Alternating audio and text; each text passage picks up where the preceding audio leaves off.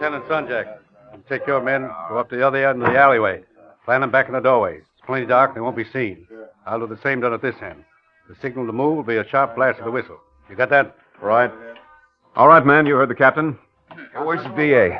Over there. Oh, yeah. Thompson, let's get this thing back. Well, looks like I'm right on time. Oh, Glasgow. I'm glad you got here. Hey, this must be an important one. Looks like the whole San Francisco police force is here. It's a big one, believe me. Oh, you know Captain of Detectives Wilburn? Yeah, we've met. And this Lieutenant Sonjak. I'm glad to meet you. Glasgow. The men all have their instructions, DA. Good. Then take your positions. Okay, men, let's go.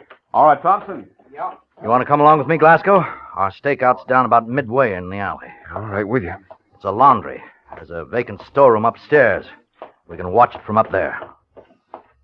The message you left for me back at the newspaper office wasn't too explicit, Mr. D.A. Well, tonight's the night we've been waiting for. More murder and mayhem. Perhaps. Look, you've arrested hundreds of Chinese before, all members of some tongue. What good did it do? Well, none. Just arresting the hatchet men isn't the answer. No, sir. Well, this is it.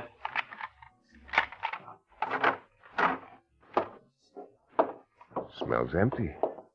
The Chinese laundryman who ran this shop was hacked to death in the last Tong battle they held along here. Come along. It's up those stairs. Who's having it out tonight? The Hop Ying Tong and the On Sings. Well? Kum Ji Ho and Vidocq. Yeah. The two most popular and powerful Tong leaders. I agree with you as far as Kum Ji Ho is concerned, but as for Vidocq... I'm more determined than ever to get him. This man lives a double life, Glasgow. By day, a sweet, smiling, and innocent silk merchant. And by night, a ruthless murderer of his countrymen. He won't stop the tongues by convicting Vidocq. Well, we'll be able to see everything from this window. Clear night. Yeah. 1,000,000 stars in the sky. We stood next to the open window above the laundry shop, fearless District Attorney Red Muccia and I, and we waited. From the window, we could see down into the dimly lit street called Spofford Alley.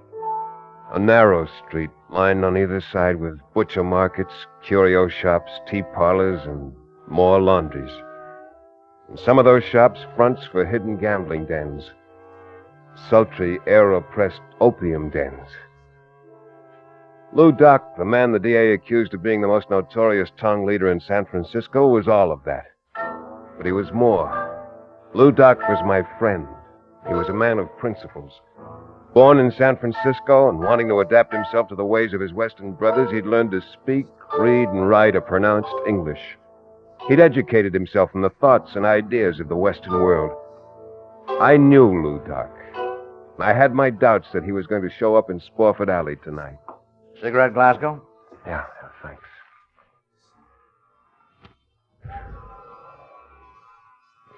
What makes you so sure Vidocq and Kum Ji Ho are going to show tonight? They're bitter enemies. When Kum Ji Ho learned that Vidocq's brother was in love with one of his favorite sing-song girls, he challenged the Hop Yings. What's the girl's name? Ah Toy. She's a dancer at the Golden Lamp. Oh? On surface, the incident is just a spark to ignite the flame, Glasgow. You know that as well as I do. The real battle is being fought for supremacy. Yeah, almost 12. Any minute now.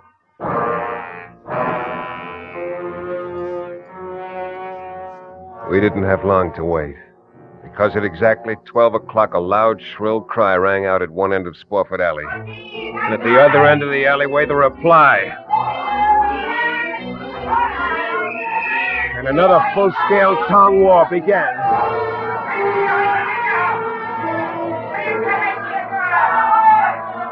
There were at least 50 black-suited Chinese with their plates shoved under dark slouch hats that met head-on in the alley. Their hatchets reflected the moonlight as they crashed open enemy heads, and long, gleaming daggers found their marks in soft, easy flesh. And as the police moved in, they scattered in every direction, stumbling over the dead and wounded. But the police were efficient. They'd holed up both ends of the alley, and it looked like they'd rounded up every one of the boo-how doi that was alive. The district attorney paced the floor of the storeroom, his hands nervously twisting behind him as he waited for his captain of detectives to report to him. Then we heard heavy steps coming up the stairs. In a few moments, 3 men appeared at the head of the landing. Captain Wilburn, his Lieutenant Sanjak, and a smiling, dark-haired Chinese with his hands tied behind him. D.A., Oh, where's the other one? he disappeared. What do you mean he disappeared? I don't know, D.A. He was in mixing it up with the rest of them. I know, I saw him. But after we had the rest of them rounded up, I couldn't find him. How did you know it was Vidocq, Captain? The big head. I recognize his big head. You can't accuse a Bring man that other one over here. Okay. You, move. This is the one they call Come Ji Ho. I know why you started this one, Come Ji Ho. Oh, yes. How did Vidocq manage to escape? Oh, yes. Vidocq. Very fine silk merchant. Yes. Don't stall with me. It'll go a lot easier on you. You know you're not going to get this man to talk. We'll see about that. Now, I want the names of every boo-how-doy that fought in the alley tonight. Chang Talo. Diyan. What was that? I think he said he wants his lawyer before he speaks another word. Correct. A lawyer? Yes. Thank you. I never heard of Looks any... like tonight wasn't the night you thought it was going to be, D.A. I'm afraid your net results are 0.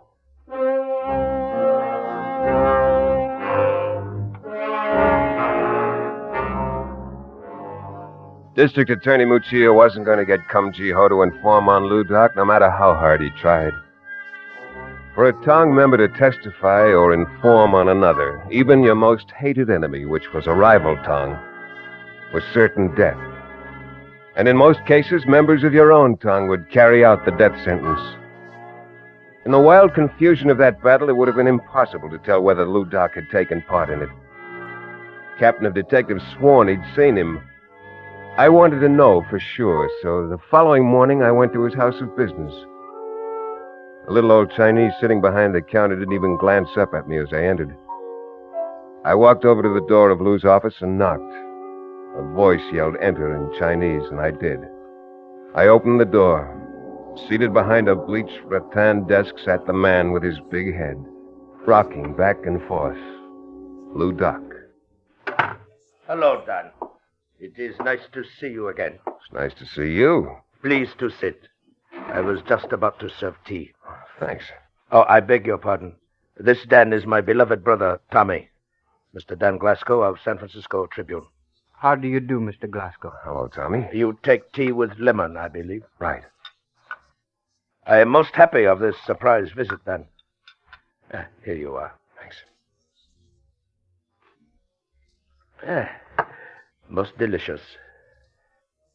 There were 7 men killed in last night's Tong War, Vidocq. Tell me, Dan, do you prefer the Chinese or Indian tea? I said 7 men were killed in last night's Tong battle. Tommy. 最後正當嘅。我老毛你好，只有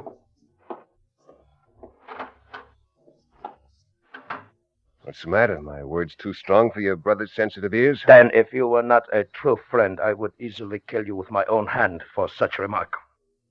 I'm sorry, Lieutenant. You, as I, believe in righteous principles.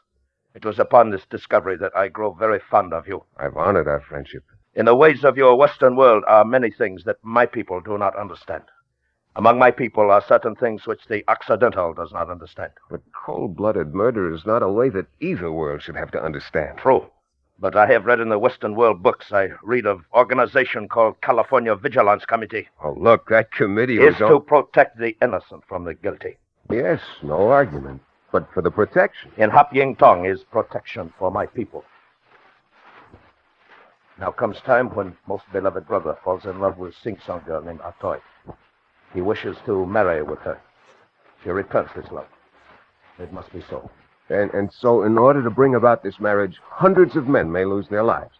If it is as the gods design, yes. There's nothing that I can say that can convince you to settle the whole thing peaceably? In China, perhaps by tribunal, but in San Francisco, then, it is not probable. We must settle this difference by other means. Oh, and I'm sorry, Vidocq. I'm sorry for your people. There is no one upon whose heart this sorrow hangs heavier than mine. And with that, Vidocq rose up from his chair. Stood staring at me for a moment through tear-filled eyes. Then he turned and strode majestically out of the room, his large head bent as if in prayer.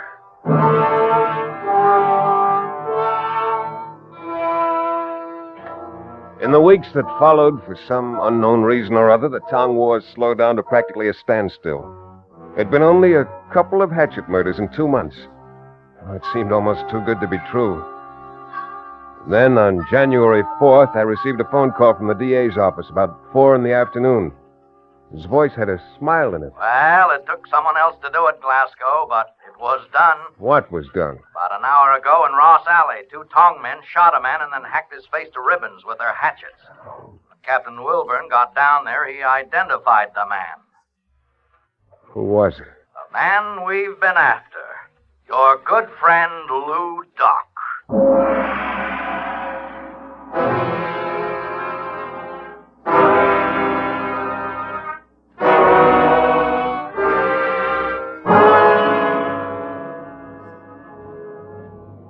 Autolite is bringing you Mr. Jeff Chandler in The Case Against Vidocq. Tonight's production in radio's outstanding theater of thrills, Suspense.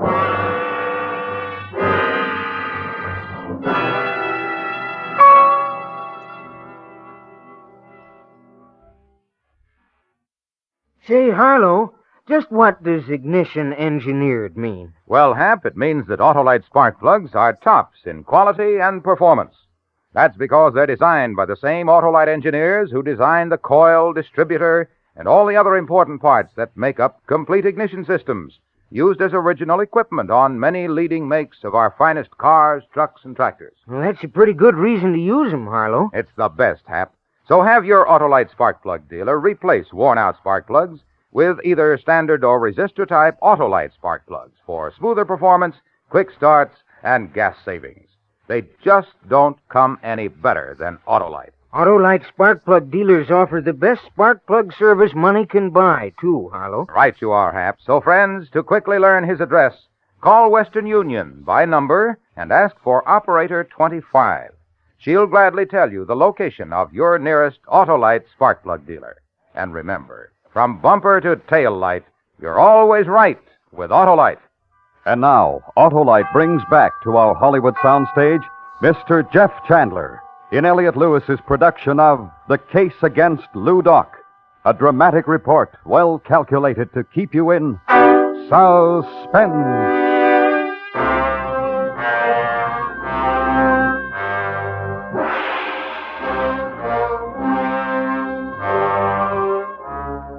Vidocq had been my friend, and the realization of what an impact his death would have on his following hit me. It was to be a great loss for them. I hung up the phone and decided to go down to the police station. When I got there, the desk sergeant lifted a tired finger and told me that Captain Wilburn was back in the morgue with Lieutenant Sonjak. Come in, Glasgow. The DA said you might be down. So you finally got Vidocq. No, we didn't. It was a couple of rival tongmen that did the job. Did you pick him up? Nope. Got away. Want to take a look at him? Pretty bloody. Yeah. Over here. All right, Sanjay. Turn down the sheet. No. See what I mean when I say bloody? His face. His own mother wouldn't recognize him. How do you know it's Vidocq? By the head. Take a look at the head, what's left of it. Doc had a big head, almost out of proportion to the rest of his body. That's how I know it's him. But still, Look, Glasgow, the DA's told me how you feel about this guy. I don't want any trouble from you. This man is Vidocq. I positively identify him as the notorious tongue leader of the Hop Yings. Do you care to challenge that statement? No. No, of course not. Then you will admit this is Vidocq. Sure, Captain, I admit it. That's Vidocq.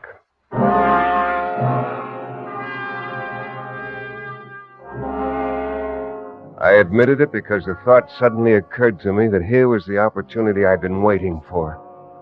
The dead man lying on the slab in the police morgue was not Vidocq.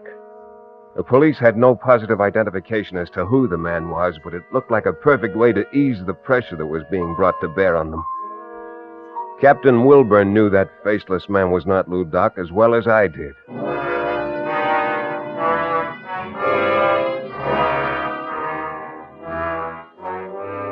The following morning, I went to the business house of Vidocq, the silk merchant. Just as I'd expected, the name on the door had been changed. Next door was a gambling parlor.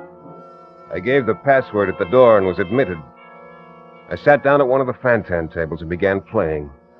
I hadn't been playing long when I suddenly felt the presence of someone familiar standing next to me. 3. Sheep. Hello, Vidocq. Hello, Dan. Happy to meet with you. Is there somewhere we can talk? Come. Owner of this establishment is a good friend of mine.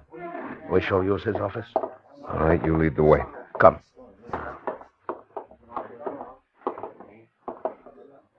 In here. Now, we are alone. Yeah, you're still hale and hearty, even though you're dead. That is not good joke. Take it you read the morning papers. Oh, yes. In time to change the name on your place of business. You were pleased to see elimination of Vidocq, weren't you, my friend? You want the truth? Our most precious bond, Dan. Yes, Vidocq, I was, because now it's no longer necessary for you to work with any tongue.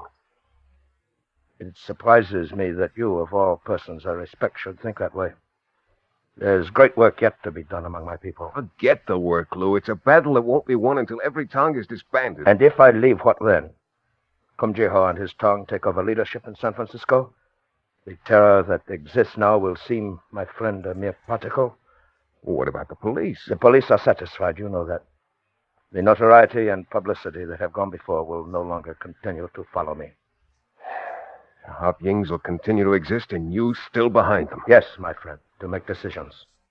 I will set up puppet leader, but their rival Kumjiho will always know that still sitting on the throne of the Hop Yings is Vidocq, the man he fears. I'm a newspaper man. I have to print the truth. You know that. Yes, my friend, I know. I also know something else. Yeah? I also know, Dan Glasgow, you are a true friend of Vidocq.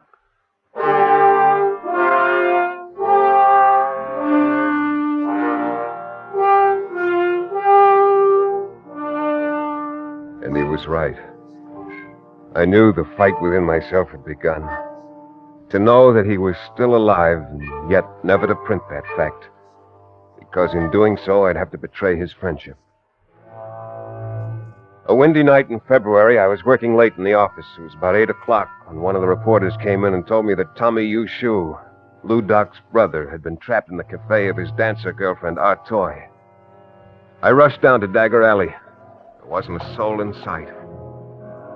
I started to walk. It was cold and heavy wind was blowing, but my hands were soaking wet with perspiration as I made my way up the cobblestone walk to the Golden Lamp. I imagined 100 eyes staring at me from dark doorways. Then I was in front of the cafe. I walked up to the door. It was bolted. Tommy, Yushu. It's me, the newspaper man, Dan Glasgow. Let me in. Let me in, Tommy. Hurry. Thanks. What are you doing here? Word leaked out the Unsings had you holed up here. They sure do. You took an awful chance coming up that alleyway. Well, what'd you risk your neck here for coming here? A toy, Mr. Glasgow. Oh, I see. We planned to leave tonight, secretly. Somehow they learned of our plans. It was our toy's father who betrayed us. Her fire? Please, Tommy. My father was threatened. There was nothing he could do. I'm willing to die with Tommy. Does Vidocq know you're here? No. Then call him. Tell him to call the police. You have talked with my brother, Mr. Glasgow. You know he would never do that. But you'll never get out of here alive.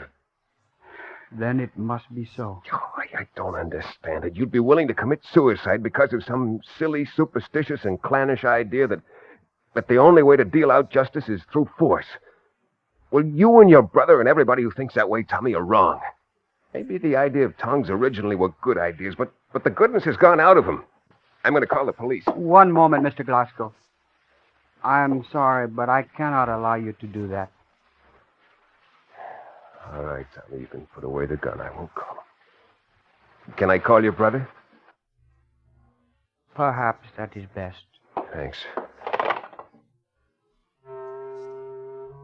Tommy gave me a number to call.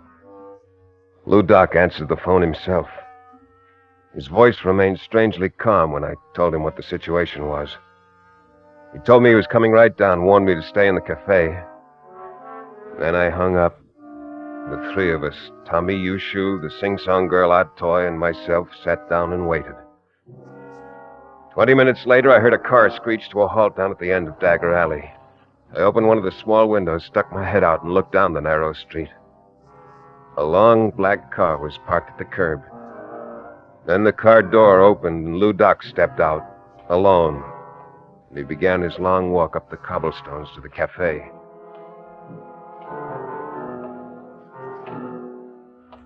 He walked slowly, staring straight ahead, his body firm, rigid, in one position. It was just the movement of his legs. Wearing a long black coat, he looked like a giant as he took long strides, holding his oversized head high. Lou! Hello, Don. You better get inside. There must be at least 25 of them out there. I'm all right. Tell Tommy to come out, But, Don. Lou, you don't have a chance. They won't attack me. They haven't the nerve. Tell Tommy to come out. Tommy, he wants you to go with him. I've got to go, Atoy, but I'll be back for you. Do not fear, my beloved Tell him to one. hurry, Don. Tommy! I'm going. Hello, my brother. It is And good you. to see you. Goodbye, Don. I see you soon again. Soon, Vidocq.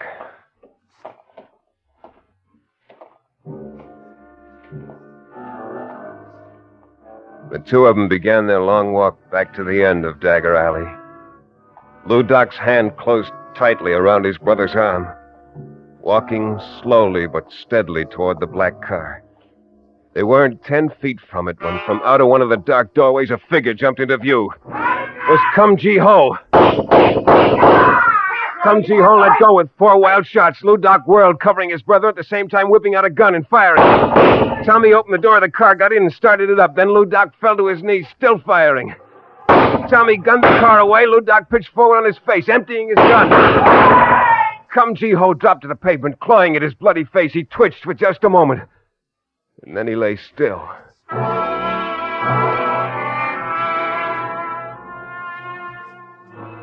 When I got to Vidocq, he was still alive, but bleeding badly. He looked up at me. Much pain, my friend. Much pain. There'll be an ambulance any minute now, Lou. Just hold on. This is not death I prayed my ancestors to give me then.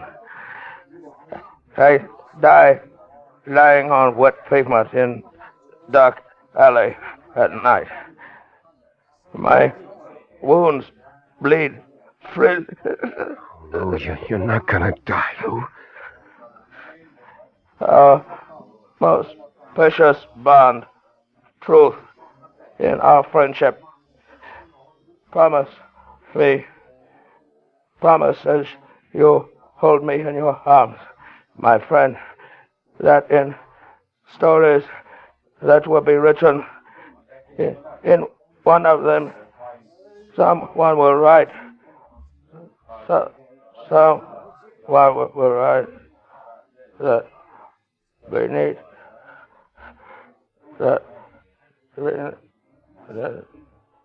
Beneath the cloak of the legend of his notorious reputation, there existed a man who believed in the principles of righteousness for all his fellow men. Who is there who can sit in judgment and proclaim that there was any case but goodness against the man named Vidocq?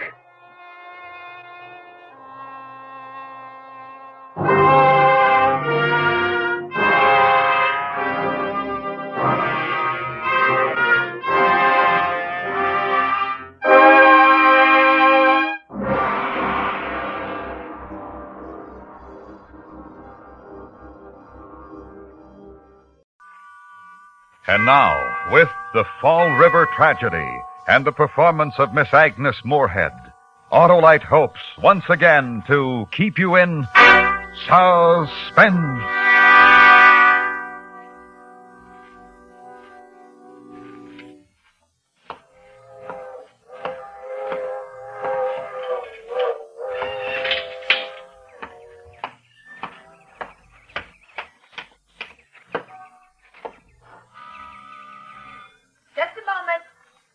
I'm coming. I was just bringing some tea from the pantry. You're Mr. Lippett from the magazine? Yes, I'm Elizabeth Borden. Won't you come in? Come on in. I thought we might sit in the morning room. I have all the things in there, the newspaper clippings and pictures about the trial. Yes, you may sit there, if you will. Lizzie Borden took an axe and gave her mother 40 whacks. Then she took another one and gave her father 41. That child followed you here. They follow anybody who comes and shout their words. That has been part of my punishment. My whole life since the trial has been a punishment, the worst punishment that anyone innocent or guilty could ever face. They think I'm guilty.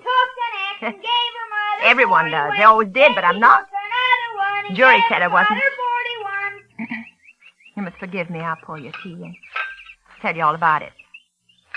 It was my father and my stepmother who were killed, if you'll remember.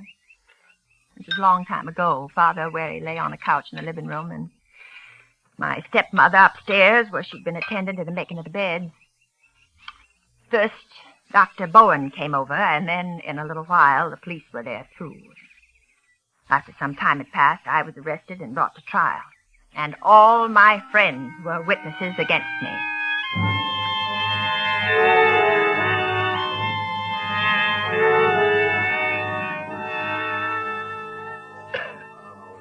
May it please your honor, Mr. Foreman and gentlemen of the jury.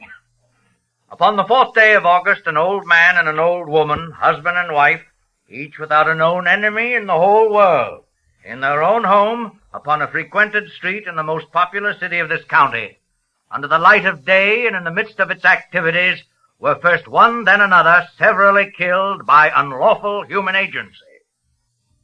Today, Lizzie A. Borden, the own daughter of one of the victims, is at the bar of this court, accused by the grand jury of this county of these crimes. As spokesman for the Commonwealth, it is my purpose to explain to you the grounds and the basis for that accusation. I believe the best way to do that is to call the first witness. Will Dr. S.W. Bowen take the stand? Dr. S.W. Bowen? Yes, I'm here. Place your hand on the book. You solemnly swear to tell the truth, the whole truth, nothing but the truth, so help you God? I do. Please be seated. Dr. Bowen, where do you live? At 91 2nd Street. That is in Fall River. Yes, in Fall River. Am I right in believing that address is directly across 2nd Street from where the Borden family lives? Yes, that is correct. Do you know the Borden family? Yes, I had been their physician and friend for 25 years. Did you know Mr. Borden's financial situation? Financial situation? Did you know if he were wealthy or not? Mr. Borden's estate, I do not hesitate to say, is considerably more than $300,000. To be inherited by whom, do you know? According to his will, to be inherited by his wife. And upon the condition of her death? To be inherited by his 2 daughters. His 2 daughters. That is the prisoner, Miss Lizzie Borden, and Miss Emma Borden. Yes. I see. On the morning of the 4th of August, where were you, Doctor? I was working in the front garden. How long had you been working there? Between 9:30, as I can remember, and the time I was called to the Borden house. Had you seen anyone enter the house? Only Mr. Borden. The deceased. What time was that? Some minutes before 11, say 10 before. Tell us what you noticed. I saw him first coming up street. He turned through his gate, and then I heard him knocking on his door. The door was locked? Yes, I could see that he had tried to unlock it with his key, but the door must have been locked from the inside. Presently, he was let in by the maid, Bridget Sullivan. Had you ever known that to happen before? No. And you saw no one else enter the house the morning of the 4th? No. Now, Dr. Bowen, how did you learn of the trouble? The maid, Bridget Sullivan, told me. She came across and said Lizzie had found her father and had called her to go for help. And you returned to the house with her? Yes. Who was there when you arrived? We went in the side entrance, which led to the kitchen. Miss Lizzie Borden and a neighbor, Mrs. Churchill. You remember what was said at that moment? Oh, yes, I do. I saw Lizzie, and I said, Lizzie, what's the matter? And she said, Father's been killed or stabbed. I said, well, where is he? And she told me, in the sitting room. Is that all she said in that conversation at that time? Yes, I went into the sitting room. Will you describe what you saw in the sitting room? Mr. Borden was on the couch. He had the appearance of a man who had been killed while he slept. Could you explain that, Dr. Bow? There was no facial constriction such as is found in cases where the victim fought death. Were there signs of a struggle in the room? None. And when you went out, did you speak to Miss Lizzie Borden again? Yes. Do you remember what you said? Yes, I asked her if she had seen anyone, and she said no. And then I said, where were you? And she said, in the barn, to get some lead. Dr. Bowen, who discovered the body of Mrs. Borden?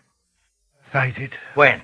And I went upstairs to get a sheet to cover the body of Mr. Borden. I saw her body when I reached the top of the front stairs. You could see her body from the stairway? Yes. Could you see it from the hallway upstairs? Yes. Did you examine the body? Yes, she'd been killed the same way as Mr. Borden. Do you know, sir, which of them died first? I believe it has been proved by Dr. Wood that Mrs. Borden died approximately an hour before her husband did. Thank you, Dr. Bowen. That will be all.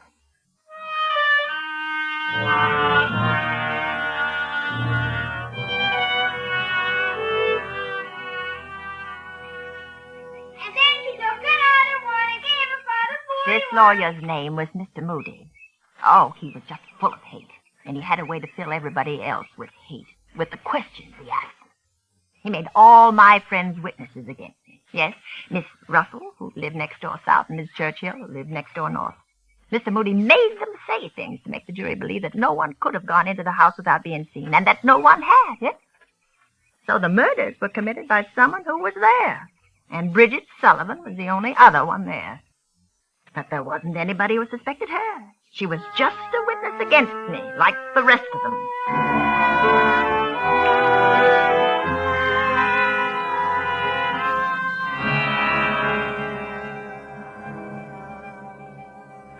Bridget Sullivan. How long have you known the prisoner? I worked at that house for almost 3 years. Would you say they were a happy family? No, sir. Will you explain what you mean, please? There were feelings between Mrs. Borden and the two girls. Miss Lizzie and Miss Emma? Yes. Mrs. Borden was their stepmother. I didn't like her. Well, did they show their dislike in any definite way? Well, Miss Lizzie never called her mother. She always called her Mrs. Borden. Do you know why she did that? Or what started the feeling? Yes. There was an argument about some property. Mr. Borden gave some over to Mrs. Borden. Miss Lizzie thought his property should go to his own flesh and blood. How do you know this happened? I heard her arguing with her father. You remember the words that were spoken? They argued about the property, and Mr. Borden said, Mother has a right to it. And Miss Lizzie said, don't call her mother. She's a mean old thing, and we hate her. By we, she meant her sister and her? Yes. And from that time, Miss Lizzie never called Mrs. Borden mother? Never that I heard. Miss Sullivan, what were you doing the morning of the murder? I've been washing windows. Who was in the house that morning? Miss Emma was not. She'd been gone since the day before, visiting friends. Mr. and Mrs. Borden had breakfast, and then he left. Well, what time was that? Near 9 o'clock. What about Mrs. Borden? She was dusting. She told me to wash the windows. Then I never saw her again. Will you repeat that, please? I never saw her again. I even asked Miss Lizzie where she was, and she told me she went out. Miss Lizzie told you her stepmother had gone out? Yes. She said a note had come and that Mrs. Borden had gone to see a sick friend. Did you see the note? No, sir. No, never saw it. Did you see Mrs. Borden leave? No, sir. If she had indeed left, which door would she have gone out? The front door, sir. And yet that was the door you unlocked and opened to admit Mr. Borden a few minutes before 11. Yes. How was it locked? It was bolted from the inside. Did you lock it? No, sir. And obviously no one going out that way could lock it from the outside. No, sir. What about the other doors? They were locked. You sure of that? Yes, sir. So, no one could have come into the house that morning. I don't think so. All right, Miss Sullivan. Now, when you heard Mr. Borden knock on the door, you went to it. Yes, sir. Miss Sullivan, where was Lizzie Borden at that moment? Upstairs or on the stairway. How do you know that's where she was? Because when I was walking to the door, I heard her laugh. You heard her laugh? Yes, sir. And she came down the front stairs after I let her father in. What was she laughing at? I don't know, sir. She didn't say. Tell us what happened then after Mr. Borden came in. I heard her ask how he felt. He'd been sick. And I heard her get the couch ready so he could lie down. By that time, I'd gone through the kitchen to the rear stairway where I went up to my room. And how long did you stay there? 20 minutes, I think. Then Miss Lizzie called from downstairs to say that her father had been killed. Did you speak to Miss Lizzie? Yes, sir. When she told me her father was killed, I asked her where she was. And how did she answer? She said, I was up in the barn. Well, thank you, Miss Sullivan. That will be all.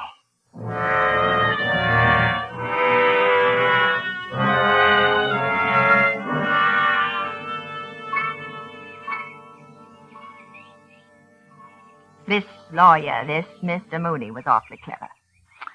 You understand the Commonwealth had no physical evidence, nor any witnesses to the murders. And Mr. Mooney was trying to eliminate the possibility that anyone else could have done it, as they say. And I realized that innocence or guilt didn't make any difference anymore. Mr. Mooney would have tried to do the same thing no matter what. To turn my friends against me, my doctor and my servant.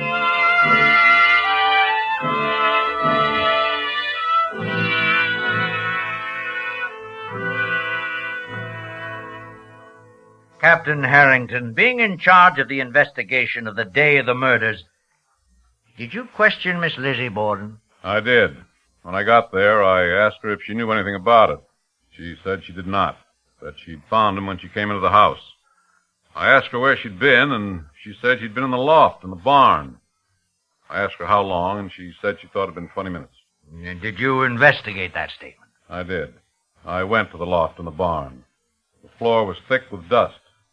When I walked across it, I left footprints. But there were no other footprints up there. There was no evidence that anyone else had been there?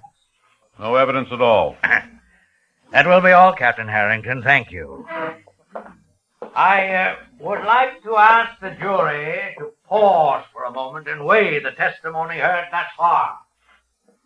I should like to remind you that it was given by persons who would rather not speak against the prisoner and who spoke only the truth under oath.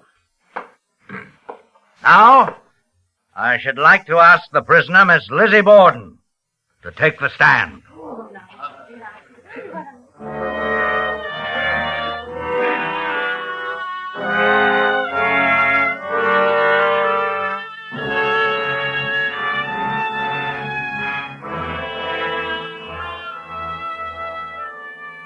Autolite is bringing you Miss Agnes Moorehead as Lizzie Borden, with Joseph Kearns as Mr. Moody in The Fall River Tragedy. Tonight's production in radio's outstanding theater of thrills, Suspense.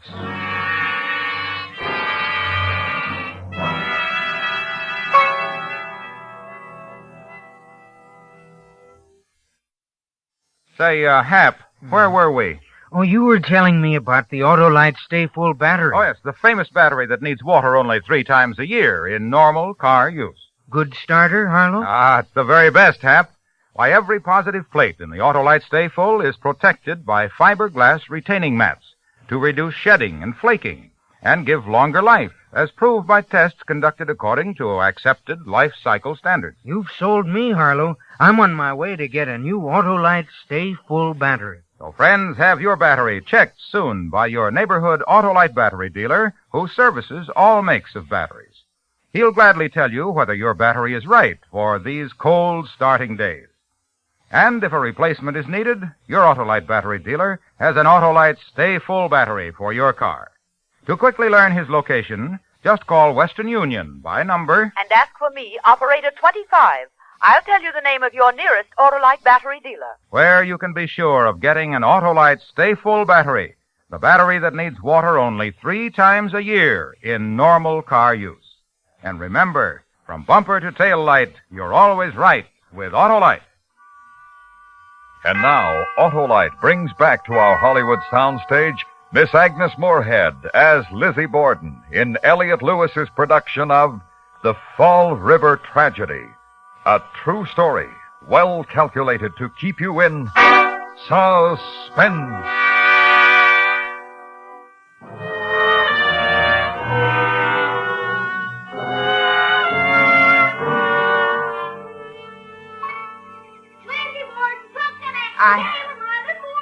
I remember the day so clearly when I was called to the stand. None of my friends would look at me, nor my sister. And then I realized that my father and my stepmother were more fortunate than I would ever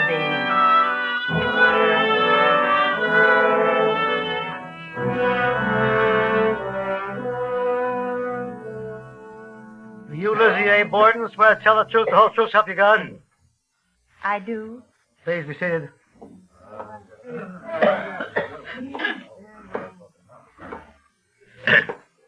Miss Borden, did you ever have any trouble with your stepmother? No.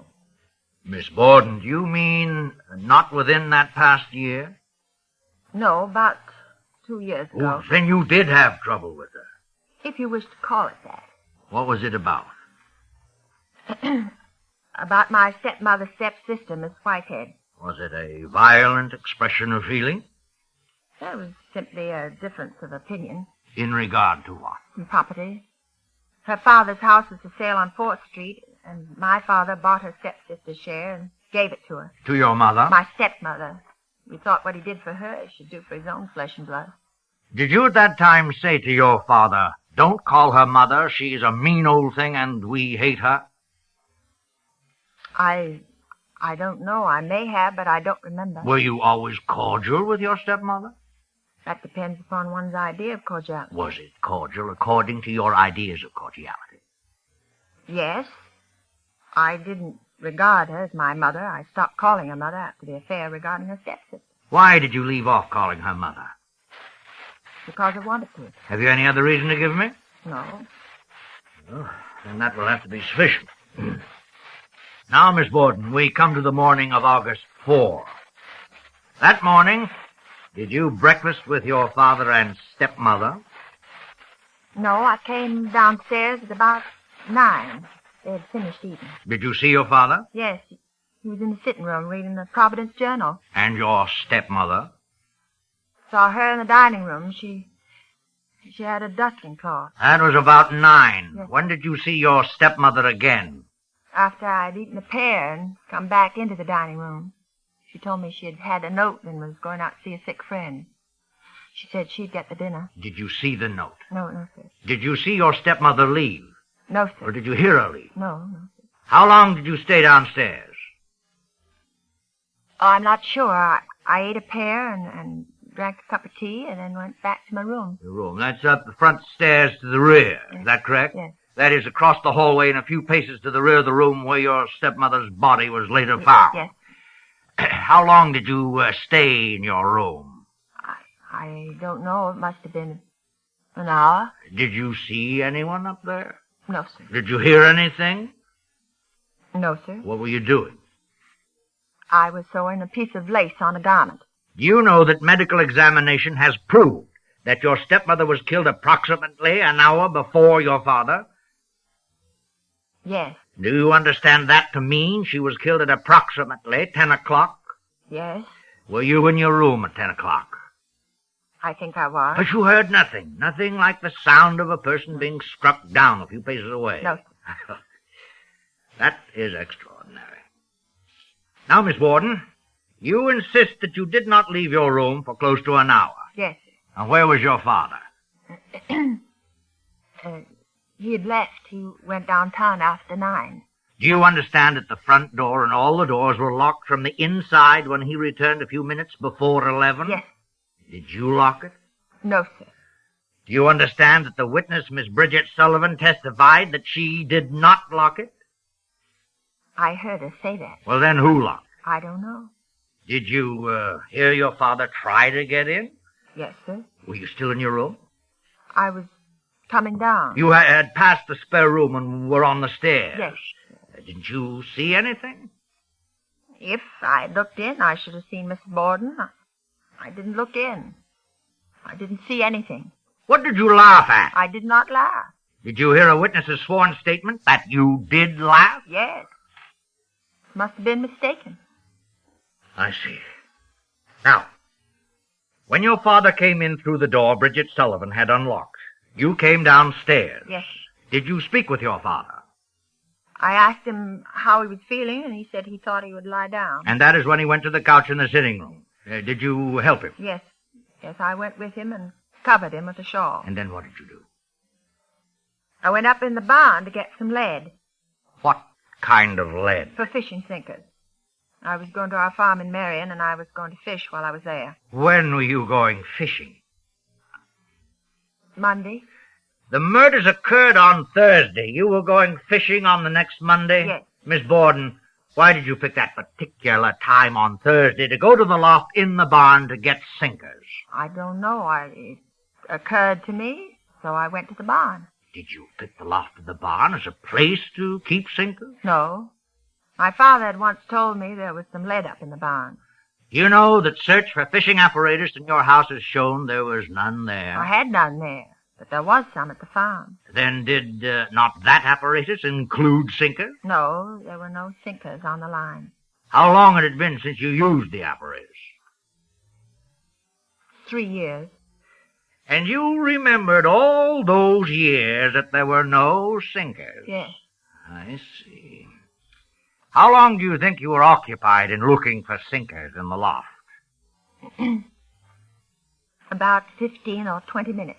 Did you do nothing besides look for sinkers in that 20 minutes? Yes, sir. I ate some pears. Would it take you all that time to eat a few pears? I do not do things in a hurry. Is that all you did? No. I went over to the window and I opened it. Why did you do that? Because it was too hot. I suppose that's the hottest place on the premises. Yes. Don't you think it would have been more comfortable if you waited until late afternoon to look for your sinkers rather than choose the hottest hour of an August morning? Perhaps I would have. I'm sure you would have. From the window, could you see the house? Yes. How many pears did you eat in that 20 minutes?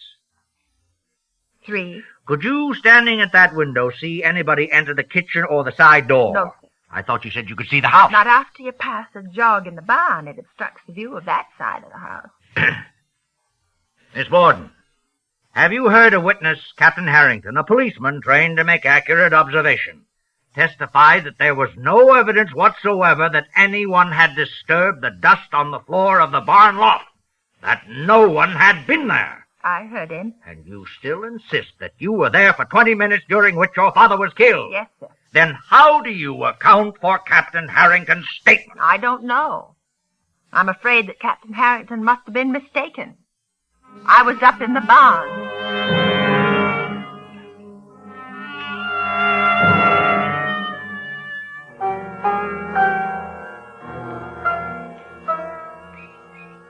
Oh, Mr. Moody was terribly clever.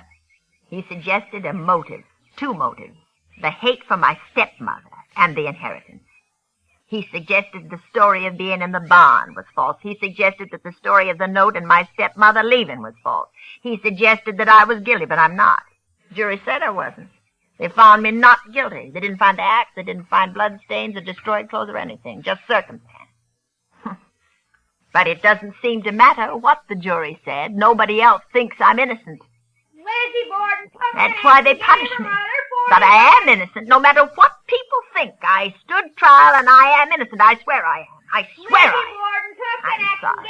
Will you stop that? Stop it! She was not my mother!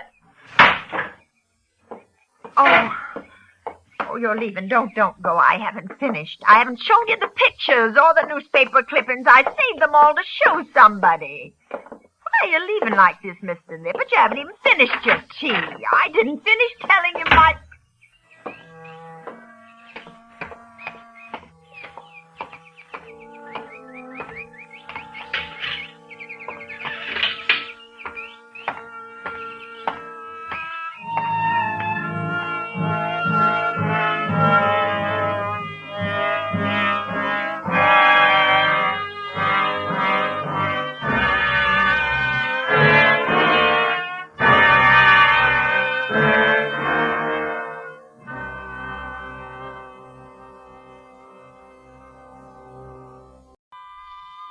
And now, with The Perfectionist and the performance of Mr. Richard Basehart, Autolite hopes once again to keep you in suspense.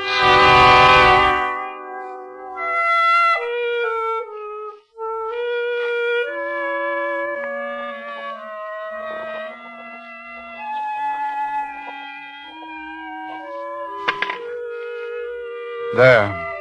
It's all written. I couldn't confess it verbally to these police. They're stupid men.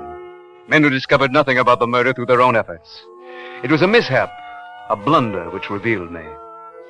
I know. I killed him. When it comes to murder, few know it as I do. Few could have planned as I planned. Few could have put the body in such a trunk as I designed. A perfect trunk for transporting the body. Perfect. I'm the perfectionist. And that is my failing. I have been, in my perfection, destroyed by imperfect men. The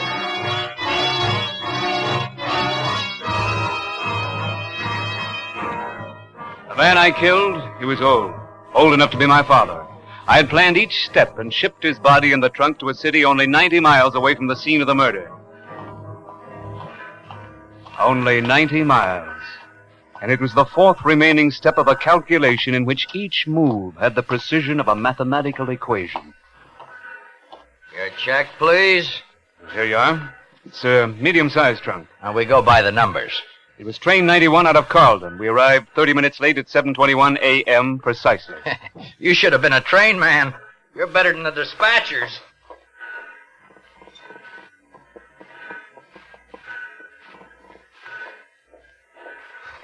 Gee, I'm sorry, mister, but I think we sent your trunk out by mistake.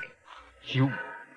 what? Oh, we'll get it back. It happens sometimes. You idiot. You stupid idiot. Oh, wait a second. I don't have to take... Yes.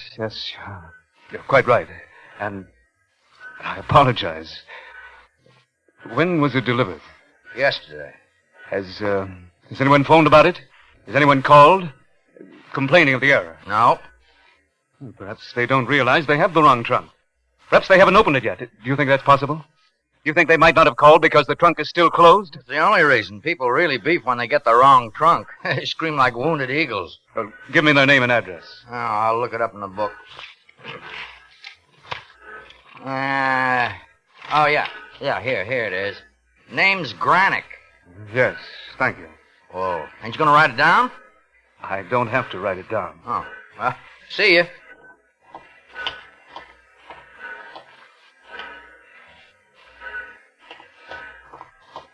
Clerk, let me see that trunk. What? I want to see the trunk. I want to be sure it's not mine. The claim check's wrong. Yes, perhaps that's where the mistake lies, in the claim check. Okay. So much nonsense about a lousy trunk. Yeah, it's right here. Come on in here and look.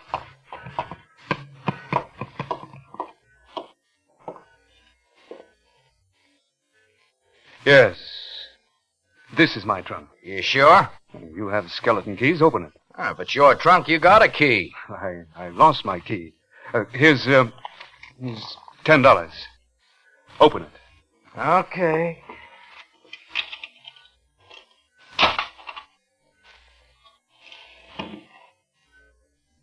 That is my trunk. The drafting equipment, surveying instruments, they're mine. The tags must have been mixed up. If you want proof, why haven't they phoned? This is my trunk. This one. Not the other one.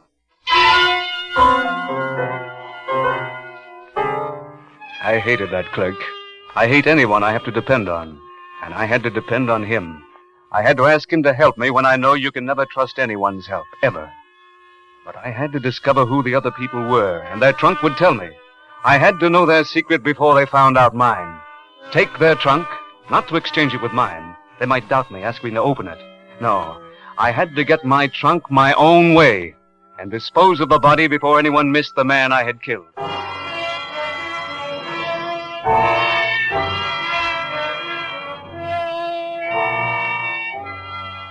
Their name was Granick, and some letters in their trunk told me he had been a cripple for 3 years, paralyzed from the waist down.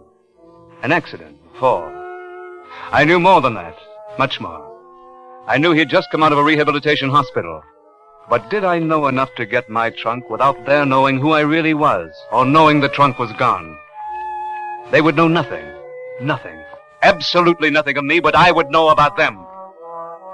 Doesn't it give you a sense of power to know someone else's secret without their knowing any of yours?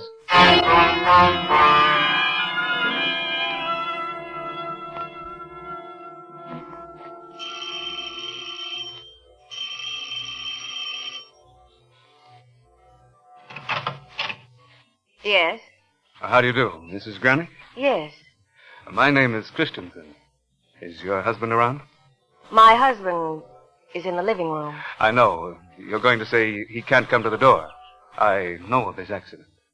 What did you say your name was? Christensen. Chris. I know your husband has a great problem. He must. Anyone handicapped like that must have. You have no right to say anything like that. No, didn't they call you from the office? Didn't they tell you I was coming here? Who is it, Betty? It's just If they didn't call you, then you must listen to me. It's to your benefit to listen before I see him. Betty! In a minute, dear. See, we're a non-profit organization devoted solely to evaluating the attitudes of the crippled, how they're functioning, how much help they need, how dependent they are on others, on their loved ones. You know what I mean, Mrs. Granick? Surely you must know how terribly dependent such victims become with an inability to help themselves, a refusal, or rather a refusal to see what they're doing to the lives of their loved ones. Isn't that so, Mrs. Granick? Do you want me to tell him who you are? You can tell him I'm from the hospital, a routine interview checkup, a follow-through checkup. Come in, Mr. Christensen.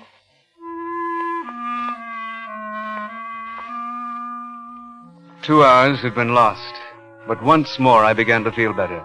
Control of the whole situation was coming back into my hands. Once more I knew I could succeed. I could get the trunk and dispose of the body, as I'd planned to do it, not as circumstance dictated.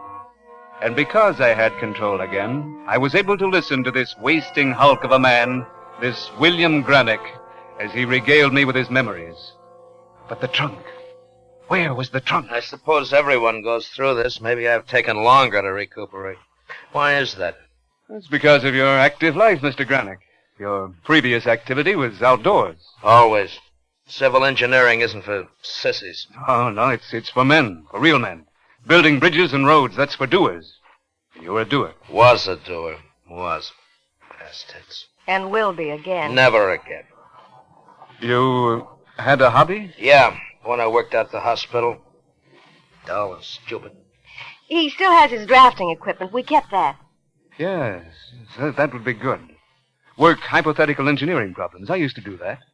I was going to be an engineer. For amusement, I used to pose hypothetical problems for myself and work them out. Really? Where'd you study? Oh, back east, a long time ago. It couldn't be too long. It was very long.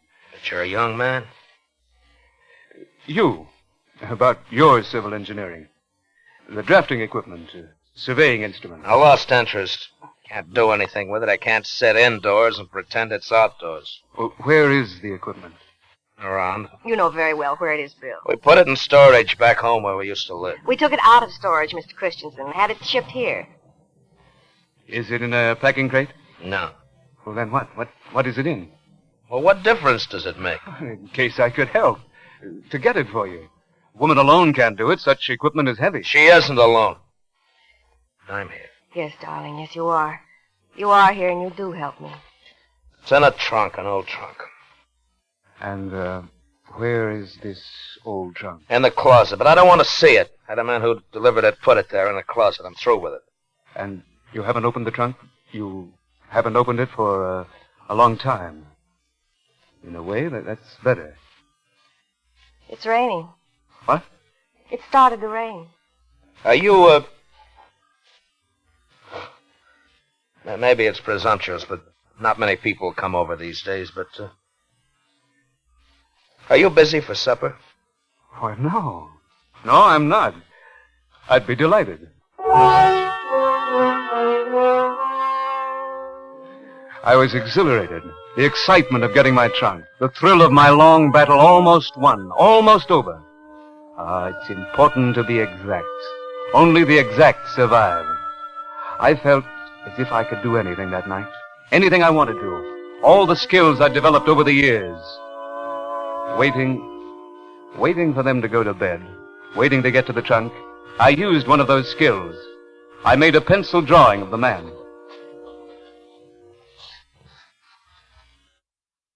All right, turn your head. A bit this way. I guess. There, that's it. No, it's not right. We'll start over. It's about the 10th time. I'm going to do this in oils, ultimately. It must be right. Exactly right. Yeah, maybe in engineering, you have to be that accurate or a bridge would collapse if we went off a fraction, but in this? In Europe, I studied in Europe. I was told I had a great talent, a truly great talent. Correggio, you ever heard of him? He's a great teacher. He told me I'd never make a living at it because I was too demanding of myself. That's not good. To be too demanding. Expect too much of yourself. It's wrong. It's gone. Once you decide to abandon a talent, never turn back. My husband is going to turn back. Of course, but that's different. I mean, an artist, when he doesn't feel greatness in one field, should go on to another. And an engineer? I'm sure you were a fine engineer. Yeah. I was one of the best. He's won awards. Mr. Christensen? Would you like to see him? Why, yes. They're in the trunk. I'll show you. No! Please, don't bother yourself now. We'll have lots of time to talk. Lots of other conversations. Many. Yeah, I guess it would be kind of boasting. Oh, it wouldn't be. There's nothing wrong with being proud of what you've done. No. Never mind, Betty. Oh, excuse me. It's awfully late. You know, Mr. Christensen, you've been kind of good for me. Brandon. How's that? Brandon. Brandon Christensen's my first name. Oh. I'm glad I've helped you. But how? Well, by showing me that we shouldn't hold on to something we can no longer do. But you can, darling, you can. I'm a cripple, I can't. And what would you propose as a solution? Well, maybe I ought to start with those drafting instruments. Start? How? Maybe sell them. Maybe get them out of the trunk tomorrow morning and sell them. Yeah. Well, I better get to bed. Good night, Mr. Christensen. See him out, Betty. I can manage the crutches. Would you mind if I finished filling in my report here? No, certainly not. Go right ahead. Thank you. I'll see myself to the door, Mrs. Vidocq. Well, good night, Mr. Christensen. Yes. Good night.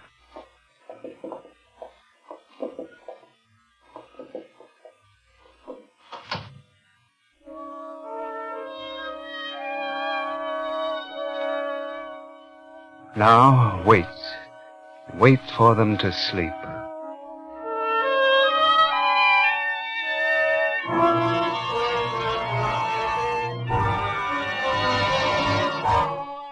Autolite is bringing you Mr. Richard Basehart in The Perfectionist, in tonight's production in radio's outstanding theater of thrills, Suspense.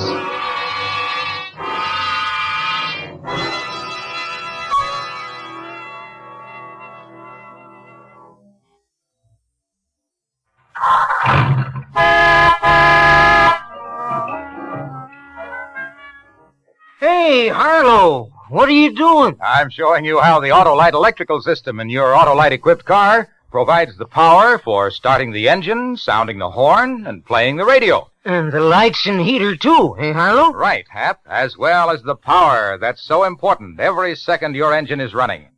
They're all powered by the Autolite electrical system, in which every unit and component part are related by Autolite engineering design and manufacturing skill to give you the finest performance money can buy. The electrical system is mighty important to us car owners, Harlow. And that's why you should treat your car's electrical system to a periodic checkup at your authorized Autolite service station or the dealer who services your make of car. You can quickly locate your nearest authorized Autolite service station in the classified section of the phone directory. Or call Western Union by number and ask for Operator 25. She'll quickly tell you the name of your nearest authorized Autolite service station. And remember, from bumper to tail light, you're always right with Autolite. And now, Autolite brings back to our Hollywood soundstage Mr. Richard Basehart in Elliot Lewis's production of The Perfectionist, a tale well calculated to keep you in suspense.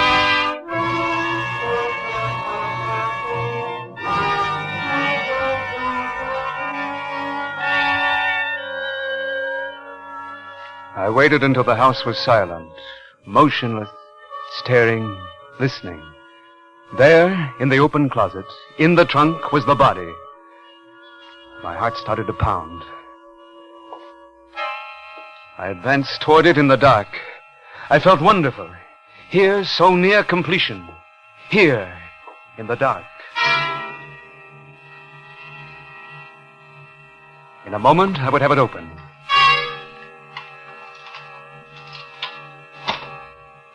In a moment. She came into the room and turned on the light. I slammed the lock back and whirled to face her. What do you want, Mr. Christensen? I only wanted to... You had the key to that trunk, didn't you? I wanted to tell you something. Yes? Don't press me. Don't demand. I'll wait. Well? It isn't easy. It isn't easy. It's very difficult to admit an error. A lie, not an error. No, not a lie. Yes, a lie. You're not from the hospital. You were never near the hospital my husband was in. How did you know? How did you find out about us? Who are you? Oh, can you forgive me? Listen, don't judge before you listen. What's your name? And don't come any closer. I have this poker. I won't be threatened. I won't. I mean you no harm. My real name is Brandon. Carl Brandon. I mean you no harm at all. Please believe me. Please. Please. Why did you come here? I'm a student. Yes, I was in the army and wounded. I had wonderful dreams and plans about what I'd do after I got out. Wonderful dreams. My father's a rich man. He's old and rich. But I couldn't take anything from him after the war. And a pension isn't enough. But I couldn't take anything from him anymore. He gave me money and he told me what to do all the time. Why did you come here? I obtained a part-time job in the hospital to support myself. I did work there, you see. But in their storage room. And I heard about the trunk your husband had. With his drafting equipment in it? Yes. The valuable equipment. I knew I could steal it and sell the things. I knew they were valuable. I know about things like that. I can tell you the cost of each instrument. Didn't the fact that my husband and I couldn't afford to buy new ones affect you any? Yes, that's what I'm trying to say. Yes, I admitted everything. Why do you keep accusing me? I admitted everything and I ask your forgiveness. Yes, I was wrong. What more can I do? What more do you want me to do? To leave. Return to my father and say that I was wrong. I made a mistake. That he was right. Give me money. Tell me what to do. Order my life. Live my life. Show me my failings. Show me where I'm not as strong as he, as bright as he, as strong as strong. No, wait. Don't leave. What? Stay a while. Just a minute.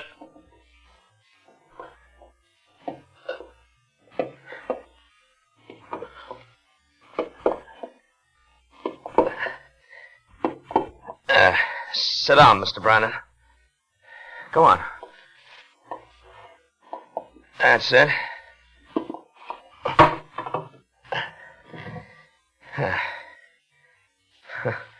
The Mr. Brandon sounds wrong.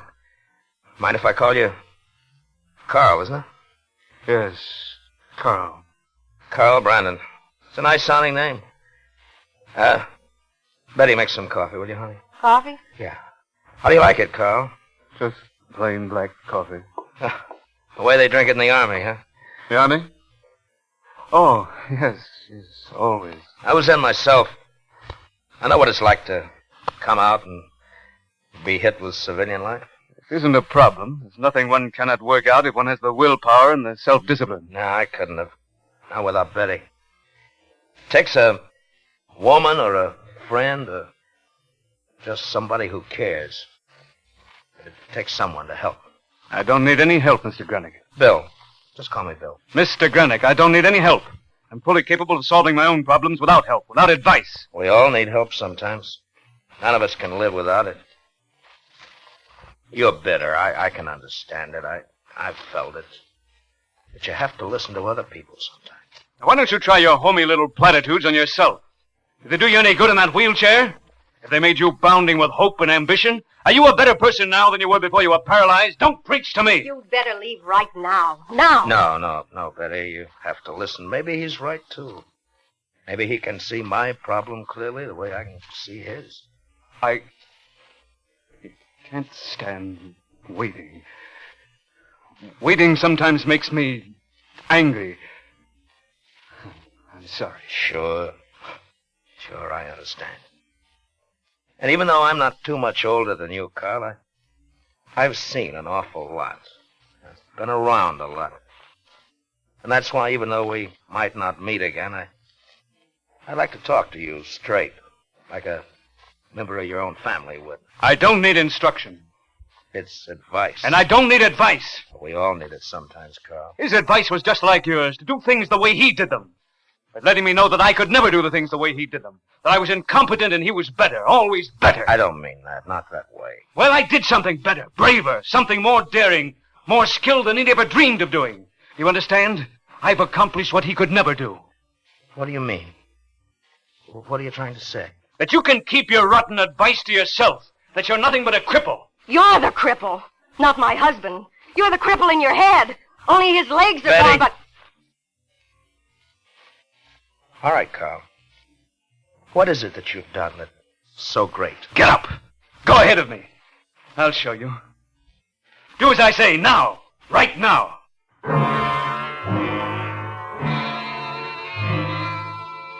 I knew then. I knew I'd have to kill them. And perhaps they knew. A woman with a cripple for a husband. Perhaps they knew they had to be killed because... I don't know why. I knew then, but I can't remember now. I knew more and more as they went fearfully toward the closet. Afraid to make a move to attack me. Afraid because he was a cripple and she was powerless. And I opened the closet door. My excitement was so great, I hardly remember each step. I'm not lying, I barely remember. I turned the key in the lock. Each move was precise, not a motion wasted, not one action misplaced. For this was my victory against everything that stood in my way. Not to argue, not to discuss, but to kill. To kill perfectly, quickly. Kill what stands in my way. Kill the Grenicks. Kill the man in the trunk, the man who looked like my father. And I swung it wide.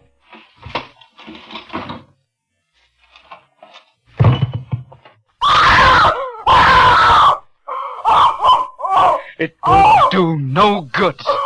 It will not help. The time is past. Why not me first, Carl? You afraid of me? Afraid of a cripple? Why didn't I think? Why didn't I calculate? Why, for the first time in my life, an act of passion, without thinking, I leaped at him, like an animal, like a beast. Have you ever fought a man whose legs are useless? Have you ever felt the arm of a man who uses his arms to sit and go and move and rise? They're steel. They went to my throat, and I struggled in a dream. I can even feel them now. This wasn't the way. Where was my triumph? My victory? Where is my glory?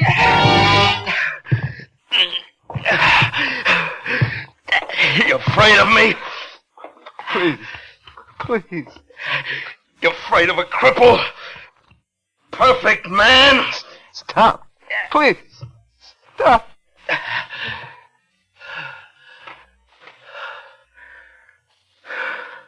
I didn't mean it. I'm sorry. I didn't mean it. Bill? Call the police first, Betty. Then come back and help me up.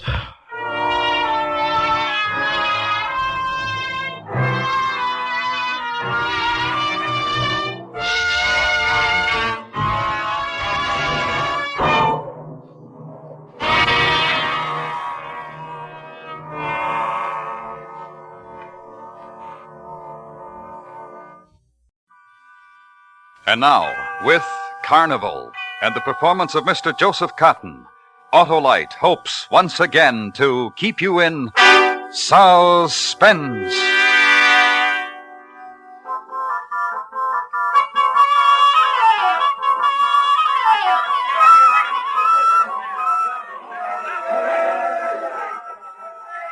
"8 feet 9 inches tall. I weigh 343 pounds. Married and no children. I joined the sideshow at the age of 22. And if you would like a photograph of me, I have them right here for sale." All right, over here to the next stand, ladies and gentlemen, to the star attraction of the sideshow.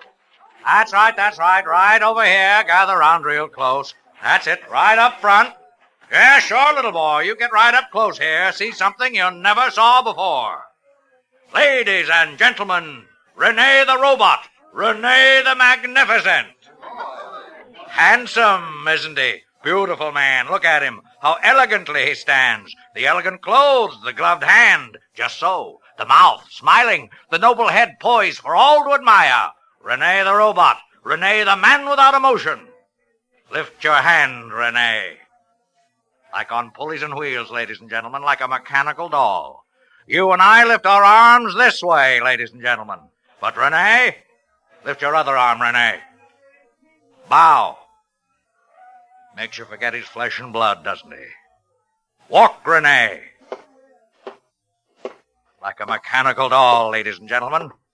And now, with your permission, we'll have Rene do a little dance for us. Put your drum on, Rene. Look at him, ladies and gentlemen. The way he responds to me, to O'Mara, as if I were pressing a button. No question, no argument, no emotion. He hears my voice and responds. Are you ready, Rene? Dance.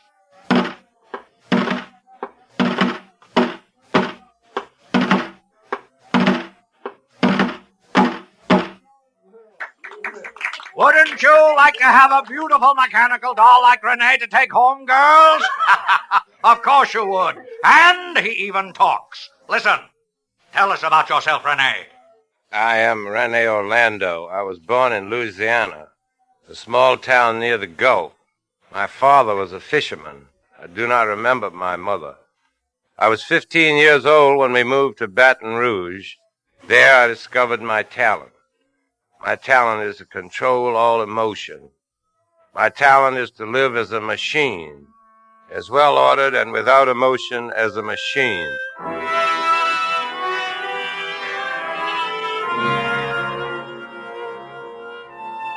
They stare at me, the faces looking up at me, idiot faces, fools' faces who see in me their own reflection, who stand with open mouths before the image of the robots that they are. They are the puppets. They are the mechanical dolls, the effigies without emotion.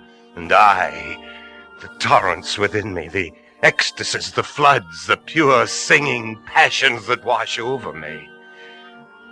And Gabrielle, my wife, Gabrielle, she knows the man who makes a farce of himself before an audience is no robot, knows when the day's mockery of Carnival is ended. It is a man who comes to her, a man who loves, hates.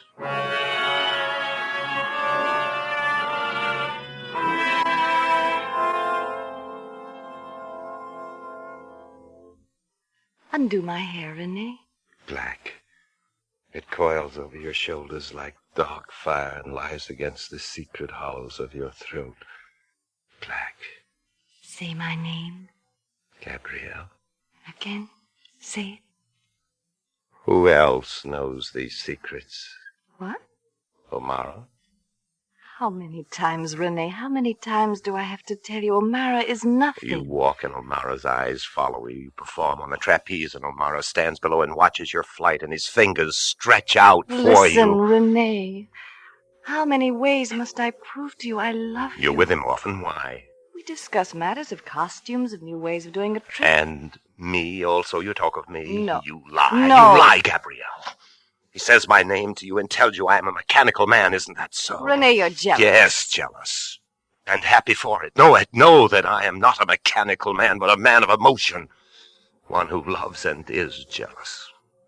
What will make you believe me? There is a way. If what? If there were no O'Mara. What? If O'Mara were dead, Gabrielle. Now, no more words, my darling. No more.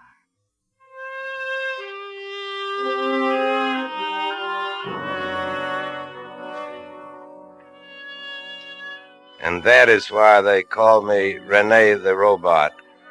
And if you'd like a token of your visit with me, I have some photographs. They are for sale. They are autographed. Don't be bashful, ladies and gentlemen. Come on, buy.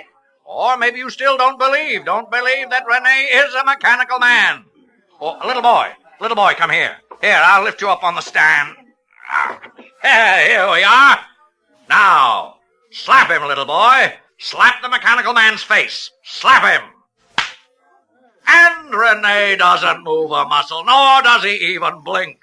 Buy his pictures, ladies and gentlemen. Buy from Renee the Robot.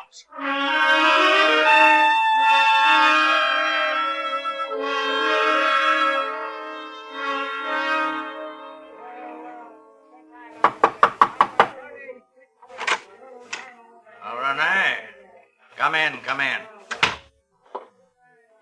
I know why you've come to my trailer, Renee. For my compliments on your last performance. You were brilliant. O'Mara, you must listen to me. Oh, not for compliments, then for what? It's for what happened in there in the tent, in the sideshow. Oh, then you resent the little boy who slapped you. I thought it was quite a nice touch, You Renee. go too far, O'Mara. Tonight was the last indignity. You're quitting? It must stop. Then you've come to say goodbye. Yes. How many times have you said goodbye? 20 times? 150 times? This time 1,000 times? How many times in 15 years, Renee? You can't leave. I won't permit it. All right, I gave you that much, O'Mara. 15 years, that long of dancing with toy drums. It's done now, over, finished. For a mechanical man? Oh, but I always forget. You're not a mechanical man. You're a person of passion, you always tell me. Yeah. You've got feelings. Yes, this is true. I always forget.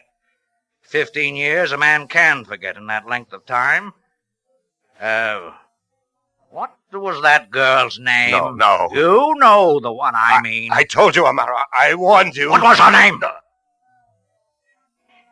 Her name was Celia. Yes? I killed her. You strangled her, Renee, with her hair. Her name was Celia Barton. And I killed her. Of course. And you saw it. And you told no one. I'll never tell anyone. You're my major attraction, Renee. Why should I tell anyone? You're not going to leave, are you? No. You'll stay. And so will Gabrielle. Yeah.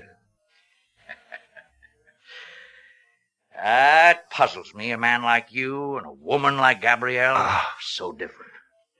What do you do? What do you talk about?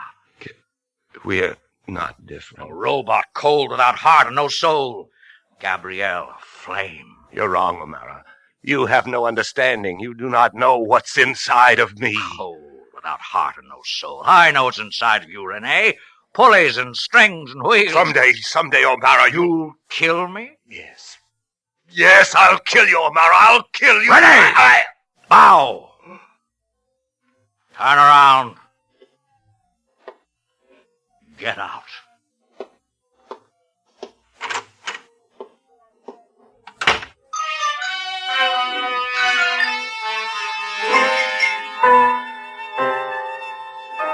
There is a reason why I did that for O'Mara, bowed for him, left him 15 years and listened to his voice that long, perform for him. Habit becomes strong, as all of it had become habit. O'Mara, the carnival, the moving from here to another village, to yet another and another, and perform, and the nights of the mist like tonight, walk through it.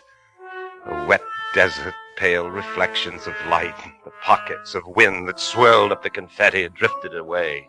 Empty rides, the carnival that had run down. And shadows on peeling paint, and shadows on shadows. And Gabrielle in our trailer, waiting for me. Renee. I saw what he did to you today. That child slapping you. It amuses him. Everything I do amuses him. The boy slapped you here? Yes. There. The shame is gone. No. Now only your lips are gone. The shame is still there. Why do you permit it, Renee? No more. Yes, no more. We'll go away from this place, from O'Mara. He'd find us. Far from here, Renee, to a place where I said it, he'd find us. Well, let him. What difference does it make? You don't understand. Understand what? Understand how he makes a fool of you 10 times a day? Understand how he... Gabrielle, my darling. What? What is it? O'Mara, he... Yes? Kill him. Kill him for me, Gabrielle. You kill him. What? Kill him. Don't you see it's the only way? Kill him? Gabrielle, listen to me, believe me. It's the only way we can be happy. O'Mara has to die. He must die, Gabrielle. And then we can be together. Always together. But kill him? You mustn't do this for me. Just now I tried, and I cannot. You hate him, and you want us to be together, and you can't kill him? Why? Because 15 years on the platform performing for him, moving according to his demand, and now just talking to him. He speaks my name, and I perform. I could not get close enough to kill him. I can only perform. Then you are the mechanical man. No. Everything O'Mara says about you, it's true. He loves you. Dance with him. Drink with him. Poison him. Kill him. Renee, the robot. Does a robot hate? Does a robot know jealousy? Does he love? Am I a robot, Gabrielle? Oh, I love you. Yeah. Love you. Kill him. Yes. Yes.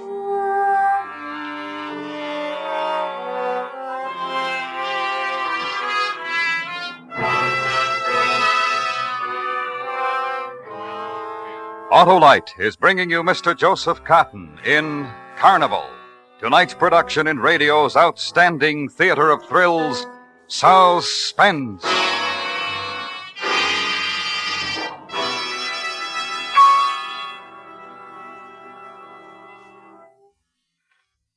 Harlow, Autolite spark plugs aren't just made, are they? No, sir, Oscar. Autolite spark plugs are ignition engineered. And that means they're designed by the same skilled Autolite engineers who design the coil, distributor, and all the other important parts of complete ignition systems used as original equipment on many leading makes of our finest cars, trucks, and tractors. And we love 'em. Autolite makes a complete line of spark plugs, including the famous Autolite resistor spark plug that gives double life, greater gas savings, and quicker starts.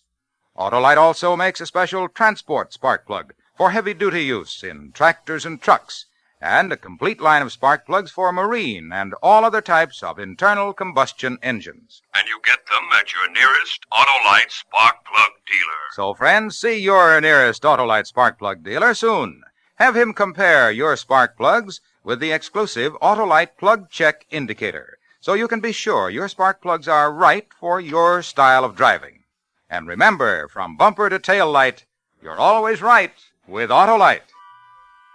And now, Autolite brings back to our Hollywood soundstage Mr. Joseph Cotton in Elliot Lewis's production of Carnival, a dramatic report well calculated to keep you in suspense.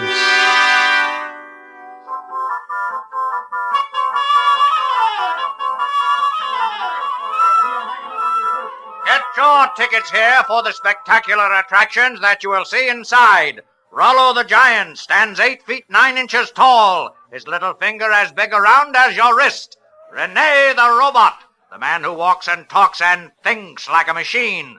Rene the Mechanical Man. Yes, you'll see them all and many more inside. One ticket takes you all the way through, so step right up. It was sunlight when we listened to him, when Gabrielle and I listened to O'Mara. Sunlight of the day he was going to die. The Carnival stood red and gold and green and bronze against the heat-shivering sky. And through the dull, glinting dust, the crowd funneled to this stand and that, to this novelty, to that attraction. It kept on all day. The procession of seekers. And later, when the sun went down, first mist descended, and later, when it was night, and it was shadows again.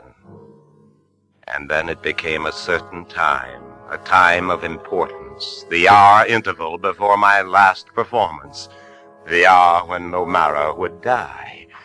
And Gabrielle would kill him. I'm frightened, Rene. Yes, but you must wipe the fright from your face. When you are with him, be gay, Gabrielle. Frivolous for a while, then warm. I know. Here near the cage, Leopard. No one will see us. You will be warm for O'Mara, Gabrielle. You will wait on him and be beautiful for him, and he will drink a toast to your beauty with this. Where did you get it? I got it. A few drops from this bottle into his glass. Take it. Take it, Gabrielle. All right. And when O'Mara dies, Rene the Robot will die with him. Yes. My last performance is at 11. My last performance will not happen, will it? No. Because in a few minutes you will meet O'Mara in our trailer. He will be there, won't he? You asked him there. Yes. Rene. What is it? Rene. Nothing. I will do it. I go to him. Kill him.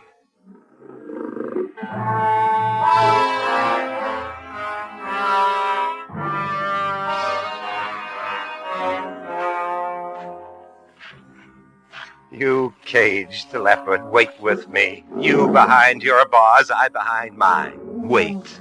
Walk with me. Wait with me. Oh, leopard, forgive me. I am more fortunate than you. Time passes and the minutes go, and my prison will dissolve. A man will die, and with his dying I will be free. And time passes, leopard. A man is dying, and I am coming alive. The things I feel now you would understand if those bars were being torn aside for you. But crouch. A little longer. Little longer. And then exhilaration, the joy, the leap. O'Mara is dead.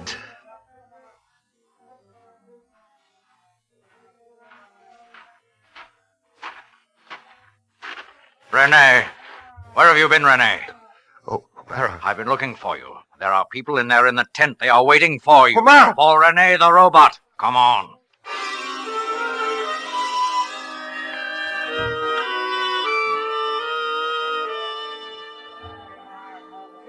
Bow, Rene. Makes you forget his flesh and blood, doesn't he, ladies and gentlemen? Walk, Rene. Like a mechanical doll, like a puppet on strings. And now a divertissement. Ladies and gentlemen, I have here in my hand a bottle. A small bottle, a brown bottle. You, sir, in the audience, would you mind holding it for me? Oh, sure. Hey, give it to me. Now hold it up. Let everybody see it. A small brown bottle, ladies and gentlemen. Sir, what does it say on the label? Says poison. Poison. That's right. Unscrew the cap. There's nothing to be afraid of. Thank you. You crazy? You don't respond when I tell you to do something, do you, sir? Drink it? You crazy? Then you believe it's poison, do you not? If it says poison, I'm not taking any chances. Here's your bottle back, mister. No. Hand it to that girl, that lovely girl there who just laughed. Yeah, take it from me, miss. All right. If I asked you to drink it, would you drink it? No, And why not? because it's poison. Poison. A young woman gave me this bottle a little while ago. Her name is Gabrielle. Oh, but this is of no interest to you, ladies and gentlemen. What's of interest to you is Rene the Robot. May I have the bottle back, please? Thank you. Would you drink from this bottle, Renee? Yes, I would. Even though you know it's poison? Yes. Because I tell you to. Yes, because you tell me to. Drink.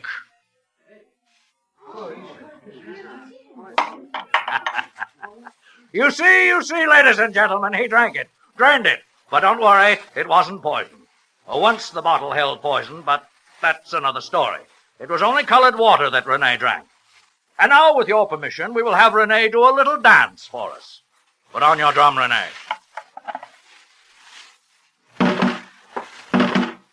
You dance very well tonight, Renee. Oh, beautifully.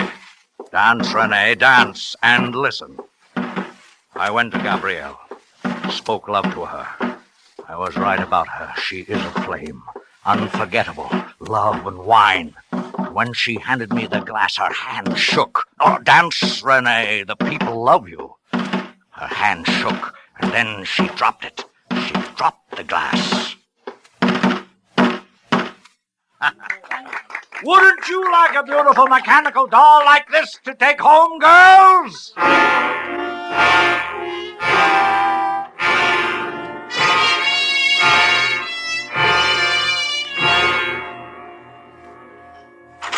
Gabrielle, he's alive. Hold me. Just hold me. What happened? Why is he alive? Love me, Renee. Tell me it's all right. Omara's alive. Why? I tried to do what you told me. I permitted him to hold me in his arms. I permitted him to kiss me. I laughed. I was gay. Then, from the bottle, Renee, the poison, I poured him a drink. And your hand shook and you dropped it. Yes, how could you know? How could I know? Your hand shook and you dropped it. Why? You kissed him. It was so pleasant that you... No, I love you, Renee. Even now that I know everything about you, I love you. What do you know? Why you wanted Omara dead? What did he tell you? About a girl named Celia. A girl you killed. How you killed her. She was beautiful. Like me? Like you. So many things I understand now, Renee. Why you are what you are. Why you do What am I? To me, my love. To the world, what Omara has made of you, a robot. You could have ended it for me, Gabrielle. I cannot. Ever, Renee, I cannot kill. More and more and more what Omara does to me. A word from Omara, a movement of Omara's mouth, a gesture from him, and I respond. Renee. You told him everything, gave him the bottle of poison, confessed you could not kill him. Why? Wait. Oh, with you, I was alive a little bit. I could be jealous. Now I'm lost. No. Wait. My hair, Renee. Touch it. See. You're not lost. You're here with me. With Gabrielle. With Gabrielle. You should have killed him. I couldn't. Because you love him. You and Omara, the puppet of both of you, a mechanical No, doll. no, A mechanical listen. doll to play with like a toy. That other one, too. Celia, too, like her. You. I'm Gabrielle. I love Like you. her. Renee. No, don't. Like her. Like her.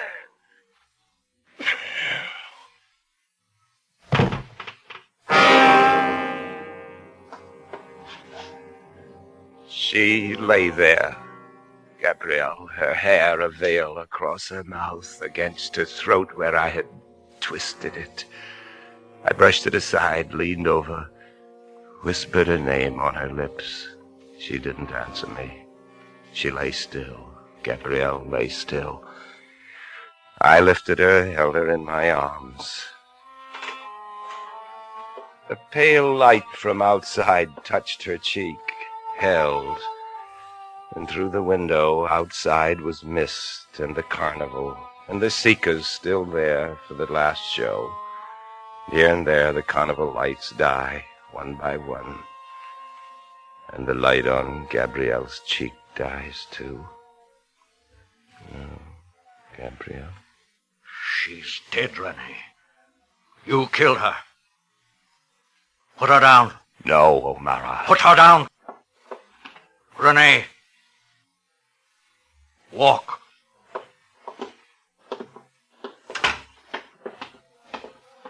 Turn left, Rene. To the tent. They're waiting for you. You strangled tonight, Rene. Again. Strangled. Rene. Walk. Rene. Rene. Rene.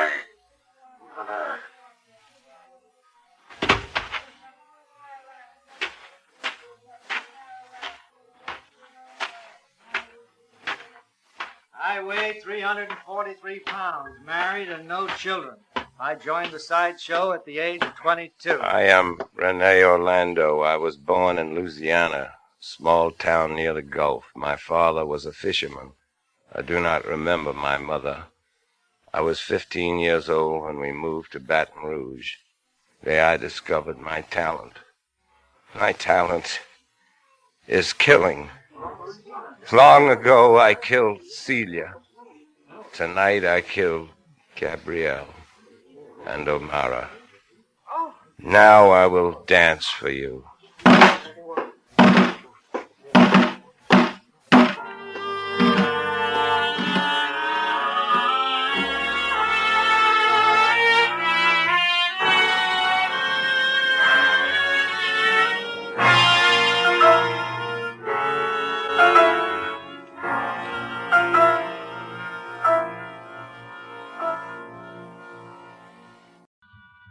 And now, with The Treasure Chest of Don Jose and the performance of Mr. J. Carroll Nash, Autolite hopes once again to keep you in suspense. This is not a pretty story. There is blood in it, the blood of men and women. There is a curse in it and gold. But it is a funny story. It is a joke. A great joke I cannot laugh at. It is a joke on me.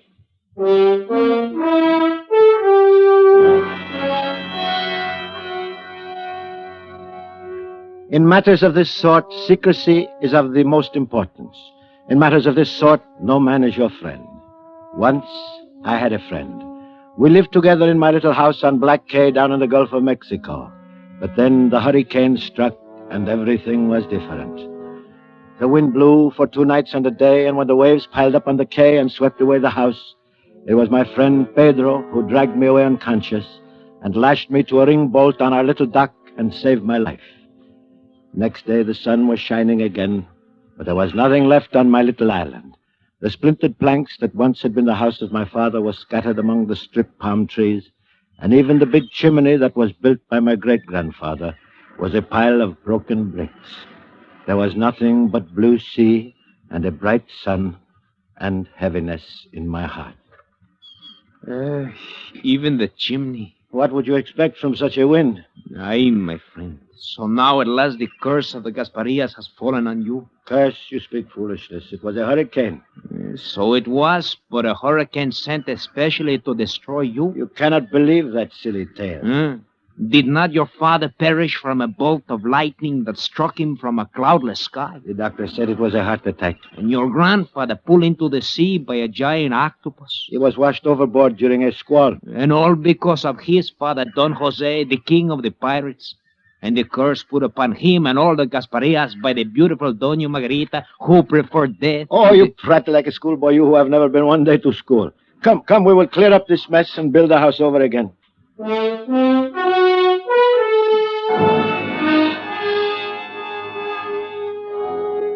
You should know that I endured a certain local notoriety since I bore the same name and was the great-great-grandson of Don Jose Gasparia, one of the last and one of the fiercest of the pirates of the Spanish Main.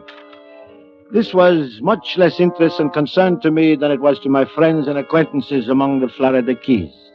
Neither my father nor his father before him had ever profited by a single doubloon from the legendary treasure of our pirate forebear.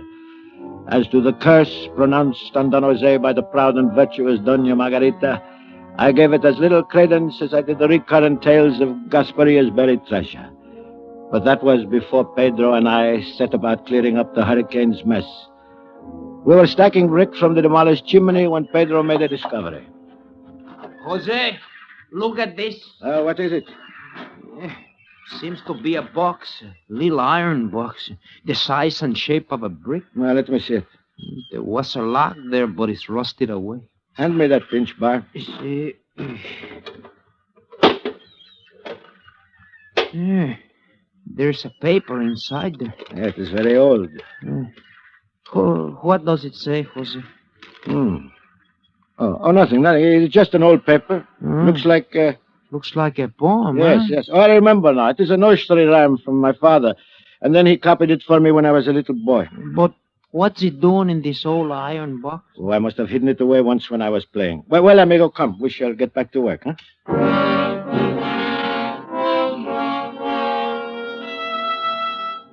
It was a lucky thing Pedro could not read. Nursery rhyme. That rotting piece of parchment said, "On Dog Buddy's Island you could fare worse, if there you will Don Jose's curse. For there, 33 yards, south-southeast of the Rocky Guards, you'll find a pleasantly fulsome measure of Gasparia's earthly treasure."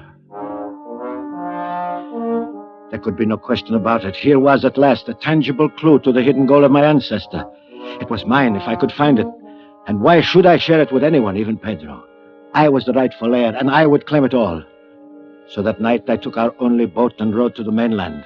I spent 2 days in the public library in Key West searching the old charts before I found Dog Buddy Island. It was a tiny sand spit near the tip of Cape Cod. I withdrew all of my money from the bank, bought a suit of city clothes and an airplane ticket north, and the next day I was standing on a cold, windy Massachusetts beach talking to a suspicious real estate agent. No, sir, I ain't heard this called Dog Body Island since I was knee-high to a grasshopper. Where'd you hear it called Dog Body Island? Well, I really don't know. Some friend of mine down south, maybe. Well, it's called Sprague Spit now, ever since old Captain Sprague bought her up. Of course, she always was connected with the mainland at low tide. You can see the sandbar over yonder. Yes, I see her. Now, about the house. Well, there she is, just above that point of rocks. Just a summer cottage. Too danged uncomfortable this time of the year. Well, it looks all right to me. I can find you something a heap sight better in town. Got a nice little house just back of a gas station. Well, I'm looking for solitude. Yeah, you'll find plenty of that out here. Ain't a neighbor more than a mile and a half. That point of rocks, is that the only one on the island? Yeah. Pirates Point, folks call it hereabouts. Fella says the buccaneers used to put in here for water in the old days. Me, I don't put much stock in them stories myself. You sure you want to rent this place? It is just what I am looking for. I wish you wouldn't. It said there's a curse on it. I wish you wouldn't.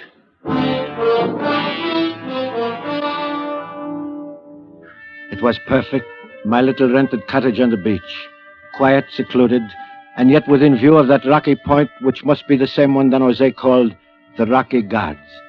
There was a stack of firewood beside the kitchen door, and in a shed back of the house there was even a long-handled shovel. A most fortunate circumstance, since I did not want to create any suspicion in town by purchasing one. I can tell you I scarcely slept that first night. So great was my eagerness to be up in the morning, pace the 33 yards south-southeast of the Rocky Guards, and begin digging for my treasure. 29, 30, 31, 32. Morning. Oh, good morning. Looks like it's going to be a nice day. Yes, it does. Gonna do some digging? I beg your pardon? I see you got a shovel. Looks like you're going to do some digging. Oh, yes, clams. I'm going to dig for clams. No clams in the surf. Oh, there aren't? No. Find them on the bay side. Oh, then I'll look over there. Don't dig them with a shovel. Got to use a rake. Oh, is that so? Yeah. It's too late now anyway. Tide's coming in. Another low tide at 5 this afternoon. Oh, I didn't know. I'm a stranger here. Yeah, I know. Heard you'd rented the Davis place. I'm chief of police of Queecasset. Oh? Anything wrong? No.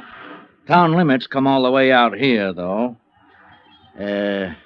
Gonna stay here long? I don't know. A few weeks. Maybe all winter. You a writing fella? No. Painting fella? No. Just taking a vacation? Yes, you might call it that. Beats me. Well, nice to have this talk with you. Anything you need in the way of police protection, just let me know.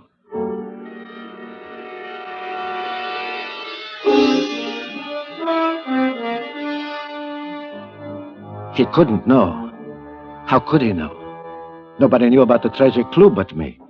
Yet he seemed so suspicious, and he asked me so many questions. Well, I went back to the house, sat by the window until he was out of sight up the beach. But by that time, the tide had come in and the treasure was buried by the ocean. So I waited until 5 o'clock when the tide was low. And then, carrying a gasoline lantern, I paced off the 33 yards south-southeast of the Rocky Guards and set to work. Although the evening was chilled with a brisk breeze blowing in from the sea, I soon had shed my coat and was dripping with perspiration. I lost all track of time and place and my own identity.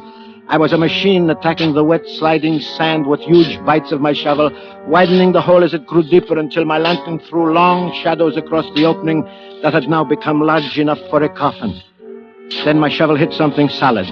I reached for my lantern, and there, under its lifeless green glare, was a section of rotting wood. I shoveled wet sand to one side. There was a rusted iron strap. I had found it. An iron-bound chest. The treasure chest of Don Jose Gaspari. It was almost too much to bear. Suddenly my dampened shirt chilled me, and I was seized with a fit of shivering. Then I began crying like a frightened child. How long I crouched there in this agony of relief and joy I cannot tell, but suddenly, above the sound of my own sobs and the pounding surf and the sighing wind, I heard voices. Terror seized me. Who came now to violate my supreme moment? Who now threatened to deprive me of what was rightfully mine? I turned the lantern out, scrambled from the hole. A few yards away, I could see the beam of a flashlight slowly approaching. I ran, hid behind a ledge of rocks, my heart drumming in my ears, my held breath screaming in my tightened throat, trying to listen, trying to see.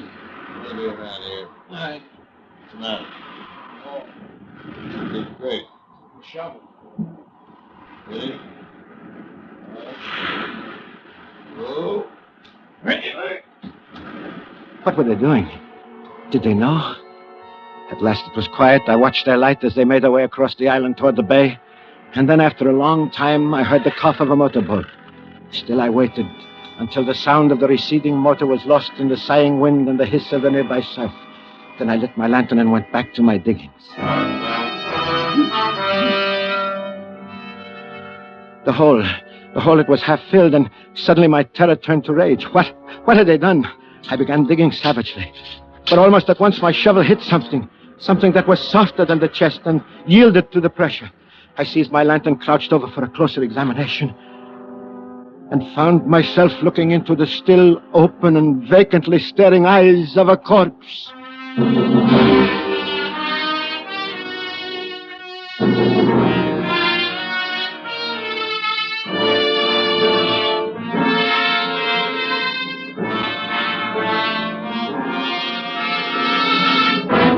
Autolite is bringing you Mr. J. Carroll Nash in The Treasure Chest of Don Jose. Tonight's production in radio's outstanding theater of thrills, Suspense.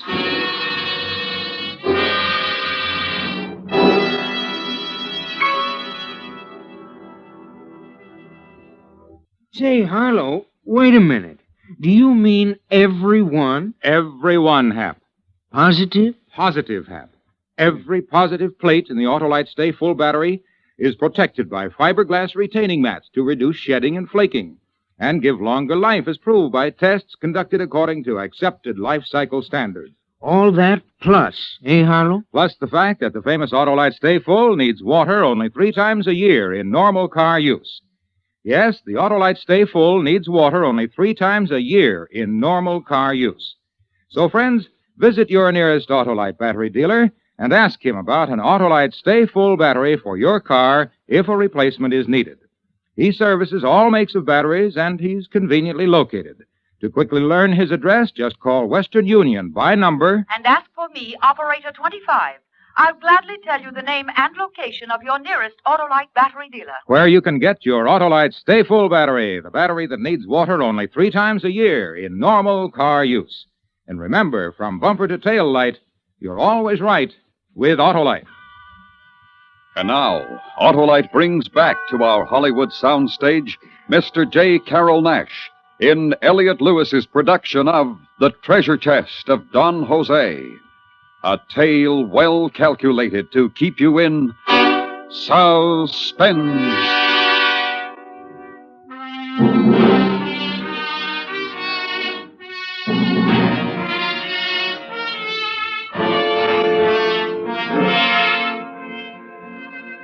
For a moment, as I stared into the open eyes of the corpse, I had a strange feeling that he was one of Don Jose Gasparillo's men buried with a treasure chest to guard it through eternity. But this was ridiculous. The man was only recently dead, no 100-year-old skeleton. And he was young and well-dressed, yet he stood between me and my treasure. Was this then the curse laid upon Don Jose, come to rest at my feet? With the greatest effort, I covered the grisly guardian of my fortune. By then, it must have been close to midnight. The tide was coming in. I dragged myself back to the house, tormented by 1,000 anxieties.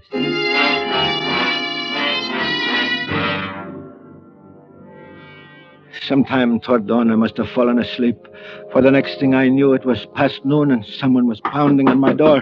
Hey! Anybody home? Just a minute. I'm coming. Oh, it's you, Chief. Good morning. Afternoon now. What? Oh, I'm sorry. I was sleeping. Thought you was dead. Dead? Yeah.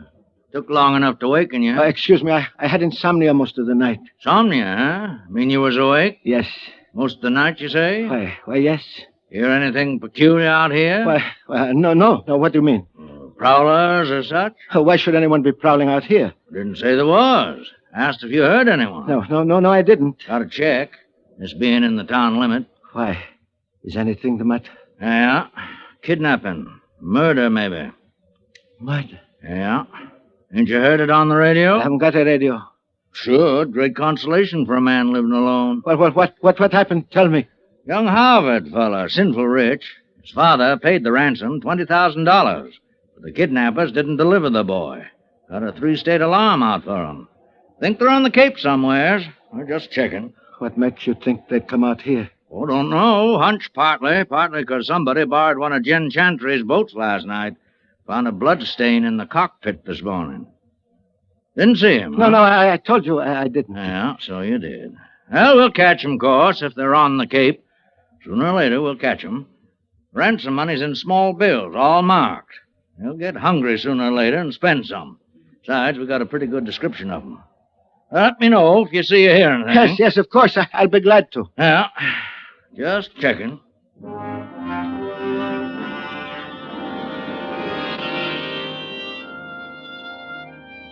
Now there was no time to lose. I had already missed one low tide. I had to get my gold and get it away from this island of suspicion and debt. I waited until 5 o'clock and returned to my diggings. The low, scudding clouds packed the sand with sudden gusts of icy rain. There was little likelihood that I would have unwelcome visitors on such a forbidding evening. I quickly disinterred the body from my treasure hole. Unquestionably, he was the kidnapped victim, a young man dressed in flannel slacks and saddle shoes of a college boy. I dragged him to one side, out of sight behind some rocks where I couldn't see his empty death stare. Then I went back to my digging. By 7 o'clock, I had uncovered the chest and was prepared to lift it out of its grave. The curse? No curse, for here was the treasure, and it was mine. I better give you a hand with that. What? He wants to know, do you need a hand with that? Who are you? What are you doing here? How did you get here? Low tide. I walked. Get out of the hole, Pop. Answer me. Help Pop out of the hole. Yeah. Come on, Pop. All right, where is it? What? It's gone. He got rid of it. Get him out of there. Okay, Pop. Come on. No, let me go, please. Let me go. Where is it, Pop? What'd you do with him? Do? Where's the kid? There. I put him there. Steve? Yeah. He's here. What are you trying to do, Pop? Why'd you move him? What's he trying to do? He was... Was? Was what? Look in the hole. Yeah. No, don't. There's a box in here. That's why you moved him, Pop? Get to the box. Give me a hand with this. Leave it alone. It's mine. Don't touch it. Shut up. Yeah. See it? What do you got, Pop? Treasure? Buried treasure? Don't laugh. Maybe that's what it is. Let's get it out of there. Leave it alone! Leave it alone! I told you to shut up. All right, Steve, let's get it out of there.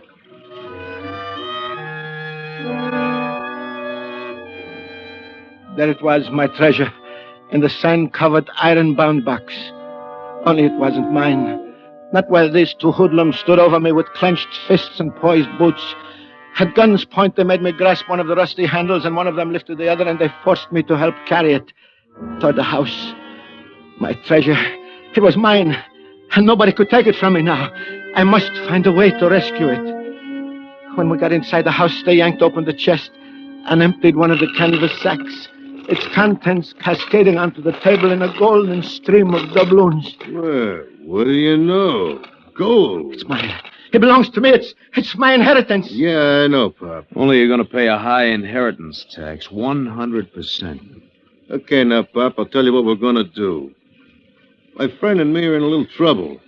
You're going to give us a hand, aren't you, Pop? What are you talking about? Go away. Leave me alone. That's just what we're going to do. We're leaving, and we're taking that bright, shiny stuff with us. The treasure is mine. But we're going to be fair. More than fair. We're going to give you $20,000 in nice, up-to-date American money. How do we know? Maybe that junk of yours ain't worth half that much. Your money's marked. It's ransom money. That's beside the point. This dough of yours won't work in a cigarette machine, you know. Gonna have to go to a lot of trouble to cash it. What was that? Window blew open. It's rained like the devil outside. Better get started. No, I won't let you. Let's take it easy, old man. You got no complaints. You're 20 grand ahead of the game. What the? Look at this, Jeff. Wind blew a piece of driftwood through the window. Come on, we gotta get out of here. All right, let's go. Grab one under that chest. Wait a minute, you forgetting something? What? A sack full on the table. Oh, yeah. Here, Pop. Here's one for you as a souvenir. Come on, Jeff. We gotta get this thing across the sand spit before the tide comes in. Yeah, we're all finished here. So long, Pop. No, my treasure! My treasure! And thanks, Pop. Thanks a million.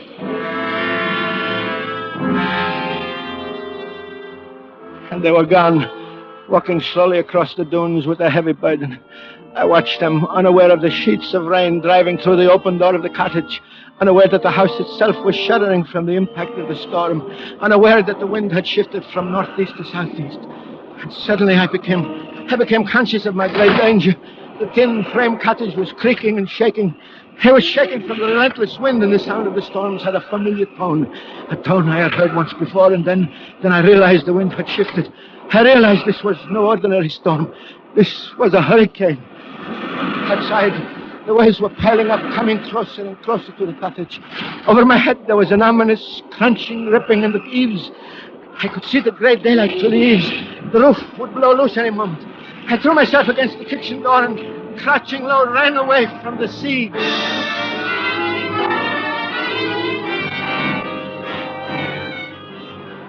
Down behind the shelter of a high dune, I stumbled against a cranberry bush and fell flat, spread-eagled on the sand. And suddenly the wind stopped, the rain stopped, and there was the calm of death. It was the center of the hurricane, the eye, the moment of respite before the final fury of the storm. And I remembered the curse and wished aloud for its fulfillment. And there was no sound but the booming of the furious surf. And then there seemed to be a distant human cry. I looked toward the rocky guards. Far in the distance, for an instant, I could see the tiny, struggling figures of my tormentors. And then a giant wave crashed down on them, and the spit disappeared in boiling, angry water. And the wet heavens descended again, hurled upon me by the tail of the hurricane.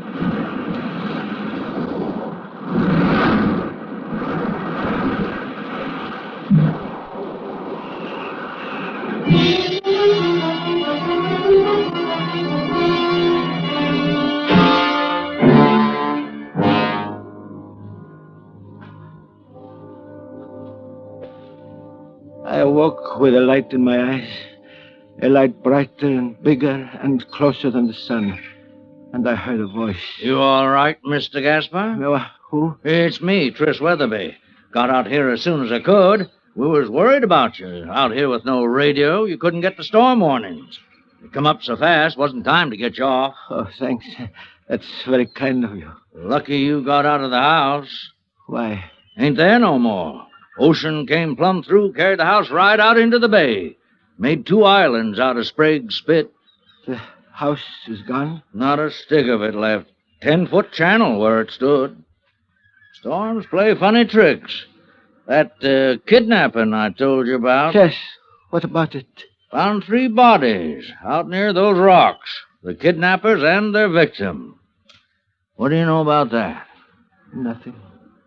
Nothing at all.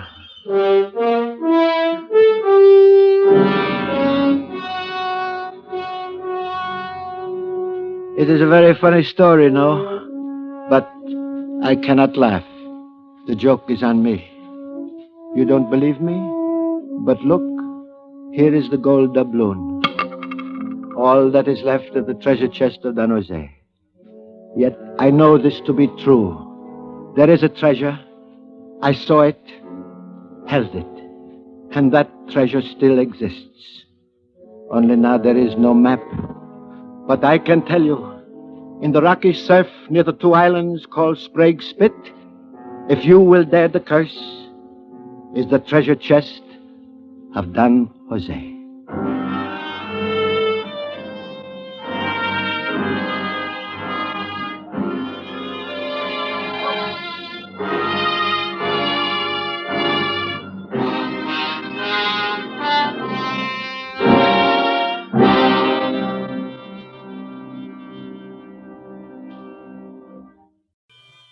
And now, with Odd Man Out and the performance of Mr. James Mason, Autolite hopes once again to keep you in suspense.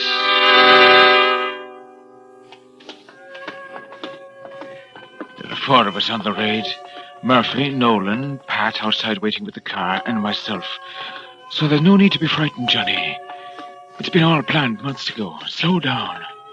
The safe will be open. It always is. 3:30. The wages clerk will be picking up the money. There's the office at the end of the hall. Slow down. Murphy looks frightened. I don't like the smell of this place. Here we go, boys. This is the one. This is the office. Take out the gun. You 2 over there. Get to the wall. Turn your face to it. All right, shut up. Do as you're told. The safe, Nolan. It's open, it is. What did you expect?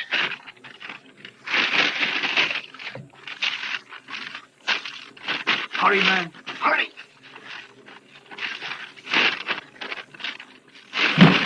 It's all in. Come on, then.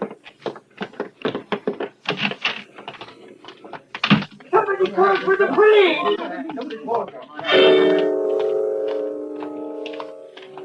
Slow. We don't want any attention. Slow. There's the entrance. What a long way off it is. The sack's heavy. We've done it. Don't get nervous now. 20 steps, maybe 25. I can see the car. Good man, Pat. We'll be away in a minute.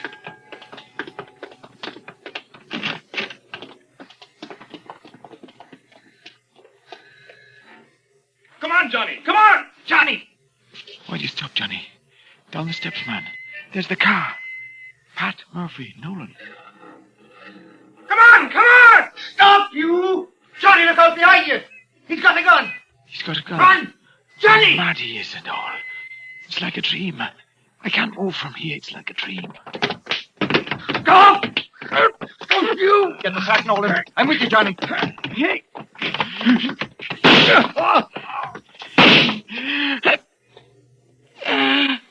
Oh, I'm hurt. Hurry, get to the car. There's an alarm. Hurry. I'm hurt. He's hurt. Drag him in. Come on, Johnny. Get in. Come on, Johnny. Get in. Now I must get into the car. They're waiting for me. I can't. Hold him on the running board. Go on, Pat. Go on. I can't get in. Hold on to me, boys. I'm hurt. Hold on to him. He's slipping.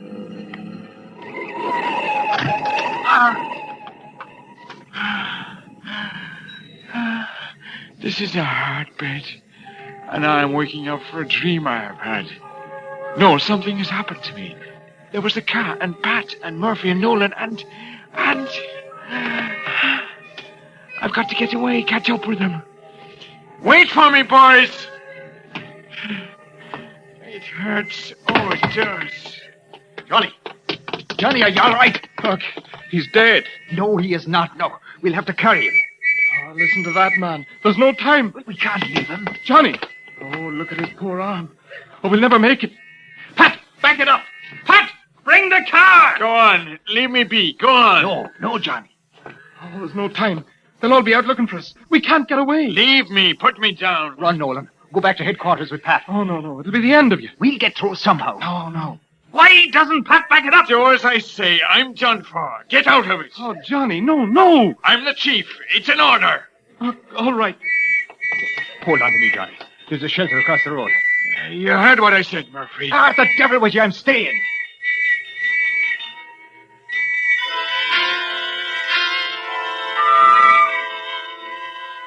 And the whistles and bells all around.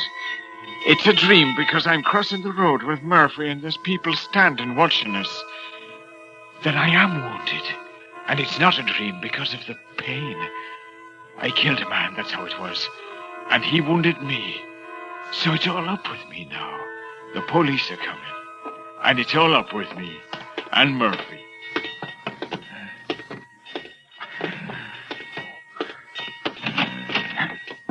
Here's the shelter. Hurry inside, Johnny, now. Hurry. It's dark in here. I'm hurt. Yes, it's dark. Now rest for a bit, will you? Rest. They're outside, looking for us. Yes. I killed him. That was in self-defense. He shot first. We got the money, didn't we? Aye, we got it. Nolan and Pat will have it safe. Now, let's have a look at that arm. I can't feel it. But it hurts, no. Yes, I know. Hey, wait a minute. I'll find a match. Does it look bad? It'll be all right. We'll have it all right. I'm finished. It's all up with me. Dennis will be the next in command, you hear me? Dennis, and then you.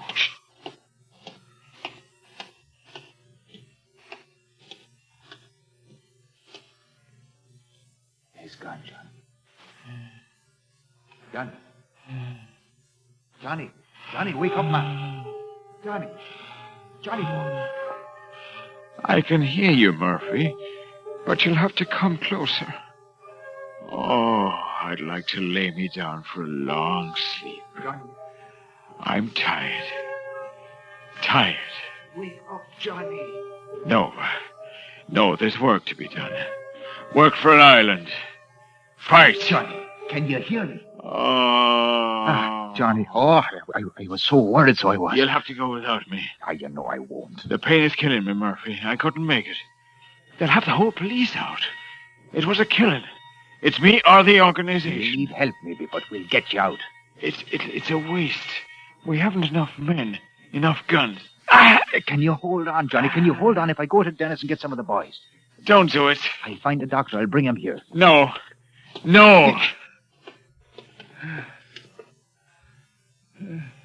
Have they looked in the shelter? No, the people said they ran off to the east. You trust those four witnesses? Don't be daft. Come on. Get back here. Behind the crate. Quick.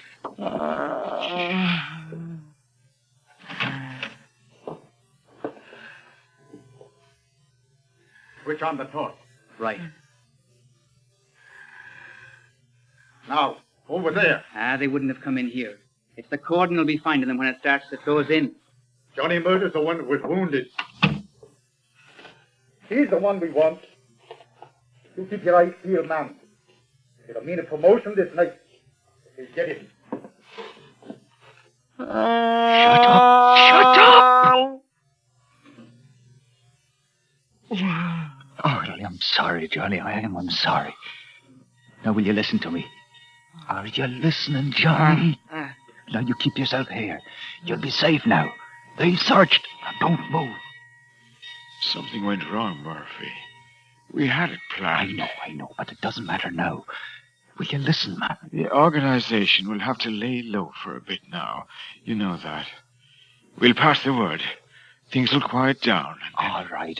But first we've got to think of you. Now, I'm going to go out and bring help.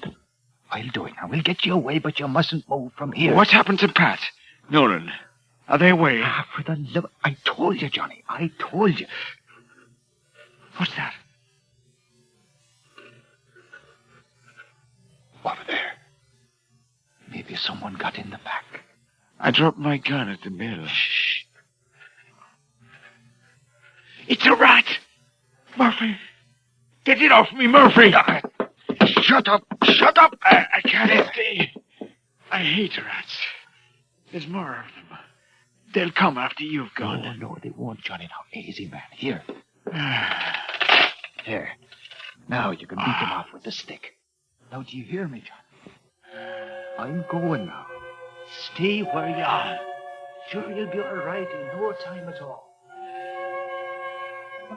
I wonder what will happen to Agnes. Agnes, with your hair so black and heavy, and the white of your skin. Agnes, and the secret lovely things of your nature. Have I ever told you? I should. But I'm married, you know. I'm married to the organization. So you'll never know. What am I doing here? What's happening to me? I've never had such a nightmare before. I've got to get out of this.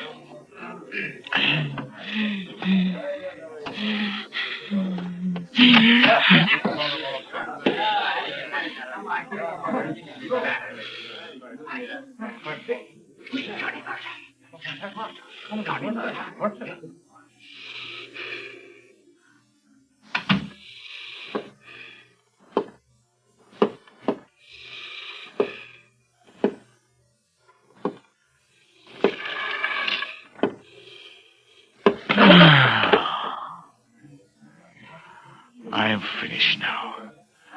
The thing is killing me. I'm finished.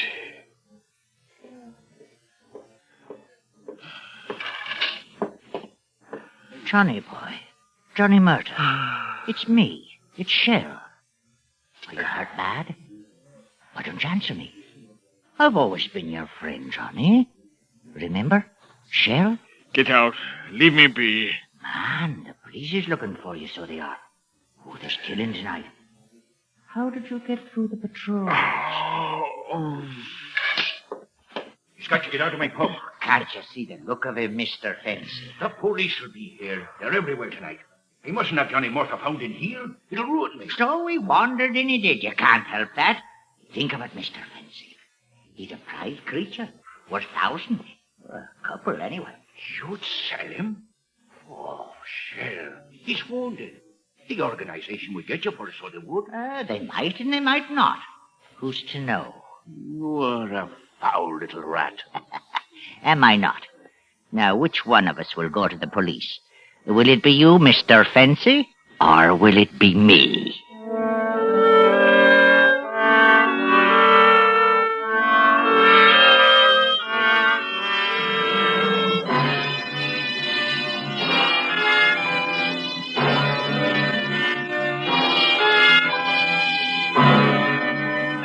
Autolite is bringing you Mr. James Mason and Miss Pamela Colino in Odd Man Out, tonight's production in radio's outstanding theater of thrills, Suspense.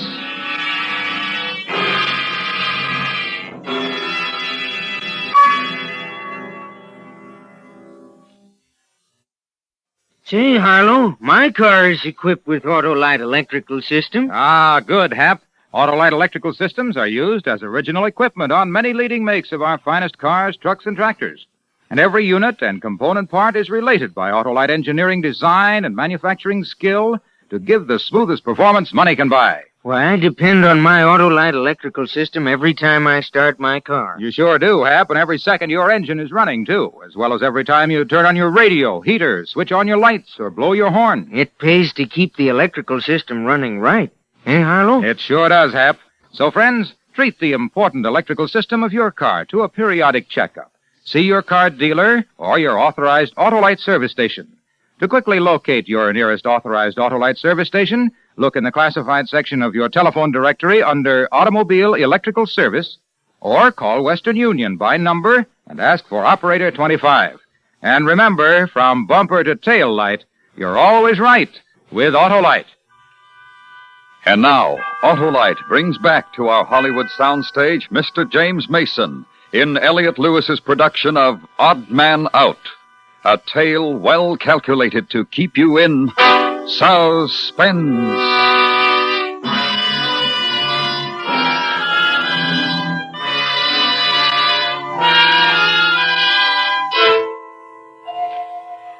There is noise, and there's voices, and the pain hurts me eyes and my body. I heard some talk.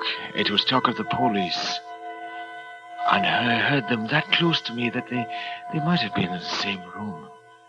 But I couldn't see for the pain. It won't be me will see the police left him tonight. Oh, then, Mr. Fancy. Nor you. Nor you. I want no trouble, but I'll not turn him in. Police is out with Tommy guns and all. It's a big sweep. Sooner or later they'll get him. But I won't do it, nor you. Stay with him. I'll get whiskey. Oh, for goodness sake. What's to become of you, Johnny boy? Oh, you're not long for the joys of life, I'm thinking. And the lies are worth my fortune. Shell. Aye, Johnny. I'm your friend. It is your friend, Shell. What can I do for you? I was supposed to stay where I was. They're coming back for me. Murphy's bringing them. Dennis, Pat, Nolan, Seamus. I was to be where Murphy left me. Heaven preserve us, the whole organization altogether. It'd be worth it. Where, Johnny? Where were you to be? Where's the place, man? I've got to get back. They'll be looking. They'll be trapped. Oh, dear help us. You're in a desperate state. You can't walk the streets. You can't.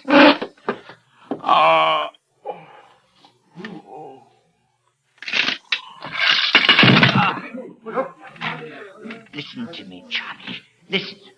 I'll take you. You'll need someone. You couldn't move in the city alone. I'll take you. And I'm telling you straight. Do you hear me, Johnny? Come on, Johnny. Come on. Let me help you. I've got to get back. So you have. Now, I'll take you. Now, rest on me, Johnny. We'll find him.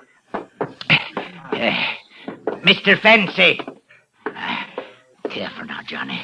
We'll go to the back way out. What are you up to, Sheriff? I told you. Sure, I'm helping is all. He has to meet his friends to save him. Now, we're going out the back. Put your head out, Mr. Fancy, and see if the coast is clear. And get a pint. You'll need it. Why am I cold again? The wind. I don't want to walk anymore. Shell. It's Shell it is, and no one trusts Shell. What am I doing with Shell? Where is he taking me? You turn me in, you dirty... No, Johnny, no. I want to help, not Shell. Oh, dear, help us. Here. Now get a hold of this. Take a good pull. It'll give you strength. That's enough. Now, you've had enough. Come on. Close to the walls, man. Keep out of the light. Where are we going? Where? Oh, sure, and you were going to tell me as soon as you could remember. Murphy's coming back. That's right. Dennis. The rest. Where will they be? The shelter. The air raid shelter. Back there? Oh, we're going the wrong way. Come on, Johnny, boy. We'll go back. Shell'll take care of you. If I could run. If I could get away from the thing. The pain. I could leave it behind. But I don't. It's wet it is on my face. I can feel it like snow. They said it would snow tonight. It is snow. I must rest. Johnny, come on. You can't rest here in the middle of the street. There's the police all about it. They'll see you sure. Johnny. I had a gun. What happened to my gun? Oh, merciful, he's raving. Johnny. Oh, there's people coming. Now we're done for. You hear me, Johnny? I didn't give you up. You hear that? I tried. It's him. There he is. Oh, Murphy. It's me. It's Shell. I was trying to save the poor man, taking him to the shelter. He'd wandered in his delirium, he had. Johnny, it's Agnes. You'll be all right now. Dennis is bringing the car around. Oh, you found him. Listen, they're all around. We haven't a chance. Agnes, down the alley. Take him along. We'll hold him off. Yes. Put your arm over my shoulder, Johnny. Oh, dear help us. The police. Oh, they're turning into the street. Look. Hurry. Take him down the alley. Quickly, Johnny, quickly. Come on, Johnny. Come on. Hurry. We'll all be killed. We'll take him to my place. Where is it? It's not too far. No, Agnes. I've got a gun. They won't lift us. Oh, there's killing. No, I'm going back. Give me the gun, Agnes. It wouldn't do any good. There's too many of them. Dennis! Murphy! Nolan! You're the chief. We'll start again, Johnny. Hurry. There has been killing. I killed a man. A man killed me. I'm alone now. It's a bitter wilderness. But why am I running? It's cold, so it is. But why am I running? I will not run. I will not. Shh, Johnny. Can't you keep him quiet? If he wakes him up in the tenement, we're done for. That's for sure. We're almost there, Johnny. Then we get a doctor. You must be quiet when we go upstairs to Shell's place. I am quiet. I haven't said a word. Shh. What happened to the boys? It's all right. Shh. Don't make any noise. The old woman downstairs will give us away in a second if she knows. Where's Nolan? Murphy? Johnny, darling, no, you must be quiet. I can't walk anymore. I want to rest. Why, he'll have the whole place on us. A few more steps. You can do it. Sure you can, Johnny. All right. I'll open the door. Agnes. Yes, in a minute. We pulled it off, I did. Got away with it. I know. Side with him, for the dear sake. Quickly. There's a bed, Johnny. Now you can rest. Oh, his arm. Oh, his arm. That's the blood that's gone out of him. That's what it is. He shouldn't be alive. Maybe this will stop the blood, Johnny. Turn over. Help me, Shell. There. Can you get a doctor, Shell? I don't know what I've done this night. I should have turned him in. I'd be rich. Now I'll probably lose my life. I'll see what I can do, but keep him quiet. Quiet. Don't let him make a sound. I'm a fool, that's what I am. I know that face. Dear face. Agnes. And it is her own arms around me, warm, holding me. Why, she here? I remember now we raided the mill, Murphy, Nolan, Pat, and me. I killed a man, that was it. I must have been hurt. We were hiding. Who was it, Murphy? What was I doing with Shell? He is an informer. The organization will have to take care of him one of these days. The city is too dangerous. We'll go to the country. Then, when it's quiet, we'll start again. Yes, Johnny, yes. But you must try not to talk now. You mustn't talk. Why did you come to look for me? You should have stayed at headquarters. I wanted to. Who let you do it? Dennis? He wouldn't. I had to. I feel better. Good. Now lie quietly. It's night, isn't it? Yes, we're safe here. Where is it? Shell's place. No, you must be mad. He'll inform. No, he's gone to find a doctor. To find the police. No, he helped me bring you here. You can't trust him. It's all right, it is. Lie back now. I'm sorry. Shh, don't talk. I'm sorry because I was afraid. I think I've been afraid tonight. No. I'm not now. You've never been afraid of anything. From the first day I saw you, even before that, when I heard about you, I knew you were not afraid. Will you give me a kiss? I love you. I've never had time for that. The organization. I love you.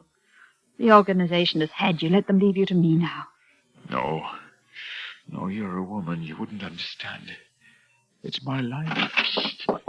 They're coming. They must have recognized me on the street, or someone informed. I ran, but they're moving down the street. We'll get out the back way, then. No. It's a cordon. You can't. Not with him that way. He's the one that informed. He's the one. No, Johnny, no, I swear. Run while you can, Shell. But go on. Oh, I'm sorry, Johnny. Sure, I did my Agnes, best. give me the gun. Shoot him. He's the one. Informer. No, it's all right. Run while you can, Shell. You let him go. Yes. You let him. And you hold the gun in your hand without shooting.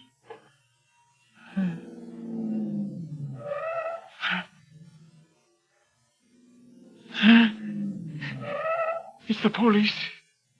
They're here. Lie quiet. It'll be all right. They won't take it. They won't. I love you, Johnny. I love you. Then this is how it might have been. Agnes. The scent of her. Her mouth. Soft. But the fight. And what about the fight? They can't beat us. They won't. They won't. Open the door. Police! Give me the gun. Give me the gun. No. I'm the chief. Give me the gun. Johnny, no. Give me the gun. Give it to me. Agnes! We've got him. Better get an ambulance. Agnes. I love you.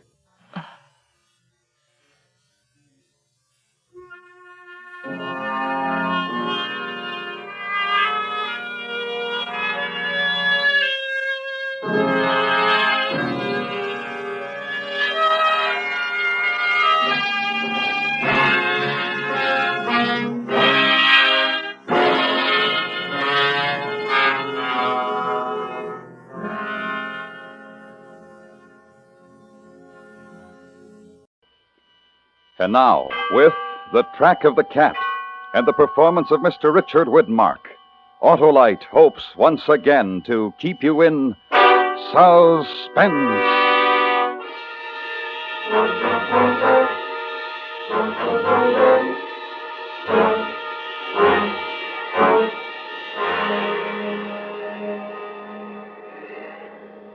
Gotta get this fire going. I got it. It's my last chance. I'll freeze to death out here tonight if I don't. That or be cat meat. Snow. Nothing but snow. And that black murdering devil waiting out there in the dark for me. That big black cat waiting for his chance. There she goes. That'll hold Mr. Cat for a while. Cats are afraid of fire. Even big black ones. Even a big black panther, big as a horse, won't fool around a fire, no, sir. Oh, what am I talking about? Where are you going to find a black panther on a range in Nevada? Mountain lion, that's all he is. Big, maybe, but just a plain mountain cat, and that's all. Nothing but superstition, all that other talk. Crazy Indian superstition. God, fire sure makes a man feel good. Good, kind of drowsy. No sleep, though. Mustn't go to sleep. That's all that cat's waiting for out there in the trees. Me to go to sleep and the fire go out. Gotta keep awake. Gotta do something to keep awake. Think about tracking the cat. How I got started. 2 days, 2 nights. Almost 3 nights ago. 5 o'clock in the morning. Asleep in the bunkhouse with the storm beginning outside, but me not hearing it. Not hearing anything, because I was asleep. So sound asleep.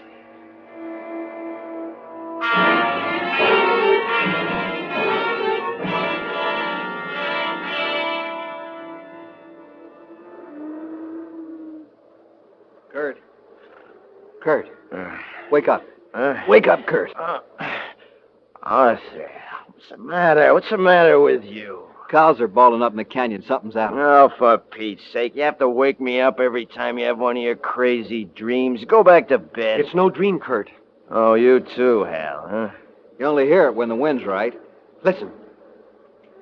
Well, how long's that been going on? Why didn't you let me know sooner? We've just been awake a few minutes. We wanted to be sure. A few minutes. And that going on all the time?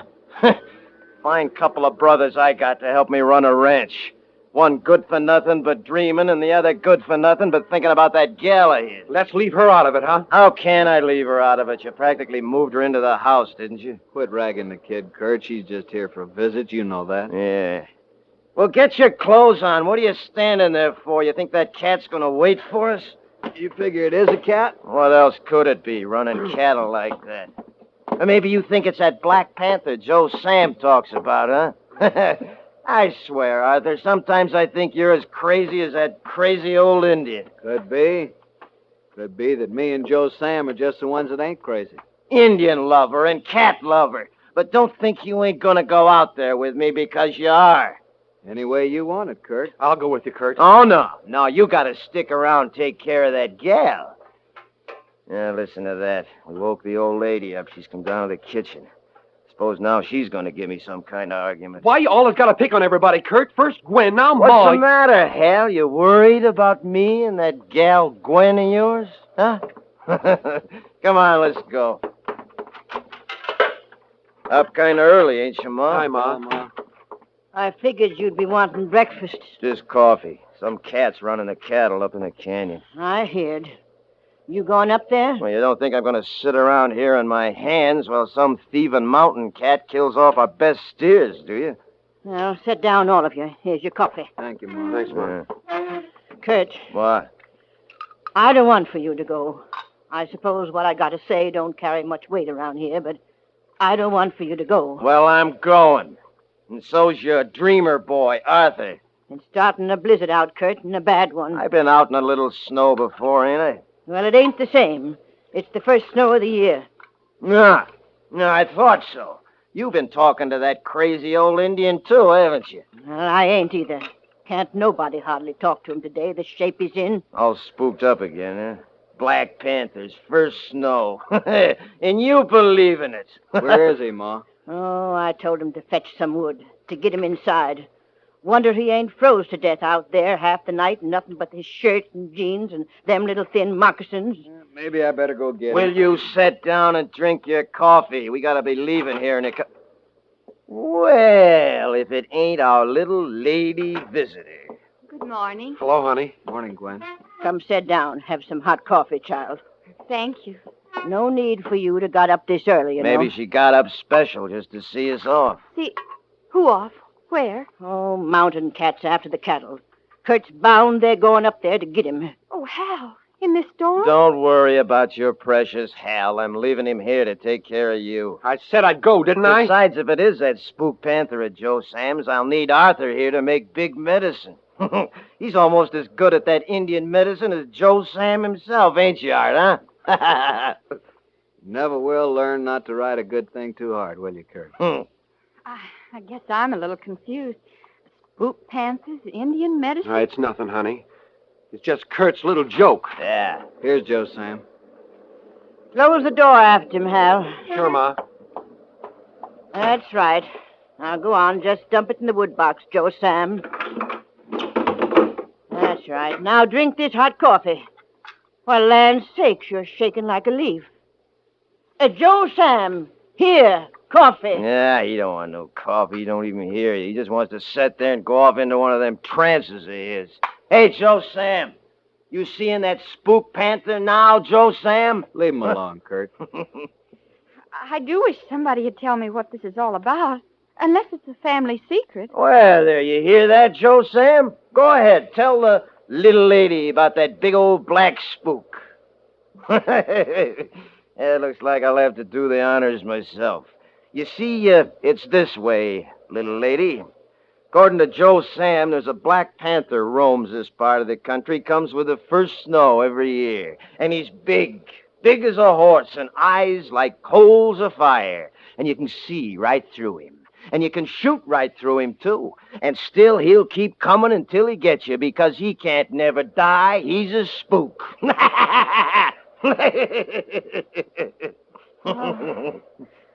Kind of frightening. For old women and for dreamers, maybe. Now, come on, dreamer boy, let's go. Suppose you're going to wear that old cowhide parka, too. Makes you look even more like a medicine man. Keeps me warm. Oh, be careful. Please. And don't stay out there beyond nightfall. Yeah, sure. We will, Ma. Arthur, Well, come to life, did he? Arthur, no go. It's all right, Joe Sam. No, Arthur, not. Please, no go. I got to, Joe Sam. We both do. Will you come on and stop palavering with that old fool? All right, Kurt, all right. You go, Arthur? Got to. But don't you worry. Then you go. But you not come back. You not ever, ever come back.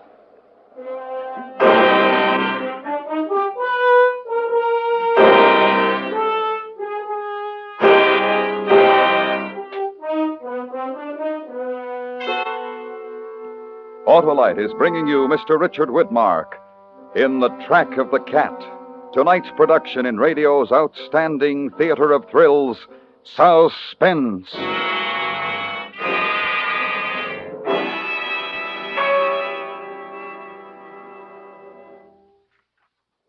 Sam, my Autolite spark plug man, why do you recommend ignition-engineered Autolite spark plugs? Why, that's easy, Mr. Wilcox. It's because... Because they're designed by the same skilled Autolite engineers who design the coil, distributor, and all the other important parts of complete ignition systems used as original equipment on many leading makes of our finest cars, trucks, and tractors. Eh, Sam? That's right.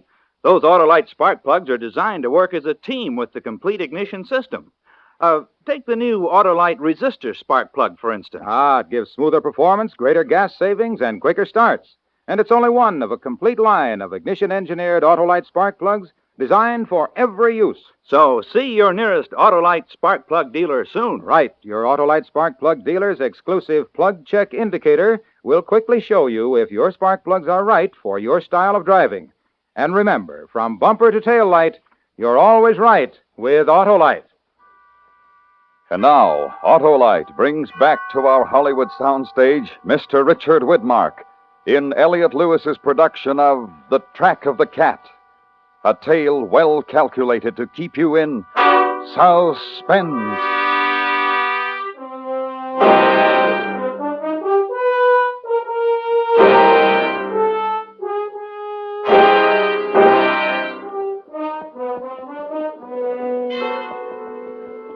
Even after we was saddled up and heading out across the range, I was still laughing to myself at what the old man had said to Arthur about not coming back, and how solemn he said it. I tried to get a look at Arthur to see how he was taking it, but you never could tell with that one. Well, we hit the draw that leads into the canyon about daylight. It's a real box canyon with a steep slope to the north and a sheer drop off the east face. We couldn't hear the cattle now, but we could see their tracks in the snow where they was heading up the canyon. And then I saw what I'd been looking for. Hey, look! Look at that. You see them tracks? Cat, all right. Big one. Yeah. Pretty near as big as a horse at that. But you won't see through the cat that made them tracks. He's real enough. Well, come on. Most like he's still up there. Not what is them fool horses. Look, up ahead. What? It's a steer. He's dead and with his neck broke by the looks. That's what ails the horses. They don't like the blood. Yeah. Look up there. You're right. 2 more. That's 3 of my best steers. Oh, he's been up here killing for fun. Don't look like he's up here now, though. There goes the track up in North Slope. Yeah, he's gone, all right, but he ain't been gone long. Track's as fresh and clear as print on a page. I'm going after him. You'll need snowshoes. You'll need grub. I'll go back after it if you like. I'll go myself if it's all the same. You stay here and hold the trail. Either way. No, not either way. That way. Unless you're worrying about what Joe Sam said. I'm not worrying. And don't go dreaming off, because I want you to be here when I get back. I'll be here. All right, then. Keep your eyes open. Sure. And Kurt. Yeah. If I were you, I'd leave Hal's girl alone.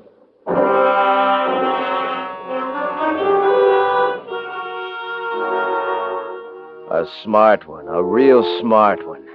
Like he was reading my mind. He knew I wanted to get that gal off by herself. And with Ma taking care of her housework and Hal out doing the chores, he knew I'd have my chance. And that's just how it happened, too.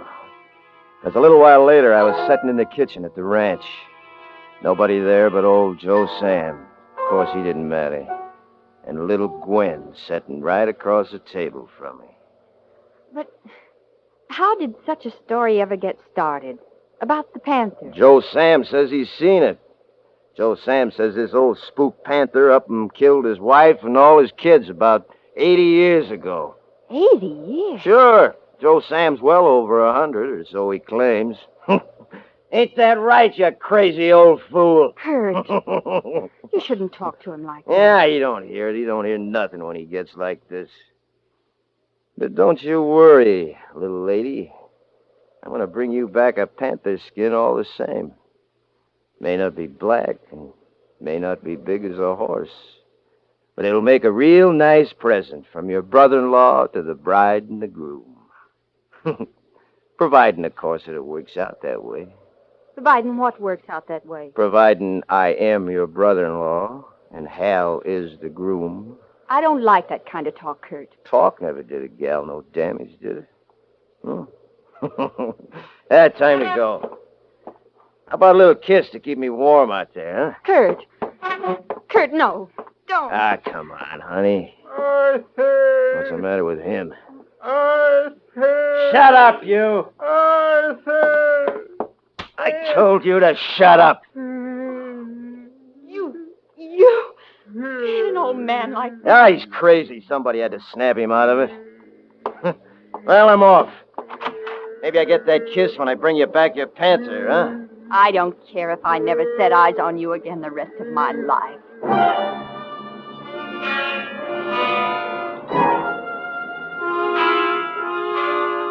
Only it wasn't me she wasn't going to see again for the rest of her life. Because when I got back to the canyon, I found my brother Arthur laying in the snow, and 3 deep gashes in his back like the stabs of a knife, and his neck was broke. And all around him was the track of the cat.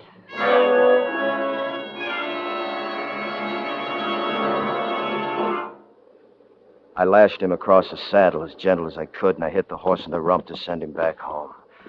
Then I set out to track the cat. It was easy at first, with the bare paw snowshoes, the trail good and clear, and the weather lifted. Then in the late afternoon, I saw him. The other side of a ravine, dark and bulky like a shadow against the snow. I had him full in my sights. I fired and I missed. He was up the rocks in 10-foot leaps and over the ridge before I could shoot again. Then I remembered something. I checked Arthur's gun. It had an empty shell in it. He'd fired at something, too, and missed. Now we both had. And then the storm come up again. After a while, I couldn't see 50 yards ahead of me. And that was the first time I heard that other voice. Kurt. Kurt. Huh? Who's there? Who is it? Nobody, Kurt. Just you. Well, who are you? I'm the caution in you, Kurt. Maybe you never knew you had it before. I'm the coward in you. I ain't afraid. I ain't afraid of man or cat nor spook. Maybe. But it's getting dark, Kurt. Nightfall's coming, Kurt. Yeah, that's so. So it is. Better find a place to hole up for the night, Kurt. A good, safe place. While you can still see. Well, yeah, maybe I had that. Maybe I had. Because a man can't see in the dark, Kurt. Who said he could? But there's something out here that can. That can see in the dark real good. That hunts in the dark. The cat. It was getting dark for sure. Almost the dark of night when I finally found what I was looking for. A little cave halfway up the other side of the ravine. I worked my way up to it when all at once I thought of something. The cat had holed up from the storm just the same as me. Suppose he'd holed up here. For a long time, I just stood there listening. But there was nothing but the wind and the whistle of the snow. And then, real slow, with my knees shaking a little, I crept up to it. My finger on the trigger of the gun. And I lit a match. The cave was empty. And it was dry. I crawled in. I ate some of the bread and jerky beef I'd brought along. Made a cigarette and smoked it. Then lay back. Let the tiredness go out of my bones. It was warm and cozy. I felt good. Real good. And warm. And drowsy.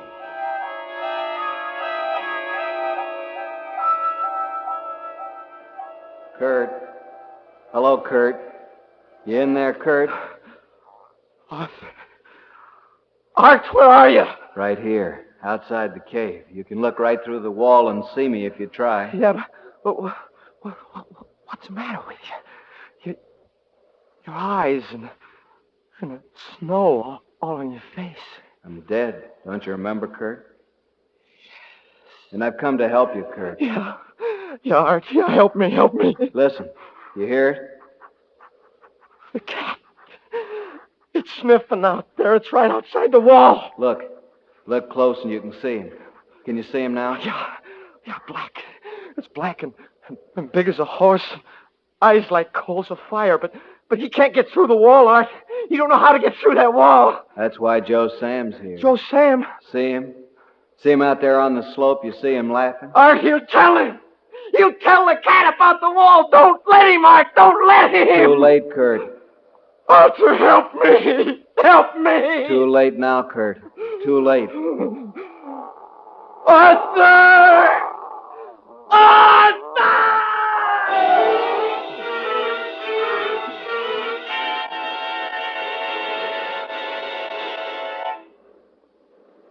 I was lying there in the cave, and it was dark.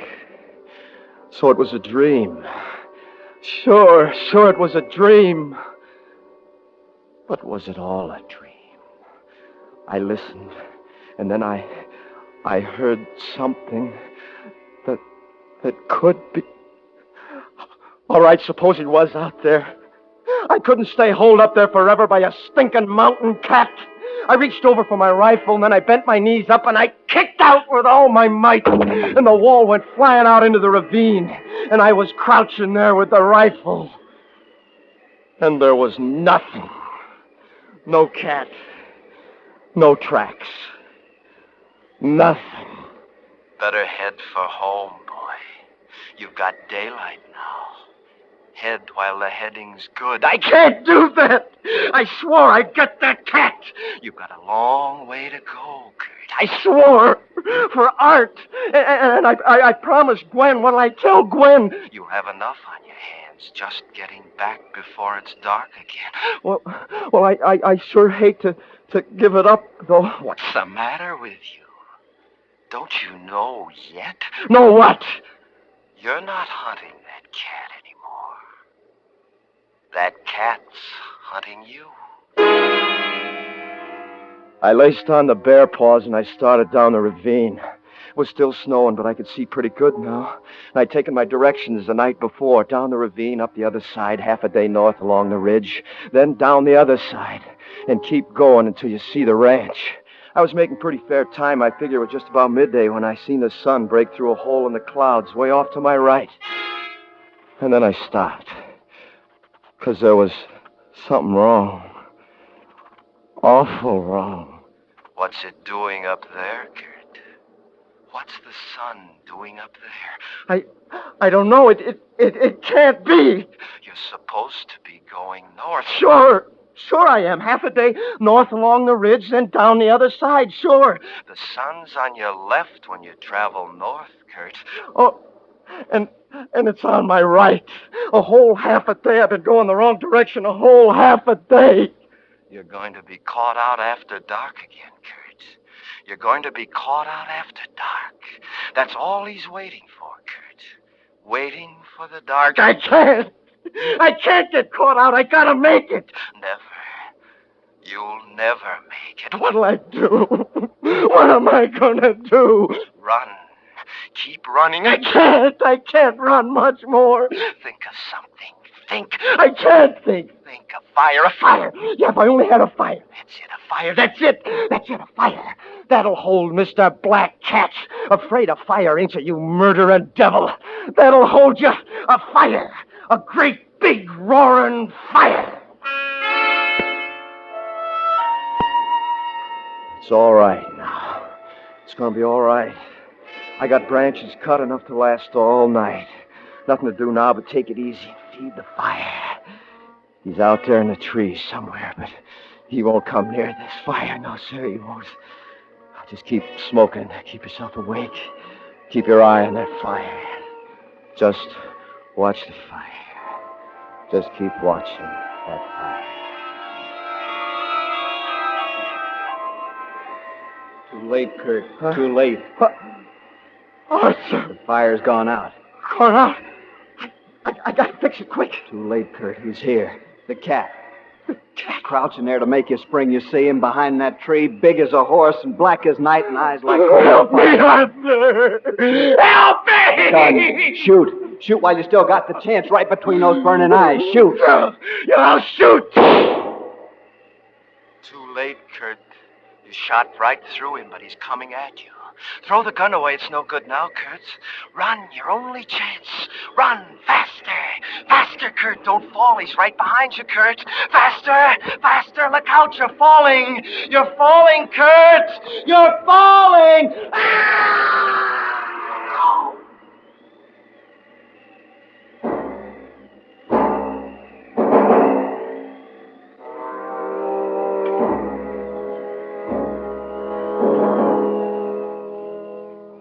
Buried my brother Arthur the night before.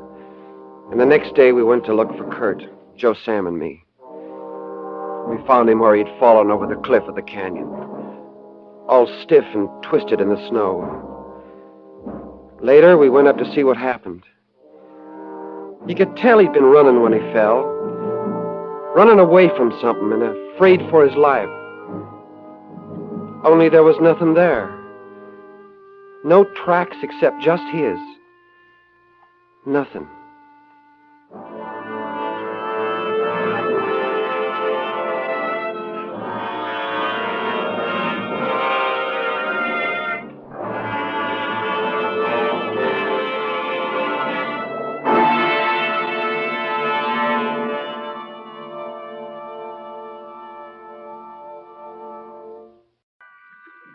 And now, with A Killing in Las Vegas and the performance of Miss Linda Darnell, Autolite hopes once again to keep you in suspense.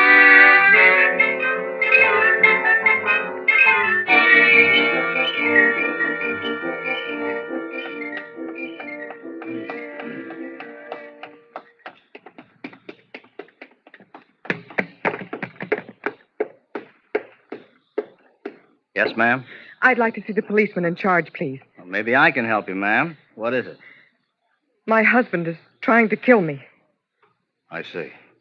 You'd better come with me.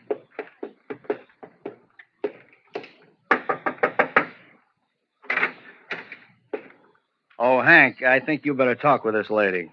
Oh, yes, ma'am. Come in. Now, have a seat. Thank you. Now, what is it you wanted to see me about, Miss... Mrs. Evans. Dixie Evans. I'm a dancer over at the Oasis Club. Oh, yeah, the Oasis. You must be one of the new acts. I don't believe I've seen you. Well, I just started my run this week. Ah. Well, what's your trouble, Mrs. Evans? My husband is trying to kill me. Your husband? Yes, twice in the last 24 hours. Well, maybe you better start at the beginning. Well, my husband, Charlie, and I arrived here in Las Vegas about a week ago. Frankie Paris, a booking agent in Los Angeles, had gotten me a 6-week run at the Oasis Club over on the main highway. Yeah, I know the place. Well, Charlie doesn't usually bother to travel with me when I go out on road bookings, but this time he did. Charlie likes to gamble. I guess that's why he came with me. Well, last night, Charlie didn't show up at the club at 1:30 to pick me up like he usually does, so I waited for him. And by 2 o'clock, the club had been emptied and everybody had gone home. I was still in the back, waiting for him.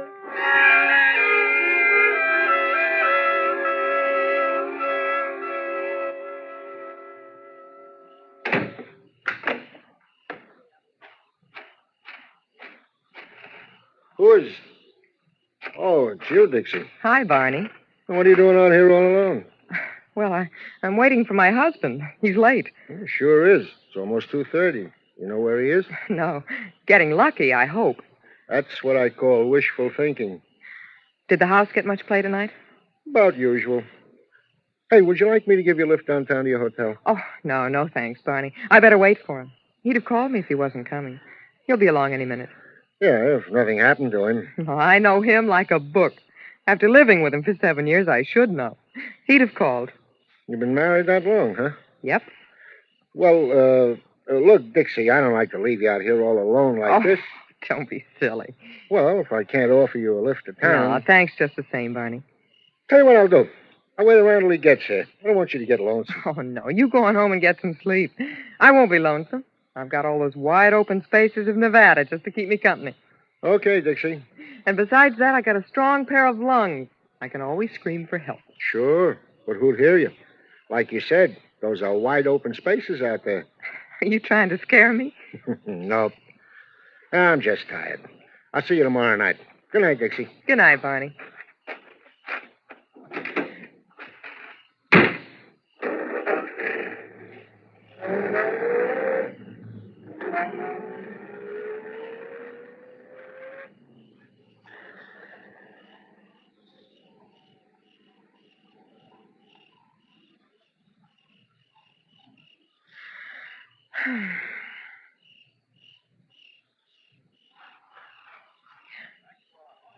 Who? Charlie? Charlie? That you? Who is it? Charlie?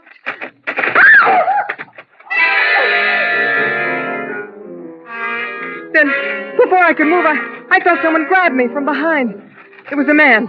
He twisted my arms and yanked me back in the shadows. I kicked and spit and tried to fight myself loose, but there was no use. His hands were like steel. I tried to scream, but his hands closed around my throat.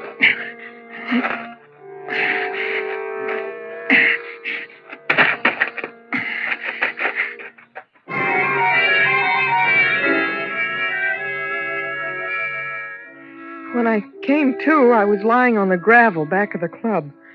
It was still dark. I took a deep breath, and my lungs felt as if they were going to burst, and my throat ached. I staggered to my feet and ran around in front of the club onto the main highway. It wasn't long before a passing cab picked me up and took me back downtown to the hotel. When I let myself into the room, Charlie was in bed. I sat down and started to cry. He got up, came over, and put his arms around me. That's when I should have known. When he put his arms around me. Look, Dixie, baby, come on, get hold of yourself now. Come on, take hold, honey. You're shaking like a leaf. What is it? Oh, Charlie, it was terrible. Someone tried to kill me. Oh, baby. Charlie. Look, will you stop crying long enough to tell me what you're talking about? Someone tried to kill you? Yes. Where? In back of the club, the Oasis. I was waiting for you, and he... Didn't you get my telephone message? Message? Yeah, I left a message for you. Well, no. Oh. Well, what happened? Well, I was back there waiting for you. I heard a noise, and first I thought it was you. I called your name, and then this man rushed up behind me, grabbed me around the throat, and Did you see what he looked like? Well, no, I couldn't see his face. It was too dark, but he He tried to choke me, Charlie. Look, Dixie. Oh, it was terrible. His hands around my throat. Well, what happened after that? Well, I don't know. I passed out. I guess he thought I was dead. But why did he want to kill me? Just wait a minute, Dixie. How do you know he wanted to kill you? Why, I don't know. Was anyone from the club around there? Oh, no, everybody'd gone home. I see. Oh, it could have been someone trying to rob the club. Huh? Yeah, sure, that might have been it. Some guy's going to break in and rob the club. He thought everybody'd gone home. When he got running back, he found you. Got scared, and he attacked you. Well, maybe you're right. Of course I'm right. You say you called me? Yeah, I sure did. I was having a run of luck at the club cartwheel. Still won about $500, baby. I didn't want to leave. So I called the club and told them to tell you to take a cab on home. But I didn't get the message. No, I guess somebody just forgot to give it to you. Charlie, maybe I ought to call the police. What for? To tell them what happened. It's late now, honey. When we get up in the morning, huh? Well, all right, Charlie. You won $500, Charlie? Yeah. Isn't that great? Can I see it? Didn't want to carry a lot of money with me. I told him to make it out to me in a check and pick it up tomorrow. Oh. Now, you get to sleep, Dixie. Get a good night's rest, huh? You need it. Okay, Charlie, I will. I am tired.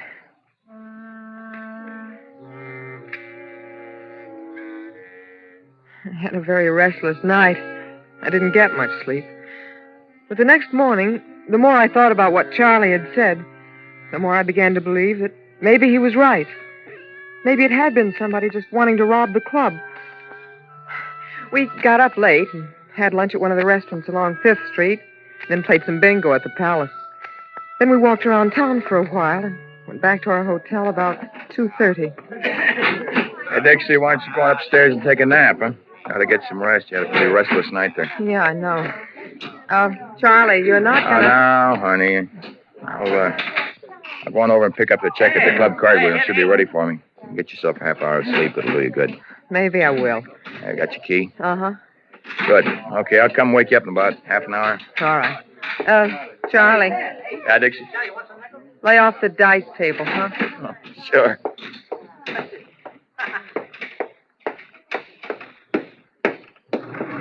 Yes, ma'am? 3, please. Yes, ma'am.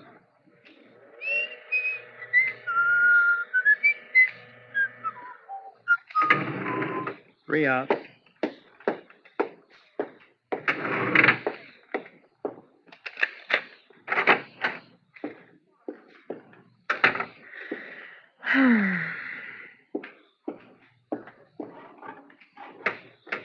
Oh, brother, this feels good.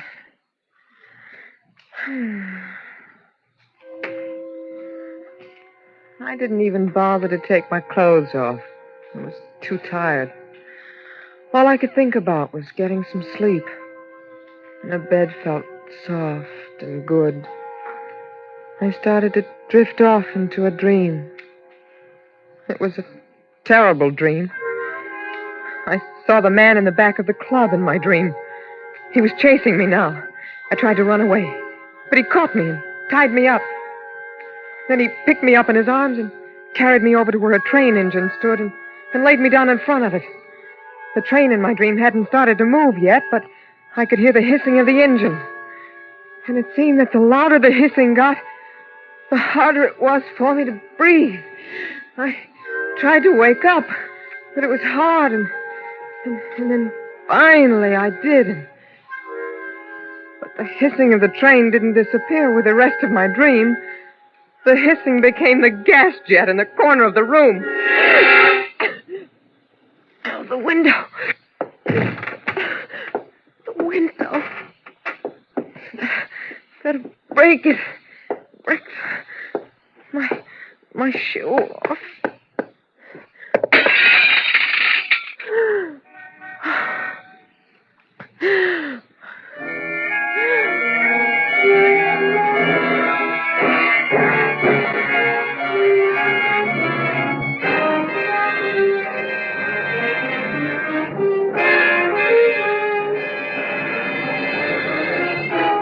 Autolite is bringing you Miss Linda Darnell in A Killing in Las Vegas.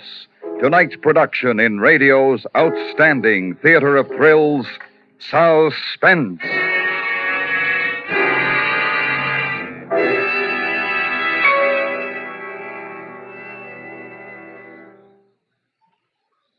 Harlow, I've told you before that I have an Autolite Stay Full battery. What do you think of it, Hap? Oh, it's great. It's grand. It's magnificent. And it's protected, too. Protected? Yep. Every positive plate in the Autolite Stay Full is protected by fiberglass retaining mats to reduce shedding and flaking and give the Autolite Stay Full longer life, as proved by tests conducted according to accepted life cycle standards. And the Autolite Stay Full needs water only 3 times a year in normal car use. So, friends, visit your Autolite battery dealer, the man who services all makes of batteries. To quickly learn his location, just call Western Union by number. And as for me, Operator 25, I'll gladly tell you the name and address of your nearest Autolite battery dealer, where you can get an Autolite Stay Full, the battery that needs water only 3 times a year in normal car use. And remember, from bumper to tail light, you're always right with Autolite. And now, Autolite brings back to our Hollywood soundstage Miss Linda Darnell in Elliot Lewis's production of A Killing in Las Vegas, a dramatic report well calculated to keep you in suspense.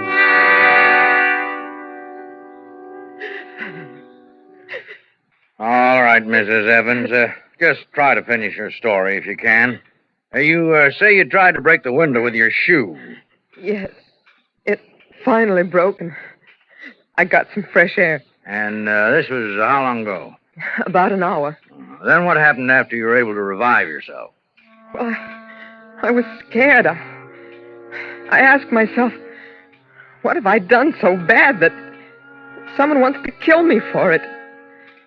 Because now I believe that someone was trying to kill me. I tried to get hold of Charlie, my husband, to tell him to come back to the hotel right away.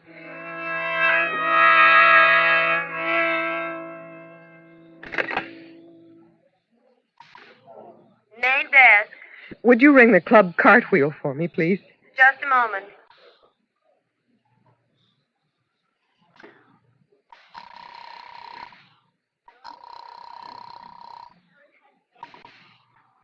Club Cartwheel. Julio Cole speaking. My name is Evans, Mrs. Dixie Evans. My husband was coming in to pick up a check. Can you tell me if he's still there? Pick up a check? What's he do, work here? No, he came in there last night. He had a run of luck, and he said he told you to make out a check for him. What was that name again? Evans? Yes, Charles Evans. Just a second. Hey, does anybody know anything about a check for Evans? No. You mean he hasn't picked it up yet? No record of a check waiting for him. But he told me. Yeah, lady, sure. He told you. I'm sorry I bothered you. No bother at all.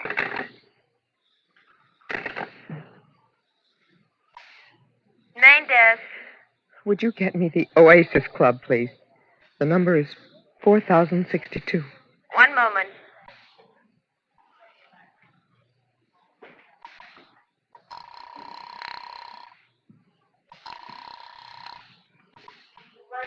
Oasis Club. This is Dixie Evans. I was wondering if there were any messages left there for me last night. Oh, wait a minute. I'll look. Not a one, Mrs. Evans. Thank you.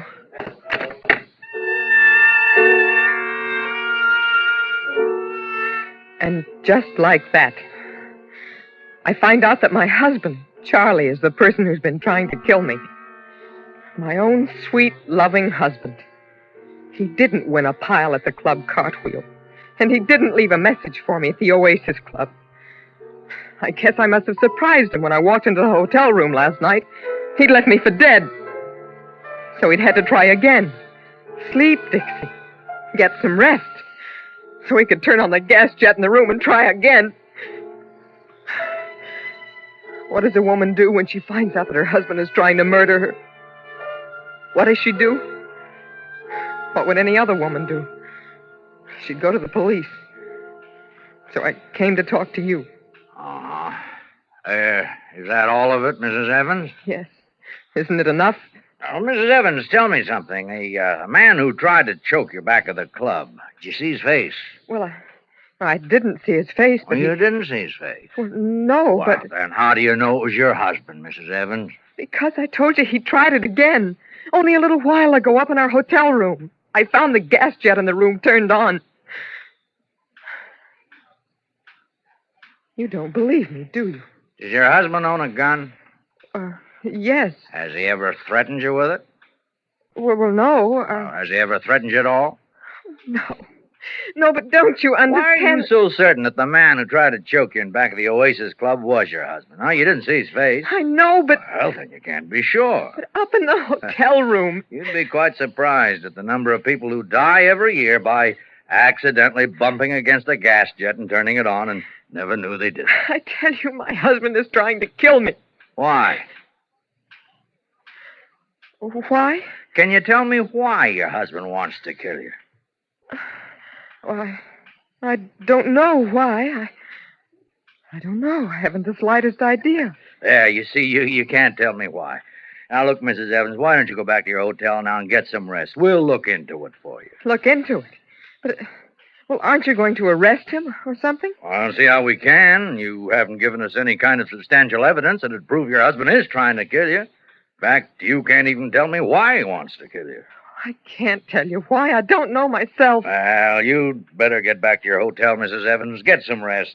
We'll get on this right away. Yes. Maybe you're right. I'll go back to my hotel. Sure. Thank you, Lieutenant. Not at all. You get taken care of, lady? Huh? Oh, yes. Yes, thank you.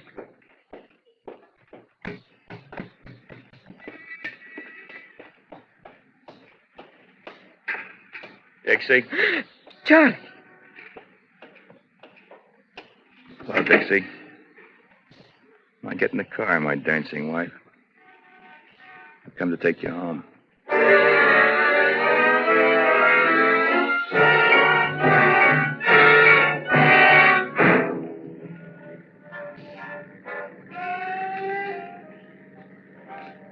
Charlie, I thought we were going back to the hotel. This isn't the way. What are we doing on the highway? Charlie, what's the matter? What's wrong? Oh, don't turn the radio louder, Charlie. I want to talk to you. Charlie, you're mad at me, aren't you? What have I done that's made you mad? Oh, Charlie, take me back to our hotel. Let's get home. I want to go home. I don't want to go for a ride. I'm tired now. I'm awfully tired, Charlie. Please don't turn it louder. It makes my head hurt. Please, Charlie. Charlie, don't I mean anything to you anymore? What is it? What are you mad at me about? Is it the divorce, Charlie? I don't want to hear you talk. That's it, isn't it? That's what you're mad at me about, the divorce. But I can't give it to you, Charlie. I can't. Look, it doesn't matter anymore. She's married now. She wouldn't wait any longer. So yesterday she got married. Oh, Charlie, I didn't know it meant so much to you. I only tried to do what I thought was best for the both of us. We're not getting any younger, and when two people were married for as long as we were married, I thought maybe we should try to make something of it. You thought that. What about me? You? About what I thought? Oh, you're right, Charlie. But you can't kill me now. Why can't I? I told the police. You told them what? That you were trying to kill me. That it was you in back of the club. That you turned on the gas jet. Oh, no. You can't kill me, Charlie. They'll pick you up in a minute. Okay, Dixie. Shall we go back to the hotel now? Okay, Dixie.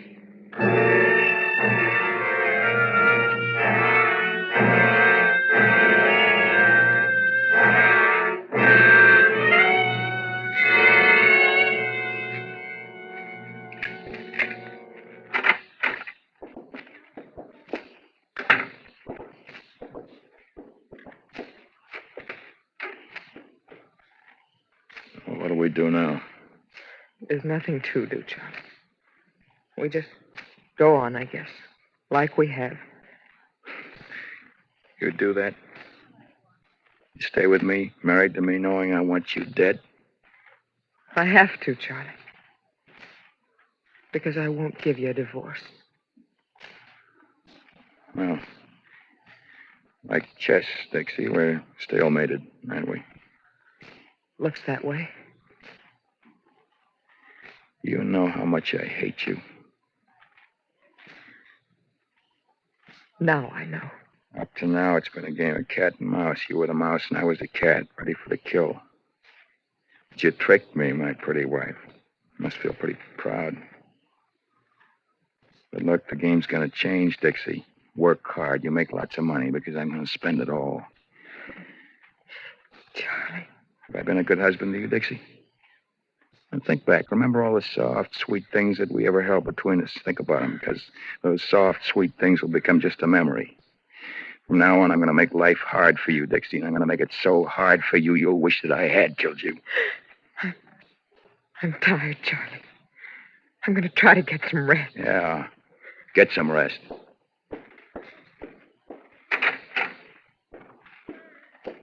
Get a lot of rest, Dixie. You're going to need it. You tell the police why I wanted to kill you, Dixie? Did you tell them how I asked you in a civilized manner for a divorce? You tell them that? Goodbye, Charlie. Dixie! Dixie, what did you do? Dixie! Don't die. The police, Dixie, they'll think I did it. Dixie. Please, Dixie, don't die. Dixie, don't die.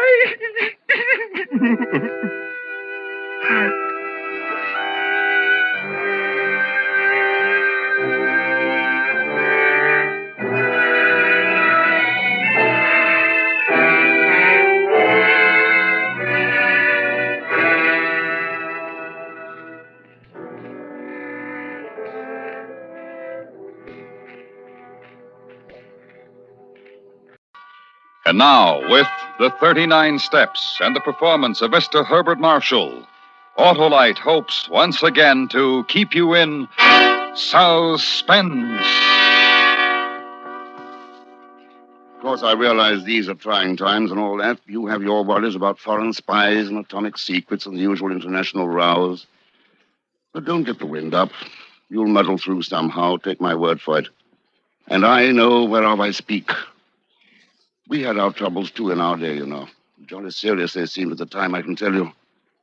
For instance, did you ever hear of the 39 Steps?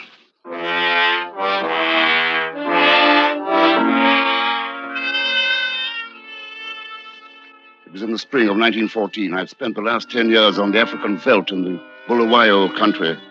Made a modest little pile and come back home to enjoy it. The only difficulty was I didn't enjoy it. There was something wrong about England and about London for me. And then I realized what it was. It was dull. I had nothing to do, and I was plain, simply bored. That is, I was until that memorable evening when I returned to my flat near Portland Place.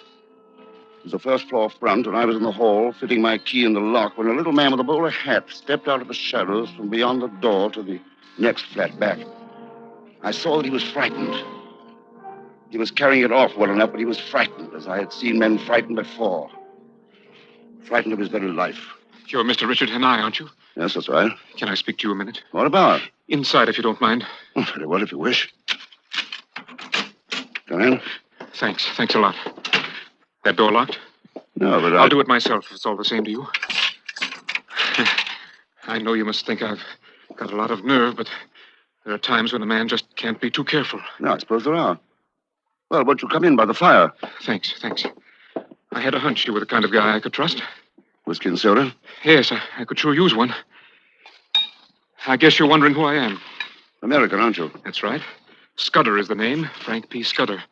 I have the apartment right over yours.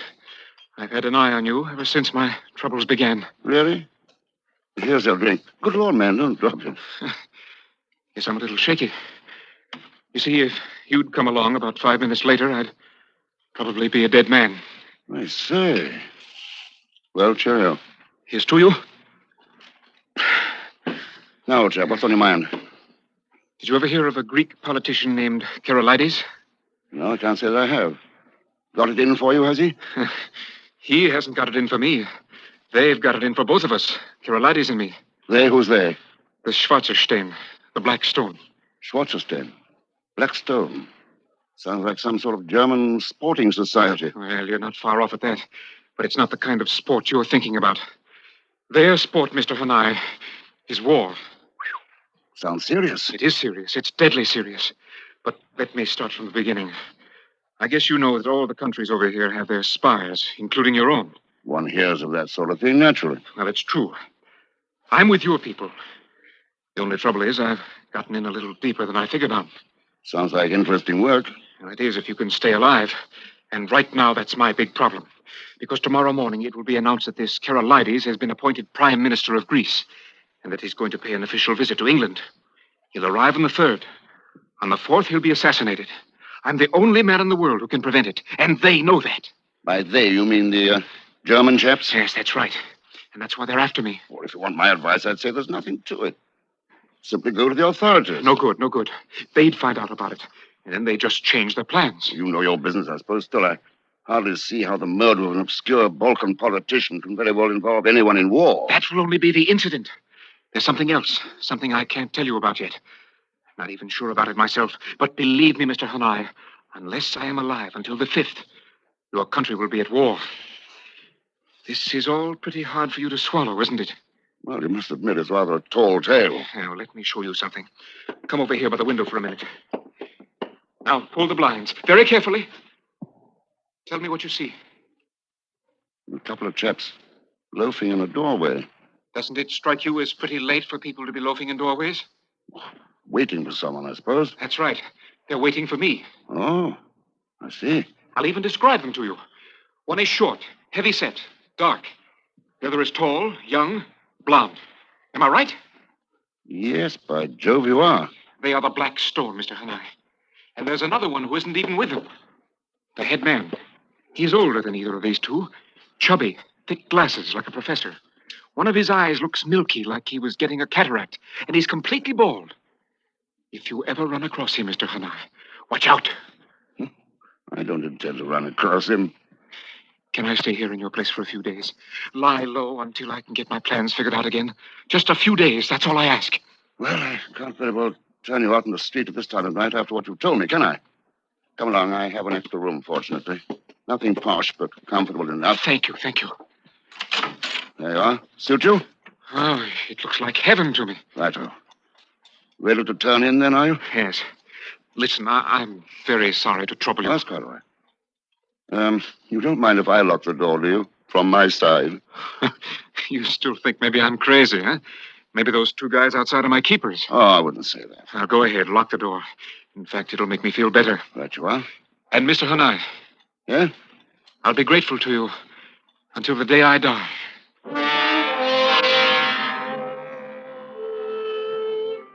It was a queer sort of yarn. I didn't quite know what to make of it. As a matter of fact, I was more than half inclined to think the poor fellow was a bit balmy. But I wasn't so sure after I got my London Times at the front door next morning and had a look at the foreign page. Because there was a story about this Greek chap, Karolides, just as he told me. New Prime Minister planning a trip to England and all the rest. I went to Scudder's door and knocked. There was no answer, so I ventured to unlock the door and poke my head in. The shade was flapping at a wide open window, which was natural enough. Americans are fiends for fresh air. But there was something else that was not at all natural. For Scudder lay sprawled on his side across the bed, his face white as a sheet, his mouth working as he tried to speak to me. And I... The steps. Scudder, what's the matter? Find the steps. Low tide. The 5th. The 39 steps. And then he rolled over on his face, quite dead. And I saw the knife. It was buried in his back to the hilt.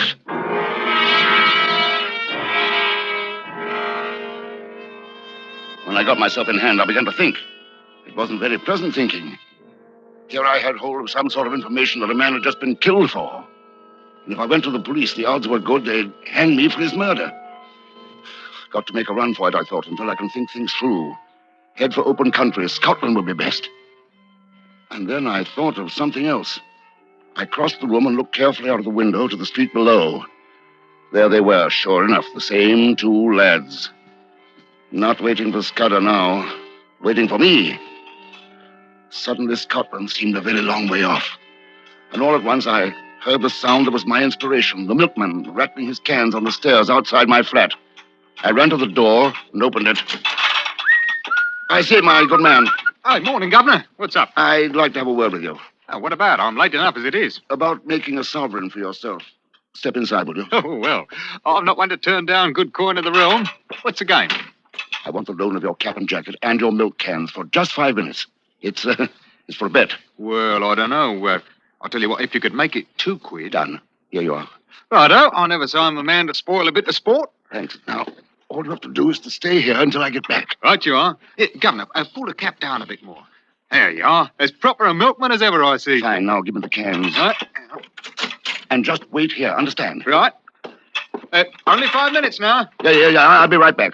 And mind you, don't jostle that milk about. Oh, stop worrying and shut up. Well, all right. There's no need to get shirty.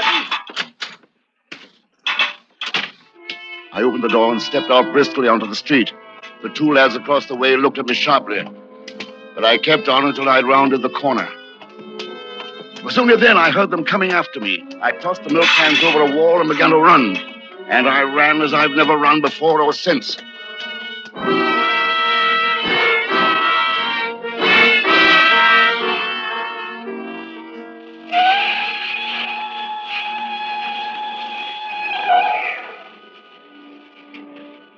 I had caught the Northern Express from St. Pancras Station by a matter of inches. And for the moment I felt safe. I had a third-class compartment to myself, except for an old codger who dozed most of the time. And during a restless, sleepless night, I tried to get my thoughts together and hit upon some plan of action. As it happened, the matter was taken quite out of my hands. For at Newcastle, my traveling companion had bought a morning paper. See here in the paper that our Foreign Office is meeting with the French, making agreement in case of war. Really? They're mapping out a plan of mutual defense, disposition of our fleet, all that sort of thing. Very wise, I should say. Huh. Here's a jolly bit. Another murder. Murder? Some fellow named Hanai did in another chap with a knife. They found him? Not yet. The Portland Place murderer, they call him. Give it a description. Tall, fair, about 30, small moustache. Silly business. It could be most anybody. It could be you, for that matter. You answer fairly well to that. Yes, I suppose I do. Thought to be traveling north, it says. You see, that could be you, too. Police must be stupid fellows to think that they can nab him with that sort of flimsy stuff. Yes. Police notoriously stupid, of course. Hello. Wonder what they're stopping for. Oh, let a train go by, a goods train, possibly. Schedule's all hashed up lately. Don't run things the way they used to. I say, guard. Yes, sir? Step in here a moment, will you? What's the delay? A local constabulary getting on, sir. Looking for the murderer. The Portland Place fella? That's right. They're going to tip he's on this train. Have they really? Well, I say, what a lark. Well, I think I'll step down for a bit of air. You can't leave the train now, sir. Why not? Police order, sir. Sorry. Here, hold on. Take your hands off me. Here, help me. Hold him! There's a murderer! Oh! The Portland Place murderer!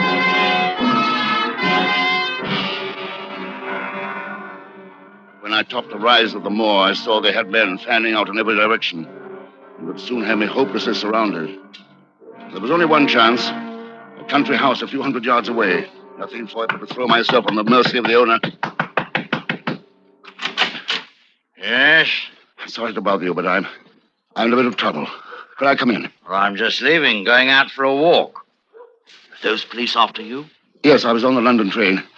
They stopped it down there. I'm suspected of something I can assure you I didn't do. London train. Come in quickly. Thank you. They're coming up to the door. Just nip into this wardrobe closet until they're gone. Oh, thank you. Thank you very much. I'll just close the door after you. You'll be all right there for a bit. Sorry to intrude, Professor, but we're looking for a fugitive from justice. You haven't seen any strange men about, have you? Oh, I can't say that I have. Don't like to be alarming, sir, but the man's a murderer and he's dangerous. Sure you'll find no murderers here. You're welcome to search the ground. Very good, sir. You may come out now. Oh, thank you. I must say you did that beautifully, and I can't tell you how grateful I am. And I'm grateful to you, Mr. Hanai. You know who I am? Indeed I do. And I would have turned you away if you hadn't been so persistent. Astute of me not to guess immediately, but in my wildest dreams, I wouldn't have hoped to catch you on my own doorstep. Catch me? Who are you? You don't know? I suppose that's because in your wildest nightmares, you wouldn't dream of walking right into my house. Or maybe it's this hat I'm wearing and the light's not too bright. One moment. There now, Mr. Hanai. Can you guess? I'd never seen him before, but Scudder had described him to a T. The head man of the Black Stone, chubby, thick glasses like a professor, completely bald. One of his eyes, milky. And I remembered Scudder saying, if you run across him, Mr. Hanai, watch out. Well, here I'd run across him sure enough. And while I was gathering my wits, I sensed something. There was someone behind me. I moved, but not in time. Something came down with a sickening crash on the back of my head, and I felt myself falling through black and bottomless infinity.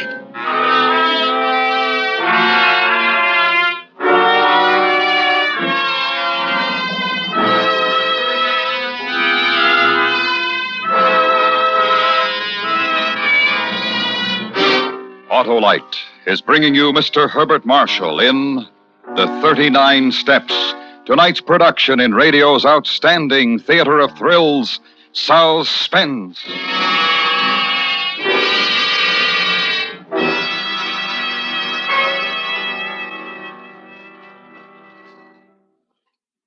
Well, Hap, how's the team? Oh, you mean our basketball team, Harlow? No. I mean the Autolite team in your Autolite-equipped car. That team of Autolite electrical system units, including the coil, distributor, generator, starting motor, and all their thousands of component parts.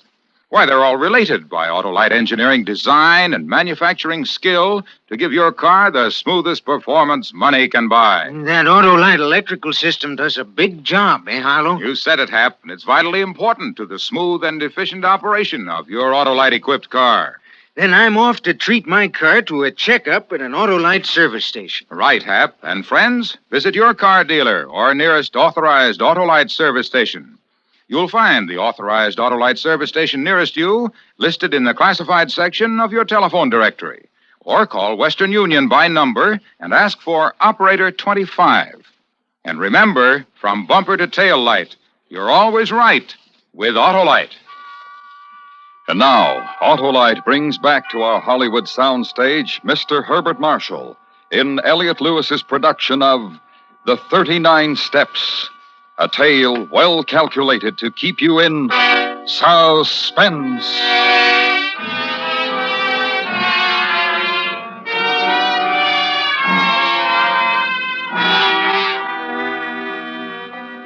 I came to my senses with a raging headache and found that I was locked in a sort of storage room with a heavy bolted door and barred windows.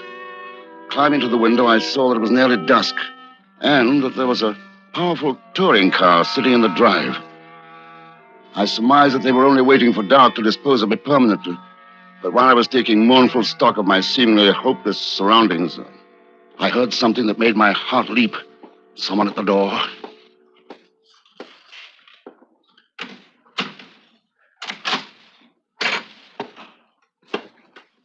I hit him on the back of the neck as hard as I could. Seconds later, I was at the wheel of the touring car and speeding out into open country. I drove.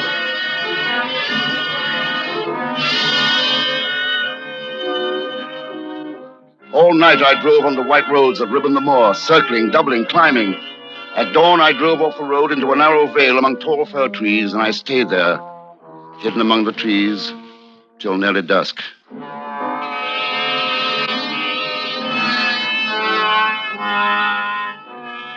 I drove all the next night until I reached a fishing village called Rough. There I came to a kind of pass where the chimney of a solitary house sent up a plume of smoke. In the distance, the sea. The road swung over a bridge, and leaning on the parapet was a young man. I drew up beside him. Good evening. Is that place an inn? At your service, sir. I'm the landlord. You're the young to be an innkeeper? Well, it wasn't my choice of a profession. You see, I wanted to write books. Well, an innkeeper should make a good storyteller. Aye, maybe in the old days when you had pilgrims and ballad singers and highwaymen. But there's even more adventure out on these roads today, if you have eyes to see it. Maybe you're rubbing shoulders with it right now.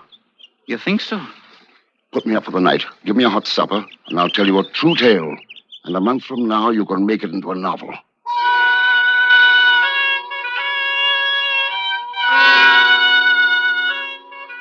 Well, I pitched him a lovely yarn. I altered details, but I put in some of the truth. Told him I was a mining magnate from Kimberley who had crossed a gang of cutthroats. I told him they'd chased me across the ocean, killed my best friend in Portland Place, and now they were on my tracks. And on top of that, the police thought I had done the killing. He believed every word. He was young, but he was the man I needed. He told me I could stay as long as I liked, and nobody would know. And the only pay he wanted was more stories about my adventures.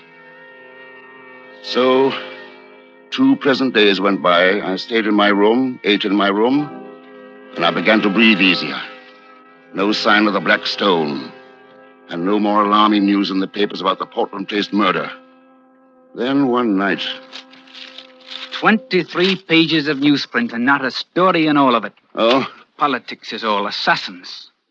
Shot some Greek chap in London, Carolides. Carolides? Just as Cutter said. You know him? Oh, no, I've heard about him. And look here, defense pacts, meetings between us and the French. Just gives those silly Frenchmen an excuse for a trip. Did you see their picture in the London paper I brought back this afternoon? I didn't notice it, no. Oh, I have it over here on the desk. The picture of them going into the final meeting. I never saw such an idiotic-looking crew in my life. Here. That one with his little mustache, looking like he smells something bad. And that young slim one there, rolling his eyes for the ladies, I'll bet. And look at that chubby chap with the thick glasses. He looks blind in one eye. What? Whatever's the matter, sir? You look like you just caught sight of Beelzebub.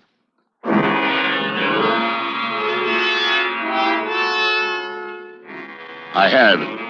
I'd seen Satan himself. The head man of the German Black Stone was looking placidly out at me from that newspaper picture. He'd been there with the French delegation. He'd attended those secret meetings. And now the plans for the defense of England and France, for the disposition of the British fleet, were in his hands, on their way to Germany. That was what Scudder hadn't been able to tell me. But he'd said something just before he died. Low tide, the 5th. Did he mean they were sailing at low tide on the 5th? But from what point? Sailing in what? I excused myself and went into the bar of the inn. It was crowded with fishermen playing darts, drinking, arguing about the day's catch.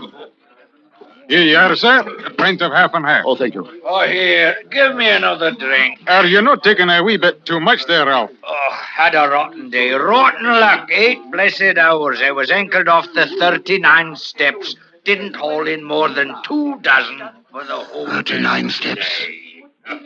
39 steps. That was what Scudder said. The steps at low tide. Bartender. Aye, sir. I'll fill her up again. If you don't mind. Thought I'd do some fishing tomorrow. How do I get to the 39 steps? Oh, you'll find a sort of a track out over the headland. That takes you there. Uh-huh. Are there really 39 of them? Well, you know, sir, I've never counted them. I've been down them 2 or 3 times, too, going to the cave. Just have a look around, you can. Oh, that cave gives me the creeps. Here, sir, where are you going? You owe me 3 and 5. Oh, sorry.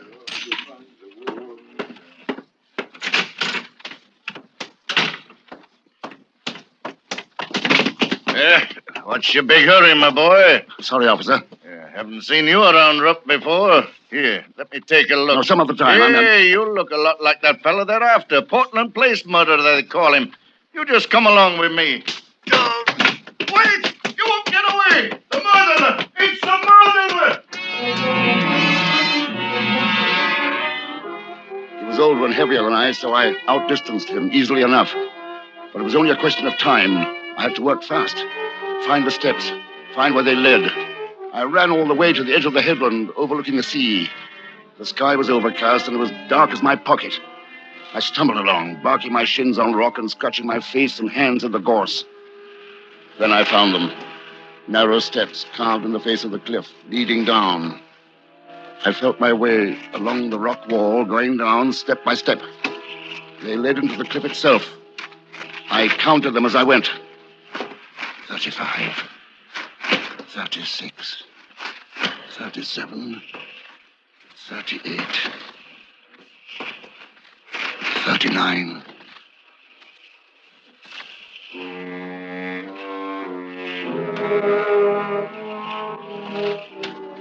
The steps ended on what seemed to be a wide shelf of rock. I strained my eyes in the blackness of the cave and gradually made out the dull sheen of water. Below me was an underground lake that seemed to rise and fall with the movement of the sea. I was too intent on seeing if there was a boat of any kind in that strange underground harbor, so I didn't hear footsteps behind me until I was pinned in the beam of a torchlight. Mr. Hanai. Who? What have you found? I heard the excitement. They're looking for you. I brought you a gun. Tell me, can boats sail into this lake? Boats? Aye, a rowboat, maybe. The water's deep, but there's no headroom. It's nearly low tide now, isn't it? Almost to the minute. Submarine! A submarine doesn't need headroom. Give me your light. Now, look. Isn't that an underground stream coming in from the left? What's that? Something coming down the stream. A dory. 3 men in it. There they are. Spies, give it the gun. Now run and get help. Quickly. Right you are, sir. Who's there? Who is that? I have a gun this time, Professor. Mr. Hanai. Quick, row. Keep rowing. Surrender, Professor, or I shoot.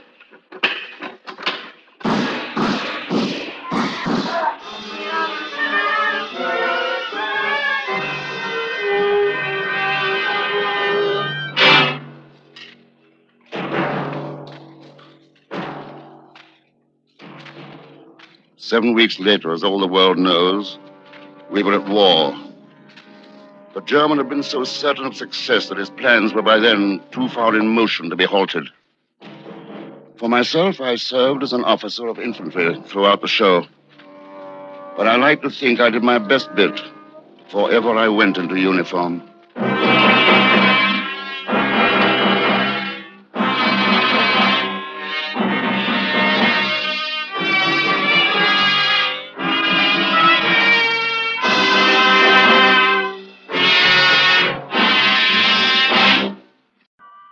And now, with A Watery Grave and the performance of Mr. Joseph Cotton, Autolite hopes once again to keep you in suspense.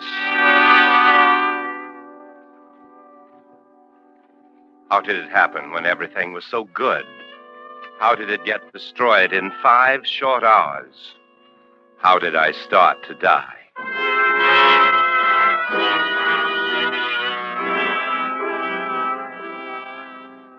In our city, a district attorney is an important man. Our city is an important city in the nation. Therefore, I am important as its district attorney. The logic of law, the deductive reasoning that leads to everything. It was only reasonable that such powerful interests should have come to me. I had a case against McNeely which could have destroyed him.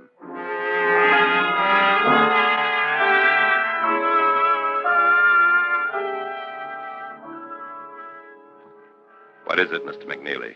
I'm not in the habit of making these calls myself, Mr. Callan. It's obvious, but then you're not in this position very often either. It's a daring thing you've done. Only a question of getting a sufficiently strong case against you. I've broken other district attorneys for attempting it. Well, they never had the evidence I do. I don't think you'd want to try breaking me. I can send you to prison for life. You're right. And yet, where I can't destroy you, I can prevent you from advancing, getting to a greater position, a more prominent position in political life. What does that mean? It means it is no longer a question of can you be bought, but how much you want. I've waited a long time for this moment to be able to bargain with you. I respect your strength and perception. It's worth a great deal to me, Mr. Callan. There's the matter of my chief witness. If I don't prosecute you, he'll go to the state district attorney, perhaps to the federal government. And that is part of what you will give me in exchange for the wealth you're going to receive. Who is your chief witness? I can guarantee you he'll not testify. I would rather give myself my own guarantee on that matter. You mean his death, wouldn't it? Mr. Callan, all of us, any of us, even the most noble of persons must look the other way sometimes. It's easy for you to say that. It's easy for you to do. To look the other way becomes the easiest thing in the world after a while. All you have to know is why you're doing it and what you have to gain. How does one look the other way? How does one achieve the facility for turning around at precisely the right moment? A trip to Europe. My wife has always wanted to go to Europe. She likes things like that. His name? Trip to Europe is something that is dreamed of. Spoken of it often. His name? Bartell. Ah, yes. Oh, yes. My good, trusted friend, Bartell. Mm-hmm. Thank you, Mr. Callan.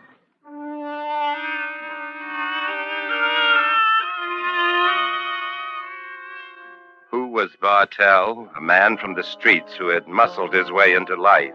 Who was Bartell? Circumstance had made him a witness to McNeely's worst plans.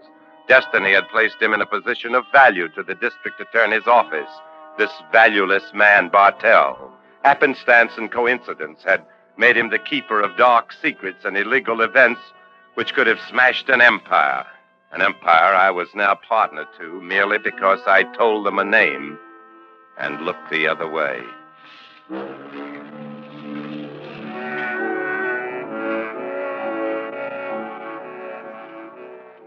The first night out, I waited on deck after dinner, waited for Betty to come out, and we would go to the main saloon. Oh, it felt good to know your way in the world, to know when to look the other way.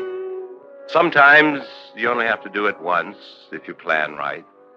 And Betty could have everything, a bigger house, another servant in the house, up, moving up, so secure, I didn't even hear his footsteps approaching.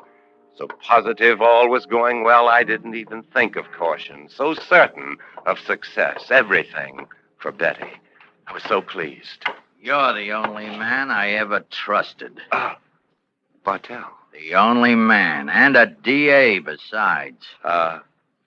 And you can still trust me. Even after you said my name? I'm getting rid of McNeely for you. Are you? You turned state's evidence. If you didn't believe I could get rid of McNeely, you wouldn't have dared turn state's evidence. I believed you. I trusted you. Let's stop the game. Why did I ever think I could trust you? Now tell me, you're a smart man. You went to college. Because it was to your advantage. Because if the law could get rid of McNeely for you, that was better. And safer. So don't have any illusions about trusting me. You never did. You needed me. That's different. And you needed me. We needed each other. We still do. Nothing's different. You're under bond, Bartell. You're leaving the country without permission. McNeely gave me permission. He had me shot at, and I was wounded. See my shoulder? Fat on this side, fat from bandages. You don't have a passport. I don't need that either. I have money. How'd you get aboard? Oh, it's simple. Easy to stay hidden for a day. The second and third day, that's something else. I can fix it so you won't be let off, so you'll be sent right back. Mr. Callan, I can put you in prison if I'm sent back. My word would prevail against yours in any court of law. Maybe against my word alone, but not McNeely's hired gun, so both our words against yours. You have him?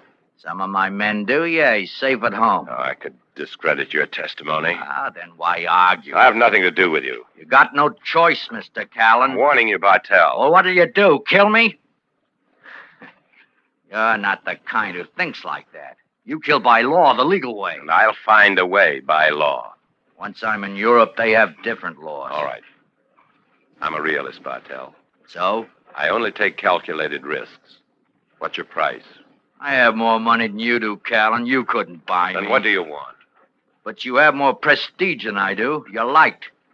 You know your way around the talkers. Well, talk me off this ship. You're impossible. Find a way. You'll be discovered before we dock. Not if you put me up in your cabin. Bartell, wherever I'm involved, I'll listen and meet a man halfway. But me alone, not my wife. If you involve my wife, I won't do a thing for you. Not if my wife's involved in any way. Not a thing. I'm in a squeeze, Callan.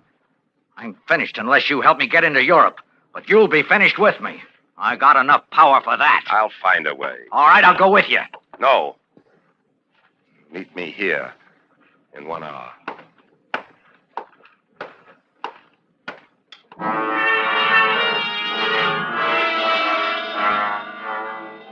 I walked away calm. I made a point of walking away confident, but my stomach felt sick.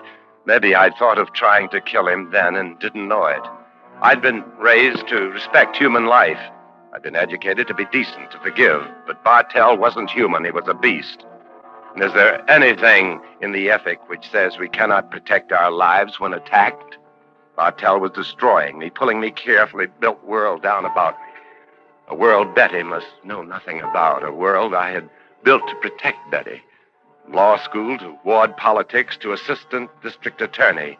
It's a long way up. The hardest minds to fight. The most realistic men to please. Only the toughest stay with it. Only the toughest and shrewdest get to my position because my position leads to the highest offices if you're smart, if you look the other way. Maybe I knew I wanted to kill him then. The sea was calm. The ship wasn't pitching. Yet my stomach was sick.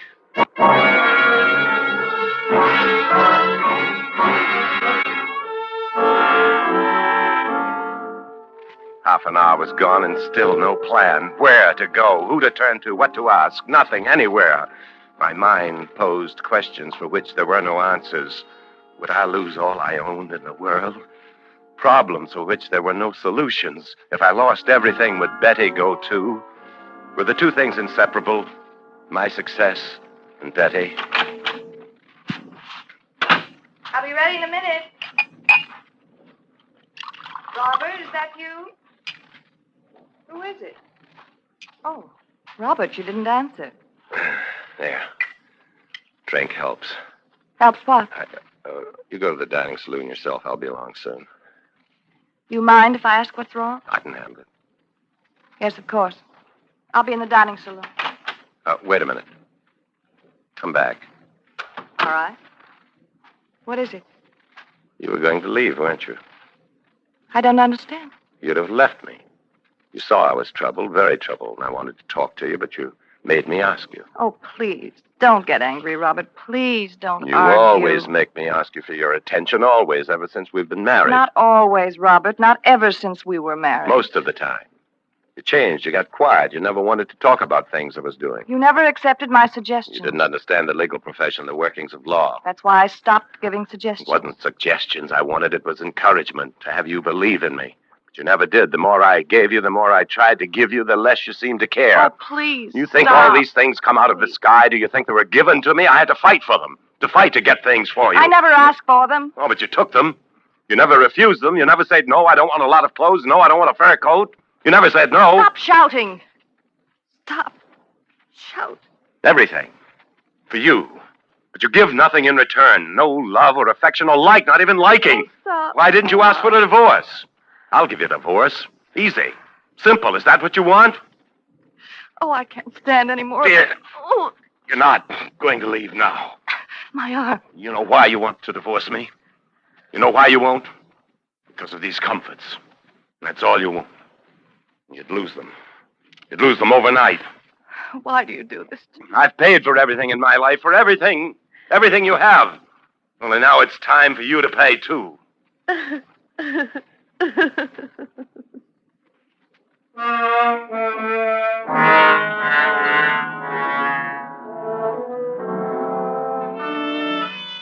To kill a man is the easiest thing in the world to do. To kill a man who would take your wife from you. I know the logic. I know it's wrong. Bartell wasn't taking my wife from me, but he was taking position and wealth, and those things kept my wife to me, I thought. I knew. Bartell had to be destroyed, and she would have to be partner to it. That way, she'd never leave. That way, I'd achieve everything. That's why I told her the story as if I'd memorized it, as if it was the only thing I'd ever thought about, as if Bartell's death was the last obstacle in our life. No, Robert. Please, don't, Robert. You'll distract him up there on the deck, at the dark place on the deck. Don't ask me. Don't make me part of this. Together, we plan it. Together, we meet him. Together. Come on, Betty, the hour's up. Bartell's hour is up.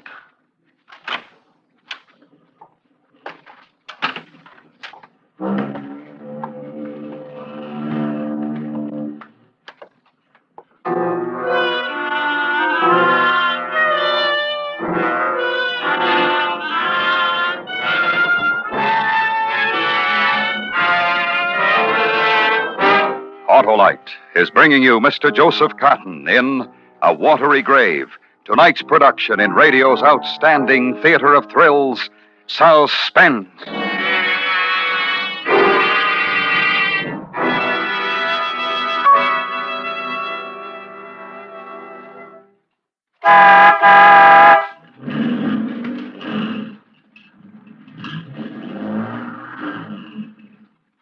Wow, I feel great now. Now, thanks to your Autolite spark plug dealer and his exclusive plug check indicator, Oscar. And those new ignition-engineered Autolite spark plugs. They're right at home in my ignition system. That's because Autolite spark plugs are designed by the same Autolite engineers who design the coil, distributor, and all the other important parts of complete ignition systems used as original equipment on many leading makes of our finest cars, trucks, and tractors. What type Autolite spark plugs did I get, Mr. Wilcox? The new Autolite resistor type, Oscar. They give double life, greater gas savings, and quicker starts, as compared to spark plugs without a built-in resistor. And the Autolite resistor spark plug is only one of a complete line of ignition-engineered Autolite spark plugs designed for every use.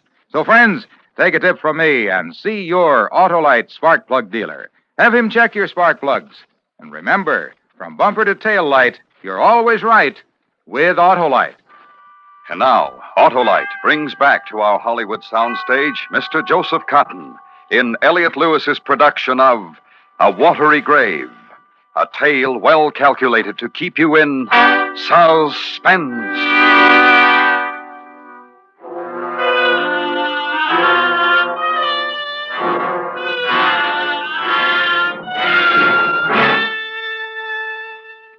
How did I start to die? Then, at that moment, as we walked along the deck, did I start to die then because I knew I would kill Bartell?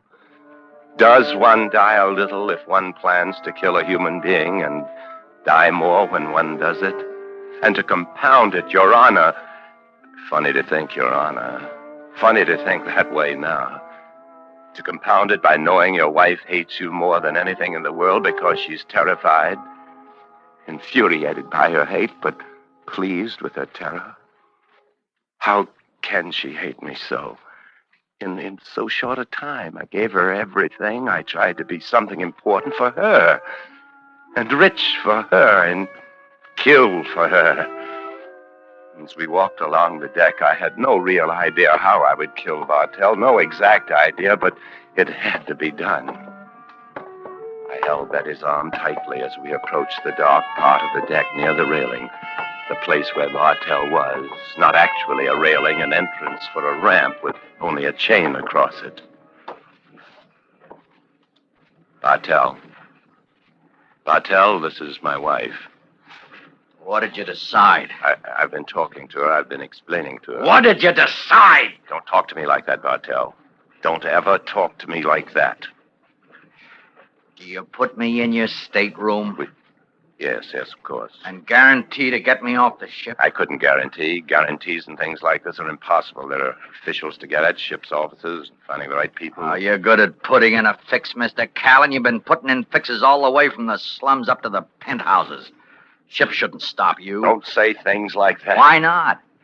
Everybody knows how McNeely pays off, and you're one of McNeely's boys now. Anytime he wants to put his fingers in a dirty deal, he'll use your hands to do it. Don't talk like that in front of my wife. She'll get used to it.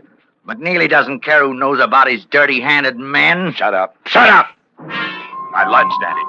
I didn't even reach for his gun he was carrying. He didn't think I was capable of doing it. His back was against the chain, his good arm flailing wildly. Over the chain, over and into the water. I didn't see in the darkness. I didn't know until I heard the scream. Let go! Let go! Only it was too late for Bartell to let go. He had a grip on my wife's arm. Before I could move, before I could do anything, it was insane. She was pulled over the side, too. Over into the water. I had to save her. There was little I could do to save her would be to save Bartell, but I didn't hesitate. I know that. I'm sure of it. I grabbed the nearest life preserver and hurled it over the side. I could barely see them struggling in the water with the ship's propellers coming nearer. And then I knew I would have to jump. I would go over. I could still finish Bartell and save Betty. Still, I could have everything, and it would be called an accident. I went over the side.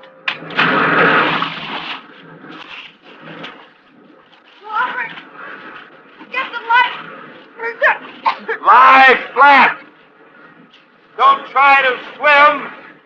The wash from the propellers. Help! Robert, help! Don't fight. Float on the backwash. Float.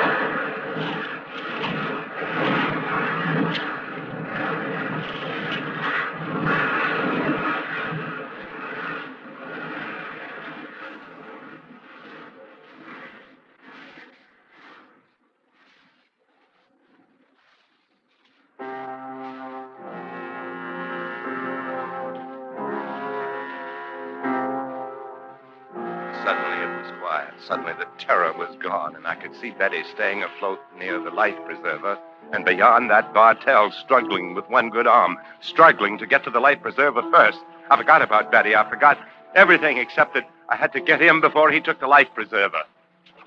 You'll never get it. Keep back! A gun! I have a gun! Nothing now. Robert! Robert, don't! Keep away from me! Now. Keep away! Now, Bartell. Now try to talk. Hands! Shoulder! Now, tell your story underwater. No! Tell it. Oh, no! From the sea. Tell your story.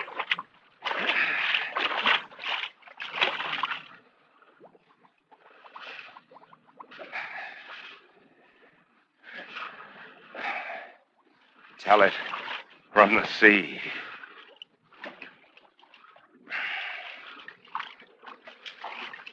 You murdered him. It was Bartell or us.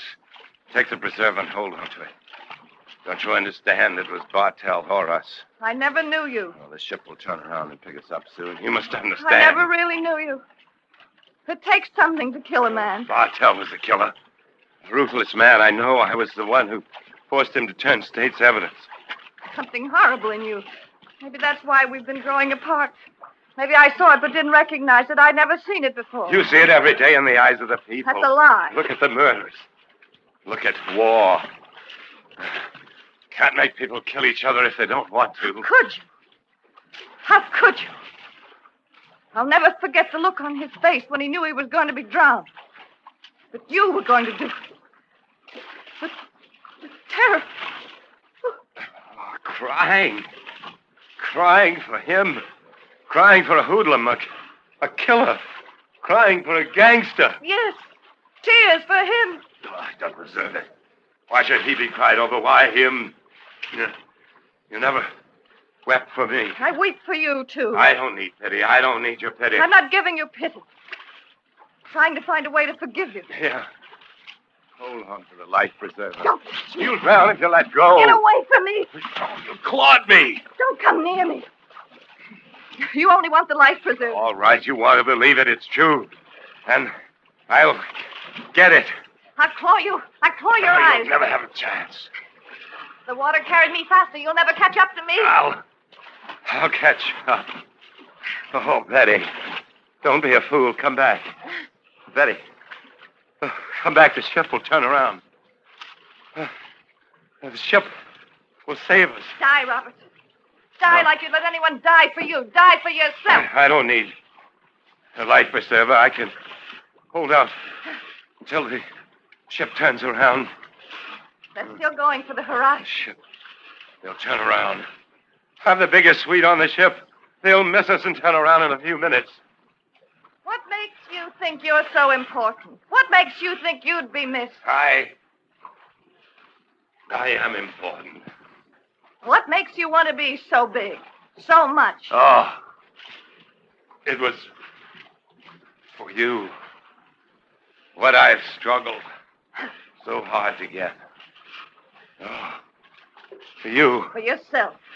Getting rich to please yourself, but you never enjoyed it either. You would have left me if I'd stopped. Stopped making so much. I only wanted love. Only wanted a family. Your love, your children. Only yours. Oh, you mean that. You do mean that. Too late. Too late. Oh, we can. Oh, in time, we can forget. How? How can I forget? How can you? Oh, you're right. It was for me, and it wasn't for the money, for the wealth. It was for power. Not even that. Oh, darling, my darling Betty. Oh, my wonderful Betty. Robert, the ship is turning. Hold on, Robert. I can't. And I'll come to you. The life preserver, it can support both of us. When did I start to die, Betty? I'm dying now. When did I start to die? Don't talk to me. Hold up, Robert. Hold up. When I knew I would kill Bartell. Oh. It was sooner.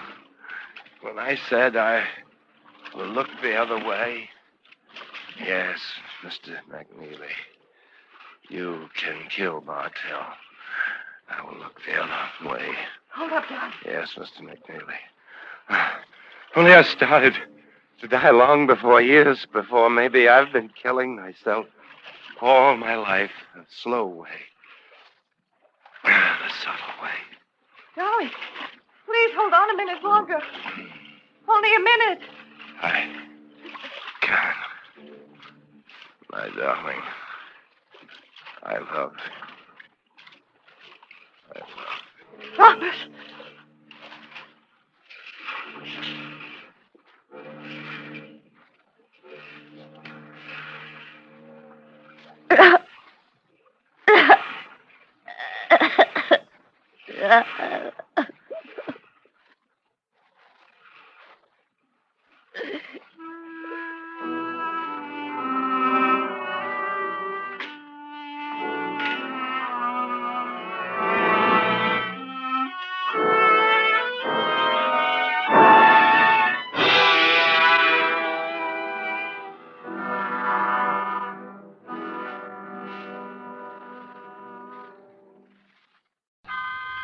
And now, with The Wreck of the Old 97 and the performance of Mr. Frank Lovejoy, Autolite hopes once again to keep you in suspense.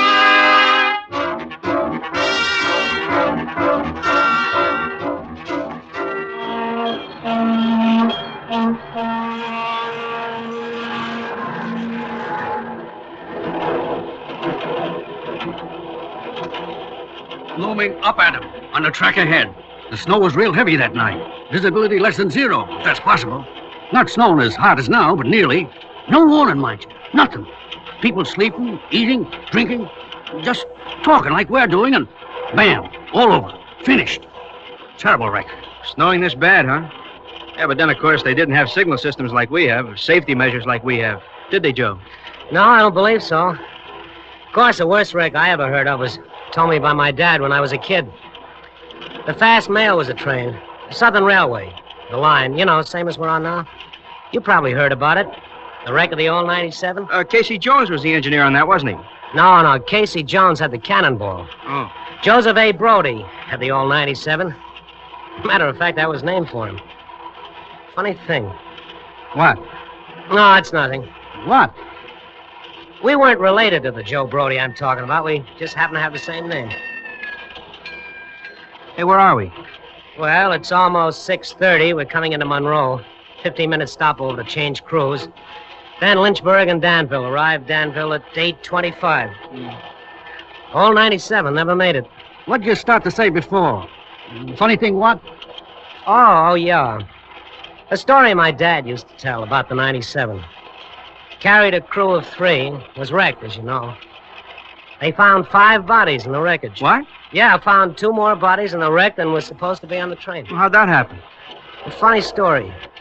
Strange, I mean. Yeah? Well, tell us. Okay. I told you I was named for the engineer on the old 97, didn't I, Joe Brody? Well, this is where he picked up the train, right here in Monroe, Virginia. Although it used to go all the way to Spencer. Train started further north from Washington Station. The day I'm talking about was a Sunday, September 27th, 1903. And here's what happened. On a cold, frosty morning in the month of September, when the clouds were hanging low, 97 pulled out from the Washington Station like an arrow shot from a bow.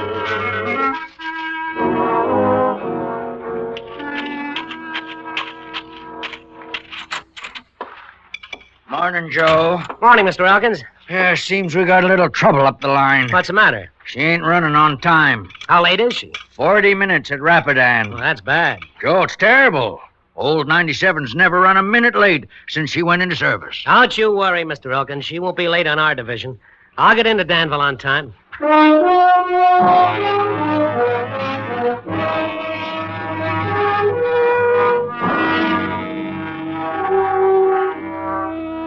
That's the kind of man he was, the Joe Brody I was named for. He was a proud man and the best engineer on the line.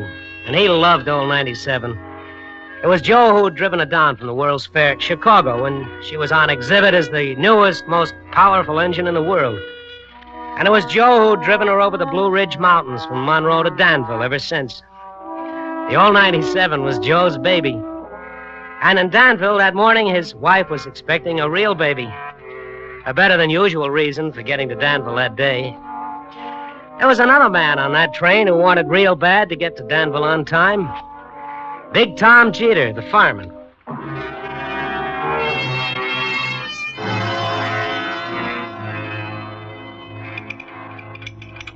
Morning, Mr. Brody. Morning, Mr. Elkins. Morning, Tom. Morning, Tom. I hear she's late. 40 minutes at Rapidan.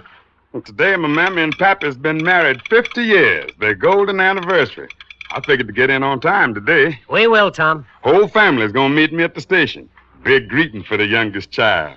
Fireman for Mr. Brody. We'll get there in time if you keep that fire going this morning. I will, Mr. Brody. Oh, here, Joe. I'll get your orders ready. Gave him his orders at Monroe, Virginia, saying, Joe, you're way behind time. This is not 38, but it's old 97. You must put her in Danville on time. So there they were, the engineer and the fireman, each one with a special reason for wanting to get to Danville on time. And there was the third member of the crew, old Mr. Clovis, the clerk in the mail car. He had his reason, too. Oh, morning, Mr. Clovis. Morning, Mr. Elkins. Morning, Joe. Morning, Mr. Clovis. How's she running? Late. Late, huh? Too bad. She had to be late, especially today, Mr. Clovis. Oh, say, I'd forgotten. You were retiring today, aren't you, sir? Yes, this is my last run. Well, I'll try to make up the time for you, Mr. Clovis. Can't end 30 years of railroading behind schedule. I don't care so much myself, but I believe some of the gentlemen from the division office were going to meet the train in Danville. I believe there was to be a ceremony. I know dang well there is. They're going to give you the prettiest gold hunting case watch in the Blue Ridge Mountains, all engraved. I saw it myself last week. Well, that's very nice, but quite unnecessary. How's it feel to retire, Mr. Clovis? It feels fine, Joe. I'll step down to the platform, and from that moment I'll have nothing to do but die. Well, you can live, can't you, Mr. Clovis? Then for what? This is my life. What time is it? Hey, Mr. Elkins, did you hear the news? Oh, what news? Them two fellas that had up in the jailhouse. Them two held up the bank over in Amherst and killed the teller. What about them? They broke out. When? Less than an hour ago. They split the turnkey skull open, walked out of the jailhouse big as you please. The sheriff's getting a posse together. What for? Figures they're headed for the hills. Go and track them down with hounds. If they're headed for the hills, they're crazy. Why, Mr. Brody? Well, if I was trying to make a break for it, I wouldn't take any chances being tracked by bloodhounds. What would you do, Joe? I'd head for the railway, hop the first train that came through.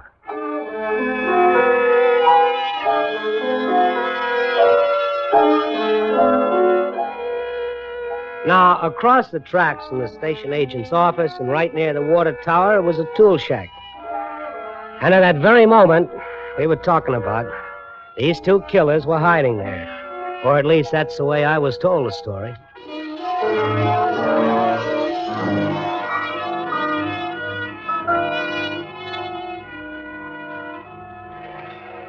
What are we going to do, Clint? We're in Monroe, Virginia. Town with 5 churches, 15 saloons, and a jailhouse. What are we going to do? You think a posse couldn't track us down if we took to the hills? We ain't going to take to the hills, honey boy. We're going to take the old 97 right straight to Danville. At Danville, we got a man waiting for us to put guns in our hands and tell us where to use them. Honey boy, when we get on that old 97, we don't have to worry about a thing. Clint, you suppose you hit that turnkey too hard? I hit him hard enough to knock him out. You suppose you hit him hard enough to kill him? What's the difference? We killed a man yesterday. We might as well kill another one today. We didn't kill that teller, Clint. You did. Listen, honey boy. Makes no difference who pulled the trigger. Understand me? No difference. Sure, Clint, sure. Here she comes. Come on, let's get out of here and wait for her. They'll see us, Clint. Nobody's gonna see us. They're all watching the train.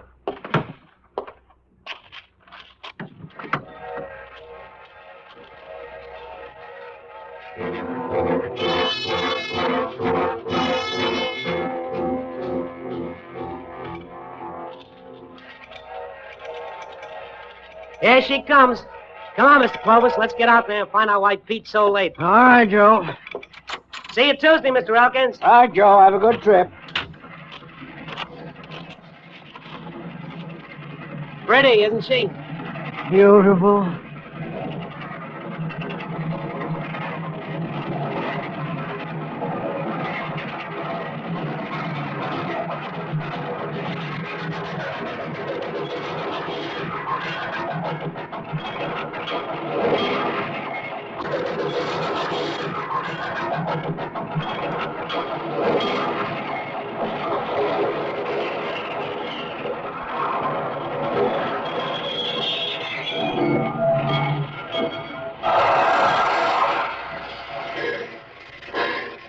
Look at Big Tom. He's in more of a hurry than I am, if that's possible. To get to Danville and be presented with a gold watch. What? Here comes Pete. Oh, yeah. Hey, Pete. Hi, Joe. Mr. Clovis. Hello, Pete. What's the delay? Washout south of Rapidan. A section gang made up completely of numbskulls. Wouldn't let you through? No. Section boss was afraid the ballast wouldn't hold. Why, he'd had 6 hours to repair the track before we come along. Dang fool. They come that way sometimes. Sorry to hand her over to you like this, Joe. Don't see how you can make up the time. I'll do my best, Pete, and still keep her on the rails. Joe! Hey, Joe! Yeah, Mr. Elkins? Message for you from the station master at Danville. Yeah. Excuse me, Pete. What's it say, Mr. Elkins? It says, tell Joe Brody he'd better get 97 into Danville ahead of schedule if he wants to be here to meet the stork who is coming in on time. Dr. Glendenning is on his way out to Mrs. Brody now. Well, congratulations, Joe. Gee, it's happening and I'm not there. I promised Leland no matter what, I'd be there. Well, you can't help it, Joe. Anyway, sometimes these things take more time than you'd think. You'll probably get there on time. Not probably, Mr. Elkins. I will get there on time. Come on, Mr. Clovis, let's roll. All righty, Joe. You set, Big Tom? Set, Mr. Brody. Come on, then, let's go. All right, Joe. Got the time? 11:45. We're an hour late. Excuse me. Come on, let's go. Wait. Let her get started. No one's paying attention to us.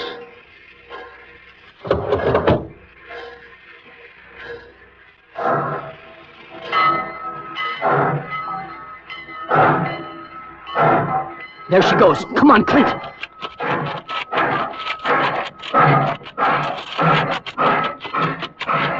Come on, come on. Give me a hand. There. Grab the rung. Got it? Got it.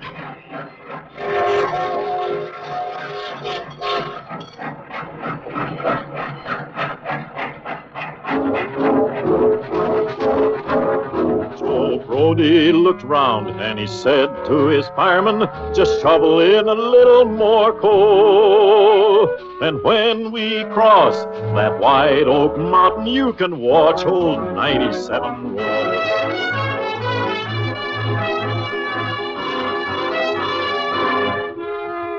Autolite is bringing you Mr. Frank Lovejoy in The Wreck of the Old 97. Tonight's production in radio's outstanding theater of thrills, Suspense.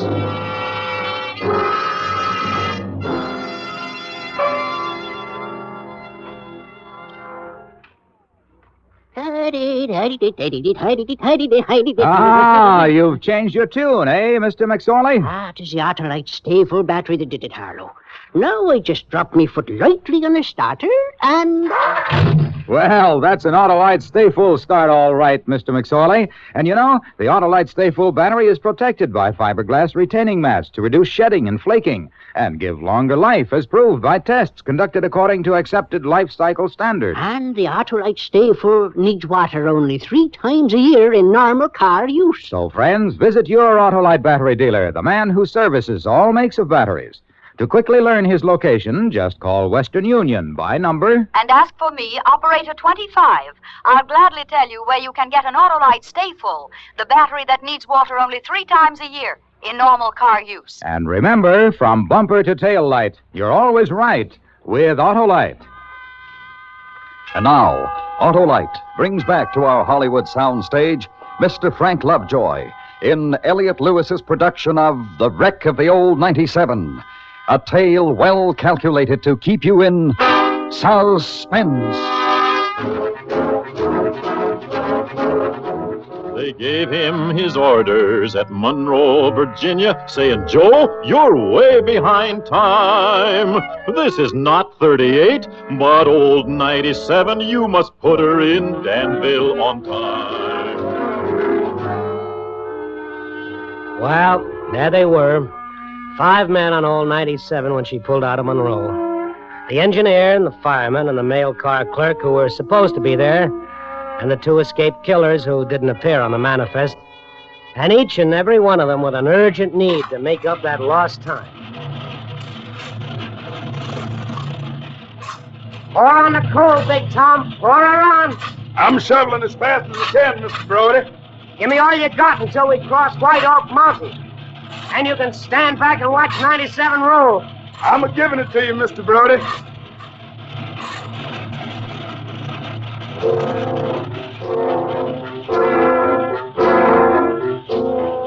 166 miles from Monroe to Spencer, partway up grade, and then from Lynchburg down a 3% grade, ending with a curve and a sign, a big sign that said, slow speed trestle. And right ahead of that, the Stillhouse Trestle over Cherry Stone Creek. The run from Monroe to Spencer normally took 4 hours and 15 minutes, or did.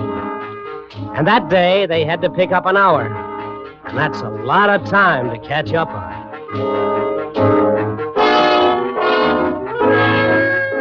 Joe Brody turned to his old fireman, said, shovel on more coal. For when we hit that old white mountain, you can see old 97 roll.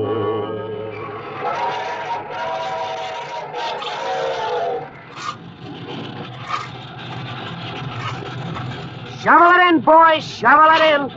We got time to make up on this run. You sure gobbled that coal, Mr. Brody. We picked up 10 minutes, Tom. We can't get there too soon to suit me. The party you were telling me about? My Mammy and Pappy's 15th wedding day. Give them my congratulations. Thank you, Mr. Brody. But they'll all be down at the station. You can tell them yourself. I won't have time, Tom. I'm having a baby. Huh? Well, my wife is. Well, congratulations to you, Mr. Brody. Thanks, Tom. Pour her on there, boy. The gauge is dropping. Yes, sir, Mr. Brody. Yes, sir.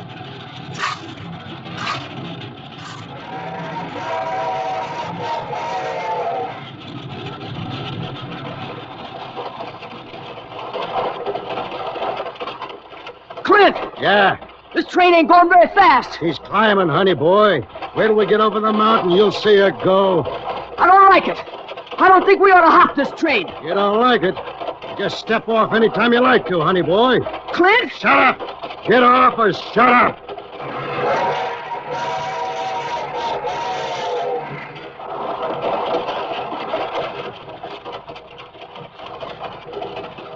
Joe Brody will get me into Danville in time for the exercises.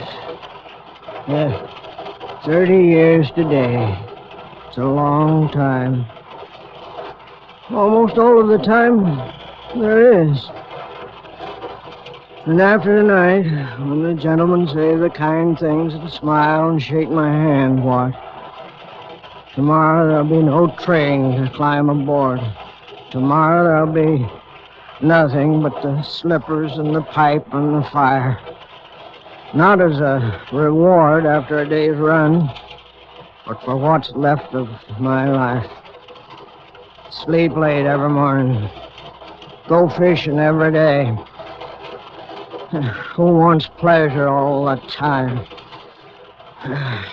Never to ride old 97 again. Never to have a job to do. Never to be needed. They call it retirement. I think it's death. I wish we'd never get to Danville.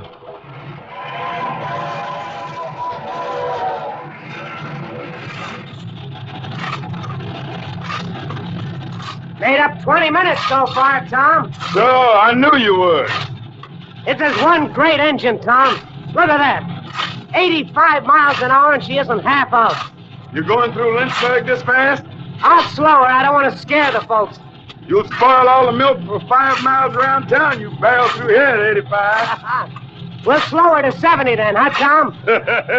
Yes, I guess that'd be real considerate, Mr. Brody. Long, tough road from Lynchburg to Danville, and it's down a 3-mile grade. It was down that grade that he lost his air brakes. You can see what a jump he made. Now, I want to point out a few things to you. Joseph A. Brody was the best engineer on the line. He knew that road like his own hand. The fast mail, old 97, was a cracked train, not old at all. In perfect condition, carefully checked always, mechanically perfect in every way. Yet, it had a wreck. And here's why my dad's story makes some sense. Here's what must have happened. Now remember, the two killers were hanging on right behind the locomotive.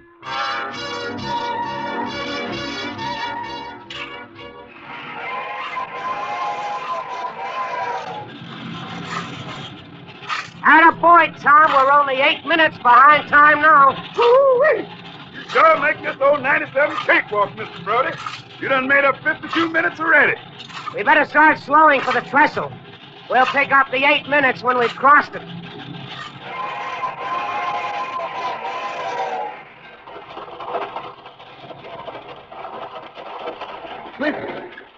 Clint, he's slowing down. Yeah, I feel it.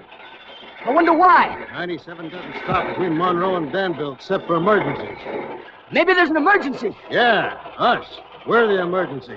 Sheriff at Monroe's telephoned ahead. They guess we skipped town on this train. What are we going to do? We can't jump off. See that hose? Yeah? That's the airline for the brakes. Hold my arm so I don't slip. What are you going to do? Turn that valve, honey boy. Shut off the air brakes. This train ain't stopping this side of Danville. The valve's tight. Gotta get this thing. There it is. That does it, honey boy. He ain't stopping now.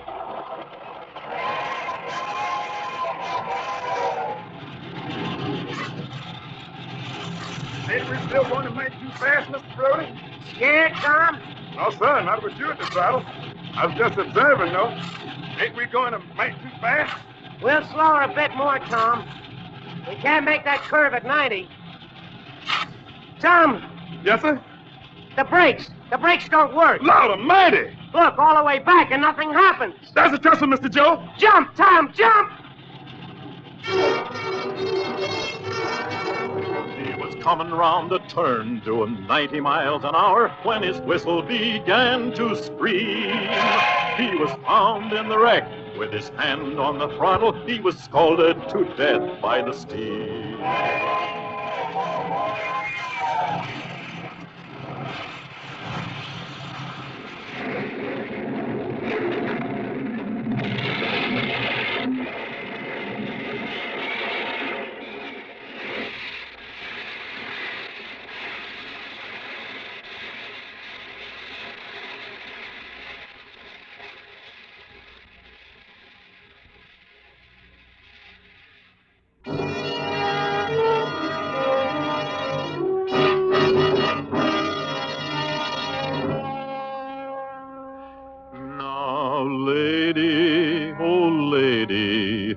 Take fair warning from this time and now on. Never speak harsh words to your true and loving husband. He may leave you and never return.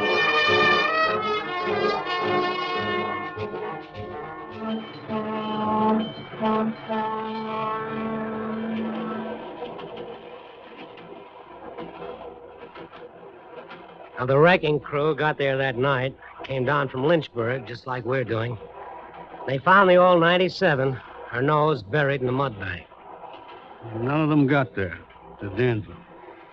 You know, I often wondered about the station that night. Strange group of people waiting. The committee from the railroad with Mr. Clover's gold watch. Big Tom's family to greet their youngest son. And a carriage waiting to take Joe Brody to the hospital to see his new baby, which I understand was a little girl. And maybe, off in a corner, a few men with guns waiting for the killers. And that's what happened, huh? Well, that's what my dad used to tell me. What time is it? It's 8:20. We'll have breakfast in Danville. Oh, there you are. See, down there? That's Cherrystone Creek. And see that old mud bank? That's where Joe Brody wrecked the old 97. On a cold, frosty morning in the month of September,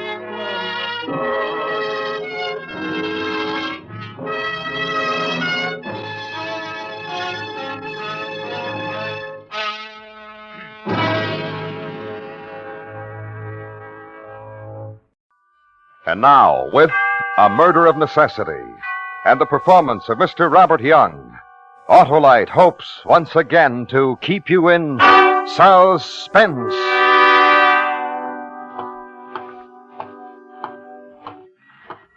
I'm walking along a city street. with murder in my heart. Tonight is the night I must kill. Remember the name, Herbie Sachs. Fat, sweaty Herbie Sachs. He'll be sitting behind his big desk, and he'll look up at me and smile, and his fat neck will spill over the expensive collar of the expensive shirt that he'll be wearing. So far, so good. No one around. So far, so good.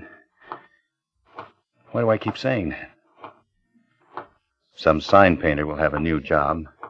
Scrape the name in gold letters off the glass door. Herbert J. Sachs, private investigator, will soon be dead, gentlemen. Through the panel of the glass door, the fat shadow of the big man sitting happily in his swivel chair. Mr. Sachs waits within, murderer. Knock on his door. Hold it a minute. The janitor wants to come in. Gets up from the chair, Herbie. Come and open the door. Meet your doom. Start in the other office. Oh. Hello, Mark. What do you want? A few moments of your time. Oh, I'm busy. Let's make it some... Inside, Herbie. Go ahead, Herbie. Sit down. What do you want? Herbie, I'm through. You bled me for the last nickel. What are you talking about? I made a mistake a long time ago. I went hunting and I killed a man. It was an accident. But instead of turning myself in and getting off on a charge of manslaughter, I listened to the advice of a man named Herbie Sachs. Go home, Mark. Nobody saw you shoot him, you said. Nobody did, except you, Herbie. I'll be silent, said Herbie. Now, look, Mark. And I've had to pay for your silence. Haven't I, Herbie? Through the nose. Who do you think you are? Coming here like this? Why, for 2 cents? For 2 cents, you'd sell your mother, your grandmother, and your wife, Gretchen. A nice girl who doesn't deserve you. I'm warning you, Mark. You're through warning people, Herbie. I wonder how many others will breathe easier when once they learn you're no longer exercising the big stick. What are you going to do? This.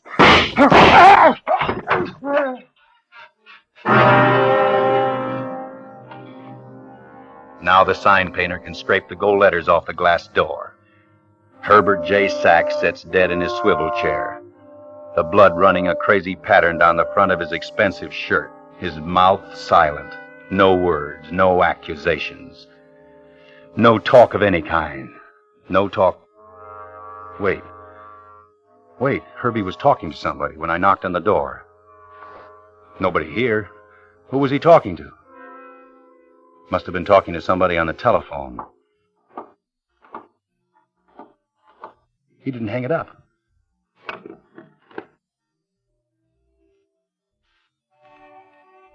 Hello?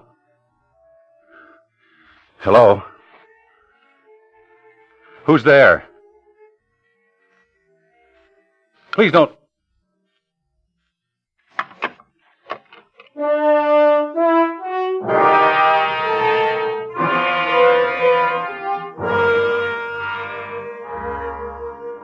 The phone in Herbie's desk drawer had been off the hook. Herbie'd been talking to someone on the phone. Who would it have been? Somebody I knew? Somebody I didn't know? Somebody like Herbie who'd make me suffer some more? I had to find out. But how? How? I got an idea. The phone pad. Today, March 24th, and under the date, 3 names. L. Collins, the name Janice, and a phone number, and an Art LaFoon. Could it have been one of them? On the phone, you heard... What? Was it a radio? Was it a record? That's all you have to go on, but it'll have to be enough. Even now, whoever it was may be calling the police.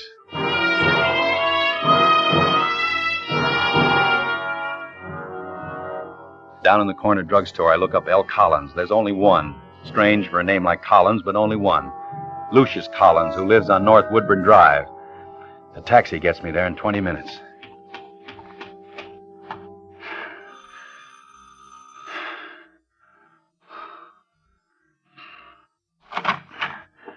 Yes?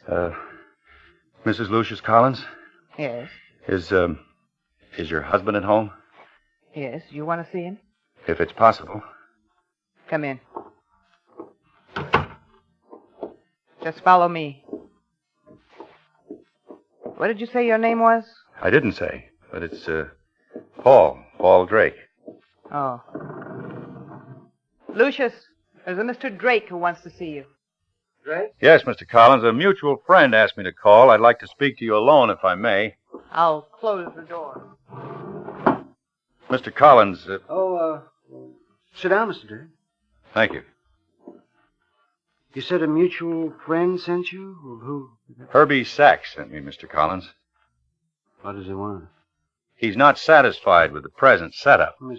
Drake, I'm paying him all I can now. I can't pay any more. If I did, my wife might find out. Then how would I explain it? Doesn't Mr. Sachs understand that? He's not satisfied, Mr. Collins. That's all I can tell you. But what am I going to do?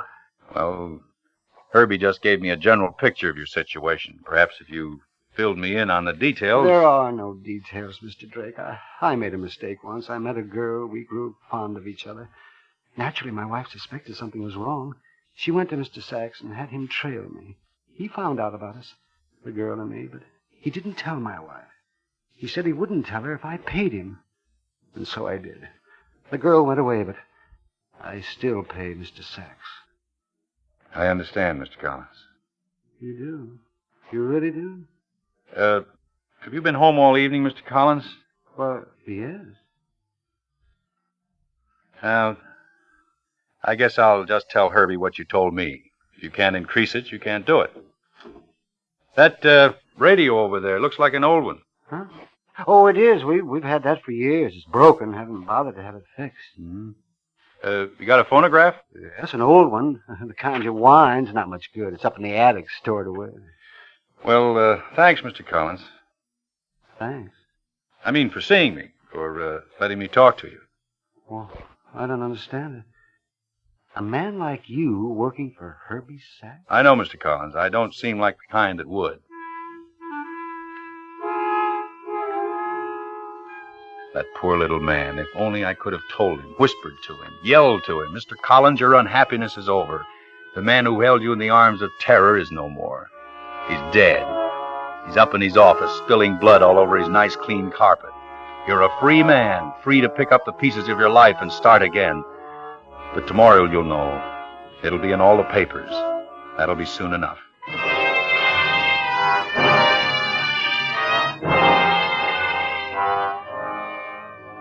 The first name on the list I check off. Lucius Collins is a man with problems of his own.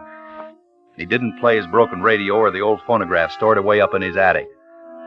So I call the phone number next to the name on the pad that reads Janice.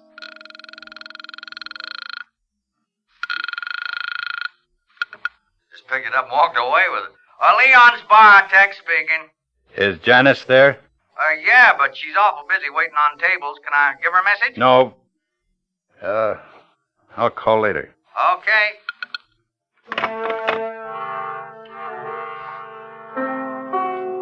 I found Leon's bar downtown on Main. It was a cheap place, but it was full of people.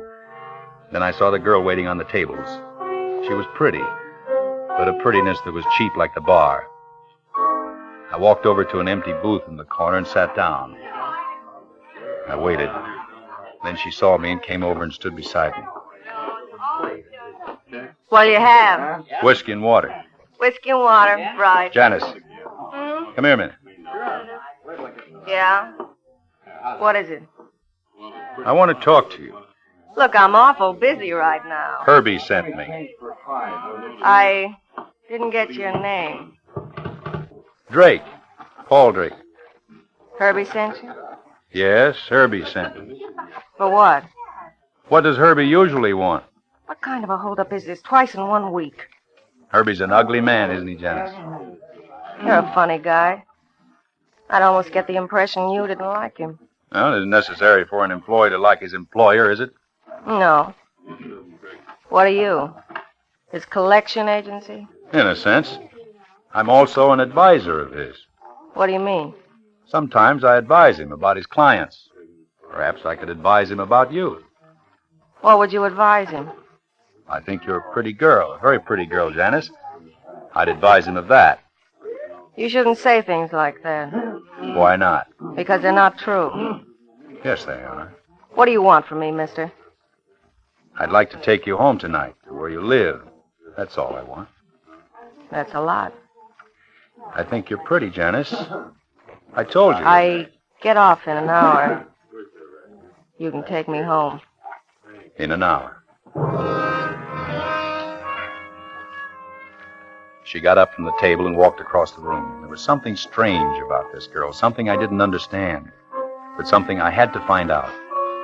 She stopped at the jukebox in the corner of the bar next to the phone booth and dropped a dime into the machine. That's when I heard the song again.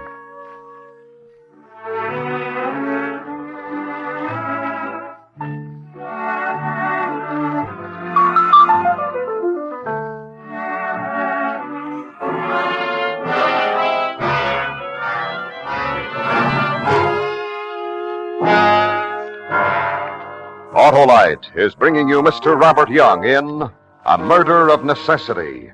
Tonight's production in radio's outstanding theater of thrills, Suspense.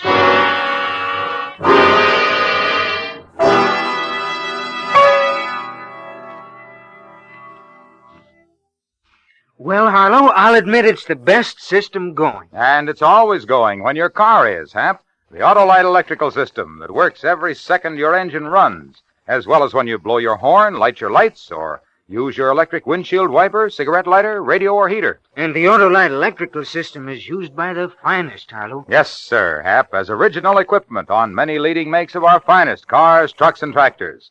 And in the Autolite electrical system, every unit and component part is related by Autolite engineering design and manufacturing skill to give you the smoothest performance money can buy. That's why it pays to keep your car running right. Right you are, Hap. So, friends, make it a point to see your car dealer or authorized Autolite service station soon. You can easily locate your nearest authorized Autolite service station in the classified section of your telephone directory under Automobile Electrical Service. Or you can call Western Union by number and ask for Operator 25. She will gladly tell you his location. And remember, from bumper to tail light, you're always right with Autolite. And now, Autolite brings back to our Hollywood soundstage Mr. Robert Young in Elliott Lewis's production of A Murder of Necessity, a tale well calculated to keep you in suspense.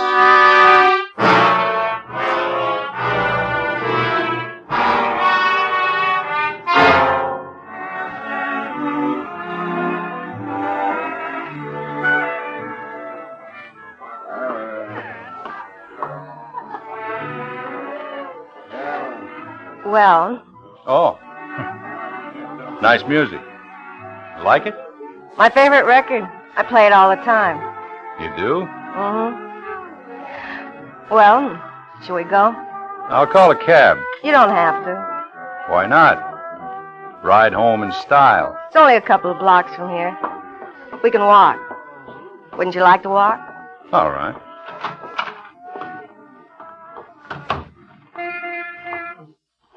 Beautiful night. Not a cloud in the sky. I love fresh air. What's your last name, Janice? I've got a lot of them. Call me Janice Gibson. All right, Janice Gibson. What kind of a girl are you, Janice?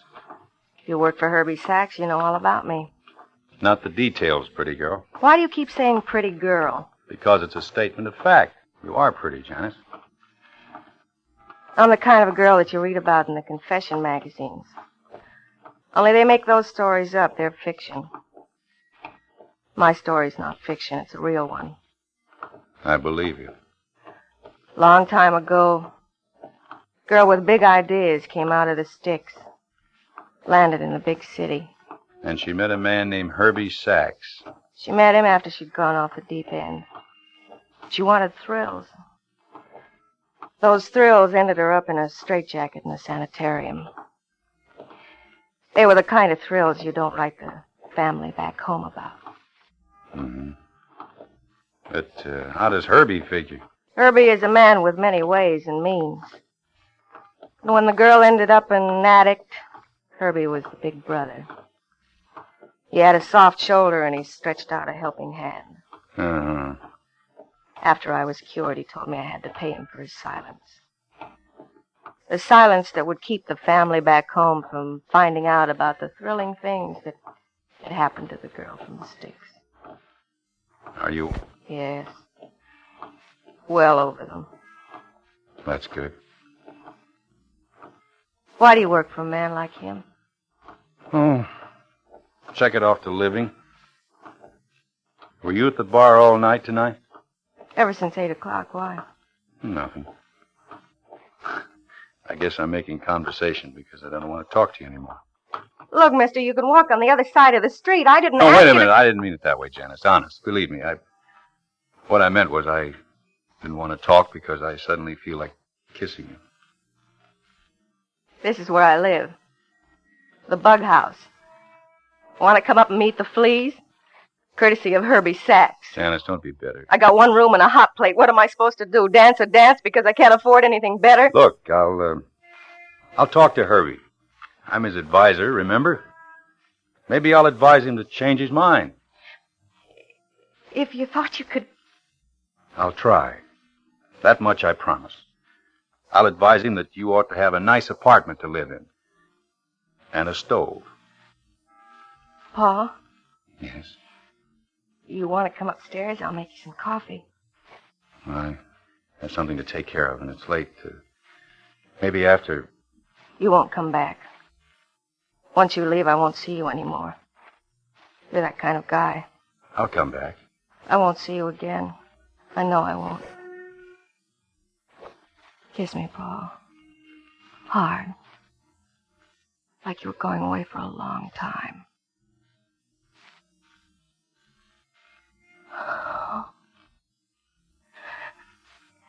Come upstairs.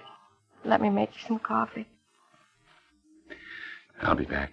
Paul. Janice, someday if you ever find out that this is all over, go back home to where there aren't thrilling things for a girl like you to do. I don't know. They'll never know. Home is a long and faraway memory.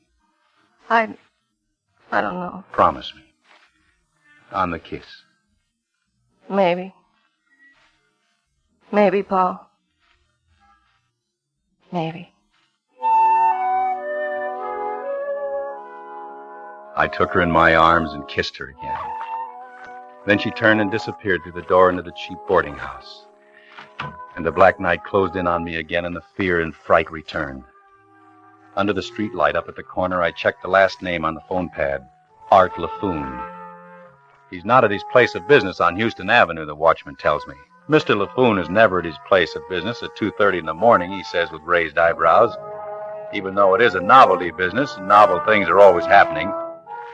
So I wait until 8 o'clock the following morning. Near his novelty business, I find a very shabby hotel, and for $2, the night clerk tells me that I can have a bed with a clean sheet and a loud knock on my door when it's 7 o'clock.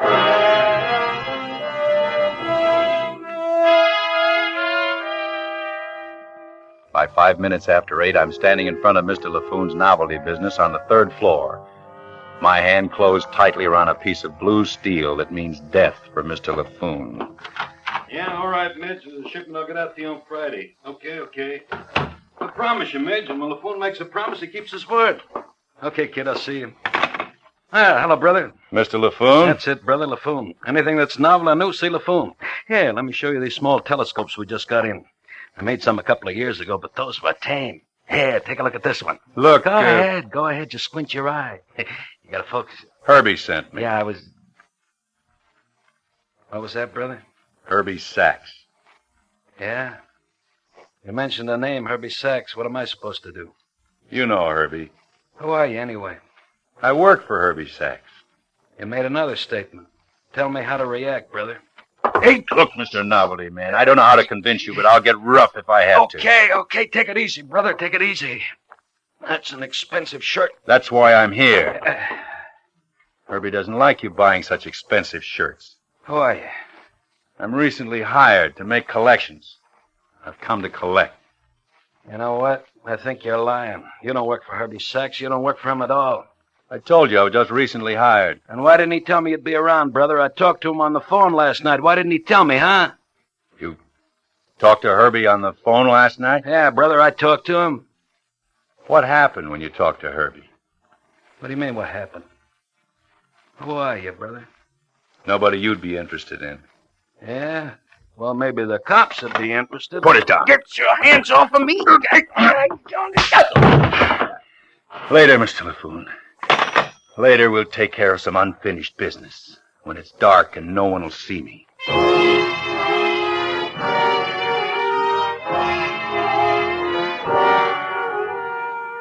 I got out of the building. I had to before someone saw me. Saw my face and would recognize it again. But tonight when it's dark, I'll wait for you and follow you, Mr. LaFoon. It was you on the phone. Now I know. Buy a paper and go home. Lay low. When I get home, I open the paper, and there it is. On page 2. An account of the death of Herbert J. Sachs, the private investigator. Shot through the chest twice by an unknown assailant. How soon would it be before Mr. LaFoon would tell the police the name of the unknown assailant? Long enough. Because LaFoon was the kind of man who'd wait for the killer to get in touch with him. LaFoon was the kind of man who could be bribed. And then while I tried to sleep...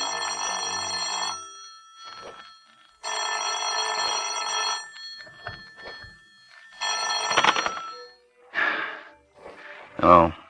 Mark, this is Gretchen Sachs, Herbie's wife. Yeah. Hello, Gretchen.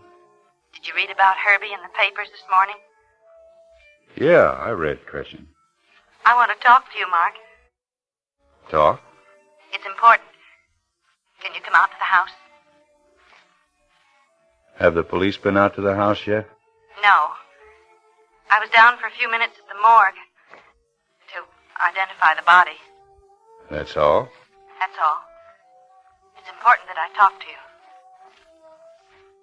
I was on the other end of the phone, Mark. Why didn't you answer me when I picked up the receiver? I had to take time to think things through. Have you thought them through? Yes. Will you come out to the house and talk to me? Yes. Gretchen, I'll be out. In a little while. I'll wait for you.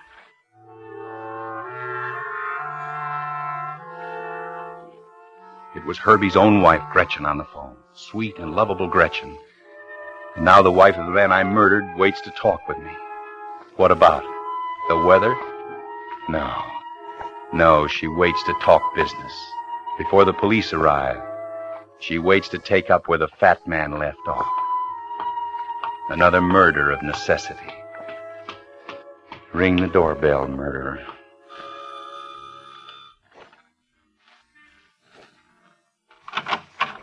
Hello, Mark. Come in. Mark! Oh, Mark. You fool. You fool. I'm sorry, Gretchen. I hated him. I hated him. What are you saying? I couldn't stand him. Everything he was, I hated. He wouldn't let me go. No. I don't believe you. Last night, I called him on the telephone. Called him to tell him to come home. Because... No. When he got home, Mark, I was going to kill him.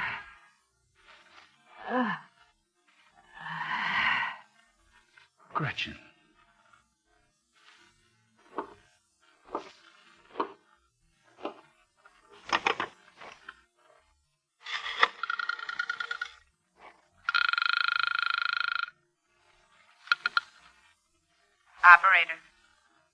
Operator. Get me police headquarters. I just committed a murder that wasn't necessary. At all.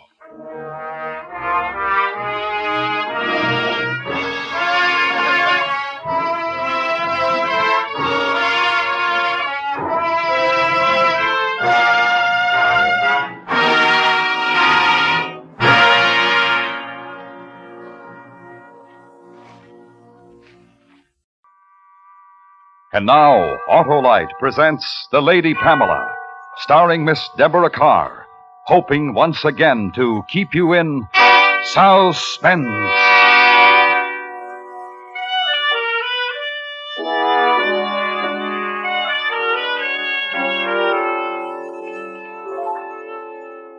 Mr. Tillett, I'm afraid that I'm taking up too much of your time. Not at all, Miss Barnes. Not at all. I mean, you've shown me so many beautiful things, and I simply can't decide. It's extremely naughty of you to have so many lovely... My dear lady, such jewels as these were made only to adorn one such as yourself. The afternoon is yours, and with it, my services. How sweet of you. Now, this is the tiara.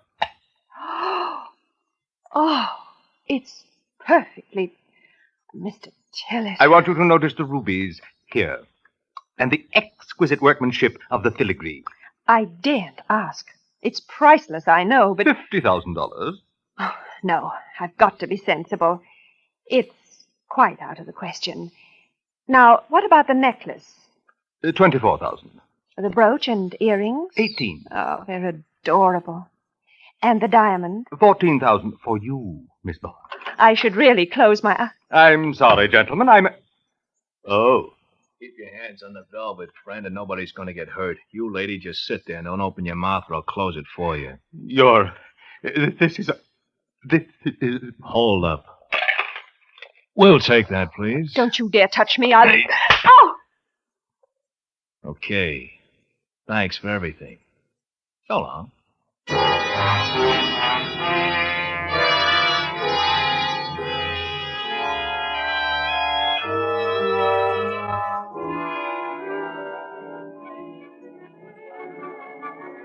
Em, here we are, dear.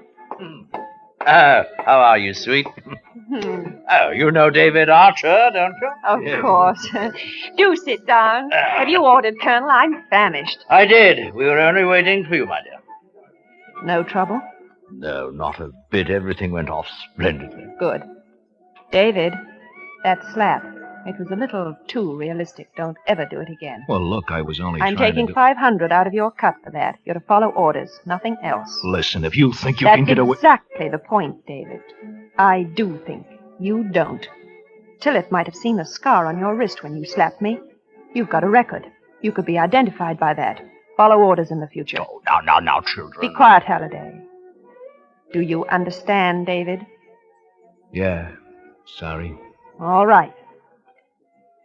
When are you disposing of the things, Halliday? I'm flying to San Francisco tomorrow. Good. Today's the 10th. We'll meet at my flat on the 15th, 8 o'clock. That should give you enough time. Oh, ample, my dear, ample. David, where are you staying? Joint on 84th Street off the park. I think it would be better if you moved to a hotel. Change your name, too. Don't phone me. Send a note to the usual place. Sure. Ah, here we are, dinner. The finest food in New York, my dear. Just wait. You'll see. We had done much better than I thought we would, although I didn't expect Halliday to sell for more than 40,000 in San Francisco. I remember, as I brushed my hair before going to bed that night, that I felt almost sorry for Mr. Tillett. But he was such an old roue. Next time, he'd know better. Wicked little eyes.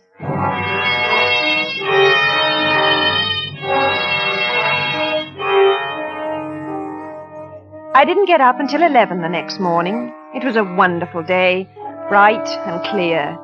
I was having my second cup of coffee when...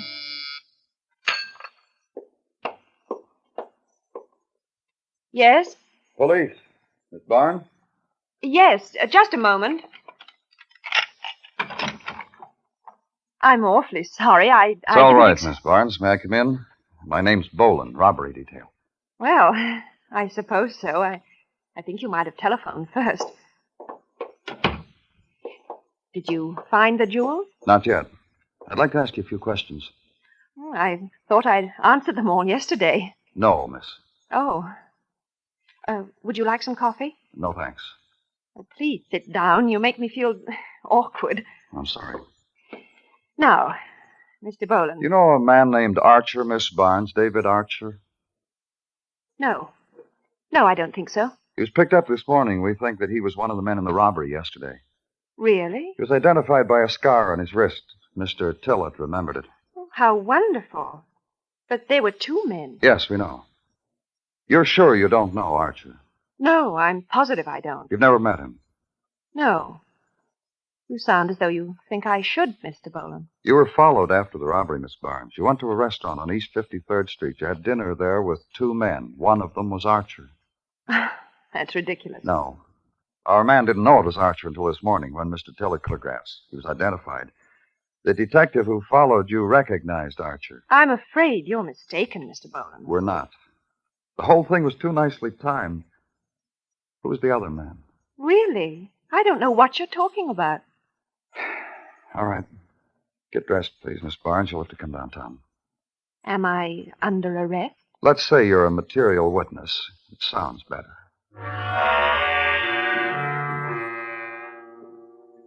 I don't think I was frightened. I was terribly annoyed, though. But at least they hadn't got Halliday. Mr. Boland questioned me in a dirty little office at police headquarters. He wasn't at all like a Scotland Yard man. He smoked, allowed me to smoke. His first name was Jack, and he was rather nice-looking. Name? Pamela Kittredge Barnes. Age? 24. Height and weight? 5'4", 119 pounds. Mm-hmm. Scars or marks? No. Nationality? British? Married? No. Previous convictions? None. You know we'll check with the other side on that. I imagine that you will.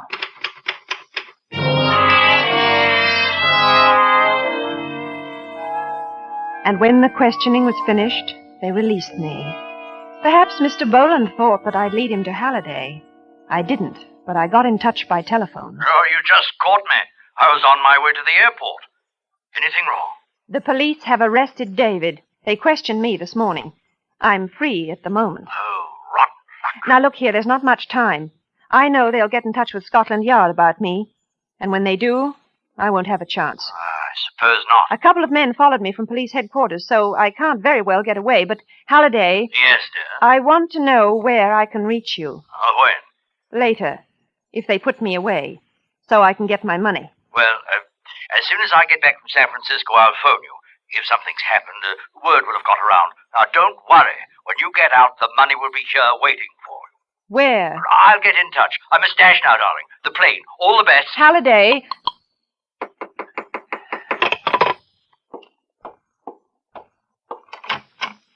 Good afternoon, Miss Barnes. Oh, Mr. Boland, I thought... We just received a cable from Scotland Yard about you. I'm afraid I'll have to ask you to pack your things. This time, you're arresting me, aren't you? That's right.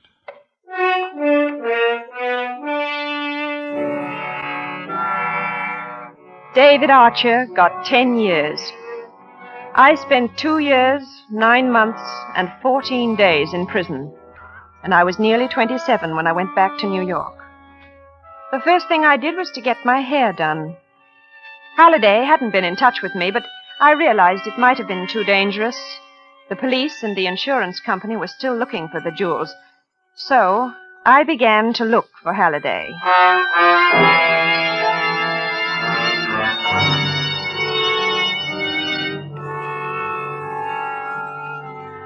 I telephoned every hotel in New York and every possible contact that Halliday might have had. And at the end of a month, I knew what had happened. He'd gone, run out, leaving no word, and my share of the money had gone with him.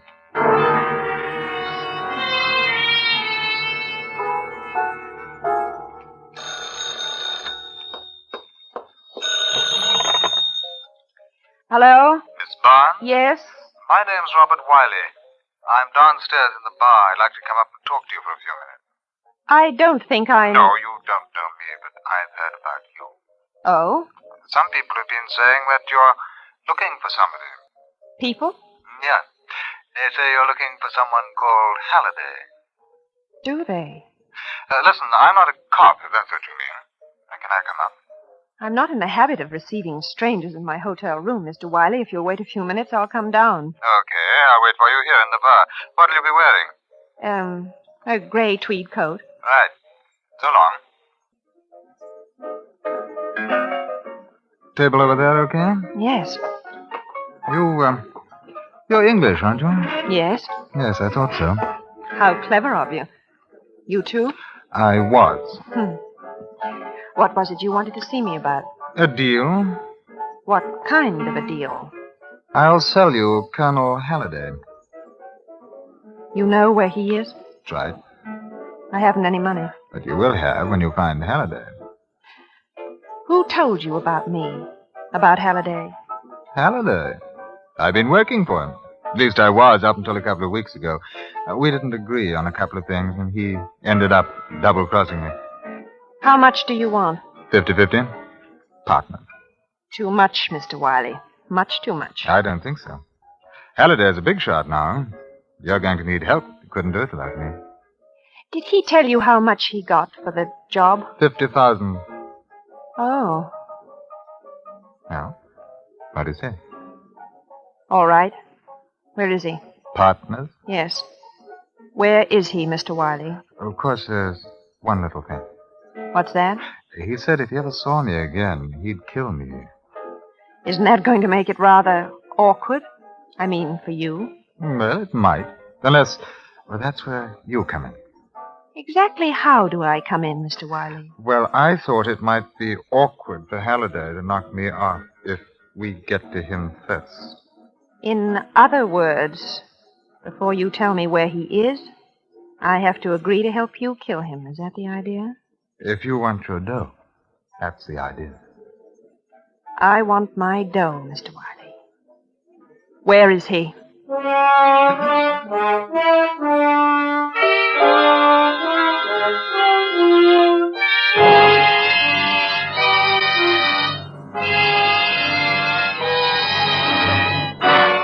Autolite is bringing you Miss Deborah Carr in The Lady Pamela, tonight's production in radio's outstanding theater of thrills, Suspense.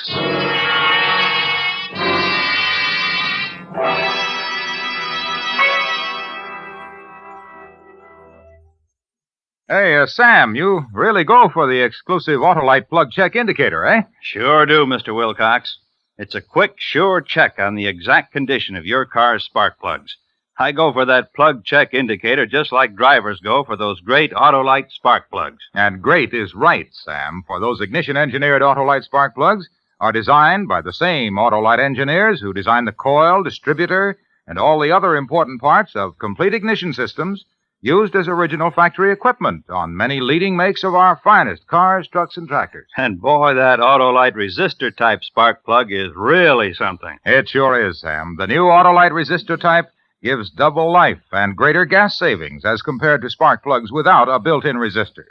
And it's only one of a complete line of ignition-engineered Autolite spark plugs designed for every use.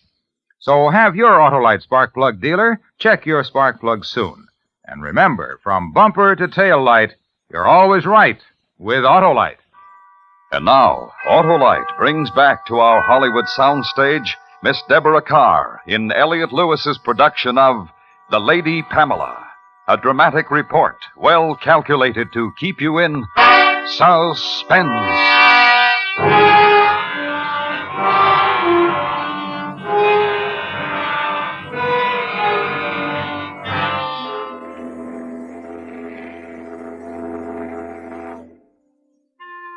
Halliday was in London, and a week after our meeting, Robert Wiley and I booked passage on the first steamer. It was the second day of our departure. I remember the night, lovely and clear. Wiley had gone to buy a packet of cigarettes. I was leaning over the rail, watching the flashes of phosphorus, and the water was endless. You want to be careful leaning over the rail like that. It's beautiful. Well, I wouldn't want to be in it. Can't you swim, Mr. Wiley? Oh, listen, now let's forget that Wiley stuff. Bob, okay? Okay. How did a girl like you get mixed up with Halliday? I wasn't mixed up with him. He was mixed up with me. There's a difference, you know. He worked for you. That's right. Are you kidding? Not at all. Why should I? From what he says, you were the front girl, and he worked out the deal. The Colonel used to be an actor. I don't think he can bear second billing. Oh, you're quite a girl. And are you quite a boy? I've been told. I say, why? I know you feel that because you're a man, you have to behave like one, but don't ever do that again. I don't get I that. have no intention of letting you. You'd better understand this. You and I have a business arrangement. I want my money. You want to take care of the Colonel. We'll keep to that. Okay. Don't you ever relax? I relaxed for 2 years, 9 months, and 14 days in prison. I feel like working now. Do you understand? No, that that's the way you wanted. It is. And if you ever try to touch me again, we have finished.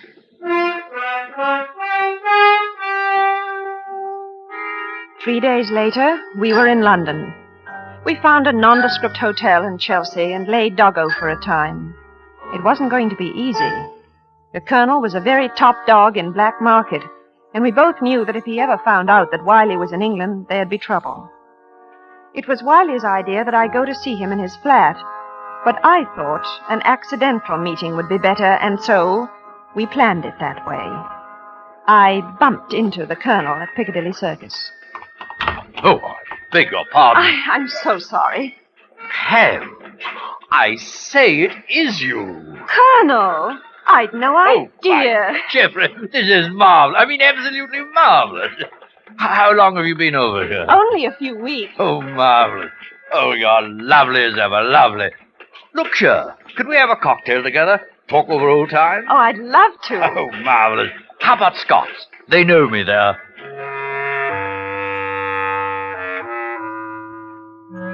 We went to Scott's, and on the way, he prattled about England, his England, and of the old days in America, and it was all quite respectable talk. The Colonel was a striking man, wore his clothes beautifully, and walked with the carriage you'd expect from a man who looked like that. They knew him very well in the restaurant. I began to see that this was not the same Halliday I had known 3 years before. We sipped our drinks, and it was all like a very exciting play. He knew I was going to ask him about the money from the robbery, and I knew that my partner was going to kill him.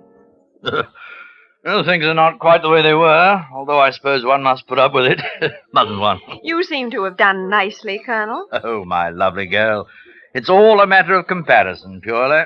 Comparison to the jobs we used to do on the other side? Oh, darling, those are trifles. I have no time for such nonsense now. Neither have I. What did you do with the jewels? Jewels? Yes, the ones we got from Tillett's.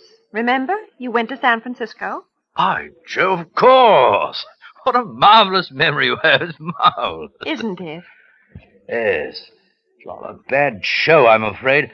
I was hijacked, as our American cousin so quaintly put it. Who did it? I don't know. It happened in San Francisco. Oh. Yes.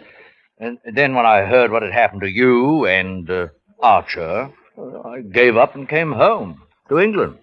You were awfully lucky, weren't you? Oh, not really. Now, it's strange, because I heard that you got $50,000 in San Francisco. No. Yes. Rot.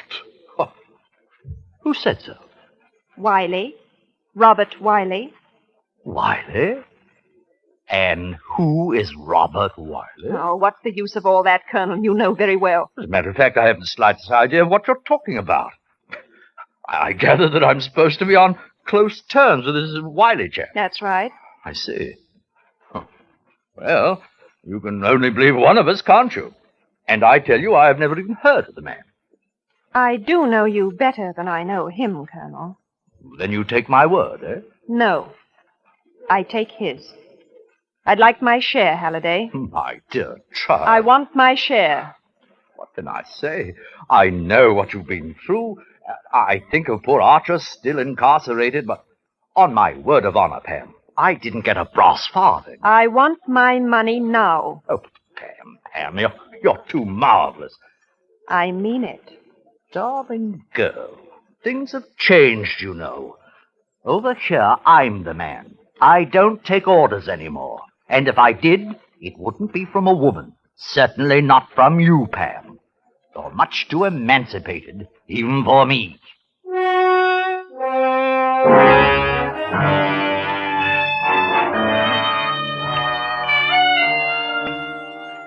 I think I would have killed him then, in Scots. If I'd had a gun or a knife, I would have killed him. And as I walked to the underground station, I did something I can never remember having done before. I cried.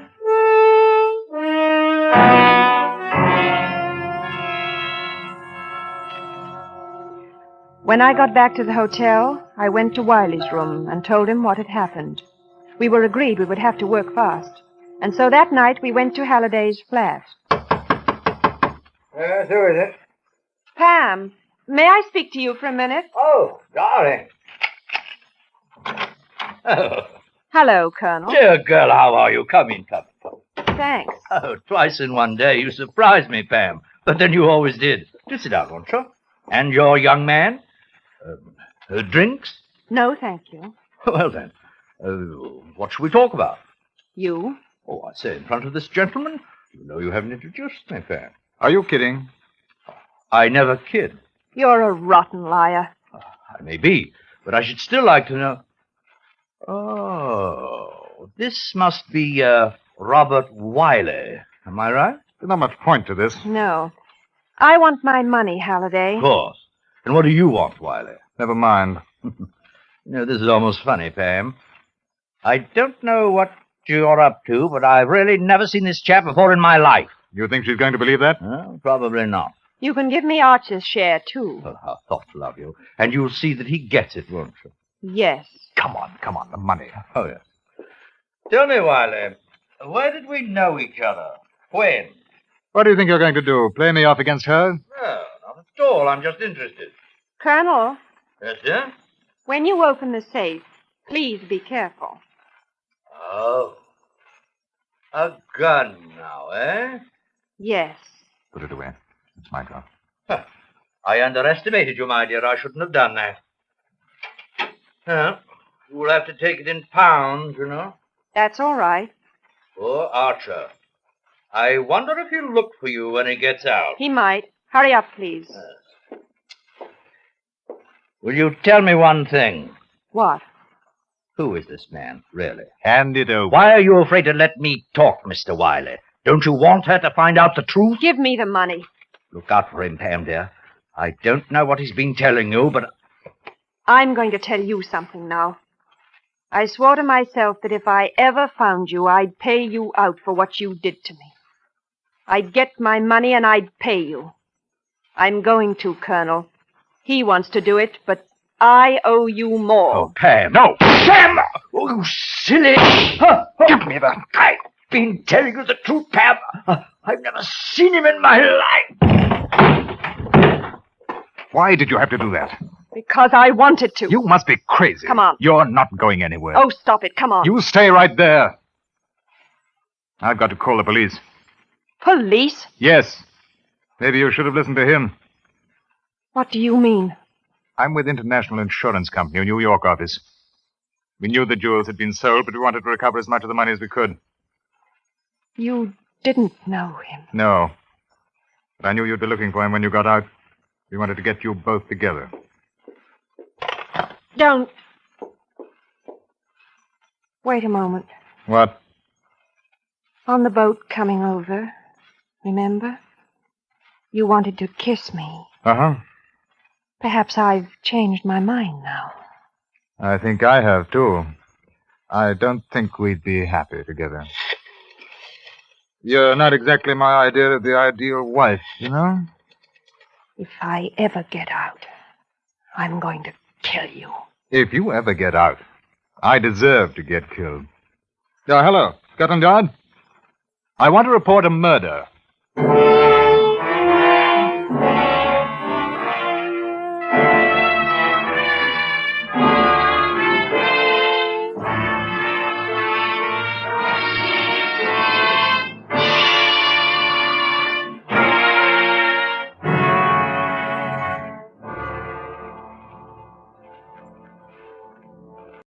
And now, with Remember Me and the performance of Mr. Dan Duryea, Autolite hopes once again to keep you in suspense.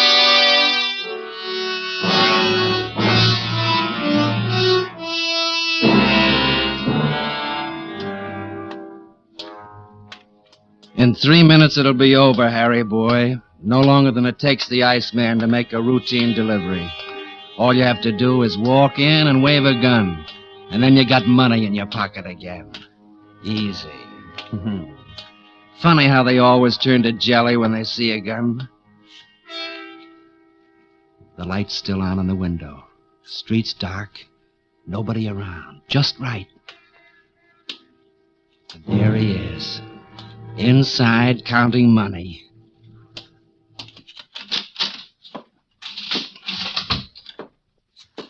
Oh, you just made it.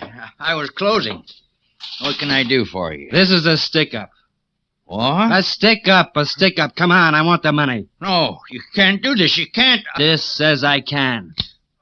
Now, put all your dough in a paper bag and hurry. But I don't have much money. This is a small business. Come on, empty that register. I won't. You get out of here. Out of the way. I'll get it myself. No. For a small business, you do okay. You can't take my money. I won't let you. Crazy old man. Get away from me. You can't rob me. You can't. You dirty hoodlum. Old fool. Asking for it.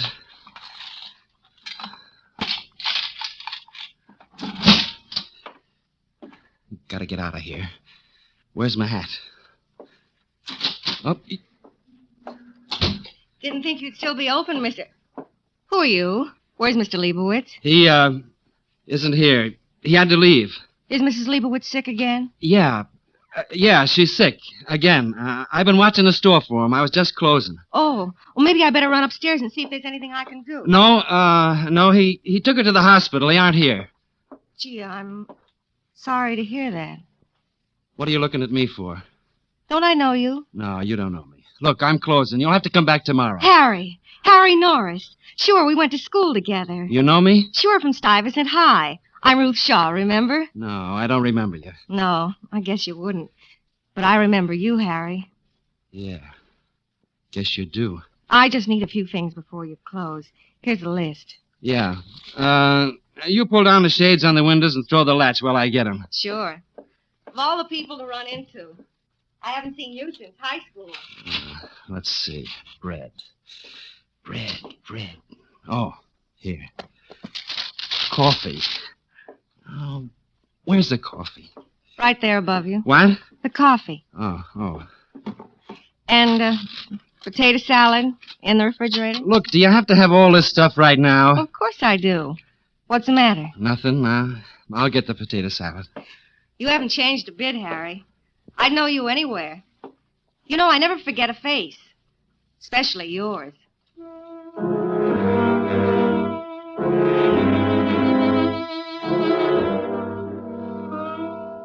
It's too bad. She's kind of a pretty girl, but she had to walk in on me. She does remember me. She could put the finger on me, but fast when they find old man Leibowitz's body. Too bad. Now I gotta kill her, too, but not here. Somebody might have heard the shots and called the cops. I gotta get out of here and take her with me. But I gotta be careful. Make her think I belong here. Get the rest of her stuff and get out of here. Potato salad. What else do you... Oh, I thought you were pulling the shades down. They're down. What else do you need? That's enough for now. I have more than I can carry as it is. That's all, then? Yes. How much is it? 3.5, even. Here, 2, 3.5. On the nose. Well, it was nice seeing you again, Harry. I'll run now and let you close. Wait, don't rush off. I'd better. I've kept you as it is. Oh, that's okay. I'll walk you. We can talk about old times. Don't you have to do anything before you close? No, all done. Here, I'll carry the groceries for you. Oh, that's okay. I can carry them. I only live around the corner on 3rd Avenue. Well, I'm going that way, too. I'll carry this for you. Come on. Well? I forgot. I need flour, too. Flour? Yes, the large bag there on the stand. I'll get it. Okay. Got it. Here, 60 cents. We'll charge it. Let's get out of here. I can carry the flour. All right, but you do need help with all this other stuff. Want me to get the light? Yeah, please. There.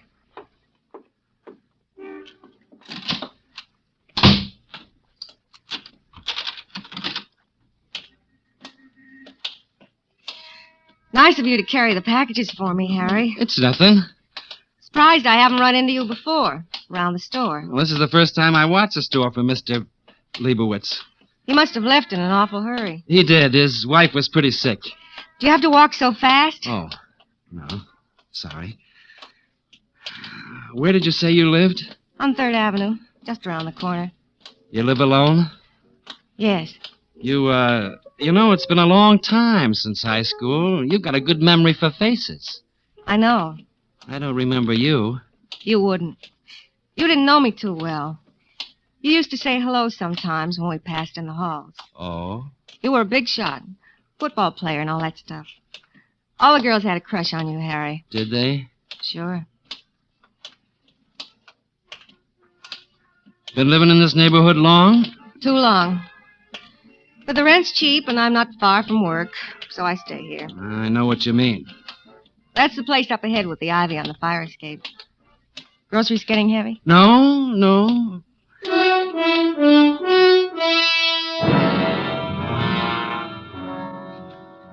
I gotta think fast. It's no good here on the street. Too many people around. Like she said, she lives alone. I have to get inside with her, alone in her apartment. Then I can get rid of her. I wish she'd quit talking. She asks too many questions. And this potato salad stinks. I hate potato salad.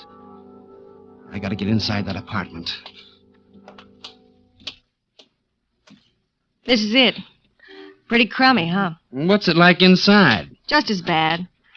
I fixed my apartment up some, but it's the smell these old places have. Can't get rid of it. I'd like to see it, see what you've done. Well, I don't know. The landlady is funny about visitors, and it's kind of late. Oh, come on. You can't carry all this stuff alone. After you, Ruth. Well, okay. No, you go on up. I have to throw the light switch. Which way? Upstairs. Right. The groceries are getting heavy. The first door on your right at the top. You could use more light on this stairway. That's not all this place could use. This it? Yeah. Here, I'll unlock it. Go ahead. Well, this is it. Home. Not bad. You fix it up by yourself? Yeah. Here, let me take the bag. Sit down while I put this stuff away. Sure. Yeah. You fix this place up okay. Nice view, too. Yeah, the L. Goes right past the window. But you get used to that, too. You should have seen it when I moved in. Really a mess. Then I went to work on... I thought you were in the other room. What are you doing? I got flour on my skirt. Oh. I put some water on for coffee. Good idea. Come in the other room, Harry. I want to show you something. What? A picture of you. Of me? In a football uniform yet. I still have our class book. Your picture's in it. Sit down. Yeah, sure. Funny running into you. I was going through the book a couple of weeks ago, and I was thinking about you.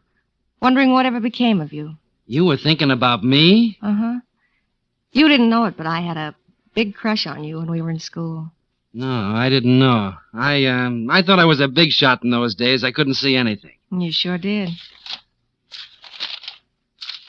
Look, here's a picture of the 4th of July dance in the gym. Yeah. Do you remember it? I'm not sure. You asked me for a dance that day. Was I surprised? We no more than started, and they stopped the music to take this picture.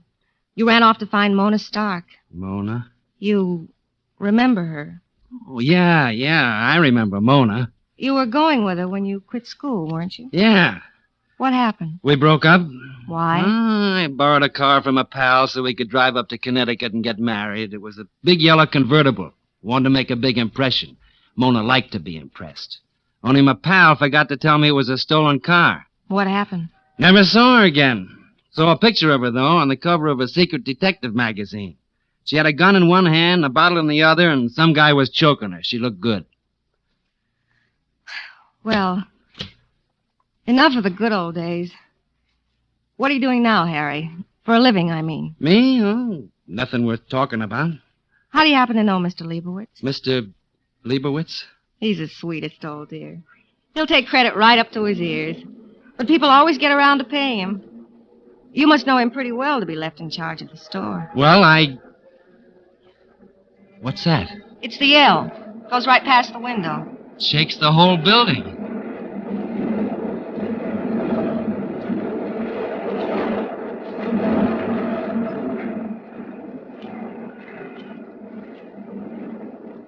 How do you put up with that? You get used to it. Noisy, huh? Yeah. You could fire a cannon in here when it goes by and you wouldn't hear it. You get used to it. I think the coffee's ready. Only take a minute.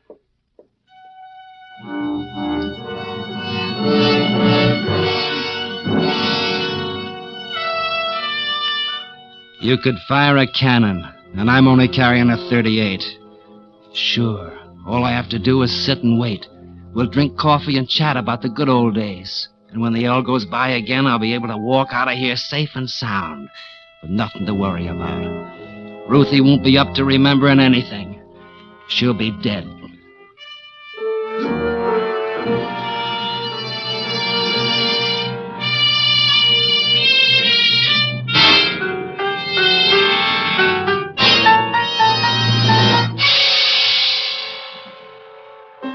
Autolite is bringing you Dan Duryea with Charlotte Lawrence in Remember Me? Tonight's production in radio's outstanding theater of thrills, Suspense.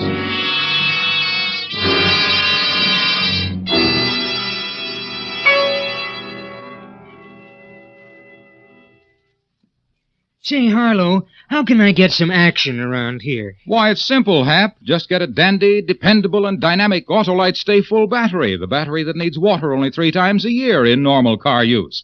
You'll have instant action.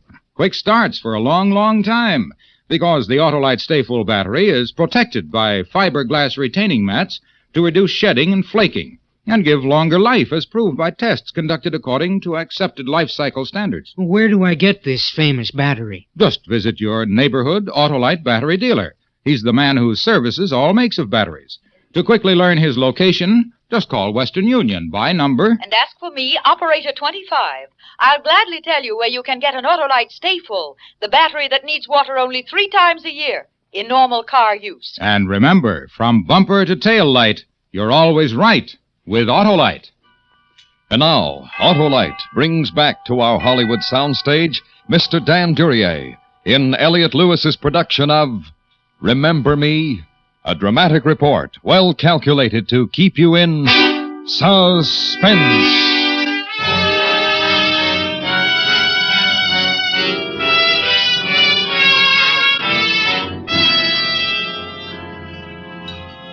Coffee will be ready in a minute, Harry. I'm not much of a cook. Let her make coffee. Let her do anything she wants. She's only got a few minutes to live. Only until the L goes by again. Goes by with a big noise so no one can hear the little noise of my .38 going off. And then Ruthie, who remembers me so well, will be out of the way. Then I can get out of here, safe and sound, and nobody knowing anything.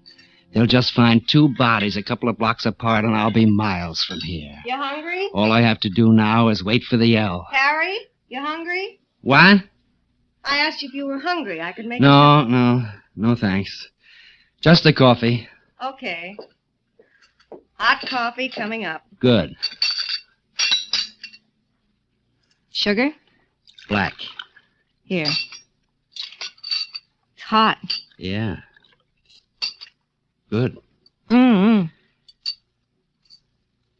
How long you lived here, Ruthie? Over a year. I wouldn't last overnight with the L going by the window like that. I'm used to it. Does it go by often? Never stops. I'll warn you the next time I hear it coming. Yeah. You do that. Harry Norris, here in my apartment. What? I can't get over running into you like this. Yeah, well, you never know. Are you married, Harry? No. Funny. I pictured you married by now and with a family. But here you are. A little older, but about the same. Yeah, well, that's the way it goes. What do you do for a living? Oh, nothing right now, but I got plans, big plans. I'm going to be running a lot of guys around this town someday, and I'm going to have money, lots of it. I don't doubt it.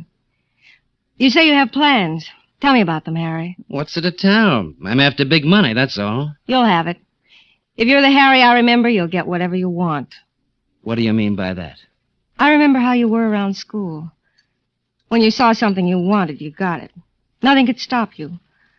I remember a football game with Astoria High. You got knocked out and they carried you off the field. We were losing the game and you came back in all bandaged up and put us ahead. Yeah. I was very proud of you. I thought you were wonderful. You? But, we hardly knew each other. I knew you. Well. I waited outside the gym that night to see if you were all right. I saw you leave and you had a little bandage right there. Where the tiny scar is now. Oh, this one. Uh-huh. So, you waited around to see if I was okay, huh? Yeah. I even followed you home that night.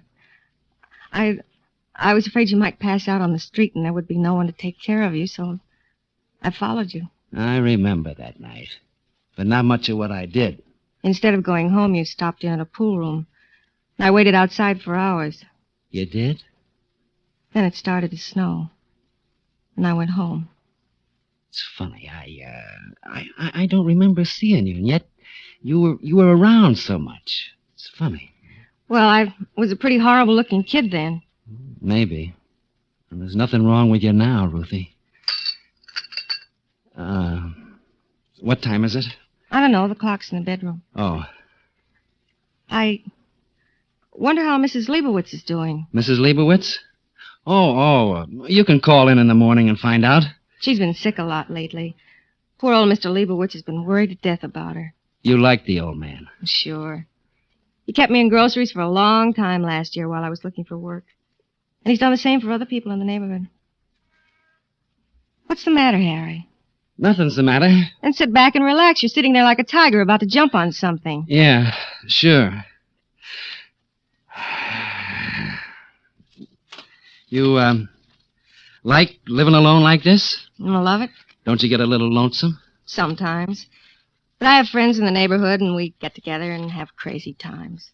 How come you never got married, Ruth? Never met the kind of man I'd want to spend the rest of my life with, I guess. No boyfriends? No one? It's kind of your fault, Harry. My fault? Mm-hmm. When a girl has a crush on a fella and nothing happens, she goes on thinking that maybe someday something will happen. And in the meantime, the other fellas just don't mean much, I guess. Ruth, I don't get it. Did you feel this way about me? I did, once, when we were in school. But I got over it. Did you? Sure, I guess. You're a funny kid. I don't get you. Forget it, Harry. Wish I could remember you. What you looked like. Like I said, I was pretty off. What are you looking at? Your scar. It's no larger than a match head. Yeah. I can hardly feel it. And you have another tiny scar on the side of your nose right here. Where'd you get it, Harry? A fight, I think. Always a tough guy. That's why the girls liked you so much. You treated them so rough. Did I? And you ignored them most of the time. Yeah. The way you're ignoring me right now. Am I? Only inches between us and you ignore me. Ignore this if you can, Harry. Ruthie. And this. Ruthie, baby. Harry.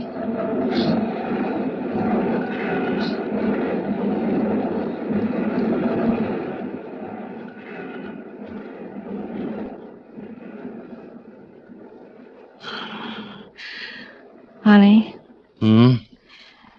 that was the L that just went by. I heard it. I heard it.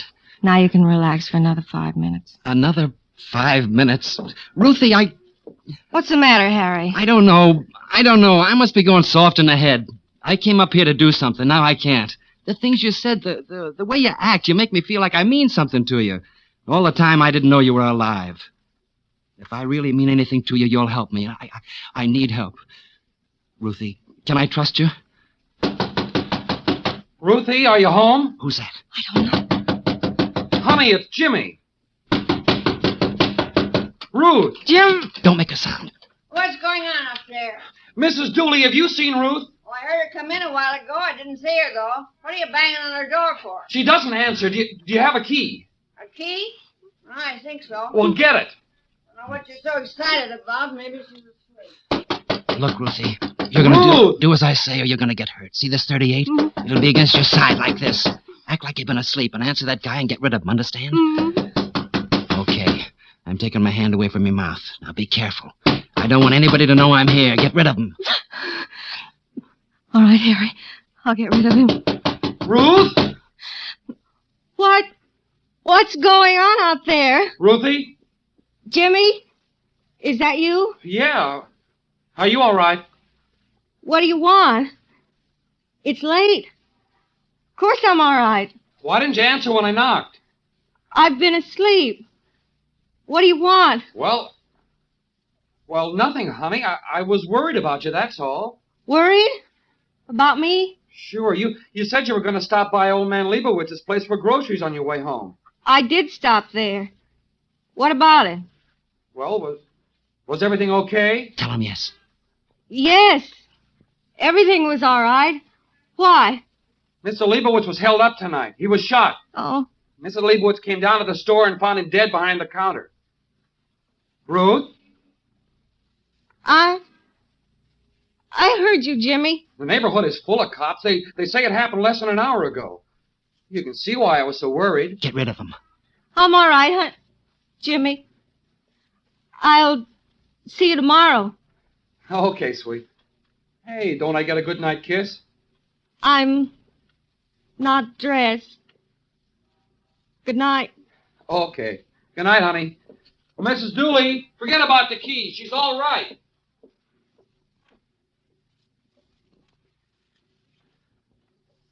You killed him.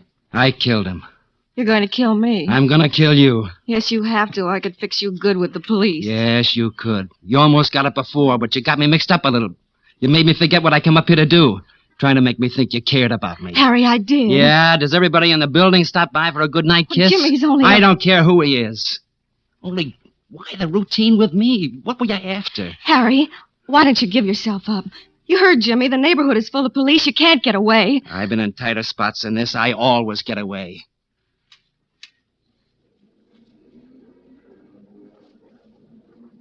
Here it comes, Ruthie. Harry.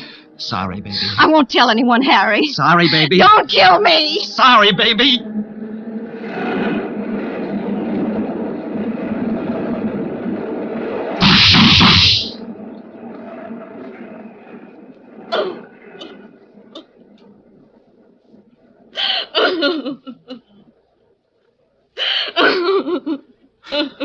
It's all right, miss. It's all right. Is he dead, officer? Yeah. I didn't know whether you'd get here in time. We finally found that trail of flour you left from the store up here. We hit the door just as the L passed. Close. I was quick thinking, lady. That trail of flour. Did you see him shoot the old man? No.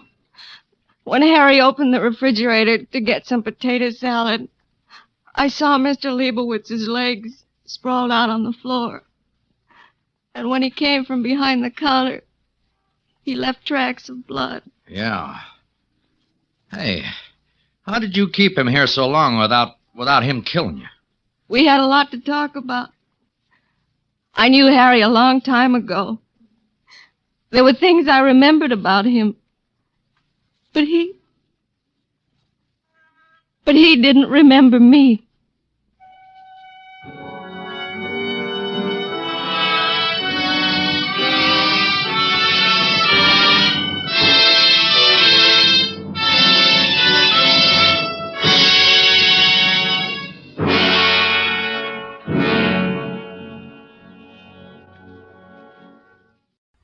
And now, with Mate Bram and the performance of Mr. Richard Widmark, Autolite hopes once again to keep you in suspense.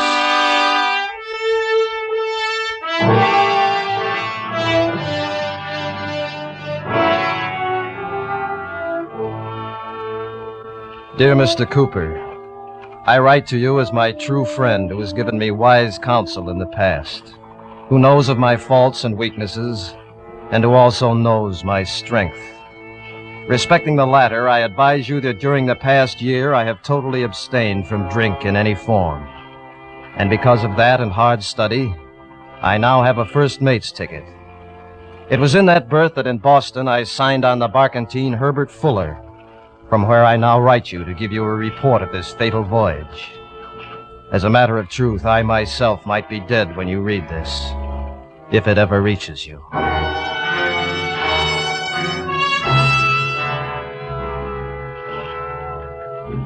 I signed on, the master of the vessel being Charles I. Nash, in the company of the following men, each important to this account. Henry J. Slice, seaman. Aye, sir. Here, Captain. Sign this line, Slice. You'll have the port watch. Aye, sir. Charlie Brown, seaman. Aye, sir.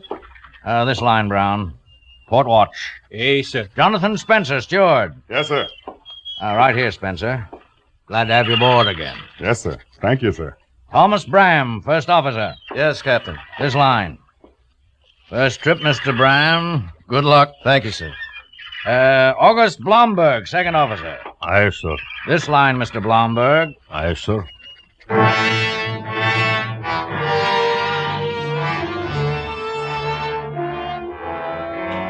There are two other names important to this account. Lester H. Monks, who came aboard as a passenger in the interests of his health, as the nature of our voyage was to be tropical.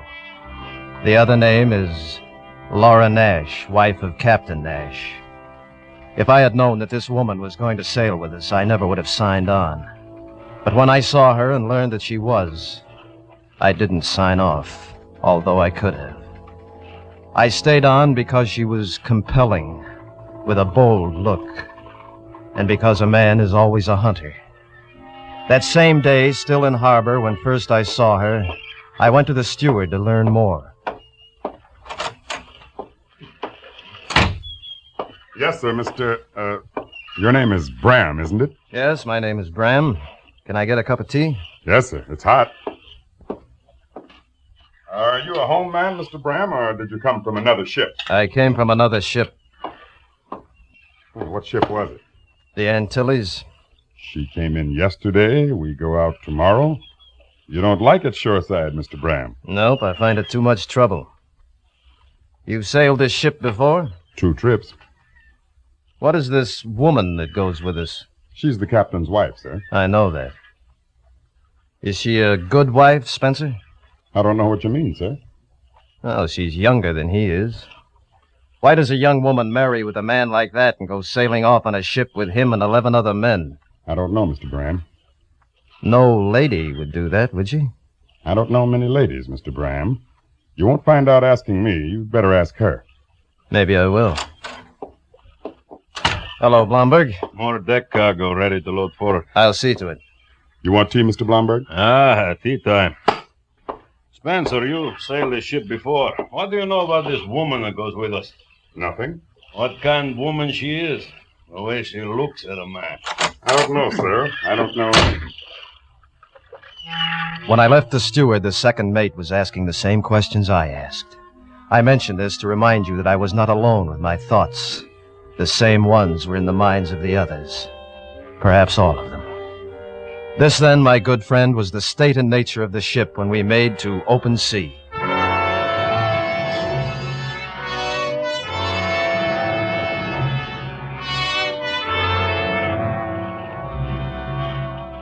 The first day passed in shaking her down.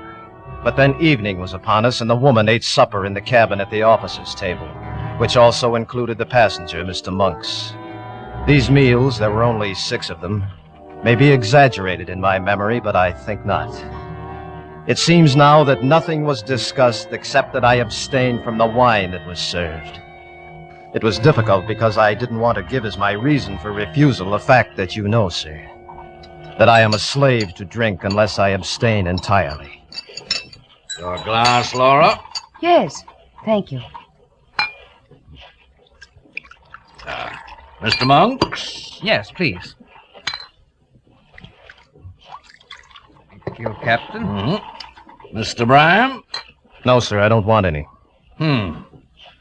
Mr. Blomberg? Yeah, I like good wine.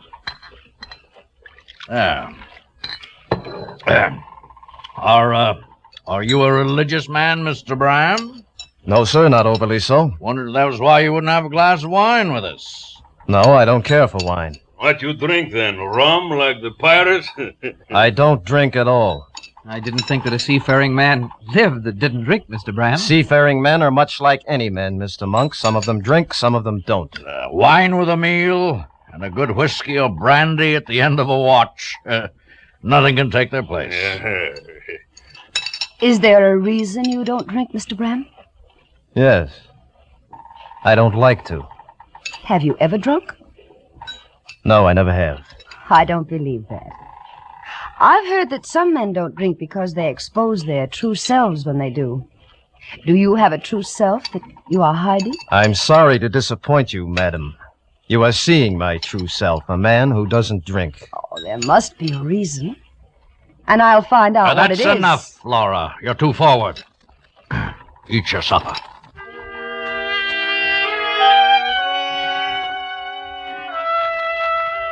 As I stated, my memory of that first supper may now be exaggerated, but I think not. There was more drinking after the meal, but I left, as it was my watch. I know that the second mate stayed with the woman, though, even after Captain Nash had retired to his cot in the chart room. Now, this sleeping arrangement must be explained because it's important. The captain with a cot in the chart room forward in the main house, the woman in the first cabin starboard, the passenger in the second. Across the companionway, I in the first cabin port, Mr. Blomberg in the second. I heard the woman come to her quarters after I'd been relieved. And I think that night, I started dreaming about her and her taunting smile. And with her, I dreamed of being drunk.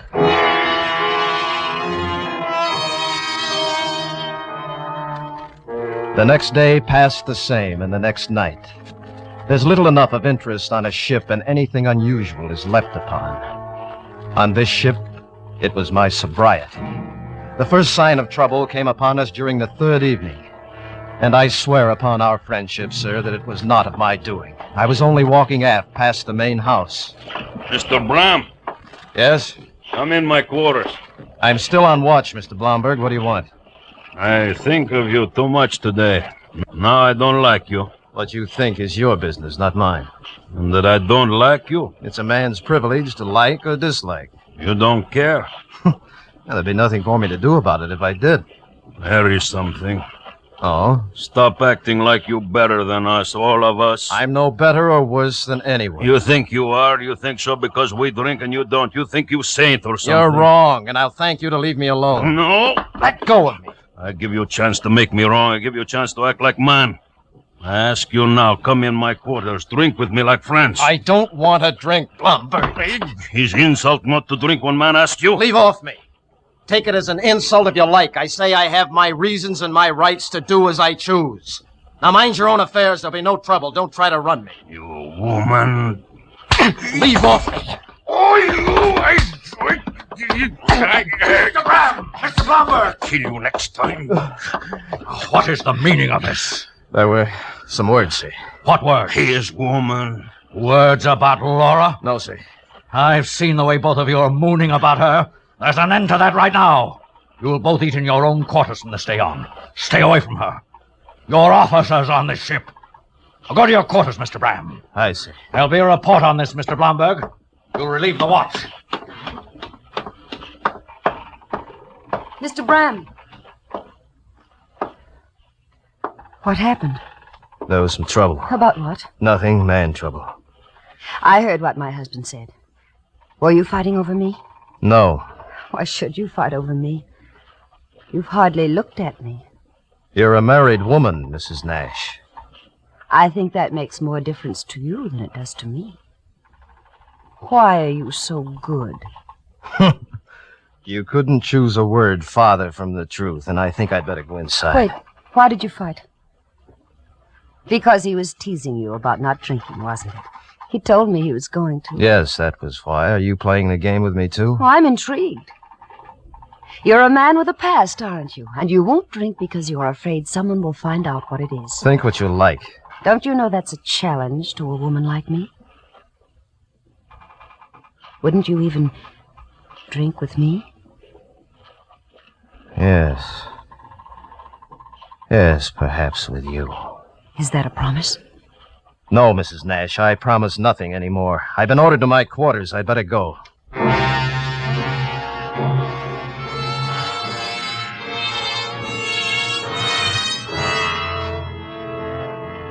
Mr. Cooper, sir, I feel as though I should apologize even to you who know me so well, but I will not. Because I must shamelessly recount all details. There were no more words except ship words between Mr. Blomberg and myself. We ate in our quarters, and for the 3 days following the quarrel on deck, Captain Nash vigilantly allowed his wife no freedom on the ship. I hope you'll understand that, however wrong, her words to me lived in my mind, and they grew. So when I was relieved of watch on the 4th night following, I was very pleased to find her waiting inside the open door to her quarters. Mr. Bram, Yes? I've been waiting for you. Won't you come in? Where's Captain Nash? In the chart room. Asleep. I knew he wouldn't watch me forever. What do you want? Just to talk to someone who's young. Won't you sit down? Thank you. There's no harm. I want you to know that. All right. Laura, there's no harm. Whether I'm married or not, I'm a woman, am I not? Yes, yes, you are. And I deserve to have the company that I like. Mm-hmm. I brought a bottle of wine. I see that you have. I stole it when he wasn't looking. You took a chance. I thought it would be nice. Shall I open it? Yes, if you like.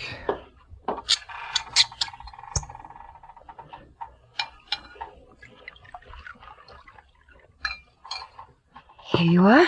Thank you. You haven't been very nice to me, have you? I've hardly been able to be anything to you. Then shall we drink to how nice you can be? All right.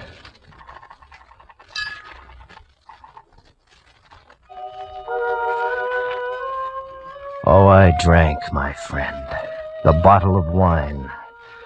And when I left her, I went into Mr. Blomberg's quarters and stole what he had and took it to my own.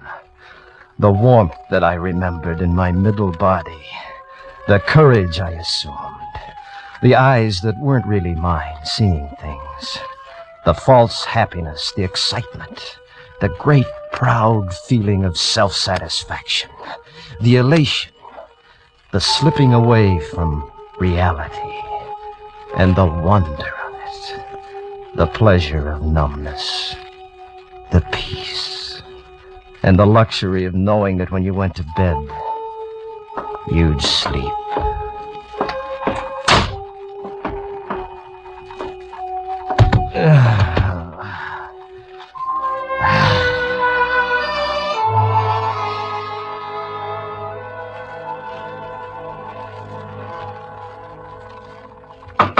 Mr. Bram! Mr. Bram! Mr. Bram! Huh? Mr. Bram! Yeah, just what is it? What is it? What? What's the matter? What's the matter? There's murder. What? What's that you say? You've got to come up on the deck. The captain and his wife, Mr. Blomberg, they've all been murdered. They're dead.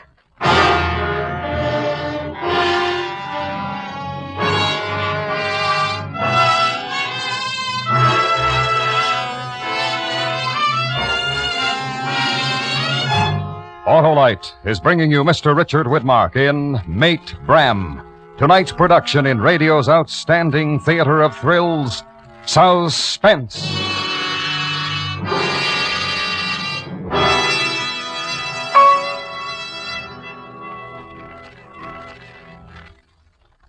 Say, Harlow, where do you expect the Autolite team to finish? Oh, I don't expect it to finish at all, Hap. That Autolite Electrical Systems job is never done. It works when you start your car and every second your engine runs, as well as when you blow the horn, turn on your lights, electric windshield wiper, radio, or heater. That Autolite Electrical team must have some real fans, Harlow. You bet it does, Hap. The many leading makes of our finest cars, trucks, and tractors that use Autolite Electrical Systems as original equipment.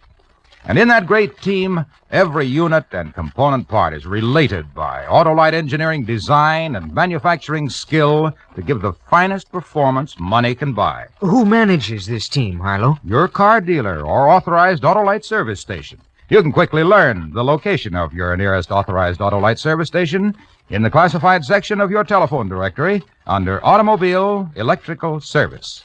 Treat your car to a periodic checkup soon. It pays. And remember, from bumper to tail light, you're always right with Autolite.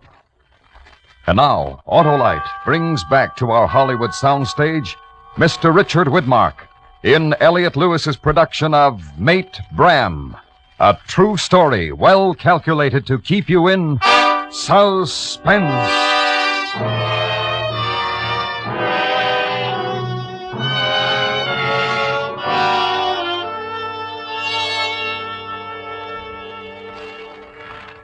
It was 8 bells, midnight, when I went into the woman's quarters. Sometime later, when I left. I didn't want to drink, but what could I do? Explain myself by telling her about the last time? The fights, the broken windows, the jail? And the other times? I should have, but considering the situation, I doubt any man would. I remember leaving, going to Mr. Blomberg's quarters, then to my own. But there, after another while, my memory stops. I have lost an hour, my good friend, or perhaps 2, until Mr. Monks awoke me some minutes before 4 with a gun in his hand. There's a murderer on board. He killed them all with an axe. Mr. Bram, what is the matter? What are you doing with that gun? None of us is safe. There's a murderer on board. What are you doing? Water first.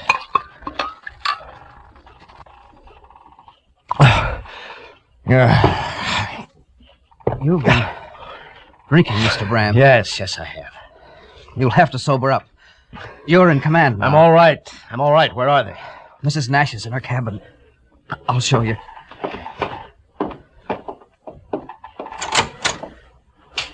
There. Yeah.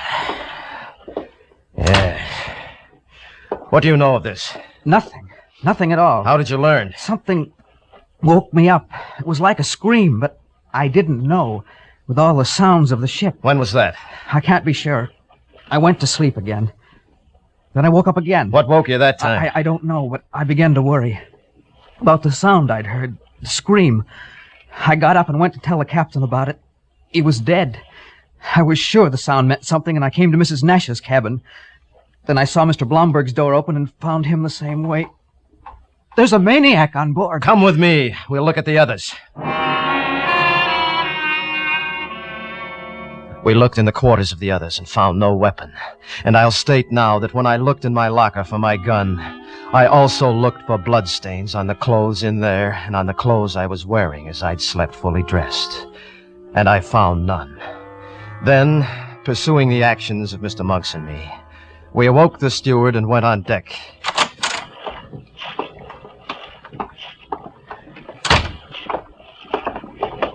Wait. There's the axe. That's the one. That's the one that did it.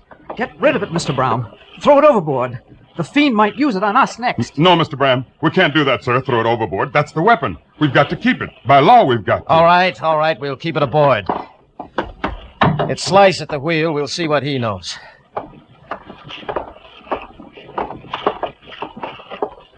What is it? What's that axe? There's been murder aboard, Slice. How long have you been at the wheel? 2 hours, sir. Who is it? Brown and Cantwell share your watch, don't they? Yes, sir. Where are they? Forward, sir. Standing lookout. Who's dead? The captain and his wife and Mr. Blomberg. Have you seen anybody on deck, Slice, while you've been at the wheel? Only you, Mr. Bram. I didn't see nobody else. I didn't remember. It's a frightful thing to have a man say you were out on deck and not remember. I tried to carry on without arousing suspicion, and this is what I learned.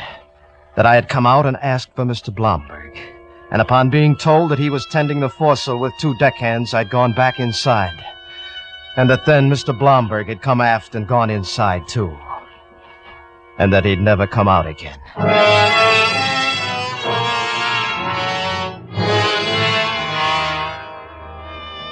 I couldn't help feeling guilty, but on the other hand, I couldn't help heeding my instinct to protect myself.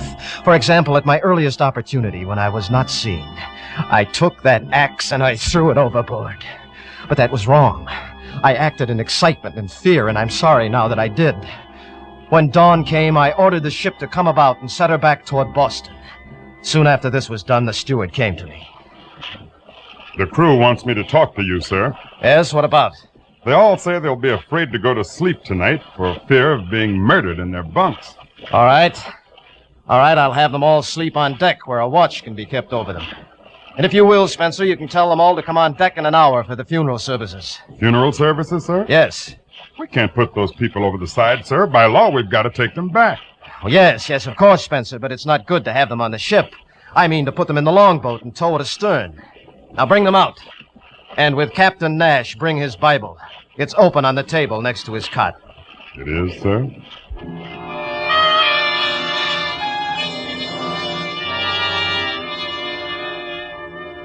I don't know why I thought I knew where the captain's Bible was. I wasn't sure that I did know. But I was afraid to ask Spencer.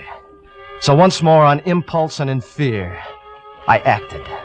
That night, I went aft to the man at the wheel and ordered him below to get my glass, telling him I'd seen a light in the distance. When he was gone, lashing the wheel, I turned with a knife to the line towing the longboat to cut the bodies adrift and to finally destroy the evidence.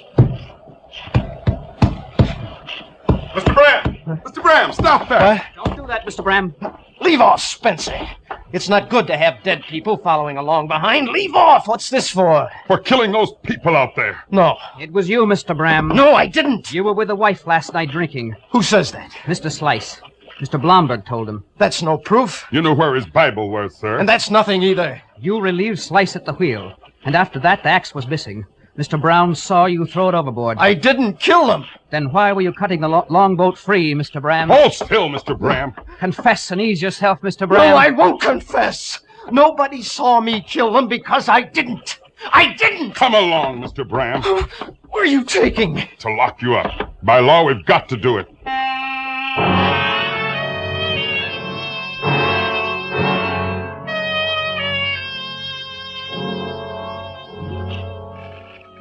They put me in irons, locked in my own quarters. And here I have stayed. There have been no more murders in the 3 days past, which does not stand in favor of another killer being aboard and my being innocent. What I have written, my good friend, is the whole truth, and I beg of you to be my legal counsel when my case comes to trial, as I'm sure it will. In my own mind, I am not convinced that I'm guilty. For one reason, that however violent I've been, I have never killed before.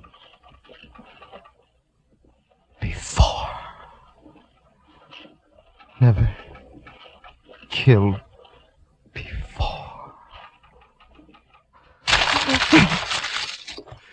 If I could only remember. If I could just remember.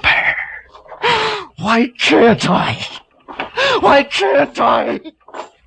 Why? Why can't I remember?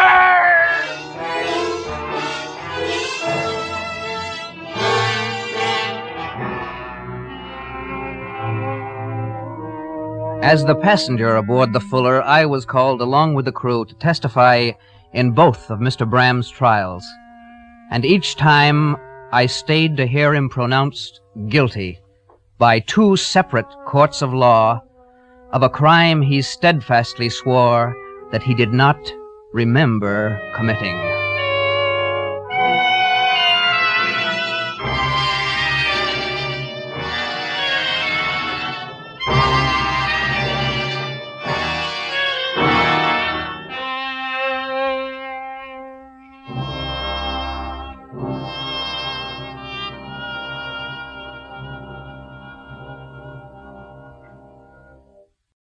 And now, with The Diary of Captain Scott and the performance of Mr. Herbert Marshall, Autolite hopes once again to keep you in suspense.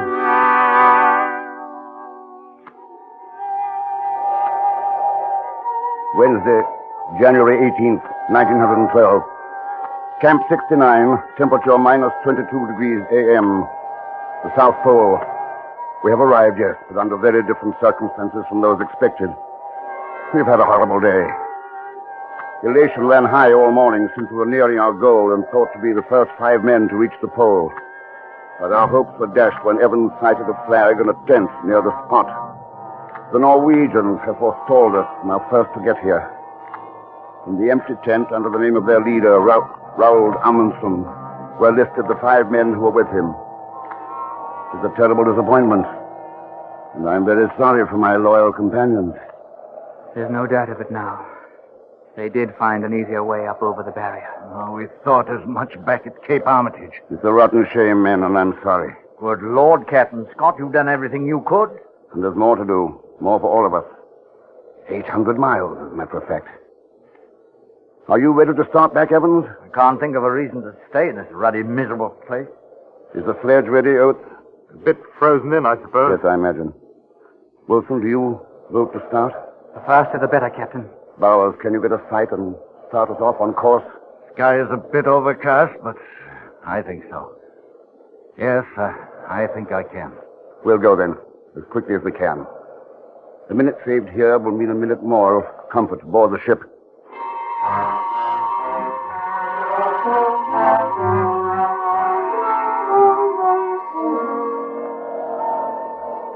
January 18th, temperature minus 26 p.m.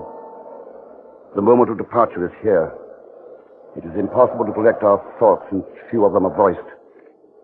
But I know that the same are with all of us. Can we pull the heavy sledge with great distance?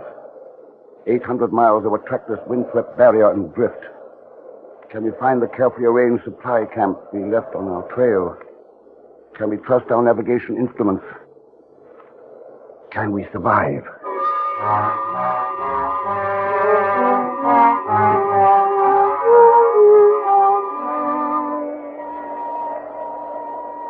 January 21st, temperature minus 31.4. This morning, while freeing the sledge from the ice, Evans smashed his hand. I'm afraid the poor chap is in for trouble. His wounds will not close in this cold. And we absolutely cannot spare the time to camp as our rations are very low, as well as our fuel.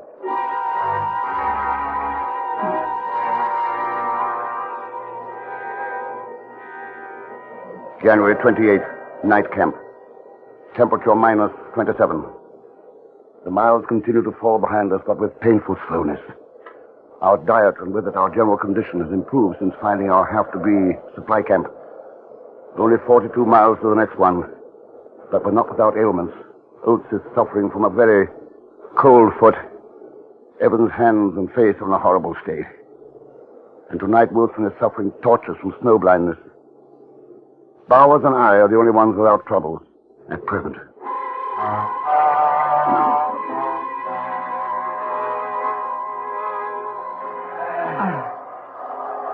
Oh, wait. Hold on. I've got to rest.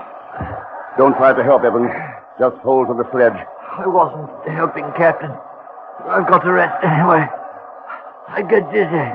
Zola, don't sit down, Evans. Stay on your feet. Can't we put him in his sleeping bag and put him on the sledge? No, I won't do that. We can pull him. I won't do it. If it's for the good of the rest of us, Evans. No, I'll stay here first. Then, if it's an order. No, not that kind of an order. I won't be dragged on by the rest of you. Then you've got to come along. 7 or 8 more miles, Evans. Then we'll be stopping for some rest and a hot meal. I'm not thinking of those miles. How many more 7 miles are there? Let's cover these. How many more? Evans! I'll do the best I can. I'm sure of it, Evans. And everything will be all right? Yes. All right. There'll be hot food in a few more hours. Let's move on.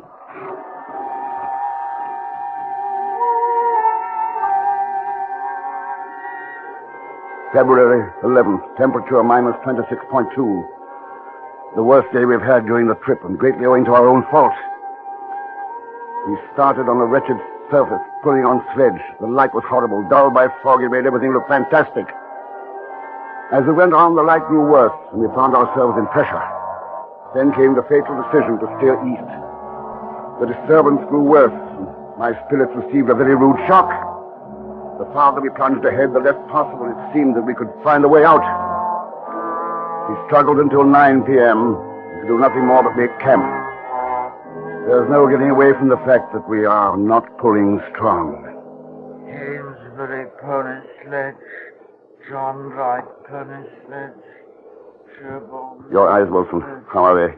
Better, I think. Let me see. Yes, I think they are. Pony sledge. Oh, Evans. George. Oh, yeah? What were you saying? Was I saying something? I didn't think I was. I thought I was asleep. Perhaps you were. Know what you were saying, Evans? You were naming the schools that donated sledges for the expedition. Oh, thought I was asleep. Must have been dreaming about home. I like it better there than I do here. I mean, I like dreaming about it. I like it asleep. Get as much rest as you can, Evans. We'll want an early start. Oates, how's your foot? All right. It's better, Captain. It bothers a bit in the morning, but then it gets better. Good. How do you get along so well, Captain? Oh, because I know everything is going to be all right. Are you just cheering us up, or do you really think so? Of course I think so. You know as well as I what splendid planning we've had. Everything is going precisely as it should. There's a line of supply camps right back to the ship. All we've got to do is follow it.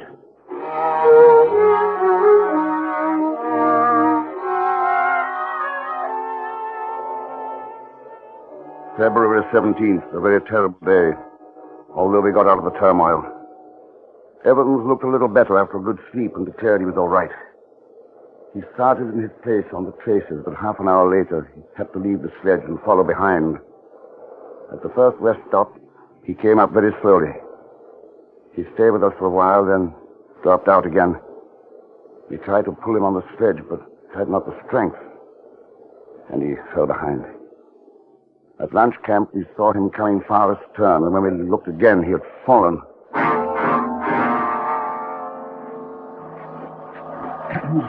Evans, is he alive? Wait. There. Get him to his feet. Get him moving. Come on, Evans. Evans. Oh, no. Let me go. Walk, Evans. Walk, man. Walk, Evans. I don't want to go. Go and get the others, Bowers. Bring the sledge. Right. Evans. Evans, listen to me. You can't lie here. You've got to move. Evans, come on, get up. You have to do it. They can't lift you. Over there. Over there by the tree. Go fetch. Over there.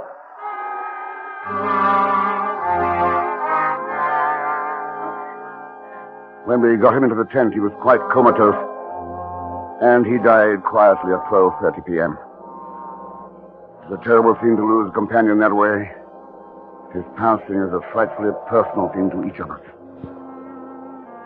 As is usual, our doubts and fears are not voiced. But I don't think that one of us does not wonder how many of the remaining 4 can survive.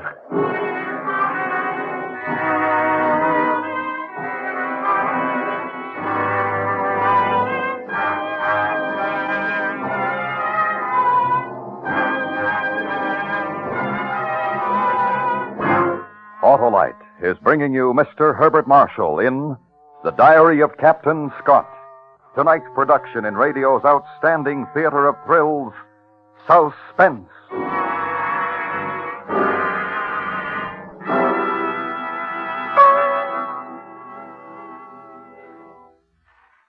Hey, well, Cox, are them Autolite spark plugs really as slick as I hear tell? You bet they are, Sheriff.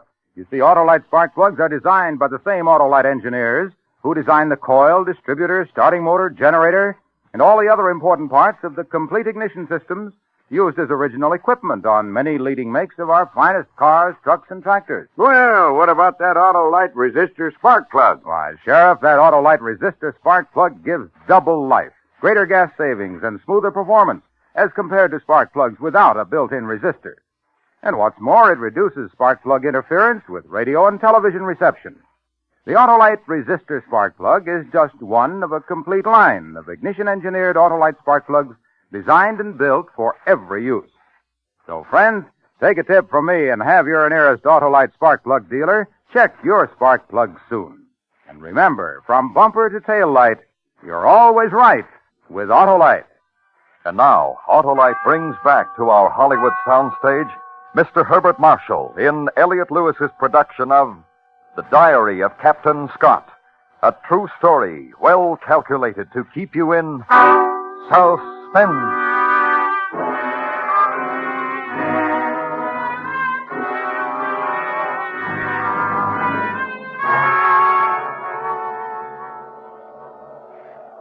February 22nd, night camp.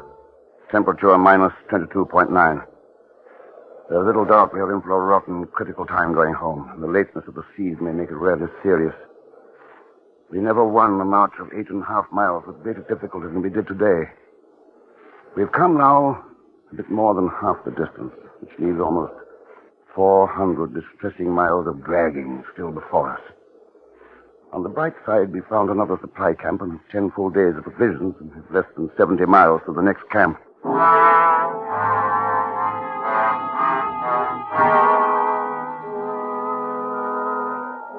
February 25th, night camp.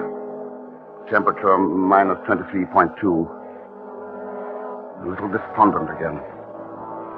A very terrible stuff. Oates' foot is almost completely gone and he is helpless. It leaves the pulling up to Wilson almost totally blind now. Bowers and me. And we do not do well at all. The truth is, there is not enough energy in our ration. Without tremendous intakes of energy in this cold, we suffer physically, mentally, too. There is little communication between us in the tent at night now.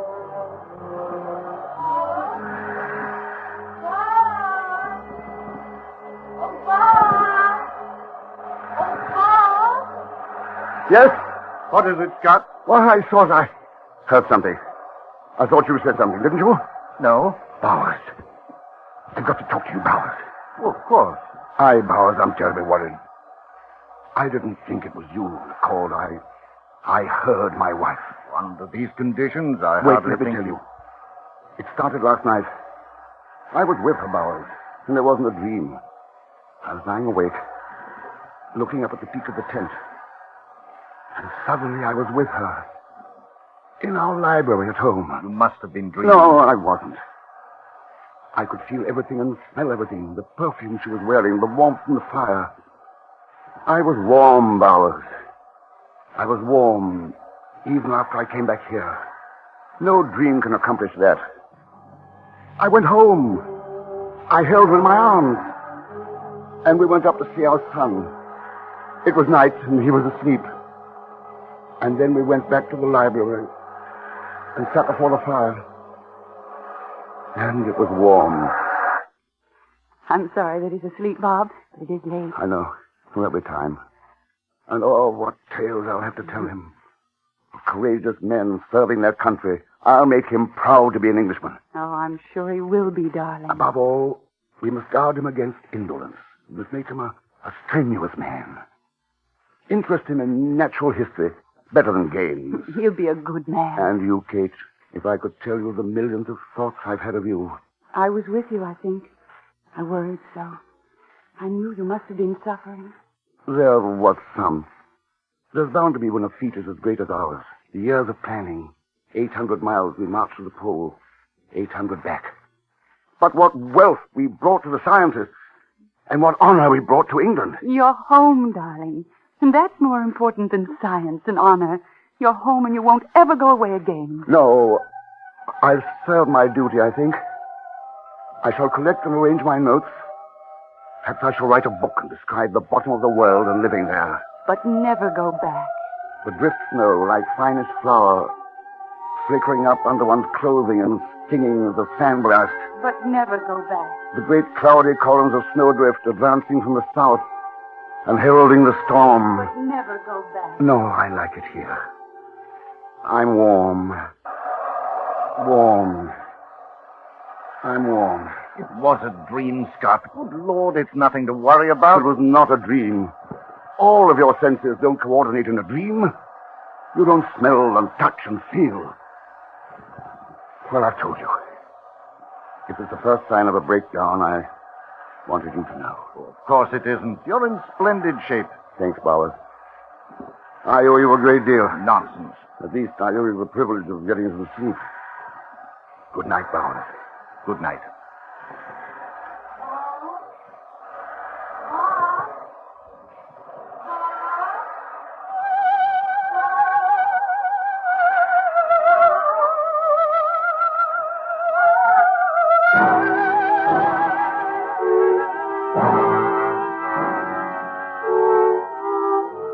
March 1st. Lunch. Very cold last night.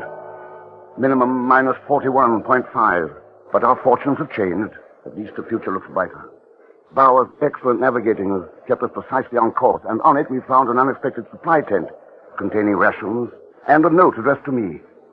The men back at the Cape had taken it upon themselves to change plans, for which we are happy. The next camp, we expected only supplies, has been enlarged and manned. We are to be met there with dog sledges. At that point, our dragging days are finished. And only 24.5 miles away.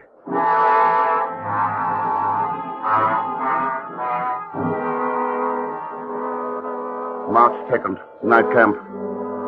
All the elation of yesterday has been crashed. Misfortune rarely comes singly.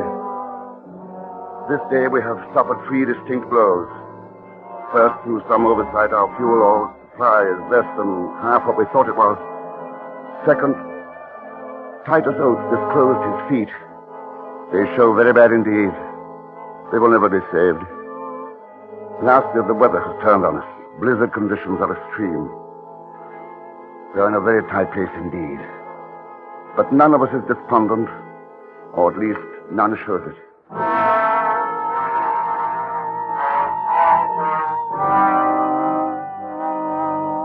March 10th. Things steadily going downhill. Midday, minus 43. Blizzard still with us. Oates unable to go on, so camped at noon. Have covered only 11 miles in the 8 days past. Captain. Yes, Oates. It's quite difficult to say this without sounding heroic, but I'm going to die, and I know it. No, you aren't, Oates. You mustn't talk like that. It's no good, Captain. I know I am, and I'm not afraid. Stop that, Oates. I know what I'm saying. And the quicker it happens, the better. I'm not going to hold the rest of you back. I know how I felt about poor Evans.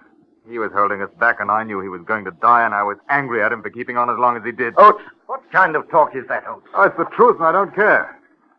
When he was holding us back, and I knew there was no chance of him, I wanted him to die.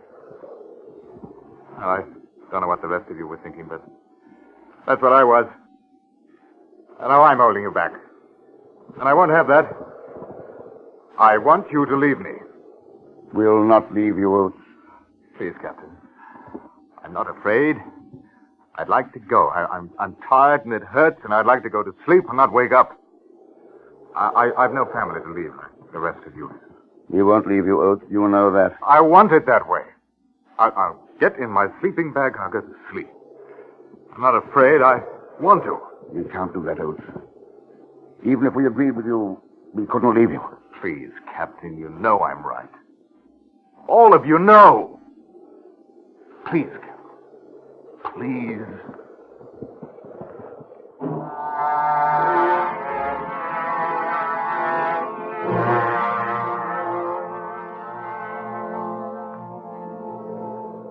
March 16th or 17th. Lost track of dates, but I think the last is correct. Poor Titus Oates is gone. Should this journal be found, I want these facts recorded. This was his end. He woke in the morning yesterday. It was blowing a blizzard. He said, "I'm just going outside. Shan't be long." He went out into the blizzard, and we have not seen him since.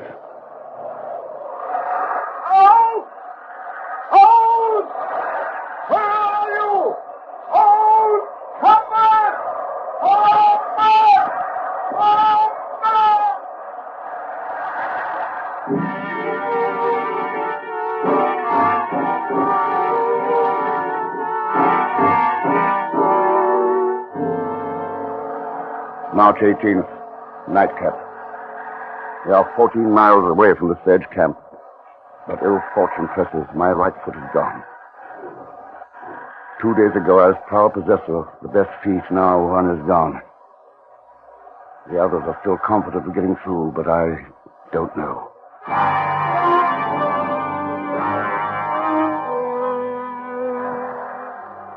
March 21st. Got within 11 miles of Dog Sledge Camp yesterday. The blizzard forced us to lay up. We cannot move against it. We do not dare to leave the tent. We would surely die if we did.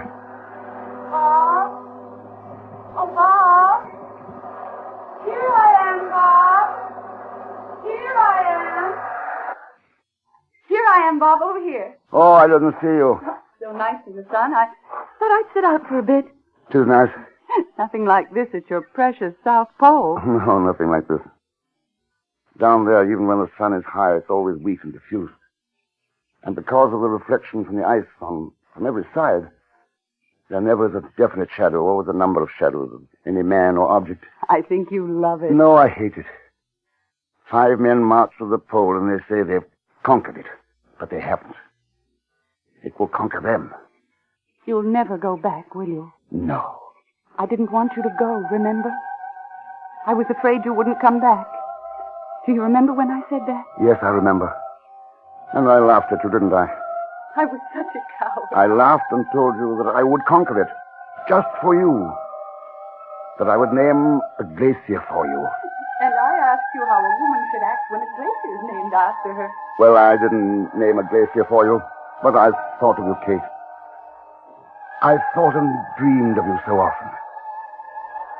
It's important that you know that. It's important that you know that. I think of you constantly. You and our son. He must be active. He must be strong. And you must protect him, and he must protect you. Scott. Kate, I love you. If this sacrifice... Why, yes, Bowers. Wilson is dead. Oh, Wilson. Oh, Wilson is dead.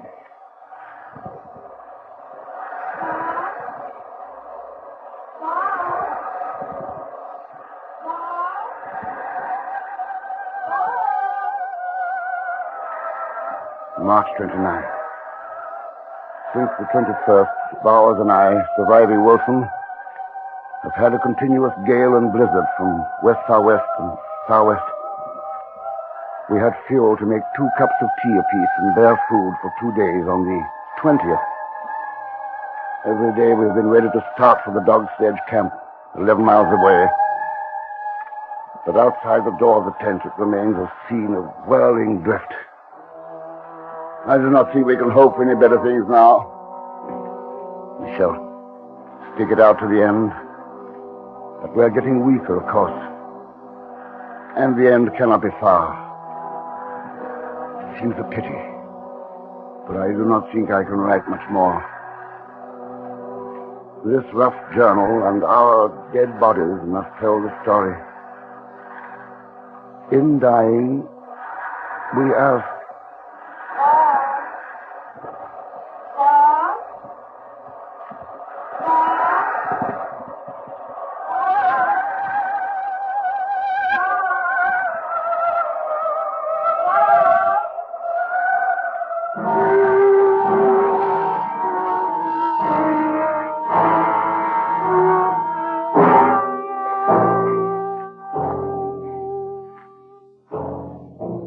Following year, an expedition formed by Captain Scott's comrades at the main depot at Cape Armitage set out and found his body, along with that of Bowers and Wilson.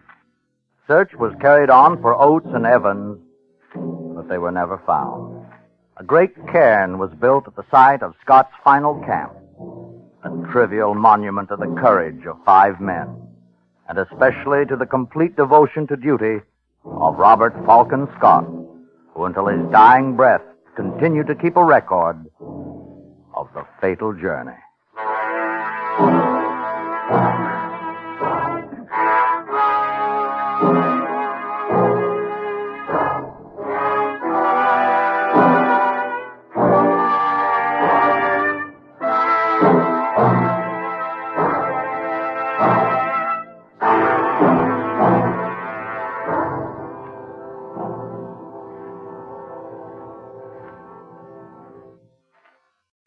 And now, with Frankie and Johnny and the performance of Miss Dinah Shore, Autolite hopes once again to keep you in suspense.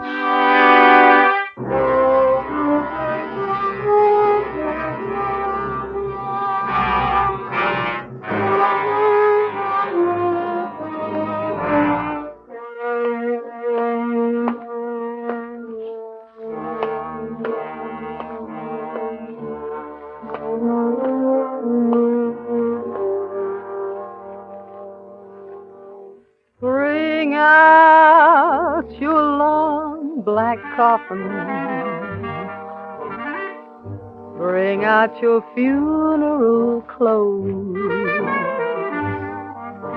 Johnny's gone and cashed his check to the graveyard.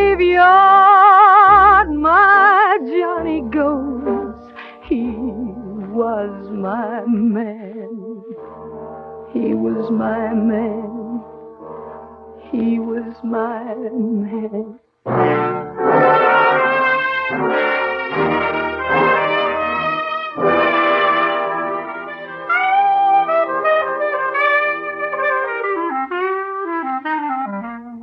Johnny? Johnny, honey. Put away that clarinet and talk to me, Johnny. What? You love me, honey? Sure. Johnny.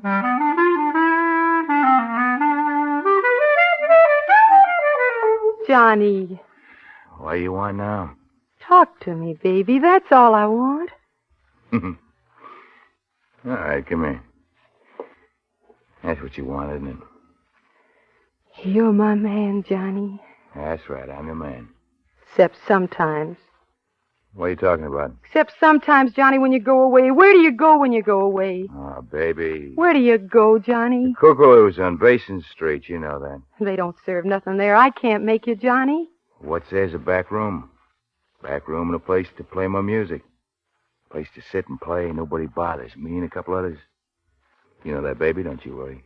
You can play your music someplace else and get money for it. I worry about Get that. away from here, Frankie. Take yourself a walk. The whole town of New Orleans, so many places to play your music, and you sit in a back room. You go away from me. I told you something, baby. You don't like it, you can take that long walk to Georgia, where you come from. You leaving? No. A couple of girls I used to know never bothered me about not going down to Kookaloo's. I won't bother you, Johnny. Got any money, Frankie? I got some. I saw me a suit. Walking down Basin Street, I saw me a suit in the store window. I need me that suit, honey. You sure look good in it. What's it cost, Johnny? I mean, a cheap suit? I didn't say that, Johnny. I just asked how much. $100? You got $100, baby? I got it. Well, that's good. That's fine.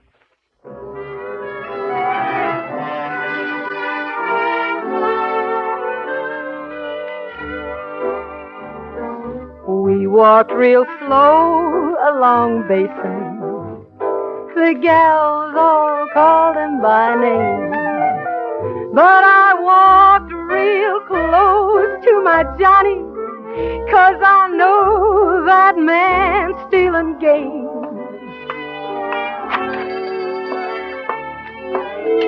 This one. Pay him, Frankie, while I put it on. Johnny and me, we went walking, and Johnny had a brand new suit. I paid out all of that money just to make my man look cute.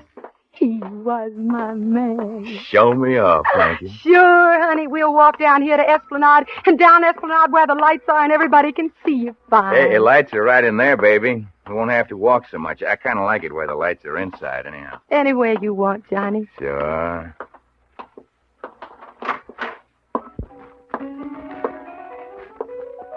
Hi, Johnny. Hi. Hi, Nellie. Got a new suit, huh? Yeah? Frankie bought it for me. Fits you good, Johnny. You look real nice. I need me a beer, Frankie.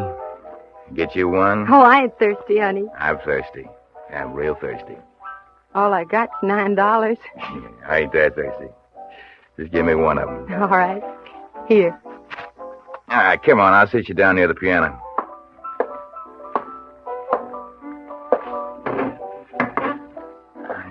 You wait here, Frankie. I'll bring me back my beer and sit with you. Oh, hiya, Frankie. Want me to play your song? Just do what you're doing, Tiso. I like it.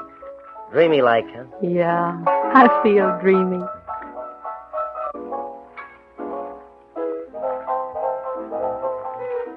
Hey, how are you and Johnny getting along, Frankie? Like that music you're playing?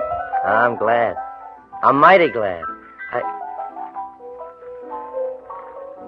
Ever get homesick, Frankie? Oh, first I did. I never think about home no more. Georgia's a real nice place. A girl can do real nice there. I'm doing nice. I got Johnny.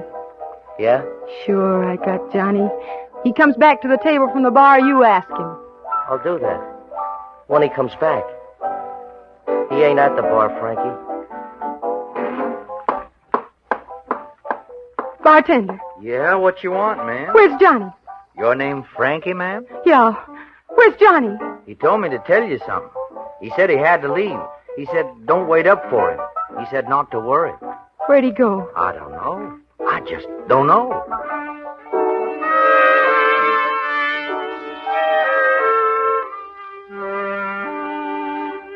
I ran to the street in a hurry. My Johnny was nowhere around. A gal who leaned in a doorway made a soft laughing sound. You looking for your man? Your Johnny's gone. Walk up and down on the pavement. Knock on a million locked doors. Keep on asking for my loving Johnny in the weeping corridors. Guys tried to sell me some nighttime, tried to kiss away tears and said, "Come along, pretty Frankie, I'll love you for years and years. Forget your man, forget your man." But I just walked toward North Rampart, searched the dark night in between. Keep looking for loving Johnny, right down to old Dorothy. He was my man.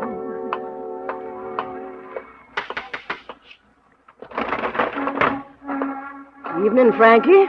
Oh, hello, Miss Willie. Pretty evening, ain't it? Haven't noticed. It's a real pretty evening, Frankie. You out strolling all alone? I guess I am. Come on inside. We'll have us a chat. No, I'm going to walk some more. We'll have us some beer. No, thanks, Miss Willie. We'll have us some whiskey, Frankie. I got to walk some more. What are you looking for? It don't matter. I got something to tell you, Frankie. What? I sit here all day long, all night long. I never sleep. I see all sorts of things. People. Things going on. You see Johnny come by here, Miss Willie? He waiting for you. Have you seen him? Oh, he's sure a good-looking boy. Black hair plastered down like that. My, the way he walks. Yeah, you notice the way he walks, huh? People step back and let him come past the way he walks, my Johnny. What's your interest in him, Frankie? He's my man. Uh-huh. You see him come by here lately? I seen a gal come by here lately. Well, I got to go look for Johnny. Oh, this gal wasn't alone. Ain't a night for a gal to be alone. Real pretty gal. Who was she with, Miss Willie? Had gold hair and red lips. And her name was Nellie Bly. Nellie Bly? He said hello to a gal named Nellie in a place we were in. He was with her, Frankie. Where'd they go? To show off his new suit, I guess. Where did they go? Up the street. Down that way, Frankie. Down to Jellycake's place. I leaned out the window, and I think I saw them go into Jellycake's. I ain't sure now, but I think they did. Where are you going, Frankie? Jellycake's the other way. I'm going to find me a pawn shop. Why, Frankie? Gotta buy me something. What? Gotta buy me a gun. What are you going to do with the gun, Frankie? I'm gonna kill Johnny. I'm gonna kill him because he's doing me wrong.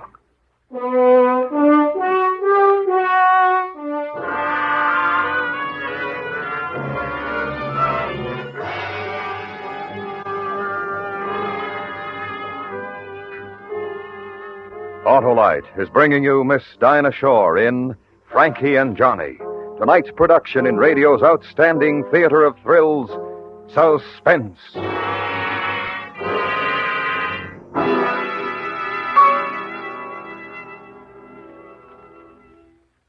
Hey, Harlow. Takes a lot of experience to be an acrobat. And a lot of skill, too, Hap. That's why Autolite electrical systems are such successful performers. They've long been used as original equipment on many leading makes of our finest cars, trucks, and tractors.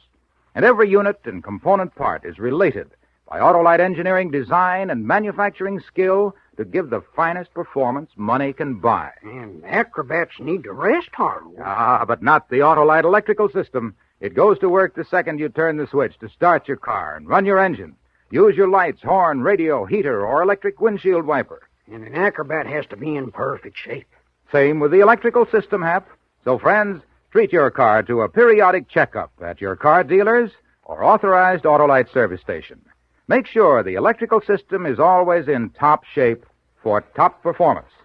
You can quickly locate your nearest authorized Autolite service station in the classified section of your telephone book or by calling Western Union by number and asking for Operator 25. And remember, from bumper to tail light, you're always right with Autolite. And now, Autolite brings back to our Hollywood soundstage Miss Dinah Shore in Elliott Lewis's production of Frankie and Johnny, a true story well calculated to keep you in suspense.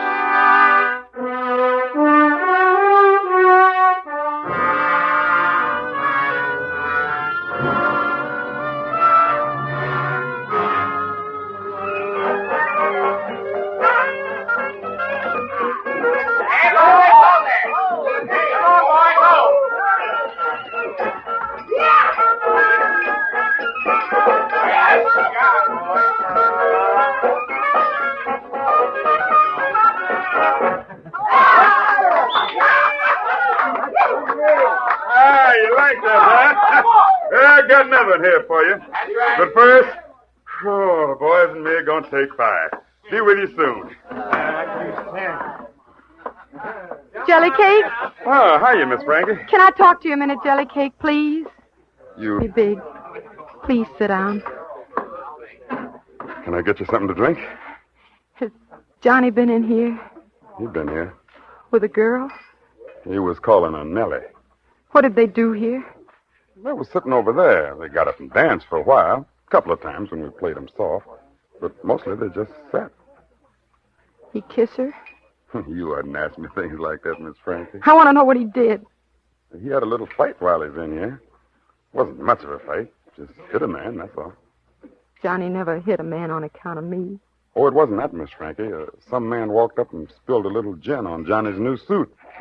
It was an accident. Man didn't mean nothing, but Johnny hit him. Said the man had ruined his suit. Johnny might have killed that man, except for the lady, the one he called Nellie. She fixed it. Fixed it? How? Took Johnny out of here for a little while. Then they come back. Johnny was smiling. Johnny was smiling and leaning close to the one he called Nellie, telling her things. Then she'd be smiling, too, laying her head up against Johnny's new yellow suit. Yellow suit? I didn't buy him a yellow suit. That's the kind of suit he's wearing when he come back in here, Miss Frankie. Soft kind of yellow. Not the kind that screams at you. Whispery kind of yellow. The one I bought him cost $100. Oh, you couldn't buy that yellow suit for no $100. This was 5 pearl buttons on the coat.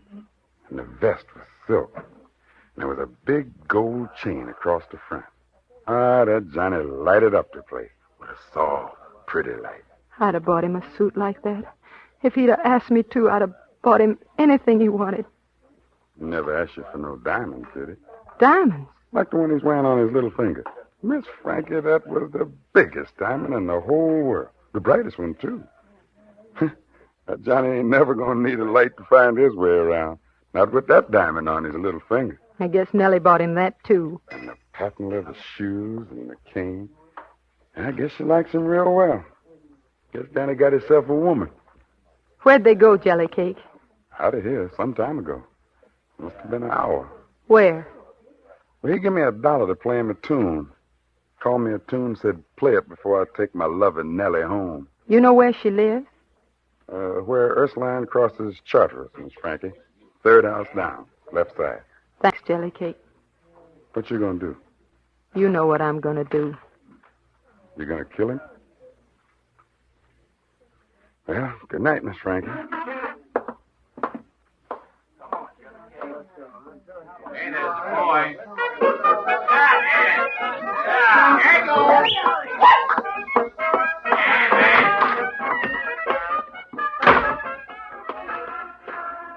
Cab?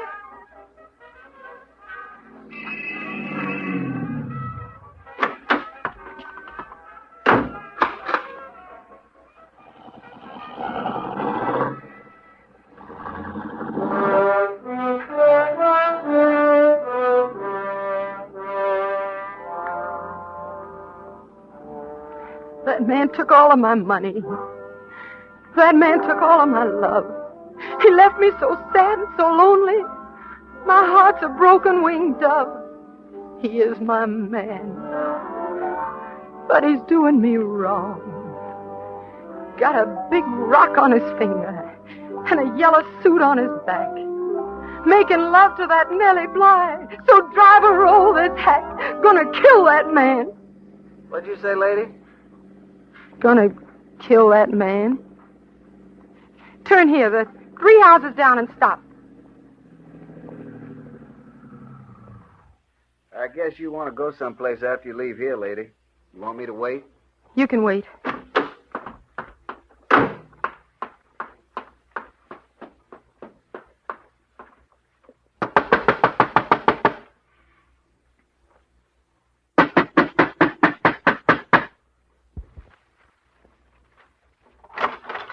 What do you want? Where's Johnny? I know what you're talking about, lady. Nellie Bly live here? She's gone, lady. She ain't never coming back. A man with her wearing a yellow suit and a gold chain and a diamond ring? Name's Johnny, huh? Oh, gent, real gent. He's gone, too. He's gone with Nellie Bly. They talk about where they were going? They talked about Memphis and St. Louis. About riding the riverboat come morning. That Johnny's a real sport. Laid a $5 bill right here, where my hand is. I only got $2. Right here, where my hand is. Thank you kindly. What'd he buy for $5, mister? What I'm going to sell you for $2. Johnny sent me to his place to pick up something. You're lying. Johnny ain't got nothing except what's on his back. Got a clarinet? That's what told me to get, that's all. What you want Johnny for? I got something to give him, too. What's that? A gun.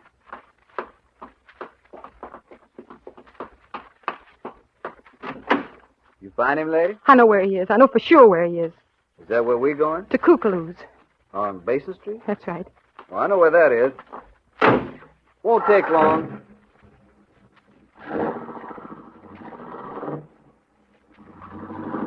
Cabby? Yeah, lady? I got no more money. Oh? I can't pay you for this ride, Cabby. You weren't kidding, were you, about what you said before? About what? About killing a man? I wasn't kidding. I'm gonna kill him. This ride won't cost you nothing. I wish I had me a gal like you. Loved me so much she'd kill. I wouldn't do a gal like that no wrong.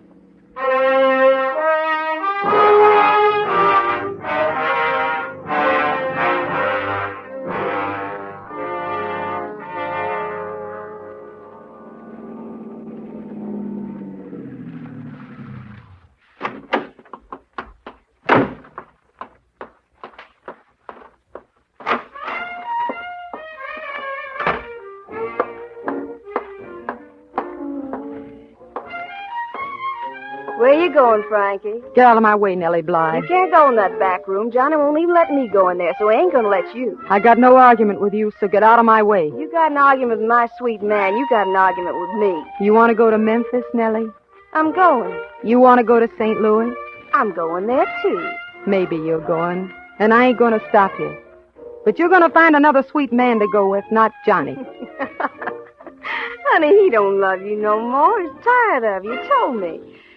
Told me lots of things. Told me about my gold hair and my red lips. Told me... You ain't going with Johnny.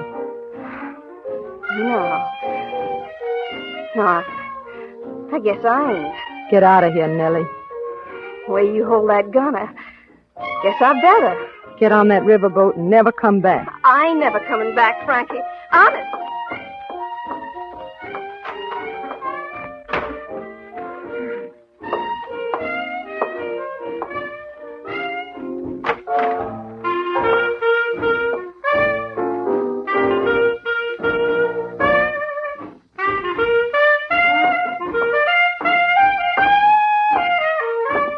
Shame to kill him, Frankie. He ain't much of a guy, but Johnny plays a lot of clarinet. Get out, Tiso.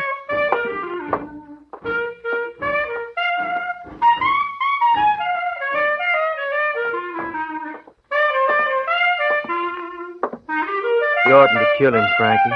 When you leave here, mister, close the door.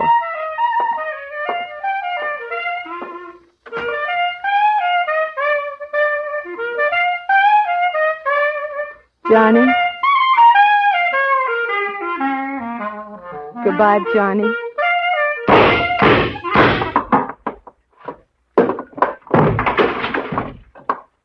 Johnny.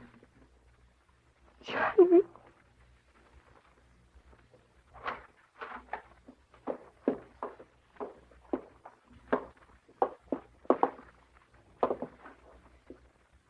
Roll him over easy, boy. Roll him over slow. How do you feel, Johnny? I hurt. I guess you don't hurt no more, Johnny. What happened to him? He got shot. He died.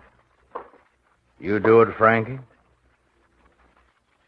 I gotta take you to the jailhouse, Frankie. We better go.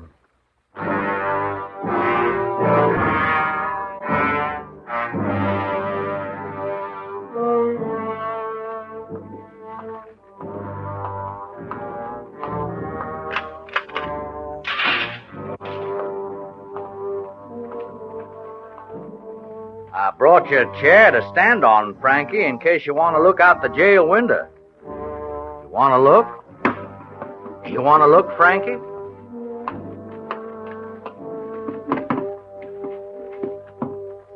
What do you see?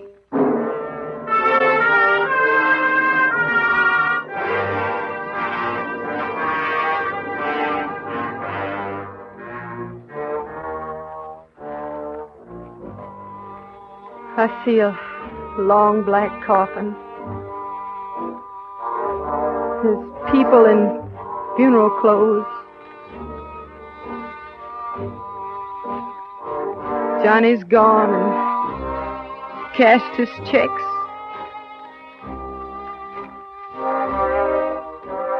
To the graveyard, my Johnny goes. There goes that rubber-tired carriage. There goes that rubber-tired hack. 12 men going to the graveyard, and 11 coming back. Johnny was my man, but he done me wrong.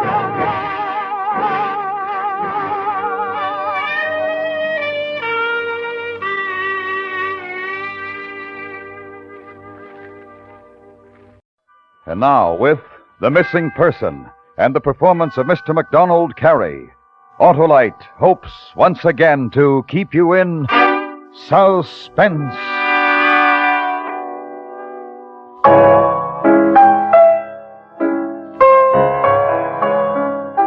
At approximately 7:30 p.m., the Thursday night of March 10th, 1948, Joseph Ebner, at the time 38 years of age, said goodbye to his wife Martha and left his home at 1210 East Bethany Road in Burbank, California. He drove a light gray sedan, license plate 702R3228, over Cahuenga Pass to downtown Los Angeles. His destination? The Civic Auditorium. Joseph Ebner is a musician, first violinist and concertmaster with the Los Angeles Symphony Orchestra. He was on his way to play in a concert. Ebner arrived at the auditorium a little after 8 o'clock. After changing into his dress suit, he smoked a cigarette and mingled with his fellow musicians in the hall down under the stage. A few moments before the orchestra's conductor, Maestro Carlo Finello, raised his baton at 8:33, Joseph Ebner excused himself. He said he'd forgotten something back down in his locker. He turned, left the hall, and was never heard from again.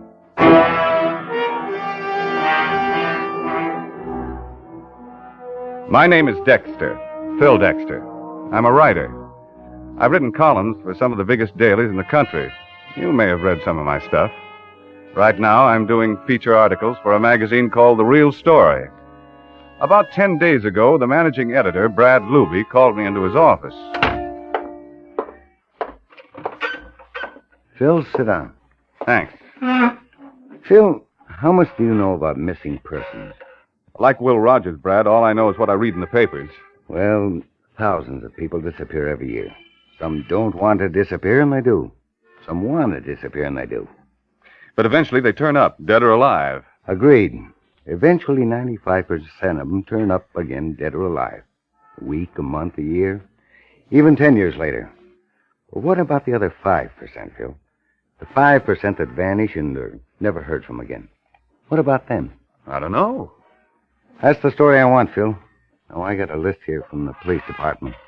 Bureau of Missing Persons. Take a look at it. It's a list of names. Right. Now, you've got your choice. Pick any one of the names you want. I don't care who it is. Well, how about this one here? Ebner, Joseph Ebner. The musician. Okay, follow it up. You try to find Joseph Ebner, Phil. And if you find him, ask him why he disappeared.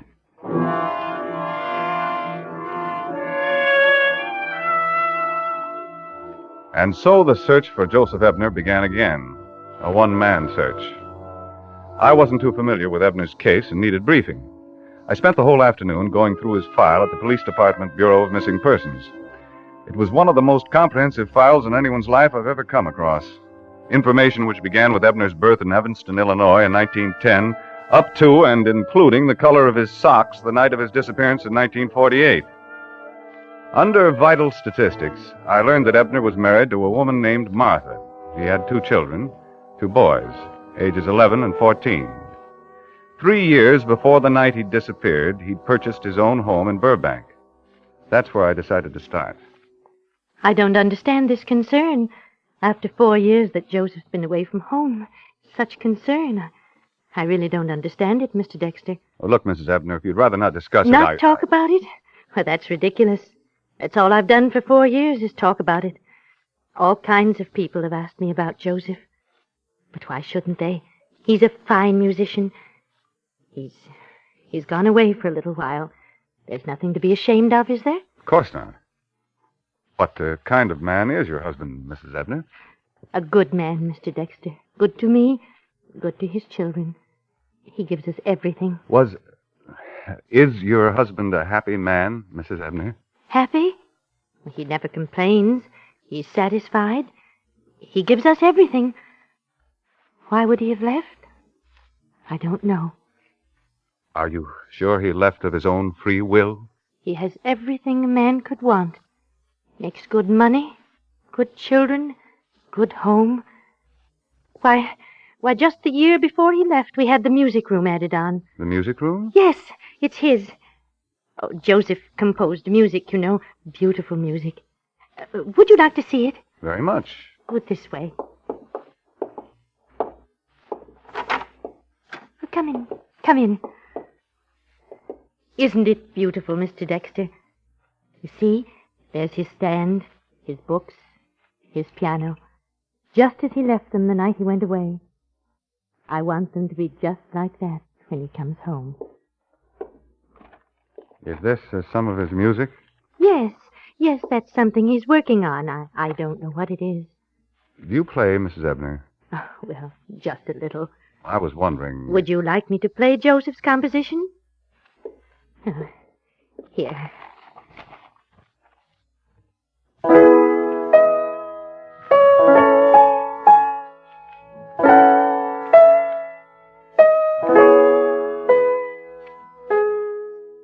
It's pretty, isn't it, Mr. Dexter?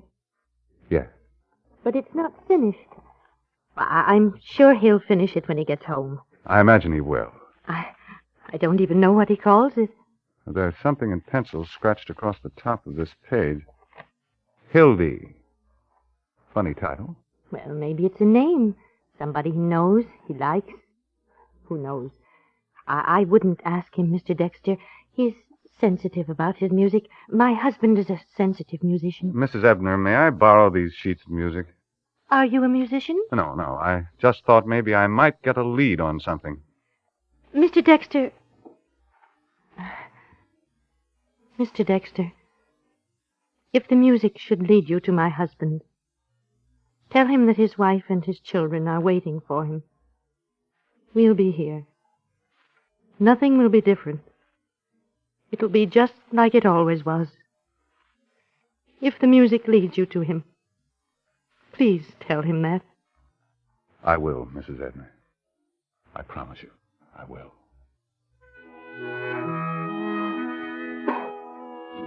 I found out that the night of Joseph Ebner's strange disappearance, Maestro Carlo Fanello had conducted the Los Angeles Symphony Orchestra. The following afternoon, I tried to get in to see Fanello, but he was in rehearsal for a concert he was giving that evening. Later that night, I managed to corner his personal manager, Nicky Benson, at the Civic Auditorium. I don't know, Mr. Dexter. All depends on his mood.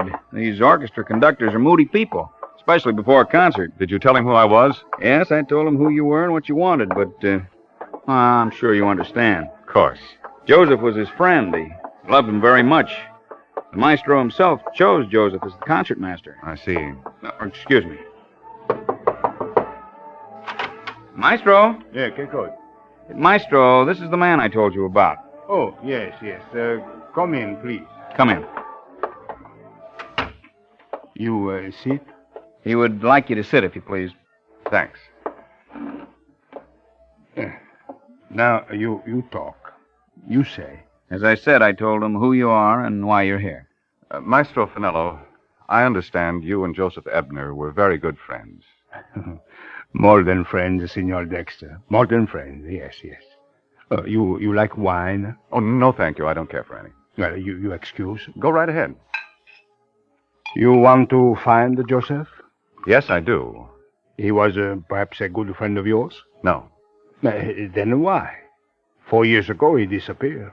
Long time. I'm a writer. I want to write a story about his disappearance. Oh. That night that Joseph disappeared, back in 48. Let's go back to that night, Maestro. Did he talk to you when he arrived here at the auditorium? No. We did not talk. But you saw him? Yes. When I arrived, Joseph was in the musician's room. I passed through. They all say, "Good evening, maestro." I say, "Good evening." That was when you saw him? Yes. I read the testimonies of the musicians he'd spoken to that evening. It was just idle conversation, nothing of importance. The police have asked me these very same questions. I told them exactly what I have tell you. I understand he did some composing. Yes, a little. He has talent to compose music. Many times I have encouraged him. Many times he has come to the maestro for advice. Did he ever speak to you about this piece of music, Maestro? No. This I do not recognize. It's not finished. I know. It's good. I think he calls it Hildy. Hildy? It's strange. No, this I do not recognize. Joseph did not discuss this music with me. He wrote this? His wife gave it to me. Martha? Ah, yes, dear Martha. Wonderful woman. A good wife. It's too bad. Too bad? You are one man. In 4 years, many men have tried to find Joseph. They have not found him. No one will find him. Now, I'm afraid, Signor Dexter, very much afraid. Now, you will excuse me, please. Of course. This way, Mr. Dexter. And thank you very much, Maestro Finello. You will not find him.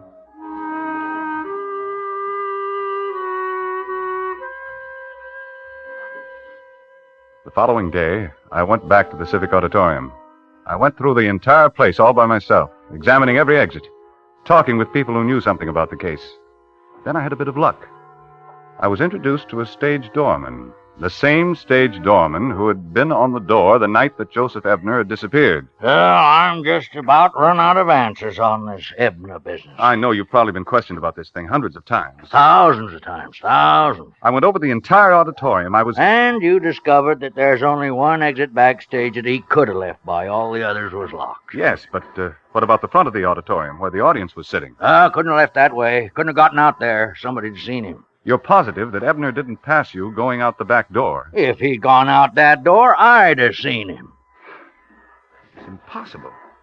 He must have left by some exit. A person just doesn't disappear into thin air. That's the odd part about this whole thing, Mr. Dexter. Ebner left the green room. Now, some of the musicians saw him leave. He said he was going to his locker. Did he get to his locker? Nobody knows. But it's impossible that a man... Yes, Mr. Dexter, that's what everybody said at the time. The police, the newspapers, everybody. They said it's impossible. Don't happen. A man just disappearing like that. But it did happen, Mr. Dexter. It really did. It happened just like that.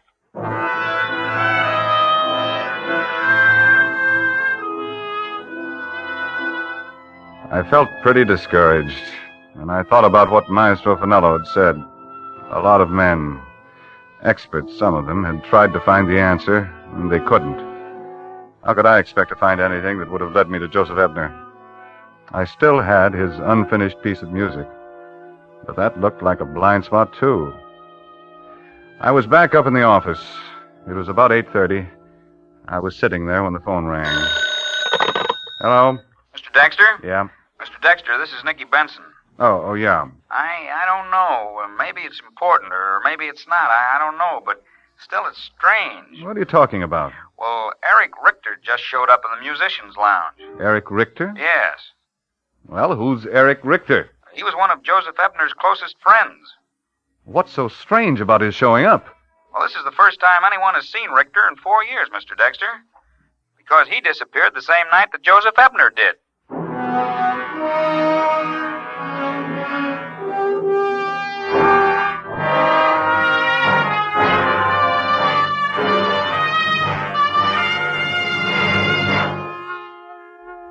Autolite is bringing you Mr. MacDonald Carey in The Missing Person, tonight's production in radio's outstanding theater of thrills, Suspense.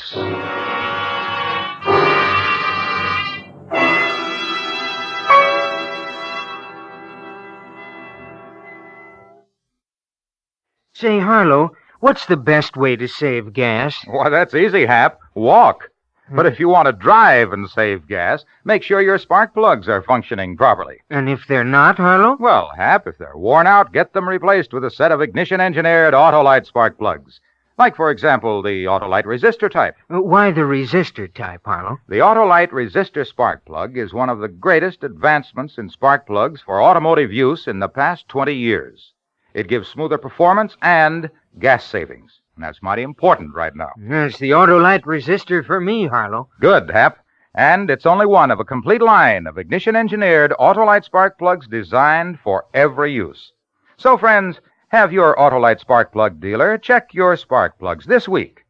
And remember, from bumper to tail light, you're always right with Autolite. And now, Autolite brings back to our Hollywood soundstage Mr. MacDonald Carey in Elliot Lewis's production of The Missing Person, a true story well calculated to keep you in suspense.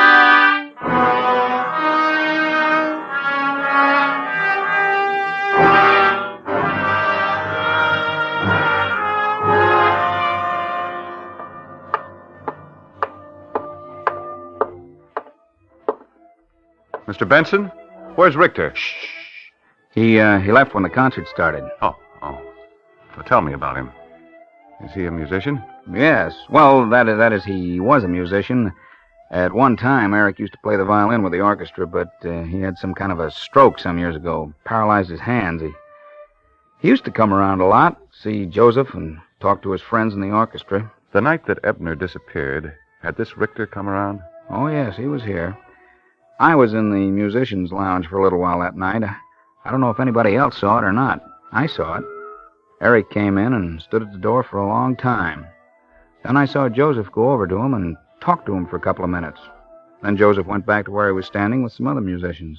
I went through the police files, and I don't remember... Yeah, I know. I didn't say anything to the police at the time. I didn't think it was important. But tonight, when Tonight, when I saw him for the first time since the night that Joseph disappeared, then I thought to myself it was important. It was important the night that Ebner disappeared, Mr. Benson. You should have told the police then.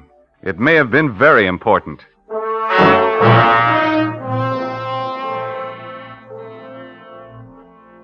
Benson gave me Richter's last known address. It was a cheap hotel on 3rd Street. I went there. The unshaven landlord told me that Eric Richter was in. I told Richter who I was and what I wanted to know. Please, sit down, Mr. Dexter. Thanks. Sorry I have nothing to offer you. If I'd known I was to have a guest, I should. Oh, that's quite all right. You understand my situation, I'm sure. See, I haven't worked in some... Mr. Richter, I want to ask you some questions. About Joseph. Joseph Ebner. Yes, dear Joseph. He's not dead, you know. I believe as you do, Mr. Dexter. You disappeared the same night that Joseph Ebner disappeared, Mr. Richter. What happened to you? I disappeared? This is news to me. I disappeared? Nicky Benson told me that you used to go to the auditorium quite a bit to talk to your friends in the orchestra, but that after Ebner disappeared, you just weren't... You speak and accuse as if I had committed some crime, Mr. Dexter. For 4 years, I have not chosen to see my friends. I have not seen them, and that's all. I see. Mr. Richter, when Ebner disappeared 4 years ago, he was composing a piece of music. I don't know what it was. His wife, Martha, doesn't know either. Nobody seems to know. Maybe you do. Here, look at it. Oh, you will have to hold it for me, Mr. Dexter. Yes. Hildy. You know? I... What is it? Mr. Dexter, Do you know what it is? No, it's nothing. It's just... Is Hildy a name? Look, Mr. Dexter, I don't know anything that will lead you to Joseph Ebner. Besides, there's been enough suffering for his wife. Why should there be more suffering? Suffering? What do you mean, suffering? Don't ask me to tell you. It isn't right for me to tell you. Tell me, Richter, please. Hildy, Mr. Dexter, is a woman. A woman? Who is she? She's a woman who was more than a friend to Joseph. Oh, I see. No, you don't see at all. Where is this Hildy? I don't know. I haven't seen her in a long time. Is Ebner with her now? I don't know. Ebner said something to you that night in 1948 back in the auditorium. What was it? He told me he had found an answer to his problem. And that was the last you saw of him? Yes. I never saw him after that. And Hildy? I never saw Hildy again.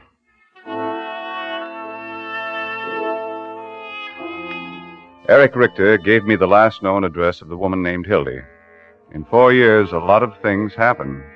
I was almost afraid to begin my search for her. Afraid of what I might find. But it was my story. I had to follow it up. I went to the address that Richter had given me. Yes? Excuse me, I was looking for someone. This was the last known address of this party. Perhaps you might be able to help me trace her down. How long ago? Well, she lived here 4 years ago. Well, that's a long time. A lot of people moved in and out since then. You remember her name? Her name was Hildy. Hildy? Yes. Do you remember? Yeah, she still lives here. You mean she still? Well, what's so strange about that? Got a lot of people in the building who've lived Does here. she live alone? Apartment 207. Do you know if she's in now? And you can use those stairs over there. Thanks. Thanks.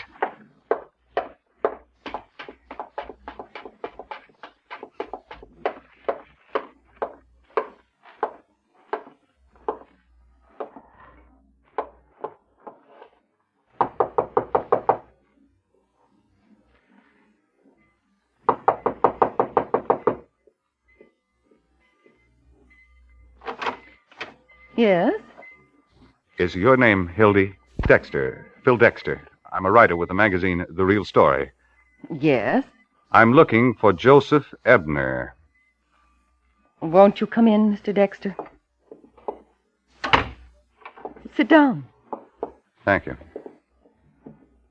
How did you find me? Eric Richter. I see. And now you want to ask me a lot of questions. I'm not a reporter. I'm writing an article for a magazine. Still, there'll be questions. Yes. First, you'll want to know if I know where Joseph is. No, I don't know, Mr. Dexter. If I knew, I'd tell you. Why would you tell me? No man possessed of his talent has the right to deny it to others. I see. Then next you'll want to know... No, that's not necessary. Let me tell you how we first met. It was at a party. We were introduced. At first, it was just a casual acquaintance. Then Joseph invited me to a concert. He told me of his family, his love for children. Why are you telling me all this? Because I want you to understand that we never did anything to be ashamed of. Our relationship was a thing of music. Music is what drew us together. When was the last time you saw Joseph? 3 nights before he disappeared. Why didn't you go to the police? Tell them what you knew? Well, there was nothing I knew that would have helped the police. Joseph's wife loved him. Why should it have been necessary for her to suffer any more? Then there were the children. I don't understand. Don't you see, Mr. Dexter? The others wouldn't have understood a relationship like ours. I've got something here I'd like to show you. What is it? You knew, of course, that Ebner did some composing. He had many talents. Yes, I know. Did you know that he'd been composing this? No, I didn't.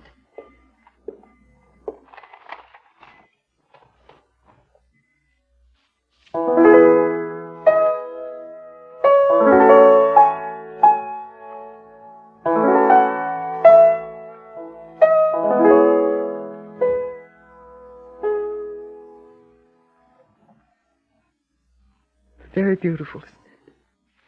He named it Hildy. I can see. It was for you. Please.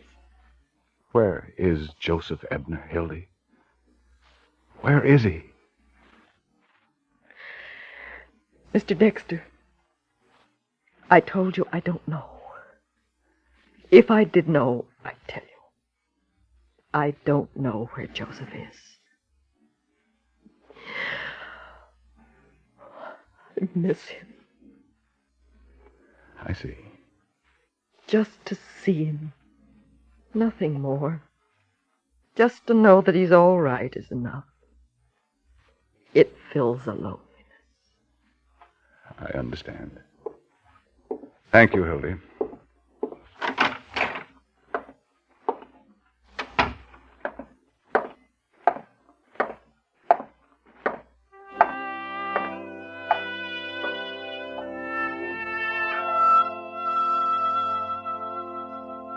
I've tracked down the last hopeful bit of information that might have led me to Joseph Ebner. It still leads into a blind alley. Joseph Ebner may never be found now, but he's out there. Somewhere at this very moment, he may be listening to the sound of my voice.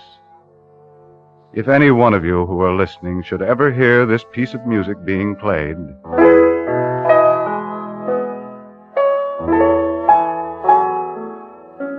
get in touch with your local authorities. Because you will have found Joseph Ebner.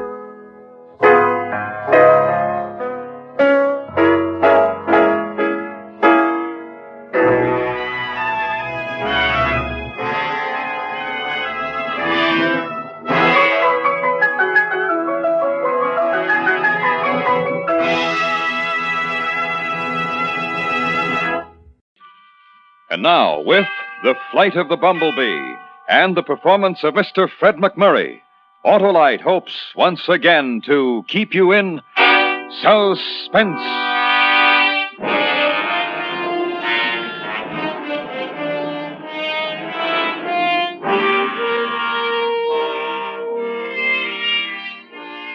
On any given day in any given newspaper, you can find a squib about a B-29 group carrying out a routine strategic bombing in Korea.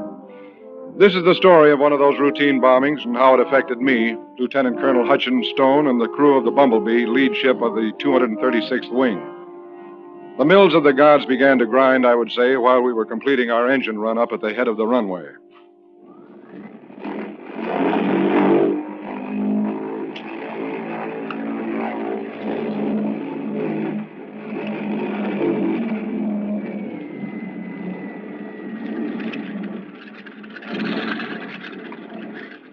Finished with the run-up, Murph? There's a 75 RPM drop on the front mags in number 2, but it shouldn't bother us any. We'll get them back okay. Raj. Let's go, Frank. Flaps. 25 degrees. Trim tabs. Set. Autopilot. Off. Windows and hatches.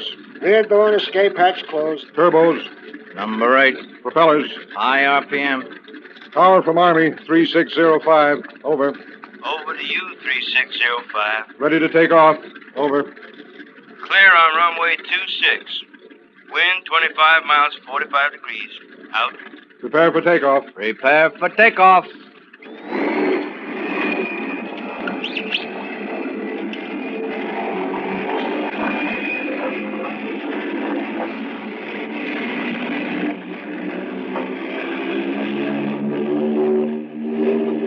$90. 100. 110. 120. Airborne. 135. Gear up.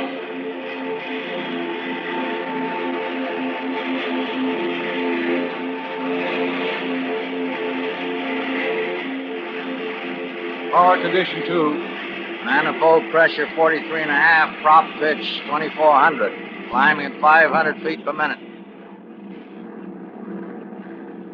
Raise flaps easy. Flaps coming up easy.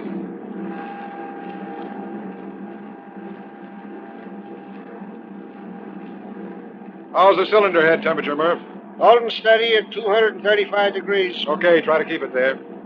We're going to 18,000 feet this time. I hope you can read that cruise control chart. Don't worry. You fly this heap according to my figures, and you'll have plenty of fuel left when we get back. How much is plenty? About 300 gallons. Oh, big deal. Just enough for one trip around the pattern. Hey, Max. Yeah, Hutch? Come on up and see the view. Might as well. Not much damage I can do to water. Hey, what's the matter with you? Oh, I don't know. Getting to me, I guess. Yeah, relax, boy. Take it easy. How does an instrument of death take it easy? By thinking how lucky he is. Lucky? Me? Yeah, you. You're clean-shaven. You're well-fed. You don't have to grub for your life in some filthy foxhole hoping some sniper doesn't blast you while you're opening up a can of rations. What's the point? The point's this. In addition to living well, we never come into contact, personal contact, that is, with the enemy. We do our job and never see close at hand the damage we do. It's one way of looking at it. There's one other way. And that is? The more efficient we are now, the sooner you can get back to doing what you were doing before all this. But I don't want to be a soda jerk again. Go look at the scenery. Okay, but you still haven't convinced me. Colonel Stone, sir. Huh? What is it, Sergeant? Big one tonight? Yeah, pretty big. Railroad center. How many groups? Just us. Expect any trouble? Well, what's the matter? You worried?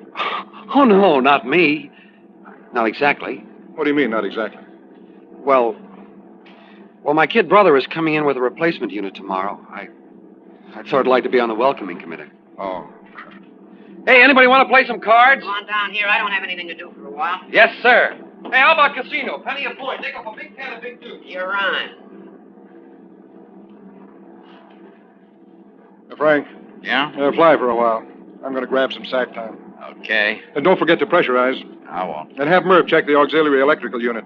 Didn't look too great when we left. You're not going to need the putt-putt. Relax, go to sleep. Okay. Wake me in an hour, huh? Good night.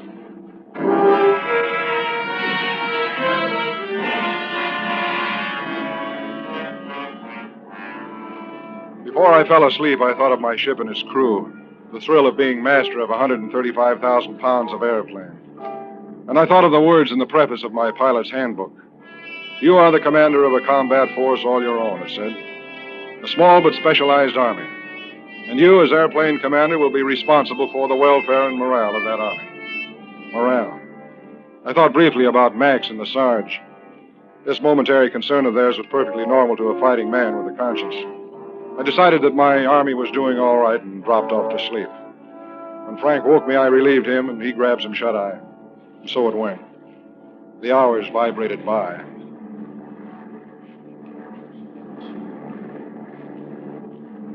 Hey, Hodge. Talk to me, Willie.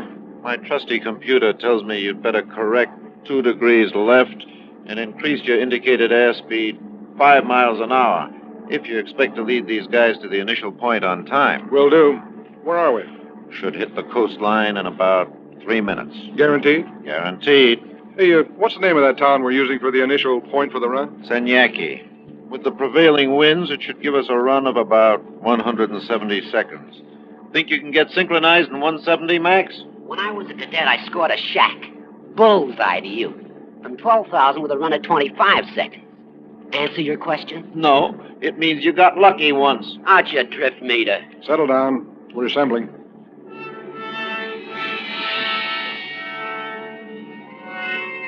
Our group assembled. 67-ton birds of destruction flying almost 600 miles to lay their lethal eggs on the enemy. My job was almost over. Control would soon pass from my hands to the 2 synchronizing knobs of Max's bomb sight. He would fly us down the path to the target, the path from which there was no turning.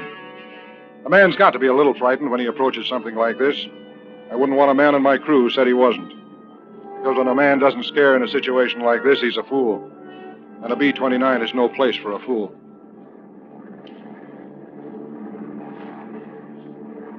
Two minutes to the initial point. Then you get your 170 seconds, Max. Roger. Depressurize. How about not doing it this time, Hutch? I hate to put my mask on for just a few seconds. Yeah, Hutch, they haven't any flak or interceptors out here for at least 3 weeks. Besides, we're only at 18,000. Can't hurt much, even if we got a hole or two. Well, okay. But if we get clobbered, don't say I didn't warn you. Approaching point. Autopilot engaged? All but the elevator controls. I can give you better altitude control doing it manually. Okay, but don't give me more than 25 feet, plus or minus. What's the corrected altitude? 18,150. Bomb bay's open. Bomb bay's open.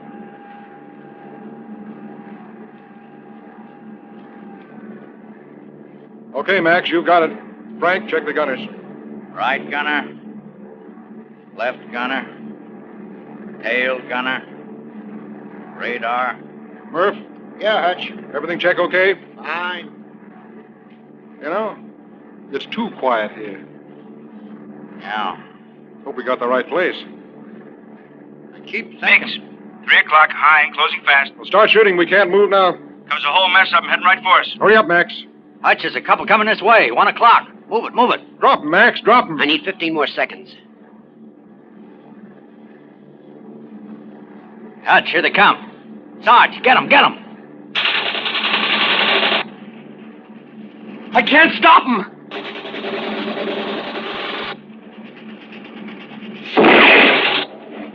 We're hit. South of the bombs. Bomb bay's closed. Let's get out. Frank, report from the aft compartment. Murph, we're reading on the damage. I'm sorry. I couldn't stop him. I hit him. I hit him. Take it easy. Settle down. Emergency power on 1 and 2. Come on up.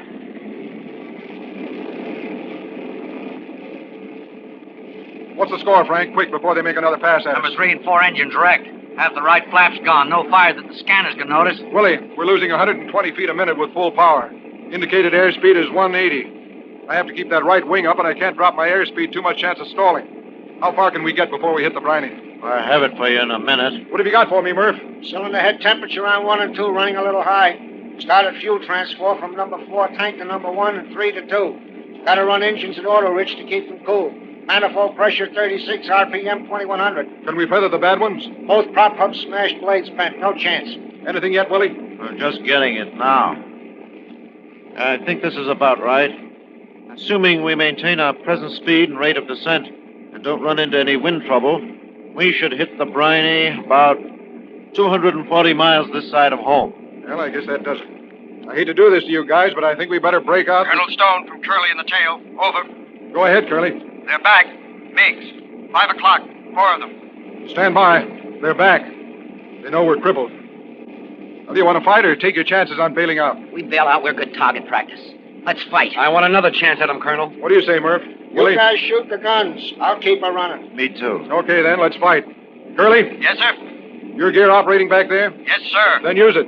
We're going to see if the Bumblebee still has her sting.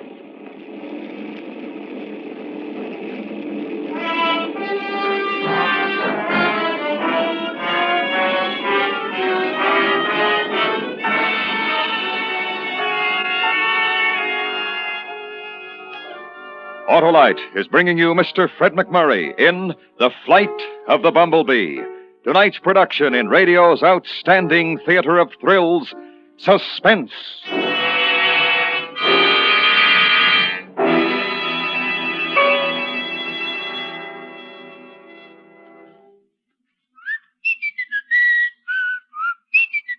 Well, Stan, have you won that pennant already? I feel that way, Wilcox. It's that new Autolite Stay Full battery of mine. It's quick as a shortstop, eager as a rookie, and powerful as a slugger.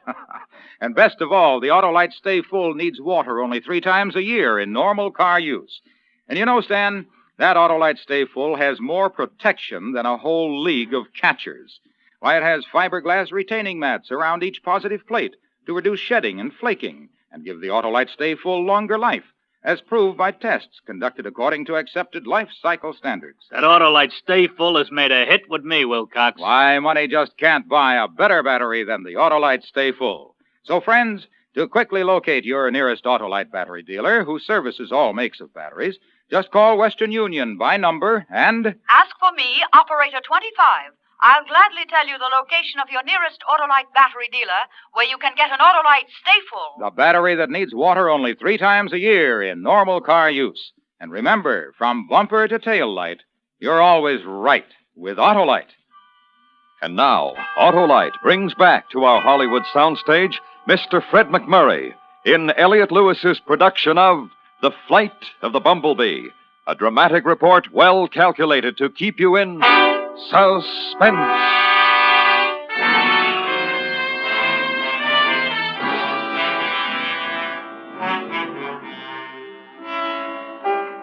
It wasn't much of a decision to make. We all knew that to bail out meant we'd be target practice. So we prepared for the fight. With number 3 and 4 engines knocked out, we were short 3 generators, which meant there wasn't enough electrical power to drive the gun turrets and the computers. I ordered the putt-putt, the auxiliary electrical unit, on the line and dropped to 10,000 feet. Then, without pressurization, the 3 remaining generators plus the power generated by the putt-putt might be enough to do the job. This, of course, assumed the auxiliary unit was working properly. Also, diving down to 10,000 gave us enough excess speed to eliminate, for all practical purposes, the possibility of more than one tail pass by the enemy. The men took up their positions and waited, but not for long. Here they come. 4 of them. Now listen, I don't want the gunners to start the turrets moving until it's absolutely necessary. We haven't got enough power. Wait till they're right on us before you pour the juice to them. Okay, Skipper. Roger, sir. And keep the crosstalk to a minimum. Right gunner to pilot. Over. Go ahead, Marty. Can you drop your right wing a little? Makes an awful blind spot for me. Can't do it. Got to keep these dead engines high. Sorry. Okay, sir. But if you really need it, I mean really, yell and I'll drop it for you. They'll probably come in that way at least once. Maybe we can trap them. Right, sir.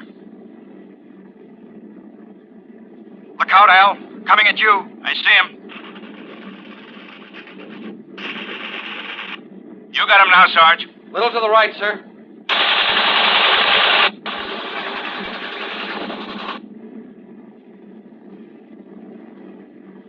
Number 2 coming in.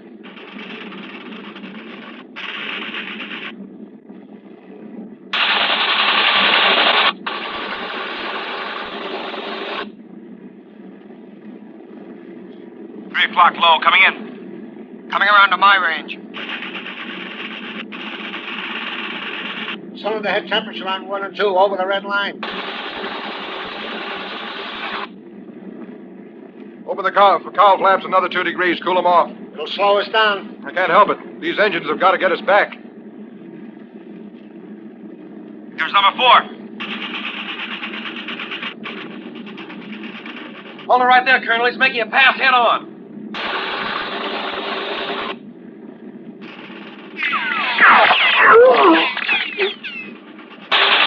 Max is hit. Take care of him, Willie. I got him, sir. I got him. No power in my turret, Colonel. Number 1's coming back. We haven't got much juice. The generators are overloaded. Curly and Marty lay out. I'm going to give you the shot, Al. A little more to the left, sir. I think I can...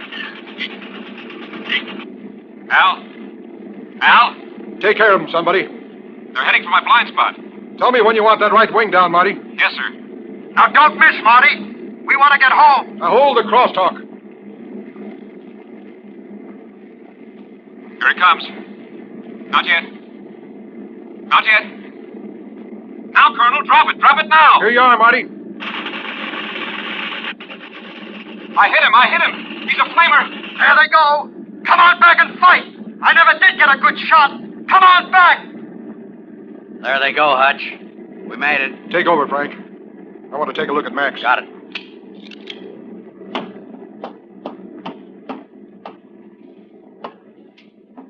How is he, Willie? I've got a Carlisle bandage on and the bleeding stopped. I think he may be going into shock. Yeah. Did you use the sulfo ointment? Yes, but I didn't know what to do about the ribs. Just a minute. Max. Hiya, Hutch. How do you feel, kid? Not too bad. I'm afraid to give you morphine. Your respiration's kind of slow. It's okay. I can make it without it. Yeah. Well, let me know if it gets too tough, will you? I will. Is it very bad? No. Not too bad. Get me back. I don't want to die out here. Please, get me back. You're not going to die, Max. Just try to lie quiet. Willie? Right here. Put his oxygen mask on. Ought to mix off. Get a couple of chutes and put them under his legs. Do you know how to give plasma? Sure. I'll do it. Put a couple of blankets over him. Keep him warm. Roger. Hutch. Yeah? Remember what I said before about being an instrument of death? Forget it. Don't worry. No, wait. What I want to say is I don't care anymore. I wouldn't even care if I could see all the damage I do. Just lie quiet. I've got to go now. What are you going to do? I'm going to get you home.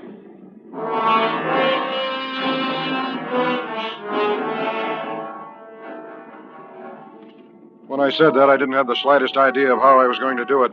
I went up and talked to Murph and found that nothing we could possibly do to the engine was going to keep us from losing about 100 feet a minute.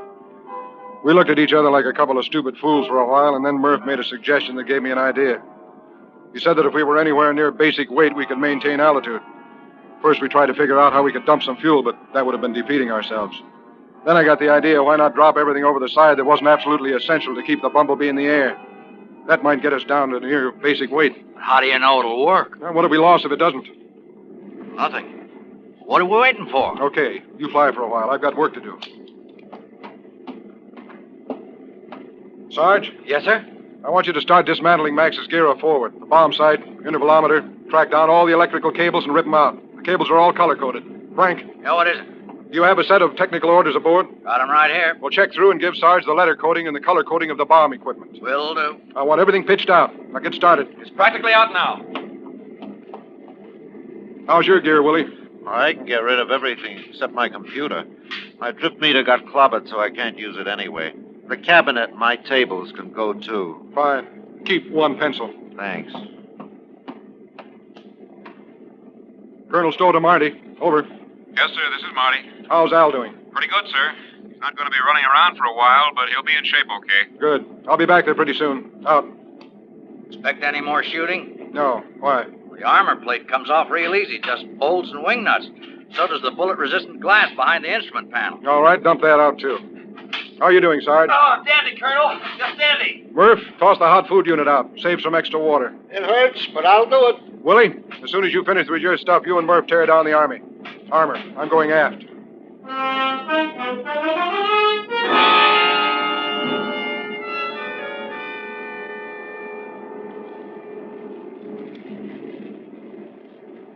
It's a pretty good first aid job, Marty. Thank you, sir.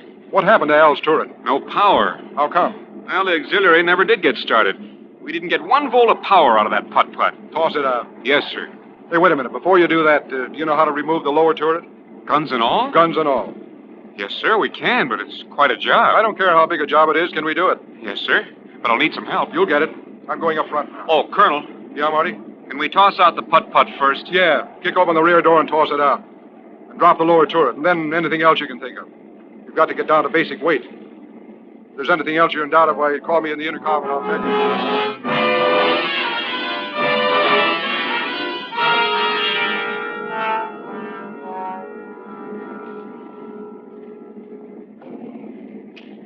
Oh, there it is. Prettiest runway in the world. Man, am I glad to see it. Yeah, they're standing by on runway 26. Notify crew. Prepare for landing. We'll dispense with the rest of the checklist. Gear down. Gear coming down.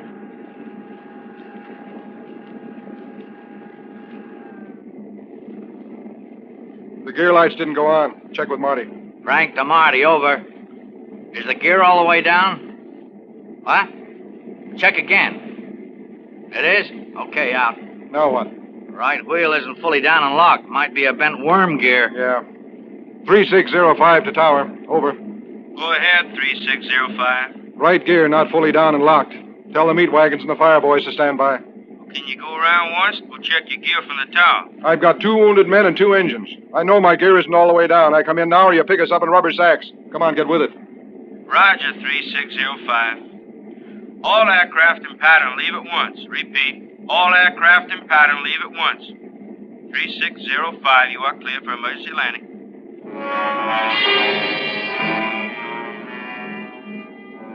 Within a few seconds, I could see the ambulance racing to where they figured the plane had stopped. Then I saw the Fulmite boys turn down the taxi strip that paralleled the runway. I knew what the procedure'd be. They'd start down the runway and start throwing the stuff at the engines the minute we touched the ground. They sure took chances, those fire boys. Take your positions for a crash landing. Somebody take care of Max. I've got him.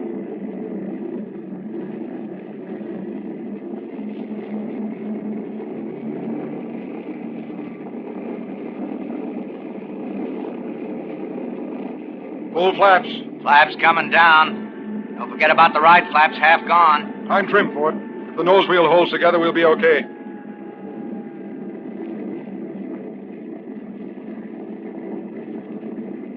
Call for the idle cutoff when you're ready. Right. Give me the count, Frank. Speed 138. 130. 120. 110. 100. 90. Cut the switches, Murph.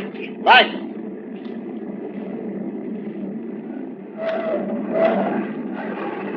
On the ground.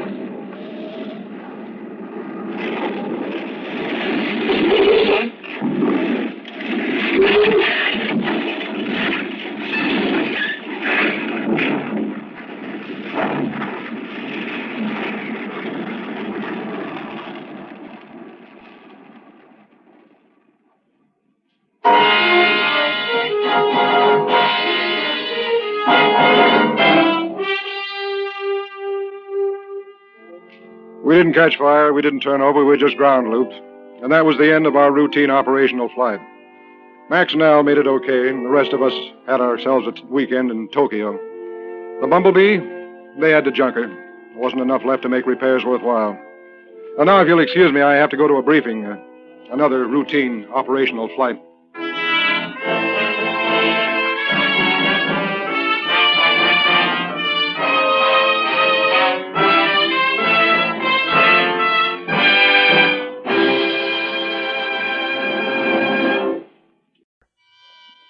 And now, Autolite presents The Death of Me, starring Mr. George Murphy, hoping once again to keep you in suspense. I should have told Sal when it began. Even after we were married, all I'd said about what happened to me in the war was that I'd been wounded. I guess I put it that way because, well, maybe I was ashamed. Battle fatigue, the docs called it. Like a nervous breakdown. At the bottom of it was fear. I'd learned that, but not ordinary fear. It was like some powerful, misty thing. Well, they called it imaginary fear. That's why I wanted the job away from everything. Fresh air, exercise. I had to get a grip on it before it got worse. The place was upstate, way back upstate, and it took most of the day to drive there. But even then, when I could still realize what was happening to me, I just couldn't tell Sal. Why, Harry? I still don't get it. Why'd you have to quit your job? I bet you really got fired. No, I'm not fired, Sal. Like I told you, it's a leave of absence. It's crazy. Going off to this jerkwater town in the hills to work in a two-bit lumber camp. It was dull enough right where we were. Well, it won't be for long, honey. I know it. Just long enough for me to... The change will be good for both of us. We must have passed the place or you made a wrong turn or something. The map says only one road. Can't be much farther. What's the name of this dump anyway? McCabe. Bixby and Lausch is the name of the outfit. I bet they don't even wear shoes this far back in the hills. Hillbillies. There it is. Up ahead, see? Yeah, I'm thrilled.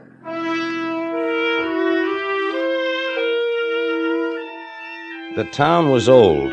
Maybe 200 people in a place that once held 2,000. I couldn't blame Sal for not wanting to come. She was pretty, the kind of a woman that men looked at. She liked excitement. There hadn't been very much in our life, and, well, it made me feel better knowing that I wouldn't be alone. Bixby and Lausch was a worn-looking building on the main street. Sam Bixby was a big man with cold, hard little eyes. Yeah, they told me you was coming. Name's Harry Sawyer, huh? Kind of puny for a logger, ain't you, Harry? I can pull my weight, Mr. Bixby. I've done it before. Maybe. This ain't one of them big fancy logging outfits. We're small and we work hard. I expect to. That's your wife out there in the car? Yeah. You can't take her out to the camp. She'll have to stay here in town. Except on Saturday nights. Yeah, I understand. Well, I guess you'll do. Job's only good for a month. Then I'm hired? Yeah, you're hired. Come on, I'll buy you and your wife a drink. Well, thanks, Mr. Bixby, but we're not settled All right, yet. another time. I'll see you in the morning, then. Truck leaves at 6. I'll be ready. And thanks.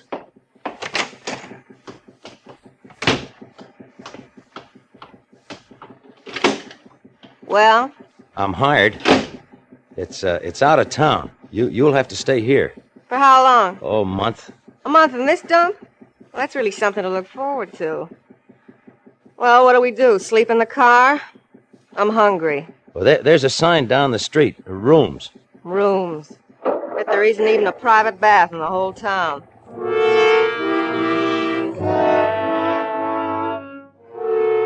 It wasn't too bad. At least the room was clean. Sal took a long time getting her hair just so and the lipstick just right like she always did before we went to eat. The guy downstairs said the best place was Myra's, a bar up the street. Everybody ate there. More coffee? No, just a check. No check. Anything else? What do you mean, no check? It's been paid. Even the tip. Well, give it back, sweetheart. I don't go for stuff like don't that. be silly, Harry. If someone wants to pay the check, let him. Doesn't mean anything. Sure, mister. He don't mean anything, and it was a good tip. Who is this he, miss? That's him coming this way. Big Sam Bixby. Well, I hope you folks don't mind me butting in. Yeah, this your wife? Well, it ain't often we have a looker like you in McCabe, ma'am. Thanks for the dinner, Mr. Bixby. We appreciate it. Don't mention it. I'll see you in the morning, sir. Yeah. Thanks. Good night.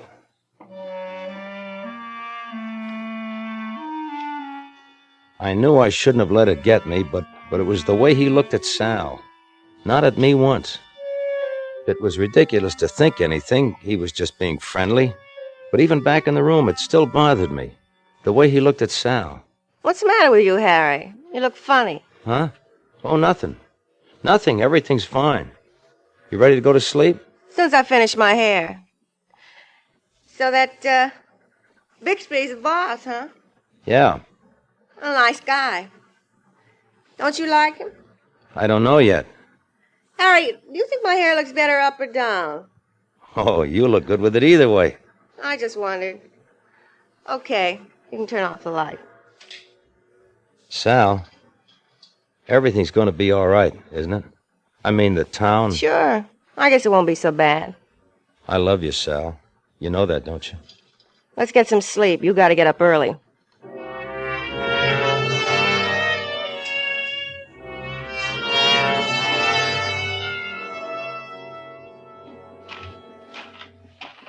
Morning. You Sawyer? Yes. McCaw's my name. Ludi McCaw. Hello. We riding out to the camp together? Don't rightly know. Myra wants to see you. Myra? Myra Lausch. The other half of Bixby and Lausch. Was there something wrong? Don't rightly know. In the office there. She'll tell you.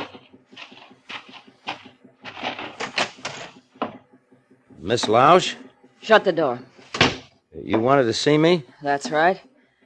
I wanted to see you. You're fired, Sawyer.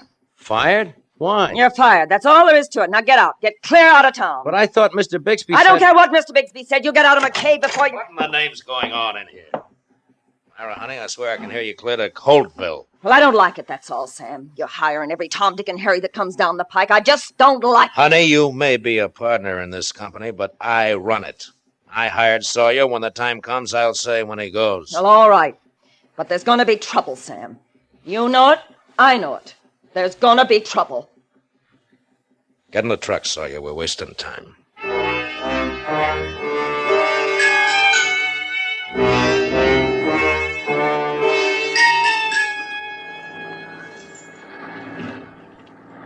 It's kind of cold riding a truck bed this morning. Think Sam would have let us ride in the cab with him. Huh? Oh, yeah. I see you still got your scalp. Myra can really boil over, can't she? Yeah. Here's the camp. If there's anything else you want to know, just ask me. They say I'm the biggest busybody in these parts. All right, boys. Find a bunk, Sawyer. Then you and Ludi meet me at the office. And snap it up. There's an empty bunk next to me, okay? Sure. Say, what's that smell in the air? Swamp? Huh? Oh, yeah. Down over yonder. Good timber growing there, too. Don't know what Sam's saving it for.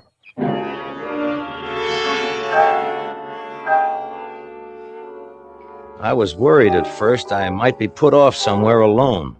But Sam teamed me up with Ludi. After that, there wasn't time to think about anything but work. It was just what I needed, and Ludi made good company. That night, it was a dreamless sleep, the first I'd had. By the third day, I was used to everything, except that heavy, decay-filled smell of swamp. Then on the fourth day...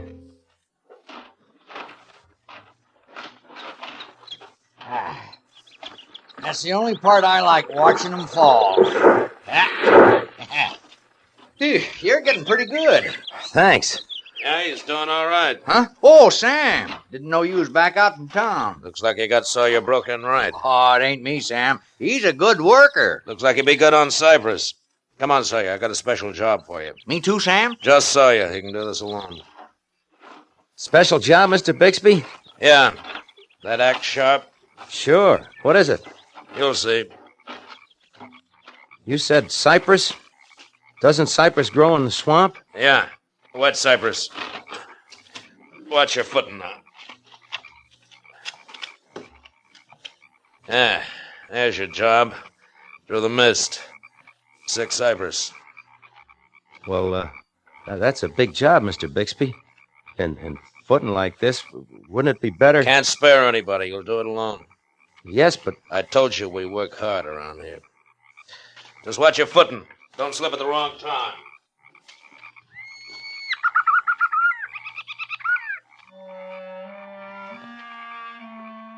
I was alone. Maybe another day, working with someone. And being there alone wouldn't have seemed so... What could I say? That it was a sickness, this thing, this fear? That I didn't want to be alone? Not yet, because I was sick? Would he have understood? Would Sal, would anyone have understood what it was like? It was all around me, this thing in the mist. I had to fight it. I couldn't let it win. I had to fight it for Sal. That's why I'd come here. To work. Work for Sal. Work for Sal. Hey! Huh? Oh, Ludi. You're working like a crazy man. It's after quitting time. Almost too dark to see. Well, I gotta finish this one. Oh, go on, rest yourself. Go get some water. I'll finish it. I guess I could use a drink.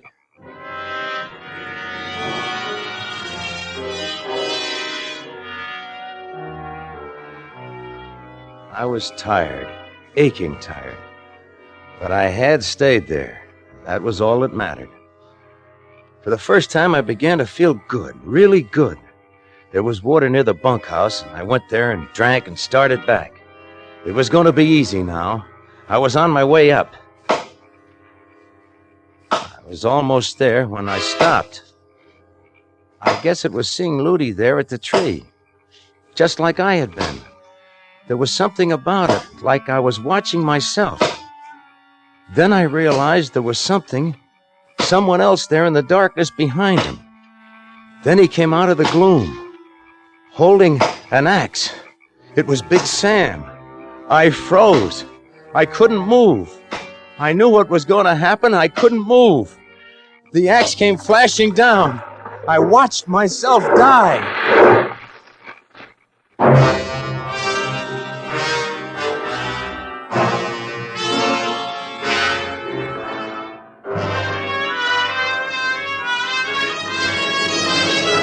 Autolite is bringing you Mr. George Murphy in The Death of Me, tonight's production in radio's outstanding theater of thrills, Suspense.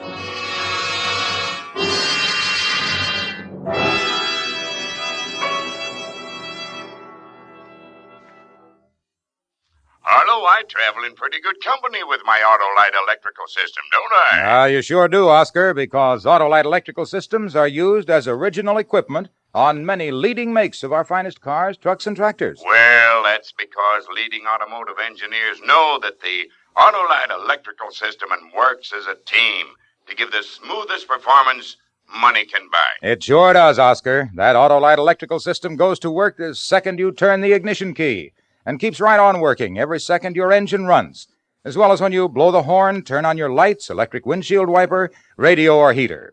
And friends, take a tip from me. Treat your car to a periodic checkup at your car dealer's or your authorized Autolite service station. You can quickly locate the authorized Autolite service station nearest you in the classified section of the phone book under Automobile Electrical Service. Here you will find men trained under Autolite supervision who specialize in the electrical system of your car. And remember, from bumper to tail light, you're always right with Autolite. And now, Autolite brings back to our Hollywood soundstage Mr. George Murphy in Elliott Lewis's production of The Death of Me, a tale well calculated to keep you in suspense.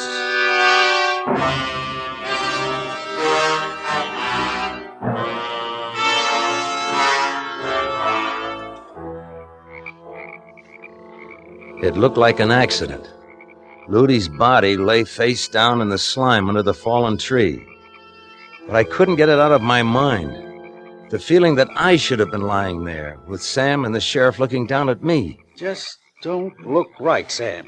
Just don't look right. The tree fell on him, Floyd, ain't it plain? That wound in the back of the head, how'd that happen? That heavy branch right there must have done it. Maybe. I couldn't see any footprints, if there was any in this swamp. You think somebody done it on purpose? That's just plain stupid, Floyd. Who'd want to kill Ludi? I don't know, but it just don't seem likely he'd be dumb enough to stand there and let a tree fall on him. Well, maybe he slipped. Maybe, but we gotta have an inquest.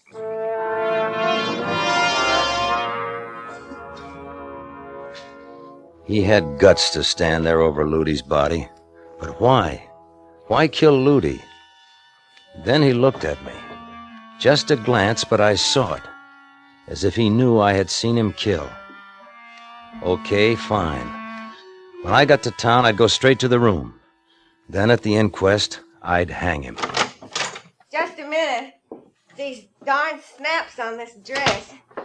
Wasn't expecting you so soon. Harry. What's the matter? Why, nothing. I sent out for coffee, and I thought... What? What did you think? I don't know. What are you doing in town? You didn't get fired. I'm here for the inquest. Inquest? Oh, so that's what all the buzzing's about. I thought it was some kind of accident. It wasn't an accident. It was murder. I saw it, Sal. I saw Sam Bixby kill a man. You saw Sam Bixby killed... Oh, it looks like an accident. It looks real good like an accident. But it isn't. Why, that's awful. Is it, Sal? Of course it is. What's got into you anyway? Well, for a minute I thought that... It's just that I saw it happen and I don't know. You're just upset, that's all. Now, what about that inquest? They said at the bar as soon as the coroner gets here. Are you gonna go? Yeah, I guess we better.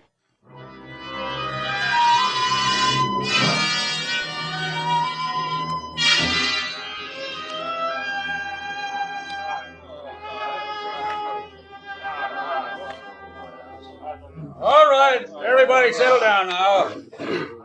Mary, could you kindly close the bar till we're through? Back off, boys, that's all. All right.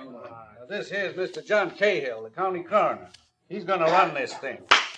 Cut that now. This is serious. Sawyer, I told the other boys not to waste any time up there. I ain't had a chance to talk with you. You were supposed to be working that Cypress alone. Yes. Just tell them where you was at the time. We'll talk about that later. All right. I think there's a couple of seats down front. Well, this is fine right here.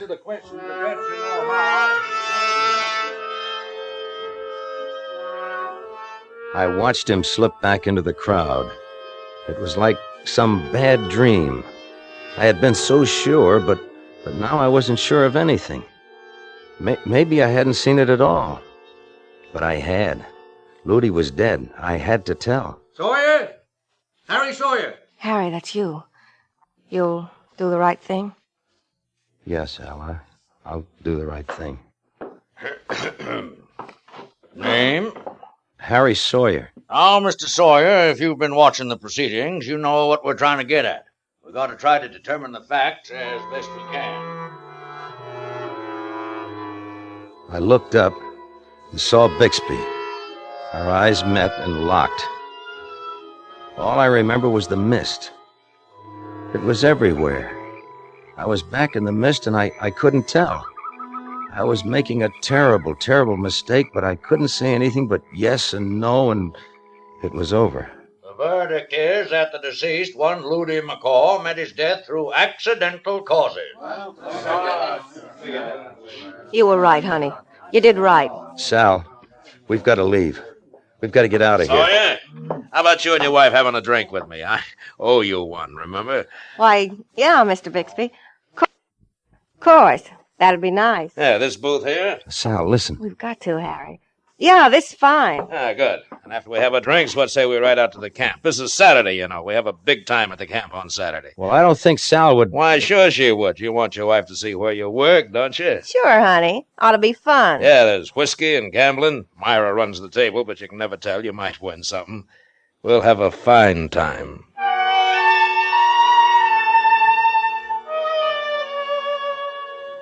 He knew I had seen him kill, and he was cold as ice. Sal didn't realize, she didn't understand that I'd made a terrible, terrible mistake. We couldn't go back there. It was just what he wanted. We shouldn't have come, Sal. You don't understand. We gotta leave. Listen, Harry, everything's all right now. We'll go over at the dice game. Play a few bucks. Act natural. 4's the point, little Joe. All right, bet $1. The pass line? Doesn't matter. Anything. Ah, here you are. I brought you some drinks. I almost spilled them. Why, thanks. So I saw you. You ain't showed your wife around yet. Harry wanted to shoot some dice. Well, suppose I show you around, if Harry don't mind. Why, yeah. You don't mind, do you, honey? Well, no, I don't mind. Fine. We got a mighty interesting place here. Oh, Sal, wait. 7. Next shooter. Sawyer, it's your dice.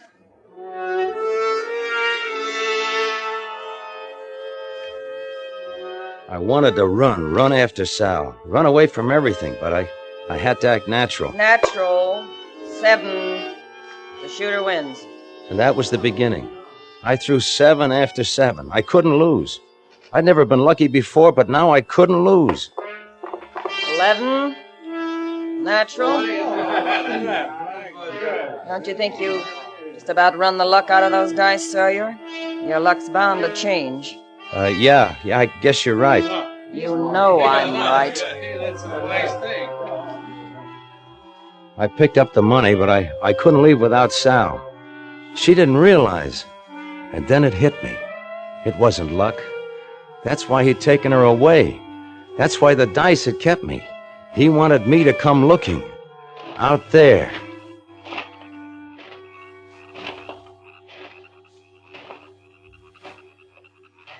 Why we come here, Sam? It's filthy. I want to talk. There's nothing more to talk about.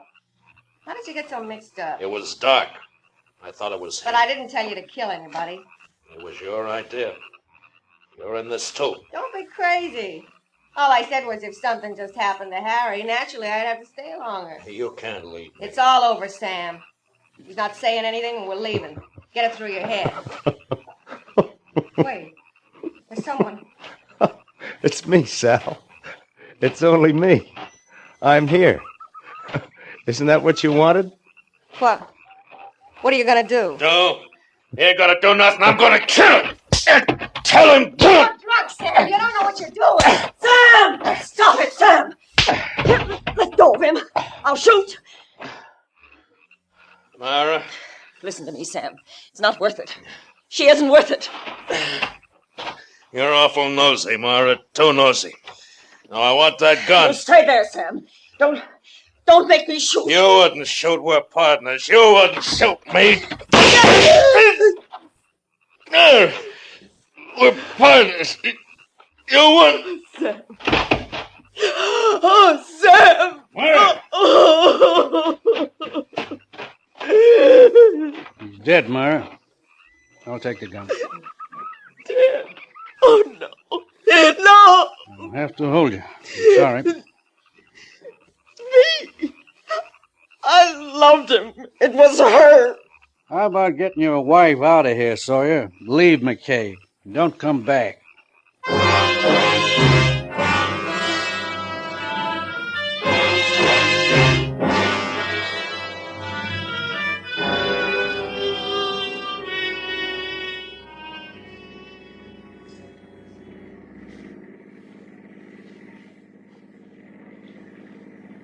Harry? Harry, don't just sit there. Say something. I know what you're thinking, but you're wrong. Harry. Keep away, Sal. What's the matter? You afraid of me? No. No, I'm all over being afraid. I was just setting Bixby up, that's all. We could have made him pay a fortune to keep it quiet. Don't you see, I was only doing it for you. What are we stopping for? This is where you get out. Get out? You gonna leave me here? What'll I do? There's nothing. Where'll I go? The roads are many, the world is wide. Get out. Harry, you can't leave me here. I'm your wife. Take me with you. You've got to. It's a matter of self-preservation, honey. Sooner or later, you'd be the death of me. Harry, don't leave me. Harry, wait!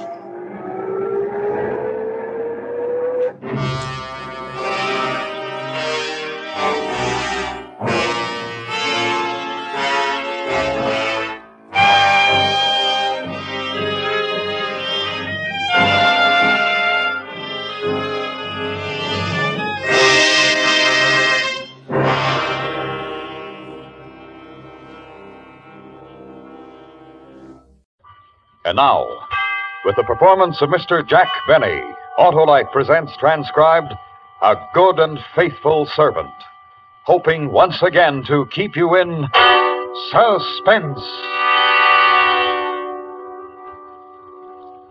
I know you've been through a lot, Mr. Fenton, but if you could just try to recall anything else about the appearance of the two men. Lieutenant, couldn't this wait? Fenton has spent 14 horrible hours locked in a vault. And while I admire his spirit and pluck in bearing up as well as he has... I'm just trying to get something to go on, Mr. Waterman. Do you want your money back or don't you? The welfare of my employees comes first, Lieutenant. First, last, and always.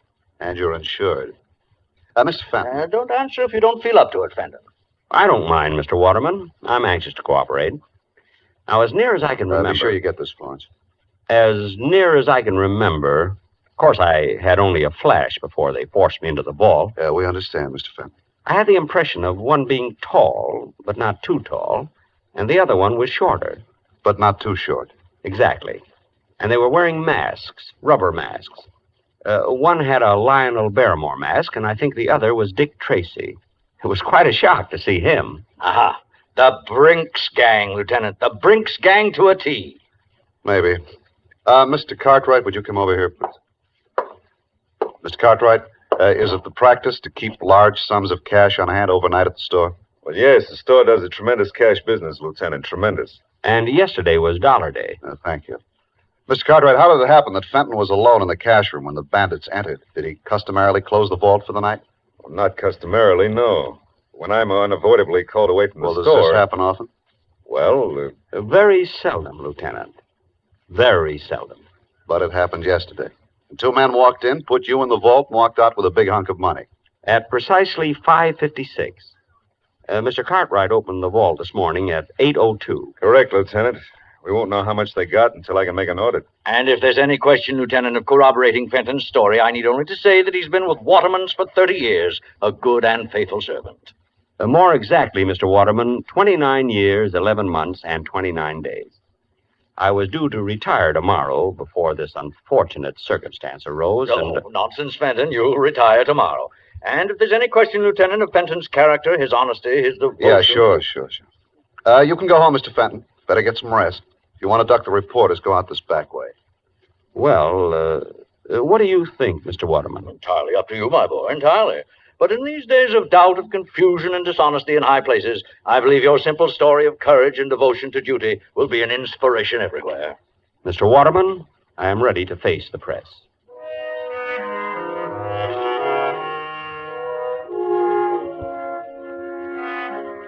They were all very nice to me. The reporters, the police, Mr. Cartwright, and especially Mr. Waterman. All that money missing. $50,000. Yet his only concern was for me. I thought that if I could afford it, I'd like to buy him some little token of gratitude. Then I thought again. In my desk at the office, there was a secret compartment, and in that compartment was $50,000. I guess I could afford it.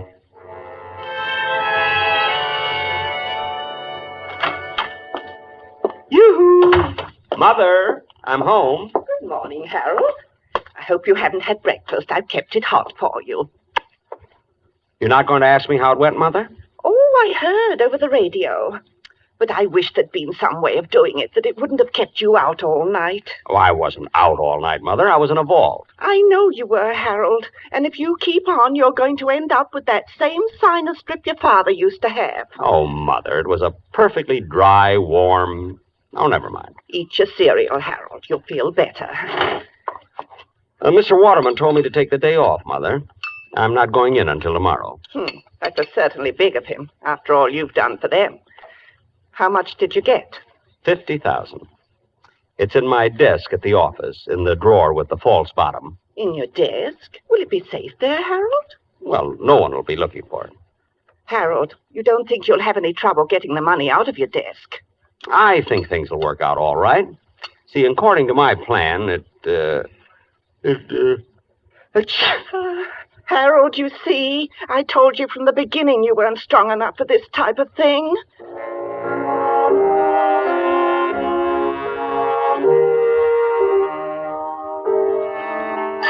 The next morning at 8:43, I punched in at the store. Figuring 308 working days a year, that made 9,240 punches. It was a little strange to think of this being my last. I walked through the store to the elevator, past lingerie, ladies' gloves, and perfume the way I always went. But this morning was different. People looked up when I passed. They spoke to me. They knew who I was. Even the brunette in perfume smiled at me. I almost stopped, but I couldn't think of anything to say. In the elevator, one of the girls asked me how I felt.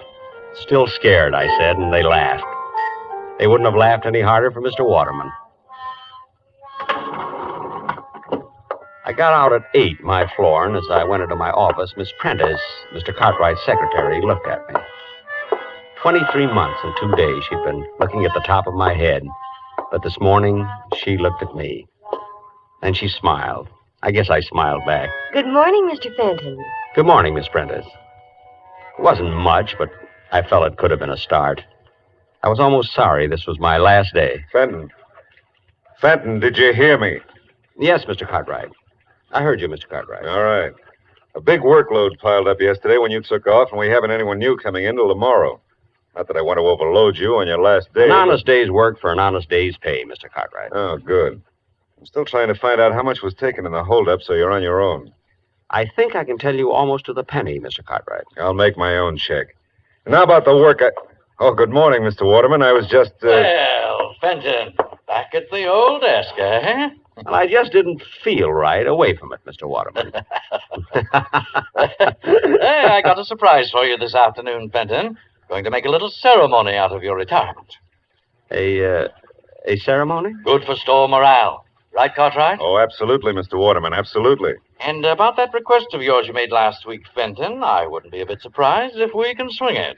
Oh, you're too kind, Mr. Waterman. Oh, my boy, when you work for Waterman's 30 years, you've got something coming to you. No. Really?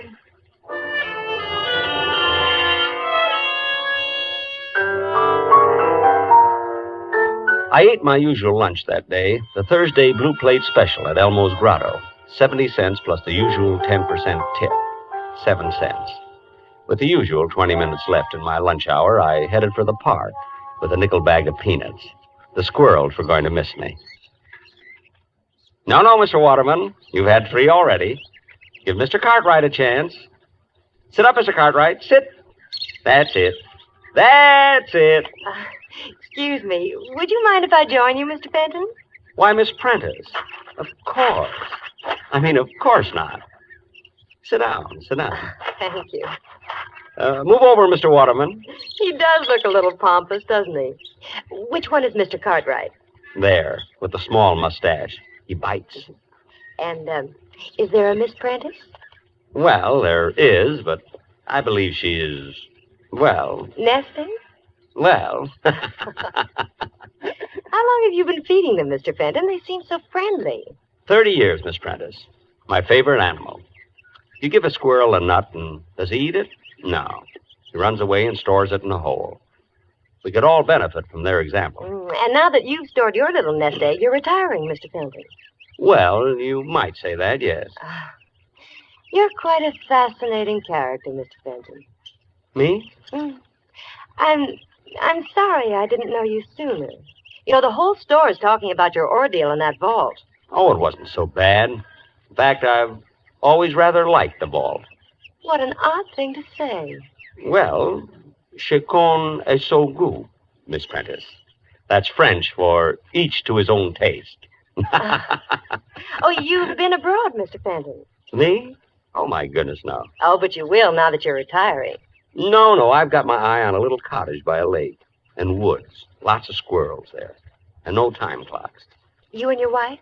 Mother. Oh, I hope you get it, Mr. Fenton. Thank you, Miss Prentice. I wonder what the robbers are going to do with all that money. I wonder. 5 to 1. Shall we go back and punch in, Miss Prentice?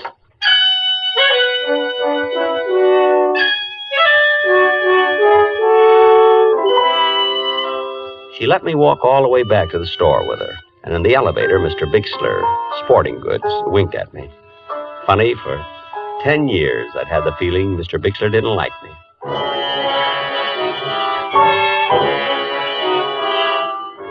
There was quite a gathering in the cashier's office when we arrived. All the executives from Mr. Waterman's down. and the editor of the store paper wandering through Waterman's. I'd sent an item to him last summer. Mr. Fenton of Cashier's Department spending his 2-week vacation at home. But he never printed it. Well, come in, Fenton. We've been waiting for our, shall we say, guest of honor. Me, Mr. Waterman? You, Fenton. We have a little ceremony which I'd hope to conclude before the lunch hour was over. Oh, I'm sorry, Mr. Waterman. Think nothing of it. This is your day, Fenton. Your day. Oh, going to get a shot of the two of us, Wolf? Yes, sir, Mr. Waterman. Over by the door. Oh, if you don't mind, I'd like it sitting at my desk. I feel more, secure there. By your desk. How's this? Got it? Good. And now, Fenton, we all say farewell to a good and faithful servant, one who has given 30 years of his life as a contribution, however small, to making Waterman's the great institution it is today. Well done, Harold Fenton. Thank you. A modest man, but conscientious. His regular comings and goings passed almost unknown to many until his ordeal of 2 days ago. Locked all night in the vault by brutal and rapacious thieves. A night in which, in his own words, he relived each and every day of his 30-year service to Waterman's. Oh, greater devotion hath no man. Oh, it was nothing, really. And now, his labor's done, his burden borne, Fenton will live out the rest of his days in ease and comfort, because he has arrived at the retirement age of the Waterman pension plan, by which he will receive... $31.68 a month. $31.68 a month for as long as he lives. Thank you. And now, a little surprise for Harold Fenton. A week ago, in a letter to me, our good and faithful servant asked that on his retirement he be given permission to purchase for his home his old desk. Actually, Mr. Waterman, I don't know what I'd do without it. Oh, frankly, I put in a lot of thought on this simple request. I weighed the factors in my mind. On the one hand was Fenton's 30-year service. On the other... Mr. Waterman. On the other, he was already receiving his pension of, his pension. However... Please, Mr. Waterman. However, Fenton, my boy, I decided to go you one better. One better? Not a new desk. Nothing so unsentimental. Fenton, instead of allowing you to purchase the desk, I'm giving it to you. Phew. All right, boys, right in here. Take the desk wherever Fenton here wants it. Now, back to work, everybody. Month-end clearance today. Whoops. Easy, men. Don't drop it. Easy. Fenton, my boy, in the years ahead, when you're seated at your old desk, think of us, won't you? I certainly will, Mr. Waterman. I certainly will.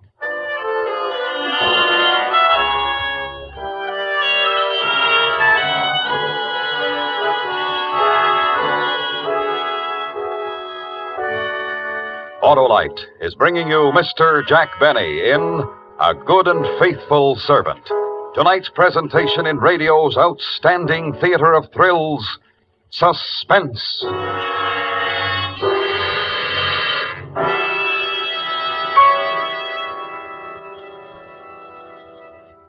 Well, Senator, did you take my advice? Why, yes, Harlow. My Autolite spark plug dealer turned my worn spark plugs out of office and elected a set of ignition-engineered Autolite spark plugs. A wise move, Senator. Those Autolite spark plugs are designed by the same Autolite engineers who designed the coil, distributor, generator, and all the other important parts of the complete ignition system used as original equipment on many leading makes of our finest cars, trucks, and tractors. They're world famous for quality and performance. And my Autolite spark plug dealer nominated Autolite resistor spark plugs for my car, Harlow. Ah, you're on top now, Senator, because Autolite resistor spark plugs represent one of the greatest advancements in spark plugs for automotive use in the past 20 years.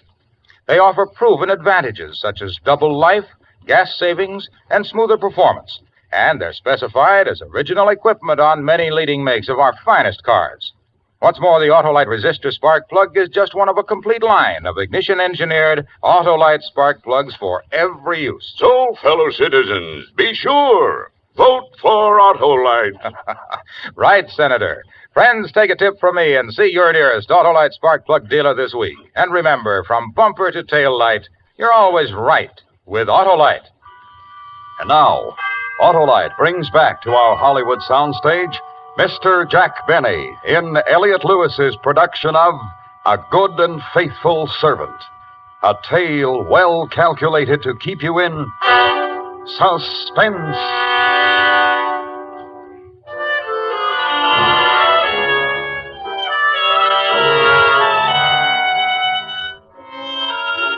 Retirement agreed with me. A walk to the park to see my friends when I felt like it. A leisurely lunch at Elmo's Grotto when I felt like it. And when the need arose, a little gardening. Mother and I were very happy. You've done enough for one morning, Harold. Your back will go out again. All through, Mother. Just cleaning off the spade. What were you planting this morning, Harold? Mother, if anything should happen to me, knock wood, Knock wood. right in between the beets and the radishes, there's a very rich patch of dirt. Son, aren't we going to get our little cottage by the lake? I have to go in town today, Mother. I might just inquire around. Oh, good. You know, Mr. Waterman is really a very sweet man. The Waterman pension plan. I just wish I could tell him how happy it's made me.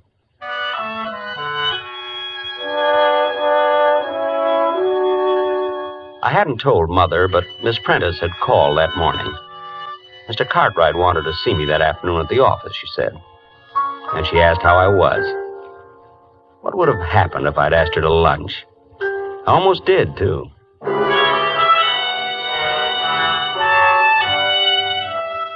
In the cashier's office at the store, Miss Prentice smiled when she saw me, and I smiled back. In fact, we struck up quite a conversation. Oh, Mr. Fenton, how are you? Fine. Just fine, Miss Prentice. Retirement agree with you? Yes, indeed. Fine. You notice we haven't filled your old job. No? Oh, yes, indeed. Haven't been able to find another man of your type.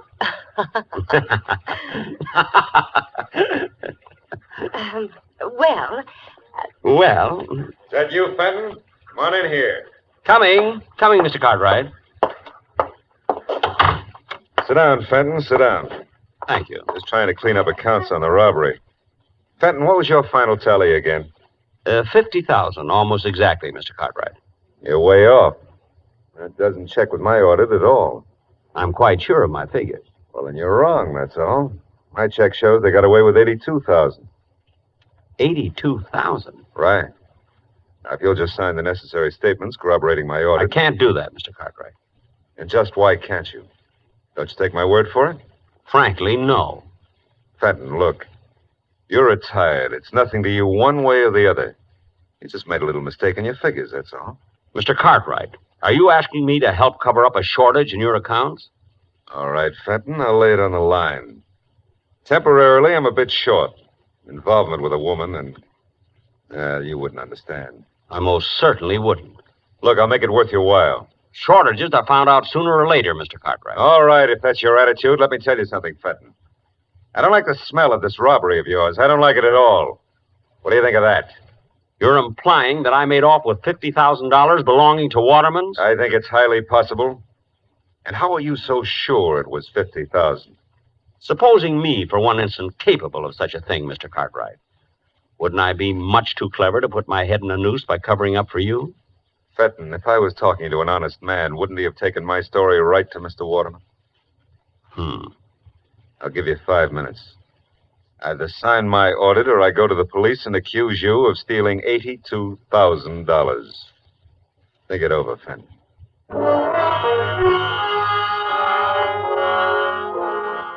No question about it, Mr. Cartwright's dishonesty might be a bit awkward for me.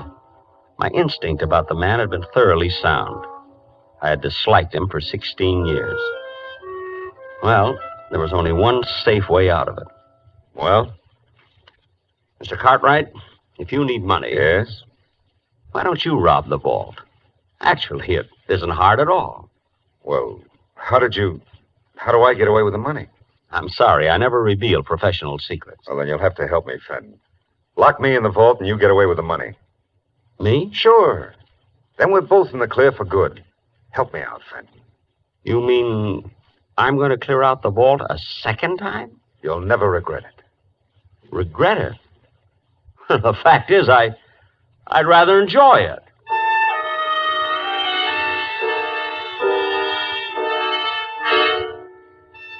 We settled on the following Friday. Friday nights, the store stayed open till 9, and they were having a big white sale that day. The money was already stacked on Mr. Cartwright's desk when I got there.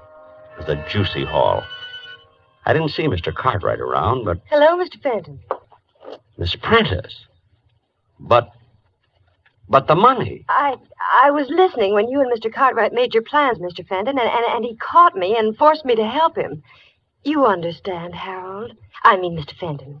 Harold, times like these draw people together quickly, don't you think? Oh, I do. I really do. Miss Prentice. Helen. Thank you. Helen, Miss Prentice, Mr. Cartwright mentioned a woman in his life. You're not the one? Harold, of course not. Excuse me. I just thought... You remember the office party last Christmas? Oh, that? Well, that was just because he was under the mistletoe. And if you'd been under it instead of Mr. Cartwright... Really? Well... Oh, Fenton, you're here. Good. Anybody see you come up? It doesn't matter, really, Mr. Cartwright. Might even be better that way. Then you and Miss Prentice can say that I left minutes before the bandits arrived. You're right, of course, Harold. Thank you. Are you ready, Mr. Cartwright? I brought some wrapping paper for the money. Even brought along a handle with care sticker. That's the Fenton touch, you know. Get on with it, will you? No need to be nervous. There. Neat? I spent 8 years in wrapping and mailing. All right. You know what to do with it, Helen. I know. Just a minute, Mr. Cartwright. I'm to take the money, remember? There's been a change, Fenton. We rewrote the script. You think that's wise? To fly in the face of my experience? Now, look, Fenton, we're not children. You lock us in the vault and take off with the money. You think we'd ever see you again? Well, you're questioning my honesty? I'm sure Miss Prentice will vouch for me. We're rather good friends. Miss Prentice, Helen. Unfortunately for you, Fenton, Helen's on my side. Now, if you wouldn't mind getting into the vault, huh? Me? In the vault? But... This is a loaded gun, Fenton. Get in the vault. But... You came back for a second helping, that's all. The Confederate got away with the money, but I courageously slammed the vault door on you and went for help. But... Will they believe me? I imagine they'll find 50,000 somewhere around your house. They'll believe me.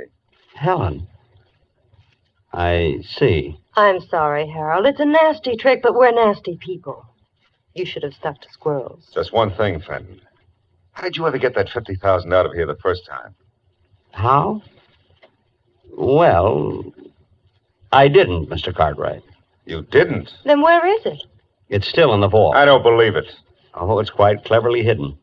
It took me most of that night. I was locked in. Get in there and show me. I'm sorry, Mr. Cartwright. Get in there. No.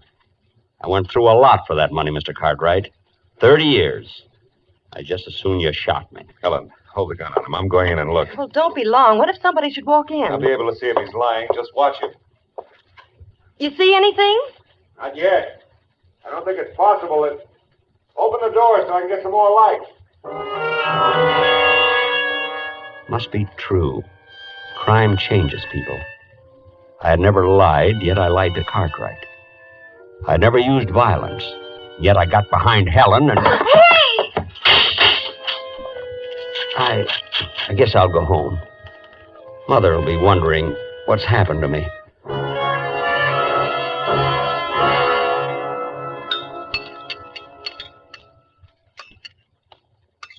Some more cereal, Harold? I don't think so, Mother, thanks. What time is it? 8:10, son. Well, they would have opened the vault at 8 this morning. The police should be here any minute. Are you sure those two will implicate you, Harold? It seems likely, Mother. The gun would be hard to explain. And I think Miss Prentice will turn on Mr. Cartwright after a night in the vault. Yes, she's just the type. I'm sorry, Mother. I guess I just don't know much about women. It's all right, son. You think they'll be hard on you? Not very. I haven't spent any of the money. The insurance companies always look kindly on such cases. There they are. Harold, how long? 2 years, Mother. Maybe less. Maybe even 1. It's still a long time. A long time. After 30 years in Waterman's? Hardly. I'll get the door.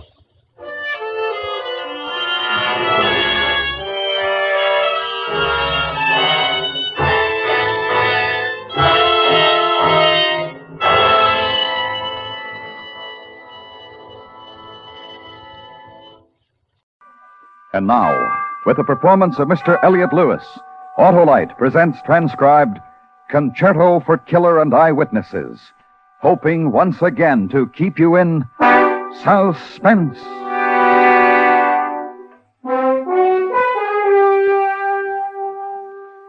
My name's Jesse Crandall, Detective Sergeant, Central Division, Chicago Police Department.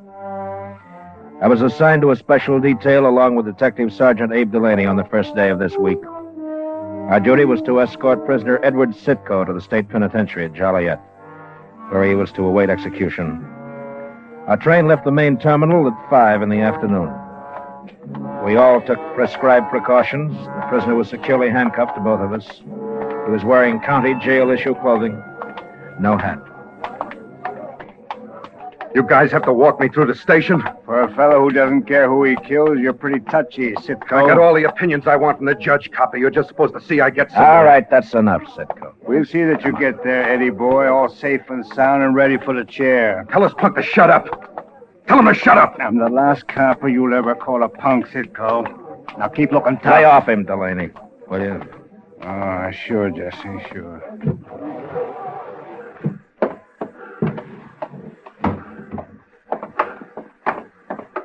Sitko. Yeah. How come you're so stupid, Sitko? How come you trusted Dallas Kenyon when nobody else did? I never trusted anybody, ever. If you didn't trust him, Sitko, how come he knew who you killed, where you killed, when you did it? Car 64, compartment A. This car, sir, second door to the right. Watch your steps, sir. Thank you. Come on.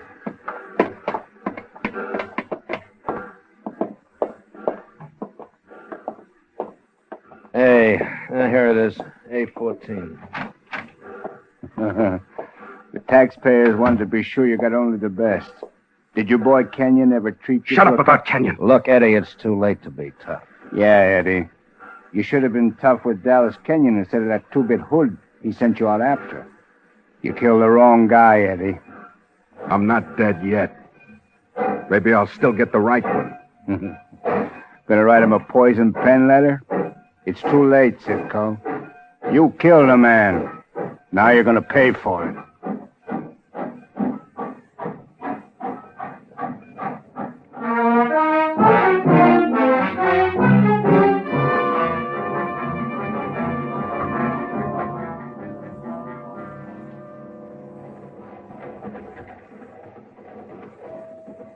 Dinner now being served in a dining car. Dinner now being served in a dining car. First call for dinner. First call for dinner. First call for dinner. I'll get a bite now. Jesse, key. No. Here.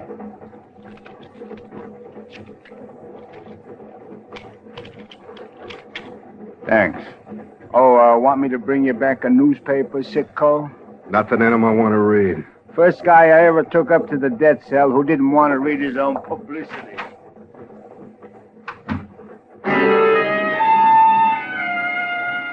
Sergeant Delaney was in the dining car as we pulled out into the outer yards. That's when the train lurched forward. I went off balance for a moment. Sitko threw his weight on me, and we crashed to the floor. This is where I get off, copper. He brought his knee up into my face. One for you. I was momentarily stunned. He went through my pockets, found the keys, and unlocked the handcuffs. Sergeant Delaney returned at that moment. Sitko slammed against the door, locking it. And then he struck me across the temple with the handcuffs. One for your friend. Open up. Open up, or I'll shoot. Before I lost consciousness, I saw Eddie Sitko open the train window and jump.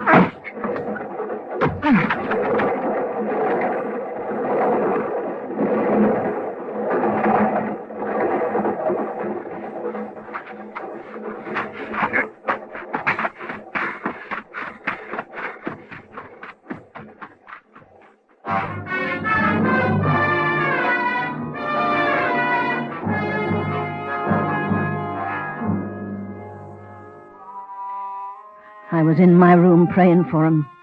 I hoped a little prayer would do for him what he'd never been able to do for himself. It was Angela's time, 6 o'clock, when I heard him on the stairway outside my door.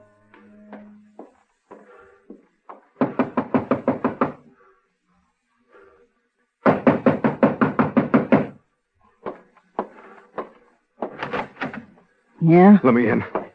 What are you doing here? What's the matter? Don't you like to see me? First time in my life I've been glad the trains run through this lousy, dirty neighborhood. Oh, I don't understand. Dallas Kenyon. He's waiting for me. He don't know it, but he's waiting. And I'm going to be there. I need some clothes, money, a gun. Kenyon? Oh, Kenyon. You're going to kill again. Where are my clothes? Get out of here, Eddie. What? Get out. I got nothing of yours. I gave all your things to the neighbors, to the boys in the block. I thought they'd need some warm clothes to wear. They fought over them, and they tore them to shreds. They wanted souvenirs. They're growing up like you because they think you're a man. They think you're somebody. You who cheated and robbed and murdered. What do you mean by that? You ruin everything you touch. You shut up! Come on, give me some money. Give me some money. I got nothing. Nothing. Go away. Leave me alone. Go away, huh? I walk out that door and you yell copper, huh? Why don't you kill me then, Eddie? Come on, kill me. No, because you already killed me, Eddie. 15 years ago.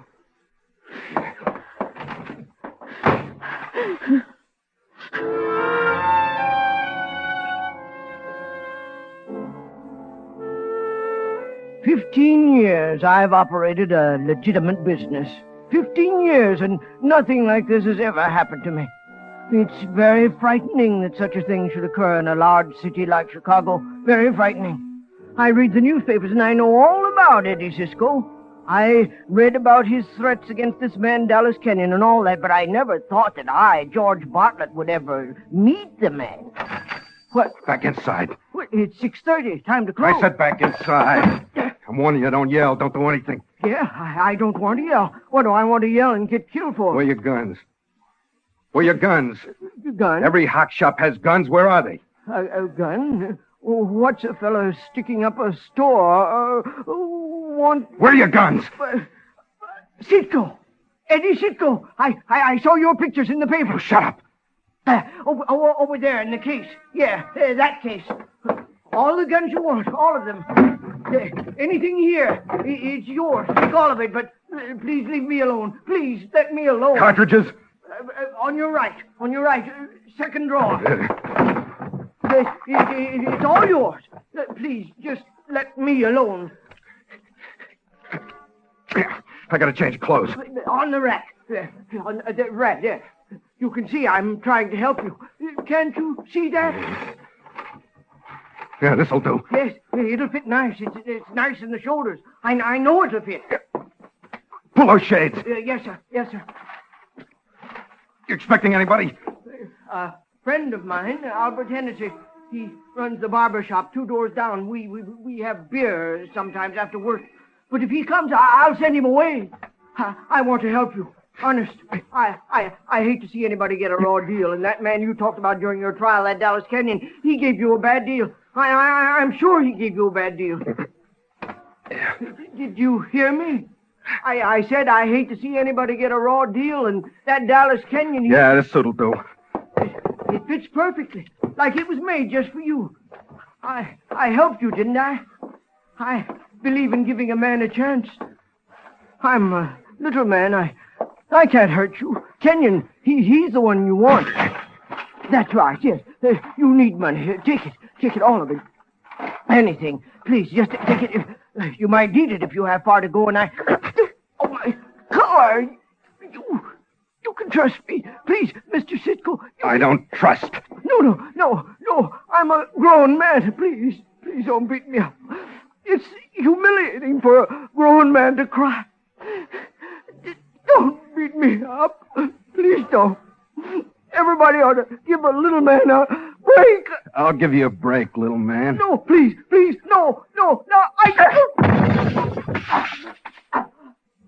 You just got your break.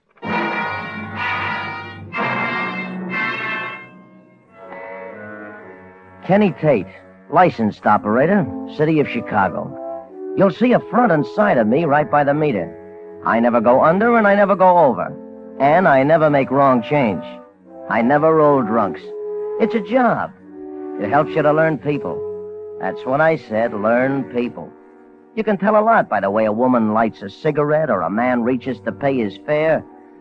I was just cruising when I saw Eddie Sitko. I didn't know it was him at first. Cab! Hey, cab!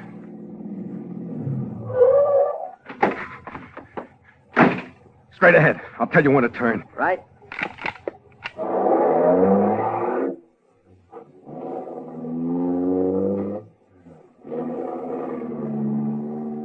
Swell night, isn't it? Want the radio on? No. Turn right, next corner. Yeah, sure. Come on, get this going faster. Not tonight. I've never seen so many cops floating around. Never mind the tickets. Never mind who'll pay for I'll them? pay. Let's get moving. That's what they all say. Like just last I week. said I I'd had a... pay for them. Move.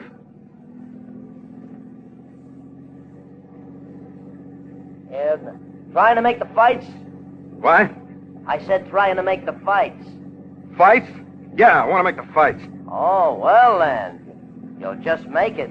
Start at 8:30. Turn here. Huh? Turn here. Thought you wanted to go to the fights. Oh, I'm sorry. I'll circle back on the next corner. It won't cost you nothing. I'll pull down the flag.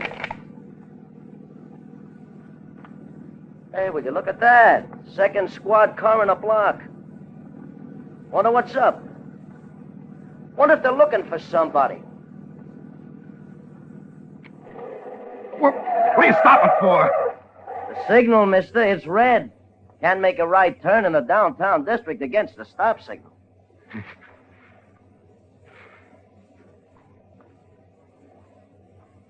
It says go. Start fast. What are you doing? Don't turn left. Please! Please! Eddie Sitko's in my cab! Are you lousy? Hey, you! Come back here! Come back here! Stop or I'll shoot! Stop!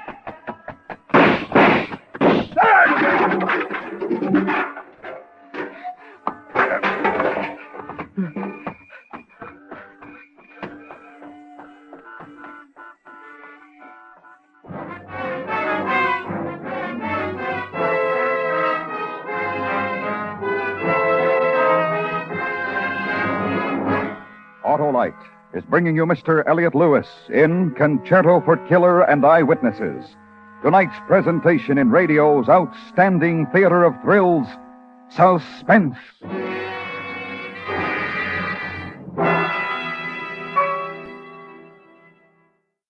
Say, Harlow, before we go on vacation, I've got a question. All right, shoot, Hap. Does the Autolite Stay Full battery really have everything? You bet it does, Hap, including fiberglass retaining mats to reduce shedding and flaking, and give the Autolite Stay Full longer life, as proved by tests conducted according to accepted life cycle standards. But doesn't the Autolite Stay Full need something, Harlow? Well, yes, it does, Hap. It needs water only 3 times a year in normal car use. Only 3 times a year in normal car use, Harlow? Yes, Hap, only 3 times a year in normal car use. So, friends, visit your nearest Autolite battery dealer. He services all makes of batteries and has an Autolite Stay Full for your car.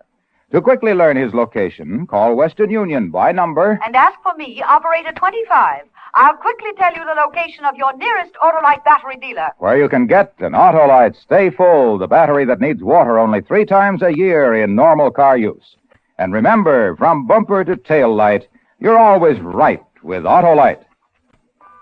And now, Autolite brings back to our Hollywood soundstage Mr. Elliot Lewis in his production of Concerto for Killer and Eyewitnesses, a tale well calculated to keep you in suspense.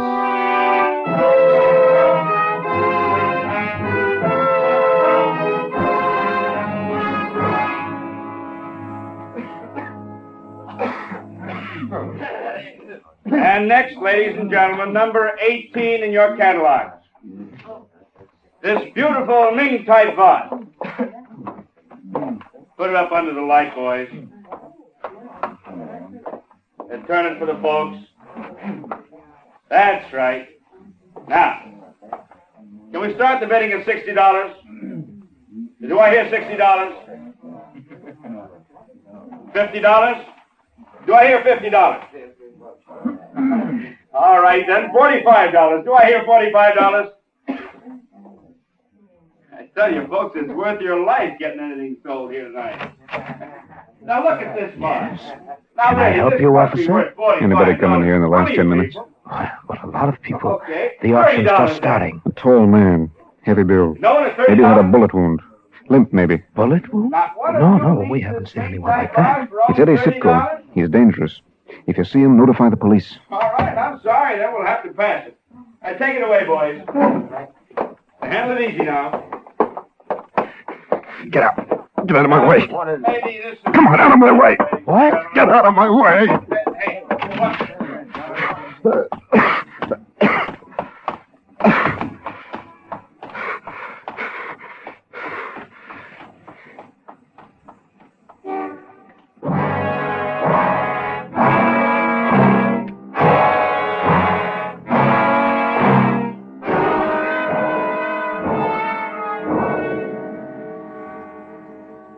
That Cougat's great. Great! I seen him once when he was at the Roxy, and I... Oh, yeah. Well, it was just a night like any other night. I'm the elevator boy. The regular clerk's across the street dipping his bill. So I'm having myself a ball. I got a little routine that somebody's going to pay money for someday, and that's what I was doing when he walks in. Ba-da-da-da-da-da. Hey, the window sheet is broken, and the rain is coming in. Hiya. Kitty Bennell still live here? Yeah, 108. But she's not in. She's always out. I wish I could go out. These night jobs are lousy. You friend of hers? Yeah. Boy, I wish I was a friend of hers. Some bish. She a dancer? Singer. Nightclubs. And look... Nightclubs? I like nightclubs. Not big spreads, jive joints. Most people don't like them anymore. Me, I like them. Look, I want to wait in her apartment. Wait in her apartment? Oh, gee, I don't know. No, she knows me. I'm her agent. Well, I'm not supposed to, buddy, and I haven't seen you around. Right, I've been out of town. I'm her agent. I've been booking her. Agent? Yeah? You've been booking her, huh? Hey, you handle any bands? Well, yeah, sure. Lots of bands. Take me up, huh? You know Stan Kenton? Yeah, I know him well. Yeah? Introduce me. I got a little act I do, see? And Yeah, just ask Miss Bennell. Solid. You just made yourself a deal. It's on this floor. Come on. Only it's my neck if you tell anybody. Nobody. All you show business guys are jumpy. Why is that? Everybody's jumpy. They read the papers, that's what's wrong with them. Read the papers and get all looped up. Me, I only read downbeat. Got no nerves. This is it. Here you are, and don't forget my knockdown to Kenton. Tomorrow. Fix it up first thing tomorrow. You want me to shut that window? No. Well, okay. She said she'd be back in a few minutes. She said, Mañana, mañana, mañana is good enough for me.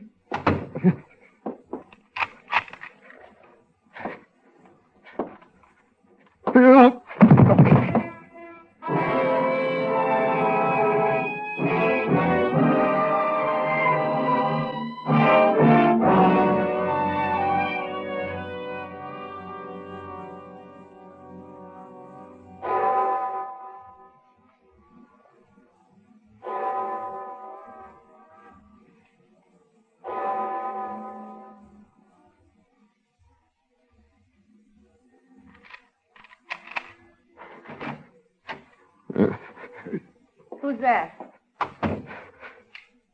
Eddie. Eddie. Oh, Eddie, I can't believe it's really you. Didn't he tell you outside? Didn't he tell you I was here? Nobody told me anything. Eddie, how? Never mind now. You're going to help me the rest of the way. That's why I came here. Eddie, you're bleeding. Take your hands off me. Eddie, you're hurt bad. I know a doctor who can help you. I'll call Stay him. away from the phone. Eddie, I don't understand. Never expected to see me again, did you? Nobody expected to see Eddie Sitko again. He's all through, isn't that it? Good old Eddie. Wrapped up in a murder rap, isn't that it, Kitty? No, Eddie, no. That isn't it at all. You're wrong. Well, I'm right about one thing. Kenyon sent me up there. Eddie, I've got to get you out of here. They'll be looking for you everywhere. They'll come here, too. Kenyon sent me there. Kenyon told the cops. That's where we're going. Going? We're going? Going where, Eddie? See Dallas Kenyon. Well, that's where they'll be waiting for you. That's the first place they'll But go. they wouldn't stop you, Kitty. You could just drive right through the gate, an old friend. Crazy. And I'm right behind you on the floor of the car. Look, Eddie, I hate him as much as you do. I hate him for what he did to you, but I haven't seen him or heard from him since the trial. I hate him, Eddie, but You got lots of reasons to help me, huh? But don't you see it wouldn't work? They'd search the car and they'd start shooting. Please. I had lots of time to think, Kay. Please. While I was waiting to be sent up. It's funny when I remembered. But we could get away. Something my ma used to say. You and me. Way back. If you forgot When I Kenyon. used to sit around on the steps talking My with her. car's downstairs. If we started now, It's Eddie. the only thing I do remember besides gang fights and reform school. And the way they did things. They wouldn't look for me, don't you see? They wouldn't look for me if I were to It was a disappear. line from something. It said, "There's a time to live and a time to die." Eddie, please listen to me. Kenyon's time, baby. My time. He sits in his big house and lets everybody else get dirty for him. He promises big payoffs. And then he pays like he paid me off. Eddie. Just to stand in front of him and watch him be scared. Like I've been scared. I want to see him die. It's his time. Eddie, I love you. Things could be the way they once were if you forget him. Killing him won't do you any good. I love you. I love you. I love you. We could have each other again. I can get a doctor. He'll fix this. And then we can get away together, you and me. It's a big world. They don't catch everybody they're after. Hear what I'm saying, Eddie. Forget Dallas Kenyon. Forget about killing him. It's a miracle that you got away, but you are away. Don't let this destroy you, this hating him. There'd be nothing after that. We have time, darling. My darling, you and me, we have time. Baby, come here. Yes, darling. You love me. Wherever you want me to go, Eddie. You'll go anywhere with me. Yes, darling, yes. Here, my car keys. Drive around the back and I'll pack. What's wrong? You want me to leave you alone? I don't understand. You want me to leave you alone? You don't love me. What? You still love him. No, Eddie, no. I told you I haven't seen him or heard from him since the trial. Not a word. You still love him. You always loved him. No, Eddie. Right now, you wanted me out of here so you could call and turn me in, so you could save him. You're not gonna hurt him. We got rid of you once, and we'll get rid of you again. You and Kenyon. You and Kenyon. You and Kenyon. Eddie.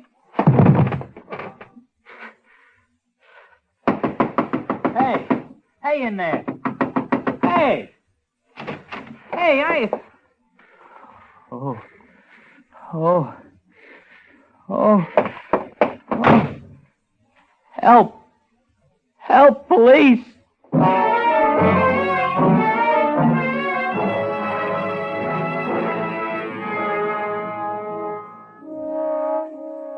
I was in the Kenyon home that evening in reply to an urgent call. I became alarmed when a police cordon was established, but I never dreamed that it would come to what it did. Of course, this man Sitko had no way of knowing that I was in the house. I don't know how he got in without being seen. I was standing on the top of the landing in front of Mr. Kenyon's room when I first heard him in the hall below. He'd entered, I imagine, through the basement. He looked about to see if anyone would interfere with him. Then he saw me. He was wounded in several places, the shoulder, chest, I believe. His face was extraordinary, a mask of pure hate. I stood and watched him as he came up. You. Where is he? Do you mean Mr. Kenyon? Which room is it? Come on, move. This is Mr. Kenyon's room. Out of my way. Come on, get out of my way. The sheet. What's the sheet covering him up for? I'm the undertaker. Mr. Kenyon died of a coronary attack an hour ago. No! No! No!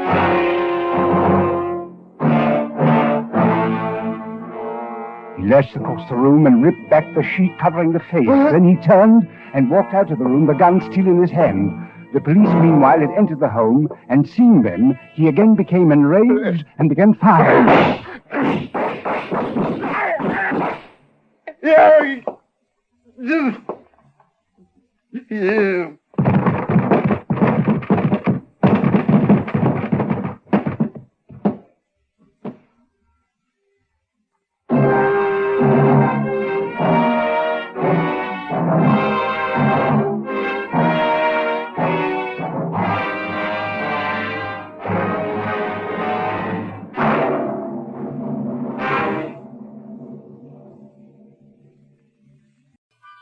And now, Autolite presents transcribed Jack Ketch, starring Mr. Charles Lawton, and hoping once again to keep you in suspense.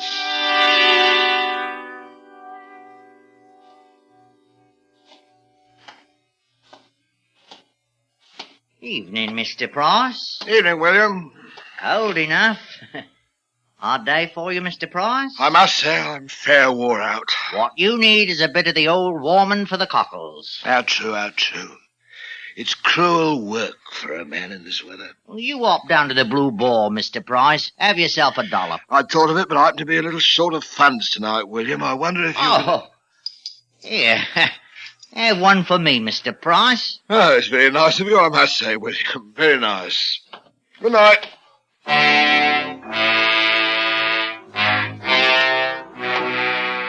Nasty little rat, that William Hartley. Got to keep an eye on him. Hartley. What right's he got to look at me like that? I know what he's thinking. Get my job. Fat chance of it. I'll see him turned off first. God, I got a thirst. Should go home, I suppose. Bet he'll be grousing out of all Nick leather grass. I got my rights. Blue Boar for me. Evening, one and all. Evening.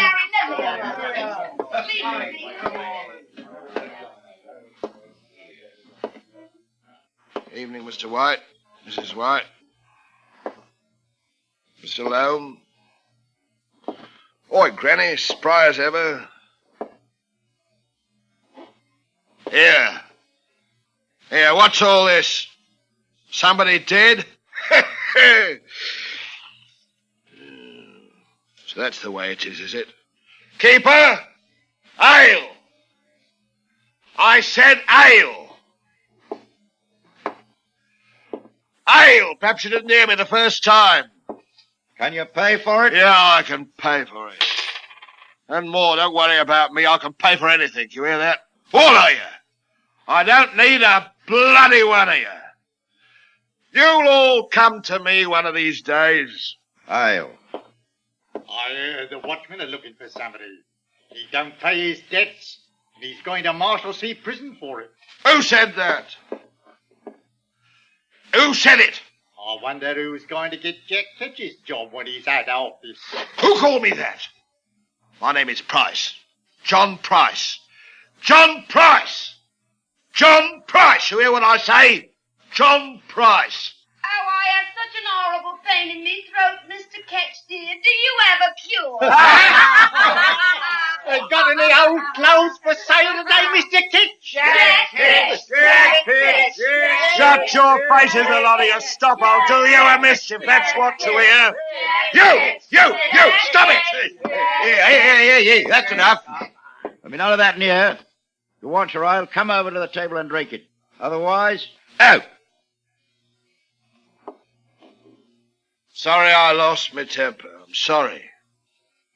I'm just very tired tonight. Accept my apologies, Keeper. I don't accept nothing from you except your money. I have to do that because I have to serve you. My charter says so. Any trouble from you and out. That's a fact, and don't forget it.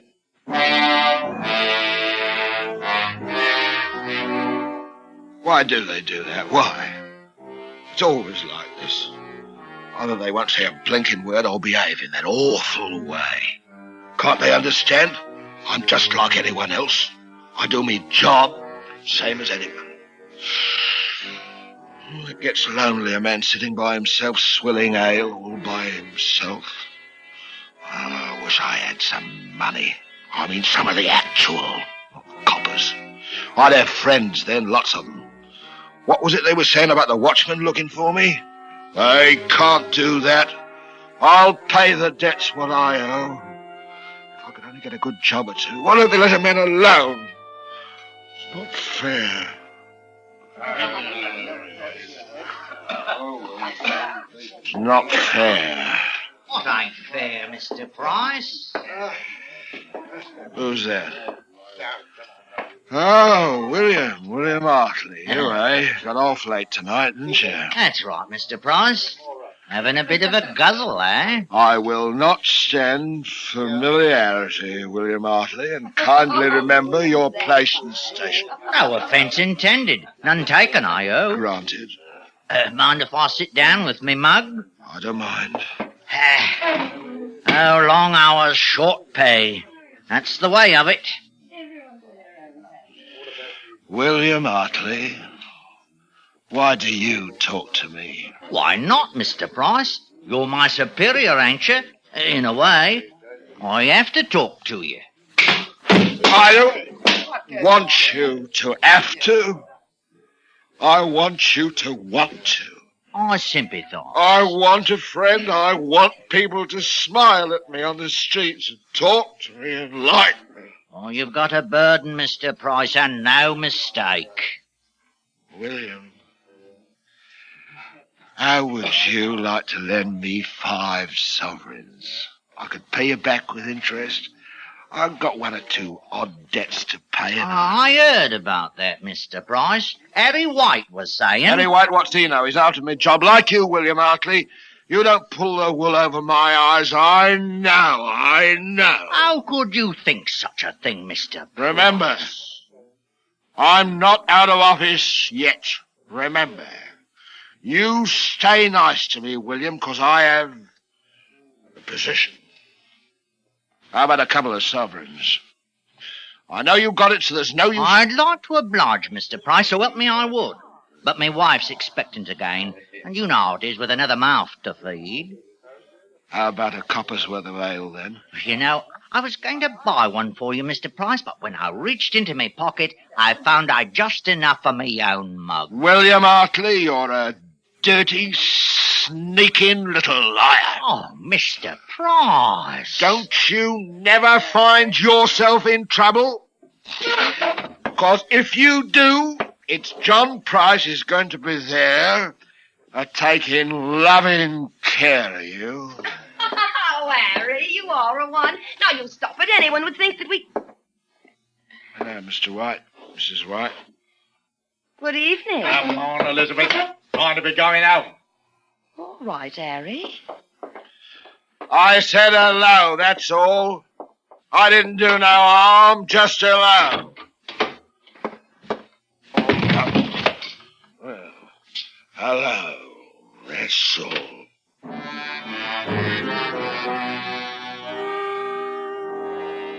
William Hartley, he come to the Blue Boar to laugh at me. That's how he gets his pleasure. They all do. When I get home, it's going to be the same. Wish I was dead.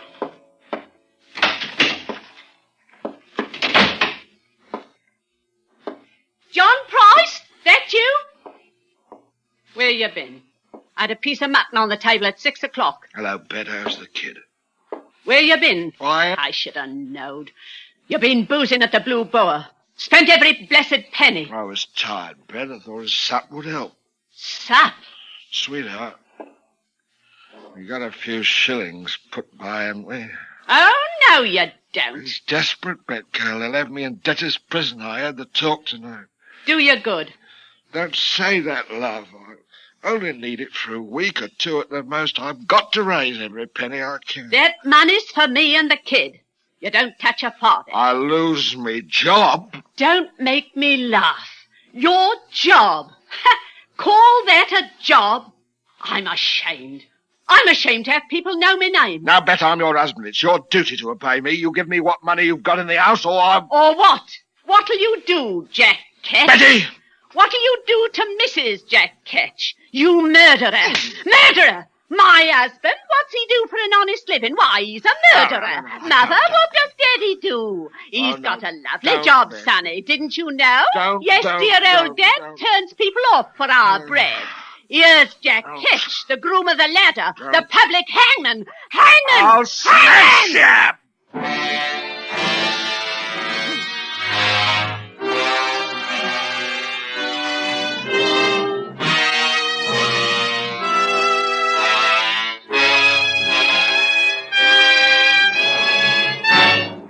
Autolite is bringing you Mr. Charles Lawton in Jack Ketch, tonight's production in radio's outstanding theater of thrills, Suspense.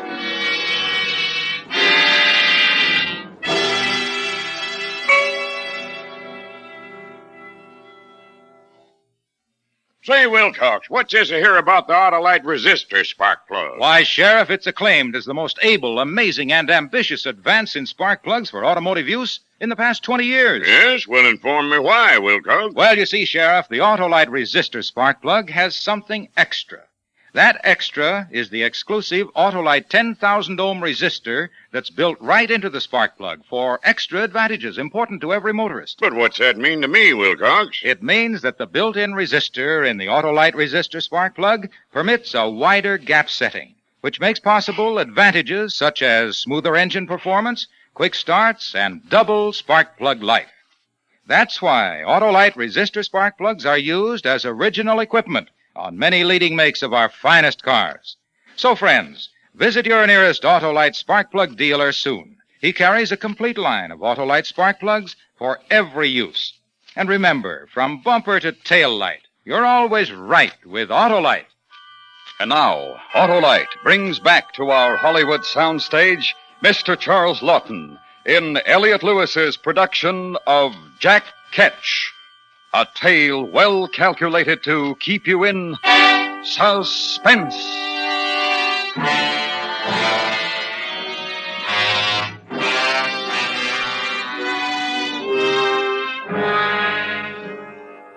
I suppose it was wrong to beat her like that, but what's a man to do? So what with me debts and what I done to Bet, here I am in Marshalsea prison. Not the first time I've been here, but what a stinking hole. Phew. All of us together, the muck of London, men, women and dogs. There's one lad that ain't so bad coming yesterday. He's got learning, a gentleman, you can see that. Thomas Lovelace, his name. He's in debt to his eyes. £2,000. I'll be here until I rot, Price. I wouldn't say that, sir. There's always hope. You've been here before? 3 times, sir. This is my 4th and always for debt. Of course, there was the matter of my wife, Betty, this time. What did you do for a living, Price? Shh. Why, what's the matter? Hadn't you noticed the others? They never talked to me, sir. Hadn't you noticed? No, not particularly. I'll tell you why. Because I was in the employ of His Majesty. In service to the Crown, that's why. That's why they don't talk to you? I suppose you won't either, sir, when I tell you, but you'll find out in a day or so anyhow. What's the use? I'm the hangman. Hangman? Hangman? But I thought that Jack... Shh! That's what they call me. Oh. I thought so. Go on, sir. I won't trouble you. You're a gentleman. You don't want the likes of me. You haven't got a very savory reputation, you know, Price. It was me job. Somebody had to do it. I've heard that you rather enjoyed it. That is a lie. And what about the poor devils who paid you to put them out of their misery quickly? Well, I was happy to oblige. Poor souls. Sometimes they give me a few pence to help them through the awful passage to heaven. But Lord bless you, I did my best. And if they didn't have any money? Well, I wouldn't hold it against them, you know. Of course, I'm not denying that a nice, neat rack or press job was worth a few shillings extra, but wouldn't you have taken the money, I ask you now, wouldn't you? I wouldn't have had your job, Price. Not for £1 million. Oh, well, that's the way of it. Each man to what he knows. Right, Mr. Lovelace? My profession is hangman. Yours is to be a gentleman. Am I right, sir? And we're both in debtor's prison. That gave him something to think about. He wasn't so high and mighty after that.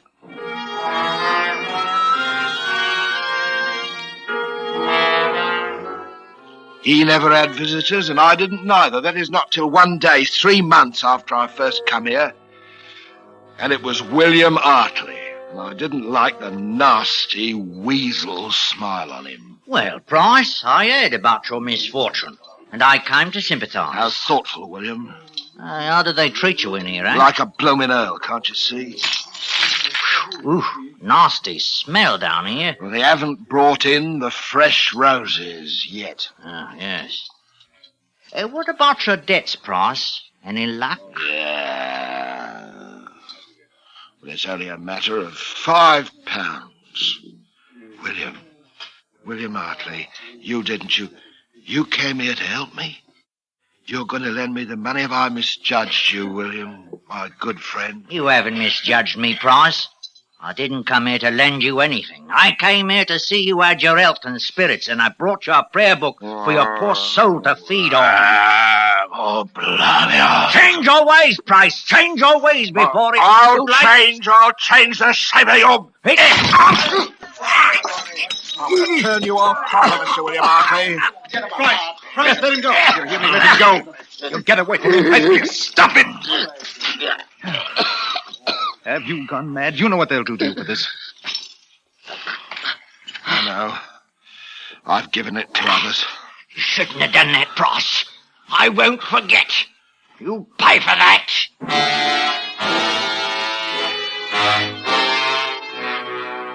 I paid 30 lashes and slumgullion for a month. I wasn't going to forget William Artley, never in my life. It was Mr. Lovelace who saved me a crust or two of bread when I was brought up from the black hole. It was the best meal I ever had. Then things was the same again. The weeks went by. I wrote a song ballad. Mr. Lovelace did the words in writing for me. I called it The Man of Destiny's Hard Fortune, whereby his hopeful harvest is like to be blasted. Nobody bought it, though, and I still didn't have the money to pay me debts. When I heard about Betty and the kid, they'd run off and left me. That's when I made up my mind to get out of Marshalsea, that and William Artley. I'd pay a little call on him. I told my idea to Mr. Lovelace one night. Mr. Lovelace. Yes? Come closer. Listen, I'm getting out, see? Now, you've treated me right. I'm willing to take you with me. But how can you? We've got these chains. It's impossible. No, it ain't. They take 'em off in the afternoon when we exercise, don't they? All right. That's the time. But how? Leave it to me. You want to go with me? I'd rather die trying than stay. All right, so here's what we do. There's a woodshed next to the gate in the yard. Doors always open. When we have our constitutional tomorrow, we hop in there and wait till it's dark. One of the keepers will see us. Yeah, there's a new one on. I've been watching him. He's been drunk for a week, easy as pie. You wait.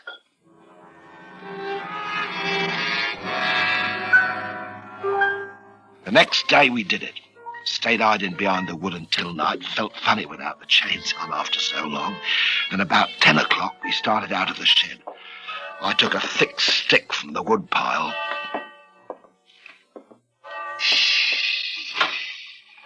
Come on. The gate will be locked. Have to do a bit of climbing then, eh? All clear.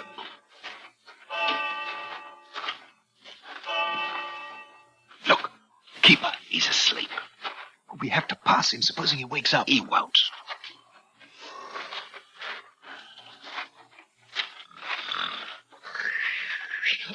Look! You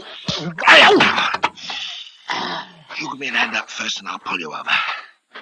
Right. All right. Give me your hand. All right. Up you come. And there's London. Ain't that the loveliest sight? William Artley's out there in it. Come on.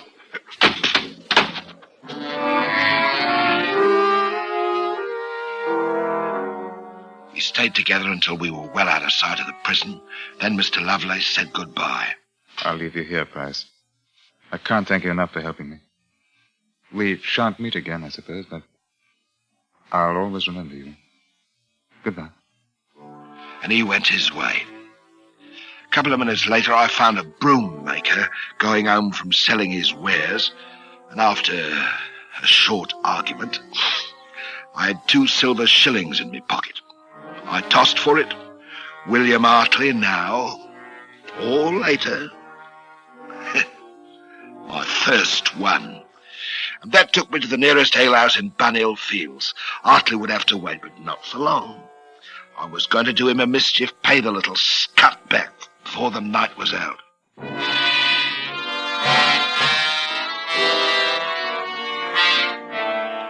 It was 2 hours later that I left the alehouse with a lovely swishing in me belly and happiness in me head. Being drunk, I couldn't on me life remember what it was I had to do. I knew there was something. Oh, his groans was dreadful for to hear, as the stones they pressed upon him, and Jack stood solemn, not shedding a tear, when the awful... Hello, who's that? It's me, Elizabeth White. Is that you, John Price? I thought you were in Marshalsea. Elizabeth White? Well, I never have. What you doing in Bunhill Fields this time of night? I had an order of gingerbread to deliver. You frightened me. Who, me? Well, I'm all right, you know. I've had 1 or 2, but nobody can say John Price can't behave like a gentleman. Oh, you are wicked. Oh, I wish I was married to a sweet woman like you. Ooh, how I envy your husband. Now, Mr. Price. I apologize. Humbly. Do you hate me? Of course not. I never hated you. It was Harry didn't want me to talk to you. I mean, you know, because I'm hangman. Well, you're not anymore, anyway. I'm really very gentle at heart, you know. Just misunderstood by one and all. I suppose. Elizabeth, I've always had a liking for you. Mr. Price. Have you got a little money put away? We could make it a business arrangement, just you and me. I'd pay you next month. How's that? I haven't got anything, Mr. Price. Hold on, maybe a shilling or 2 tucked. Well, you must have copped something for the gingerbread. Please, Mr. Price, my Harry'll be awful. It ain't honourable for a man in my position to be in debt. There's no one to turn to. Come on. I'll pay you back. I swear it's desperate. No, Mr. Price. Where do you keep it, eh? Stop it! You'll have the watchman down there. Stop it! Let me go. Where is it? Give it over, you hear me? You don't. I need this. I need it. I told you I'd pay it. Shut it off! Shut it off! Shut it off!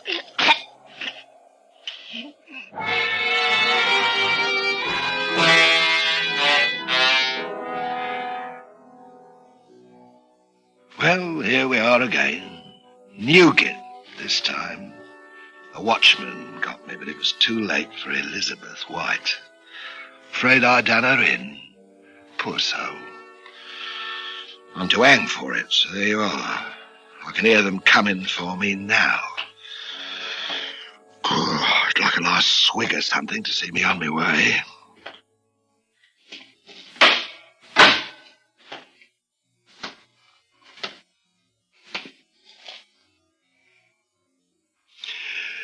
Go! William Hartley. Are you ready, John Price? You nasty little winkle. You mean you're the hangman? I am. God blimey, I was coming back to turn you off, you maggoty worm, and I forgot her. You wouldn't be here now. I bear you no malice, John Price. Yeah, you won't make no hangman. Not for long, you won't. You wait. They'll start calling you Jack Ketch. You wait. It's me duty. I always knew that someday I'd find me calling to protect the people from such poor wretches as you. I have found it. Oh, blimey, I might have known it. Bar me too. Well, I haven't got a brass farthing for you, and me clothes won't fetch tuppence, so blast you. I don't want neither. It's me job, John Price. Turning you off is me job, and that's what I'm about to do. You've come to a wicked end, as I knew you would. Well, if I am going to nab the stifles and it's William Hartley's going to do it, I'm better off dead. Here, William. You write something for me on the wall. I got some charcoal. What? What do you want me to write? Here died John Price, public hangman of London. He was turned off upon that gallows which he had served so well in his day. God save the king in the year 1686.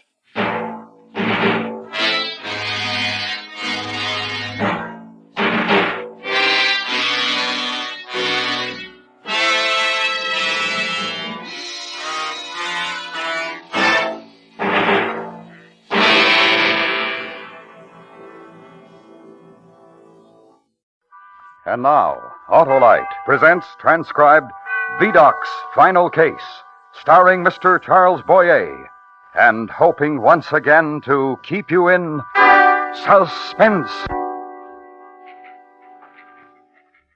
To Émile Daubigny, Commissioner of Police.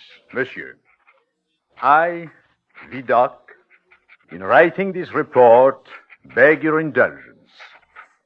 This case, monsieur, is my last.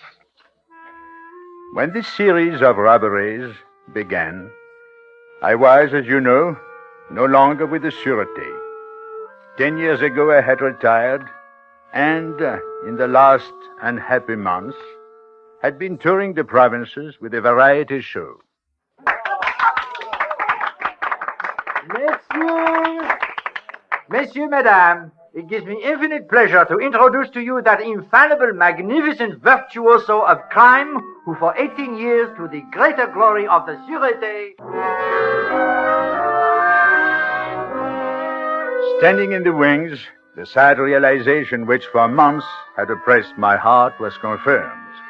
That already, after 10 short years, I was forgotten in the capitals of the world.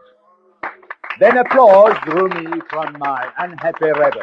And I give you Maître Vidocq. Merci, mes amis. I shall describe to you some of the highlights of my career, show you some small aspects of my technique, and answer questions on the art of detection. Monsieur Lebec, if you please, my souvenir. At once, master. The shoes of Poyon. These shoes were worn by Poyon, the brigand of Rouen, who frequented county fairs. There he spied out rich men, wailing them and murdering them for their money. It was this pair of shoes which furnished the essential clue.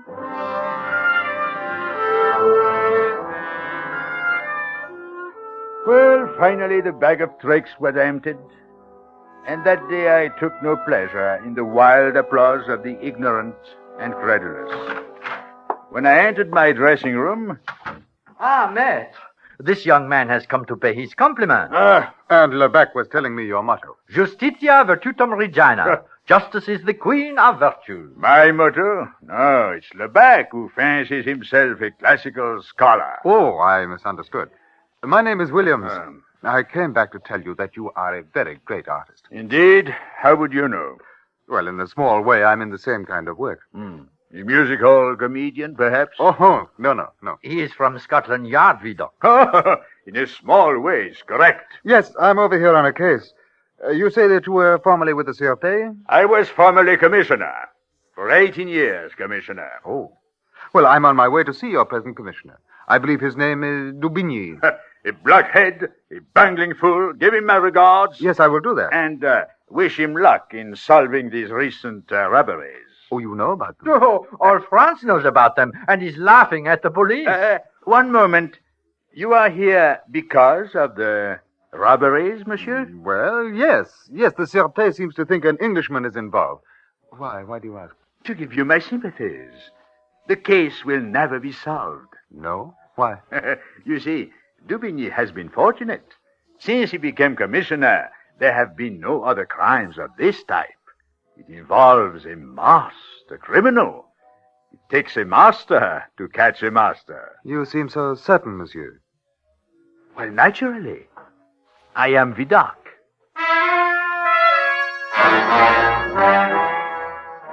Later, Commissioner, Williams described to me how he arrived at your office to be greeted by a scene of noise, confusion, and desperation.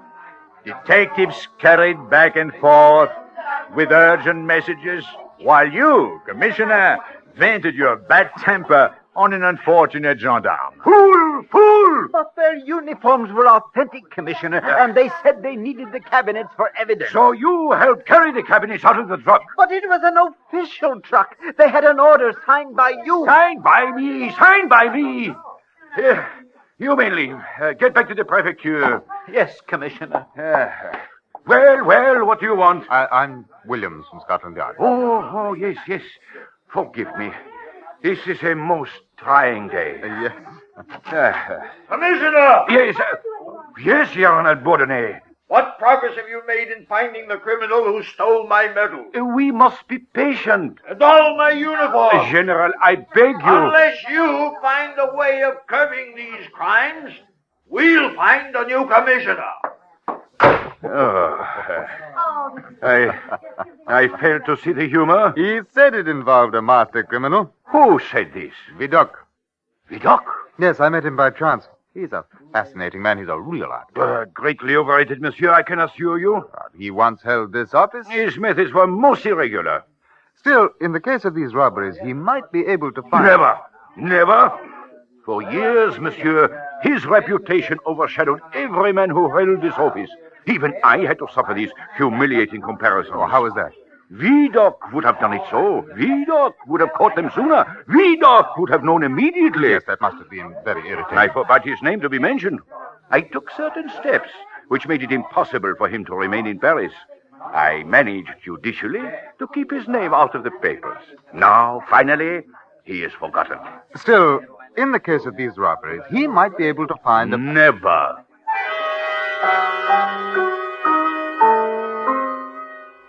Of course, I have no way of knowing the twists and turnings in your brain, Daubigny, before you made the inevitable decision.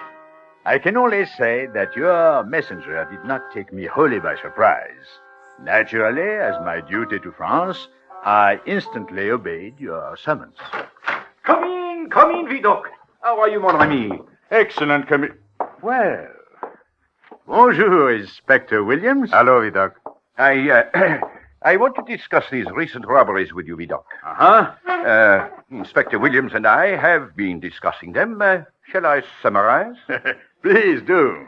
We are satisfied that they've all been carried out by the same gang. The crimes are all of a similar nature. Yes, the robbery of the National Museum, of the Petit Palais Royal, of the home of General Bourdonnais. Yes, the criminals have consistent taste. We've watched all the fences closely. Nothing has turned up. Not a vase, not a brooch. I think they may have been smuggled out of France. No. All the stolen goods are still here. The thieves are waiting. They have time. Then all we can do is wait. You asked the help of Vidocq. I never wait. Well, what will you do? Gentlemen thieves. Well, they are a very special lot, a tightly knit, highly professional group, where each man knows everything about the others. Yet, sometimes one may be found who is jealous of another. And can be induced to talk? But the commissioner has had every known jewel thief in Paris picked up and questioned. No thief will talk to a gendarme. It's a simple fact Daubigny never comprehended. Well, then to whom? To another thief. I once knew a gentleman thief who I doubt if he is involved in these robberies, but he is likely to know the ones who are. The Marquis de Villiers. A marquis? No. He assumed the name for professional reasons. He gained entree into the greatest houses with such ease that he was also called Monsieur Latchkey. Oh, he sounds charming. And you believe this Marquis would know? If I can find him. He isn't in Paris? He's in hiding. Has been for years. I'll get in touch with some of my old friends. You'll need some officers. What a bungler. No, none of your police. I'll go alone. Unless Inspector Williams would enjoy meeting the Marquis. Inspector Williams and I met that night in the Luxembourg Gardens. It was striking 10, and news vendors were crying their headlines, exhorting the public to patience, telling them that their infallible police were at work. Both Williams and I were dressed as sailors. We crossed the gardens and began our search, first calling on a certain woman of the Faubourg Saint-Germain. Yes? What do you want? Adele? You? Yes. I am looking for the Marquis. The Marquis? Oh, Chérie, I am sorry. I have not seen him for weeks. Then to a certain maître d' in a fashionable restaurant, and to a young dancer at the stage door of a well-known theater, without success. Finally, we stopped on the boulevard to buy white violets from an old beggar. The Marquis, monsieur? What do you mean? Café de la Tour. Café de la Tour. Merci, old man.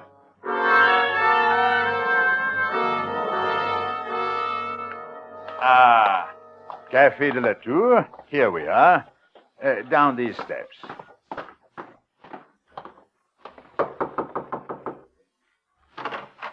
What do you want? Madame, are you expecting the Marquis? Who are you? 2 lonely sailors who have business with the Marquis. And white violets for Madame. Oh, I'll come in. He is not here yet. Here. We'll take this corner where we can see. What a place. Something to drink, monsieur? 2 Calvados, madame. Oui, monsieur. Yes, cafes like this are the unwashed linen Paris hides from her guests. But I feel most at home with the criminals who frequent these places. Because you worked among them, huh? No, because I was one of them. Look, here, on my chest. G-A-L. G-A-L? Burned into my flesh. The mark of the chain gang. You? I spent 8 years on the chain gang. But how then? Oh, it was supposed to be 15, but I escaped. In the habit of a nun. Oh, but did they know when you worked in the Sûreté? Well, of course. That's why I worked there. Do you know what it is to be a fugitive? To live expecting a return to that hell? Well, I couldn't stand it. So I made a supreme gamble. You went to the Sûreté? No, mon ami. What was more logical? I knew everything about crime, every trick of the trade. And then? well, then, monsieur, inevitably, I became commissioner. Here he is, the Marquis. Madame, have you a corner table? Oh, certainly. And I have cooled some of your wine. I will bring it immediately. Are you going to speak to him now? No. Well, we'll wait. Be ready to leave. Leave? Just when he's arrived? No. Do as I say. Huh? When you see the old woman coming back. Now. Pardon, monsieur. May I pass? Oh, just a moment. What is this wine you have? Oh, please. It has been ordered specially. I'd like to sample it. Oh, please. No. It is for the Marquis.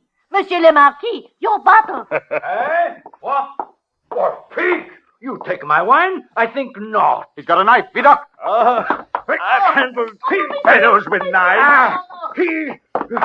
When you steal wine, monsieur, memento mori. Remember, you must die.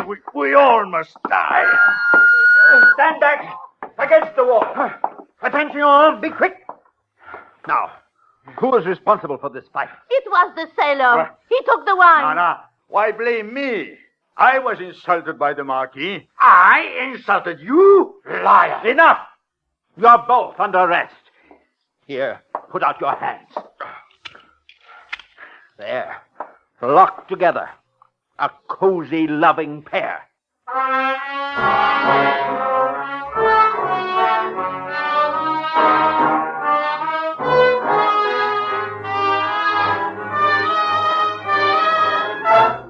Autolite is bringing you Mr. Charles Boyer in Vidocq's Final Case.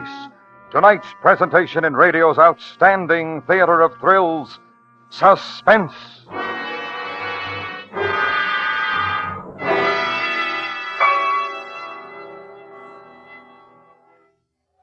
Hey, Harlow, how would you describe an Autolite stay-full battery? Why, that's easy, Hap. It's the world-famous battery that needs water only 3 times a year in normal car use and gives longer life, as proved by tests conducted according to accepted life cycle standards.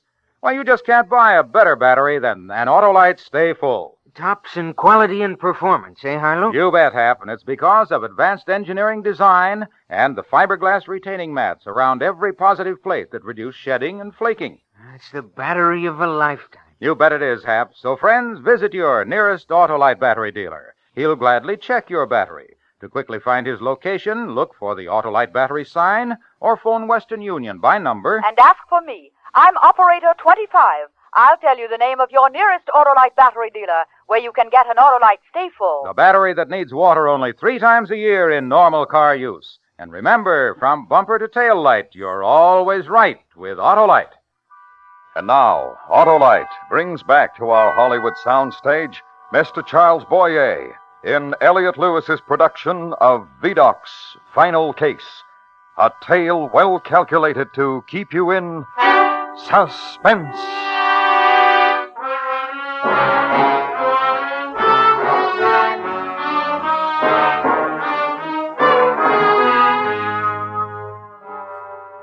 And so, according to my plan, the Marquis and I, Vidocq, were thrown in the same cell. For it has been my experience, Commissioner Dubigny, that to gain a man's confidence, one must share the hardest blows of his personal fate. When you learn that, you will have taken the first small step toward mastering the art of detection. But enough. I had boasted to Inspector Williams, and I believe to you, that the Marquis would talk within 24 hours. But the hours dragged on, and he sulked in his corner, and I in mine. Finally, I gave a prearranged signal to a passing guard.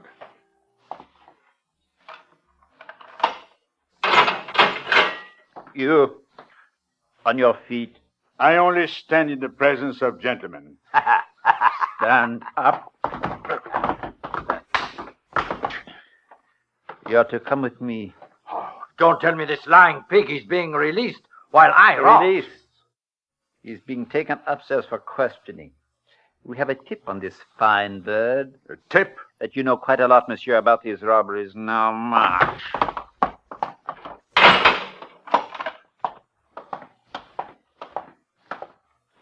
Say, how did he look when you said you had a tip about me? Interested, Monsieur Vidocq. And I think there was sympathy.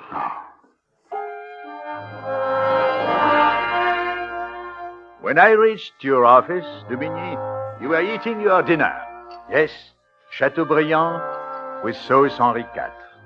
And I thought, Commissioner, how you had never lived as I had so often, on nothing but bread and water. But I was in your office because of duty, so I wasted no time. Well, the Marquis will not talk. Ah, well, I am afraid this case is too much for you, Vidocq. Your trap is sprung, the bird is caught, but he will not sing. Because you have a stool pigeon in the next cell. Huh? How did you know? What do you take me for? His ears wave through the bars. Remove him. Any more advice? Yes. Have your gendarmes give me a sound beating before they throw me back into the cell. A pleasure. After I have eaten. Oh. A Chateaubriand also, and pomme soufflé, and then a sweet.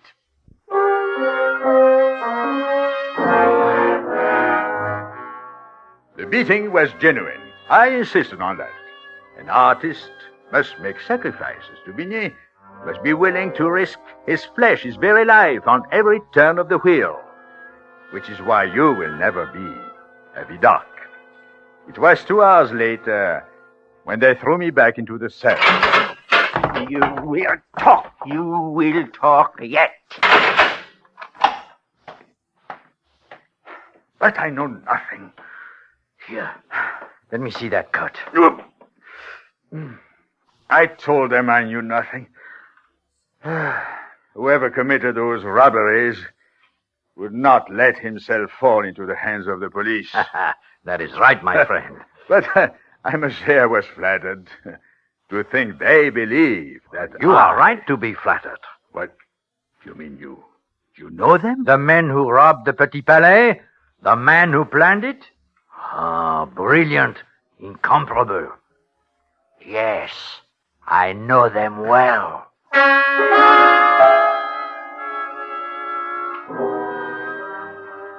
And so the birds sang, and I was ushered back to your office just before midnight. But it was fortunate you were alone, Dubigny, for much of what I had to say was only for your ears. Well, Vidocq? Well, the case is solved. Let me sit down, please. Well, did the Marquis confess? No, not so fast, mon ami. I know the names of everyone involved. I know where the stolen goods are stored. Excellent. Well? And I know I'm very weary of crime, Commissioner. Of greed, and envy, and fear. Of men who seek success through fraud because they have no talent. All of us abhor crime. And I am weary of you, Dubigny, who stole to achieve your success. I stole? My name, the only thing of value I owned. When I left the Sûreté, I left a monument that towered in the minds of my countrymen. You stole it. You tore it down, stone by stone. Why, how could I? You have delusions. You whispered in one ear and then another. You drove me out of Paris, hoping that I would be utterly forgotten. Am I right? Vidocq, I beg you. You know the name. Yes. But there is a price. How much? I have composed a statement for you to sign. I, Émile Dubigny, declare that whatever poor talents I possess, I owe entirely to the master of all detectives, Vidocq. But what will you do with it? I will use it as I see fit. When I see fit. Very well. There. Now, the name. Here is the address where the stolen goods are stored. But who? Now, if you make a raid, now, I said, immediately, you may find the whole gang there. But their now, names. Hurry, Commissioner. Do you need the names, if you can catch them with the goods?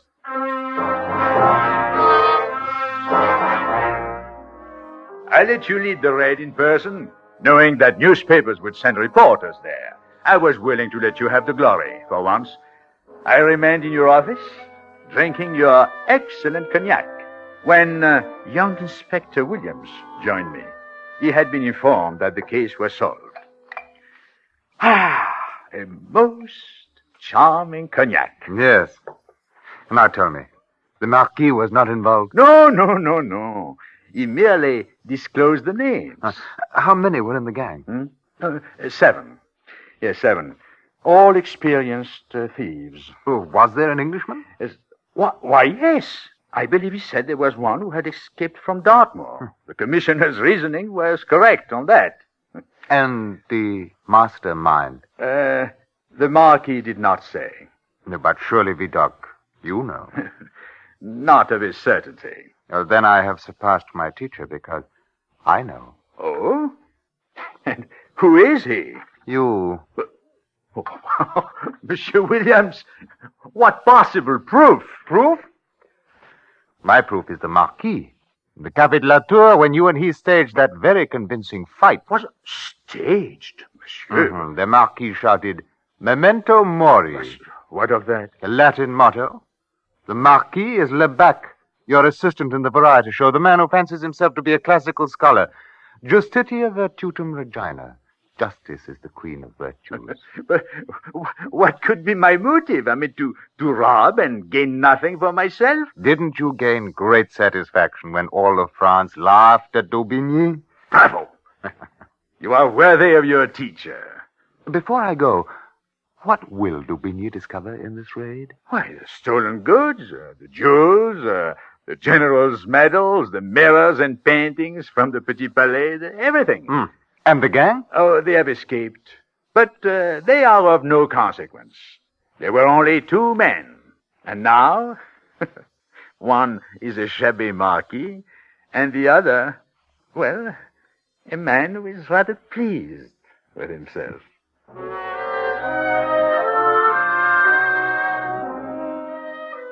And so, I, Vidocq, beg your indulgence, Commissioner Daubigny, for the nature of this report.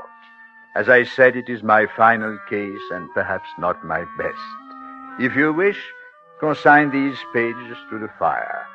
There are witnesses revealed here, both yours and mine, which I fancy both of us are willing to forget.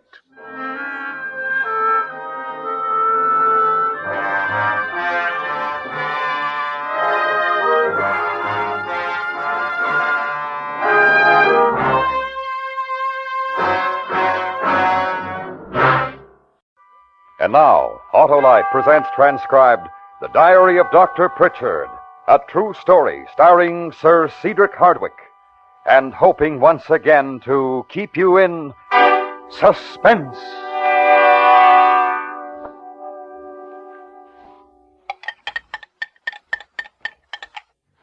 There we are, Lily.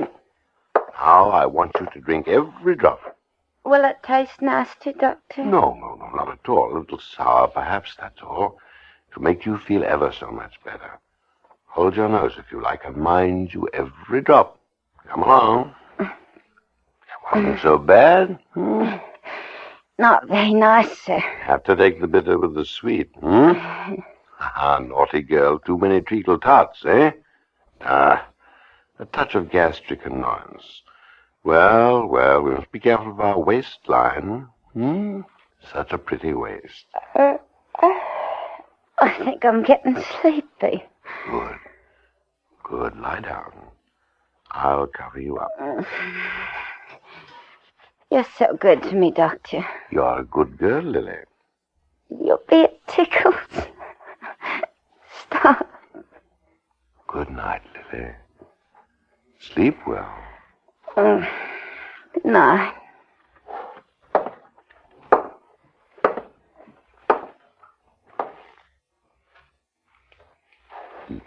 Lily? Lily? Lily? That's better.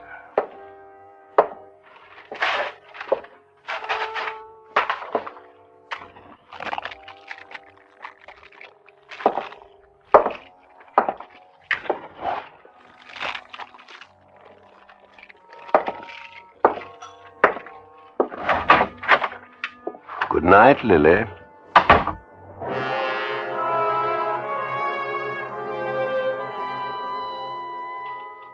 5th of May. What a frightful thing.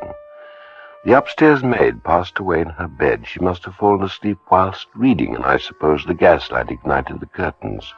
She burnt to death. Poor little Lily. It will be a great loss to Mrs. Pritchard. I shall have to wire her the first thing in the morning.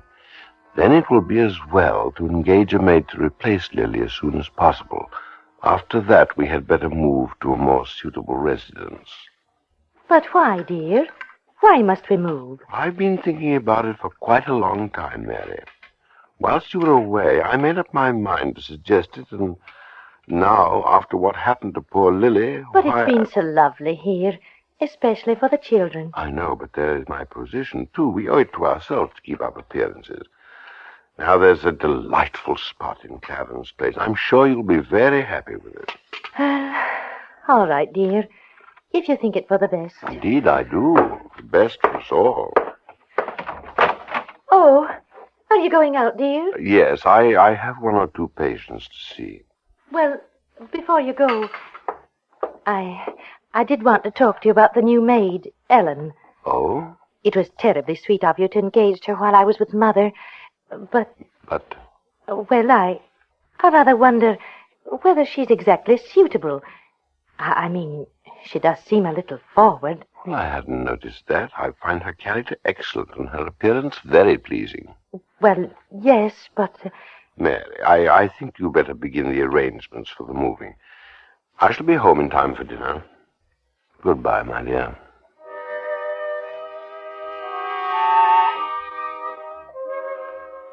9th of May. Dear, sweet Mary, how she does worry about every little detail. How can one man be so blessed with such a loving wife and family? I must provide only the best for them. I do hope that Mary likes the new house. I'm sure that she will once we are settled.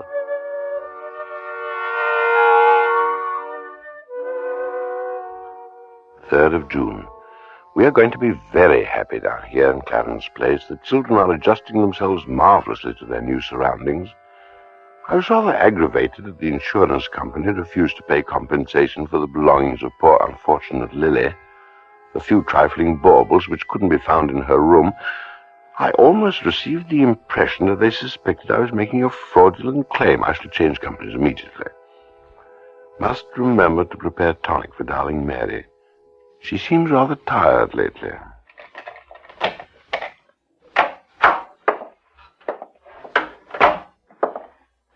Good evening, Doctor. Good evening, Ellen. Everything all right today? Oh, yes, sir. That's good. And what has cook prepared for dinner? Eh? Something I'm sure you'll like, sir. By the way, sir, I forgot to thank you for the pretty things you left in my room the other day.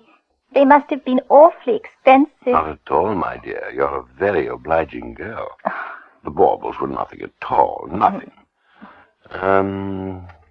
Where is Mrs. Pritchard? Upstairs, sir. She's not feeling very well. Took a lie down after tea. Dear me, I must run up. Ah, your night off, isn't it, Ellen? Yes, sir. Quite. I should know, shouldn't I?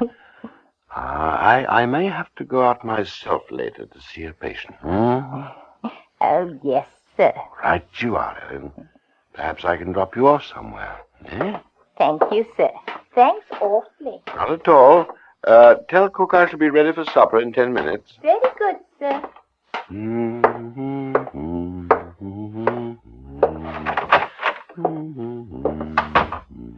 Well, what have we here? Oh, hello, Edward. Oh, now, this will never do. What seems to be the trouble, Mary? And I don't know. I just don't feel well. Nonsense. Have you been taking the tonic? Yes, dear. You know, but... I think that you're babying yourself. Yeah, a little, perhaps. Out with it. Well, I really don't feel at all well, Edward. My head aches and I feel sick. Let's try a spoonful of tonic, Oh, must I, dear? It doesn't seem to really do any good. Now, doctor knows best. There's a sedative in here, help you to relax. The moving must have been too much for you. And I suppose so. Sit up, dear. There. I must take care of my sweetheart, mustn't I? I shall have to go out later. I'll leave instructions with nurse to put the children to bed. I want you to rest. Yes, Edward. Oh! What, dear? Oh! It's my stomach, I think. Now try to rest. Cook will send you up some hot broth later. I shan't be late.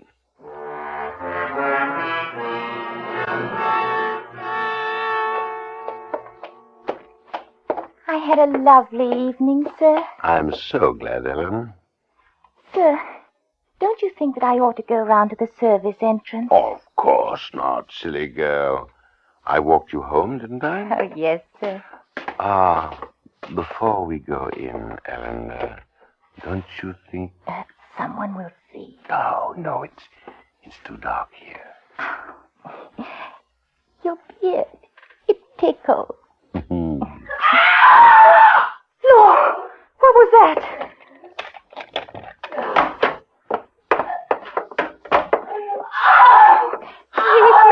murdered, sir. Oh, Lord, she's been murdered. Go to your room, Ellen. Immediately.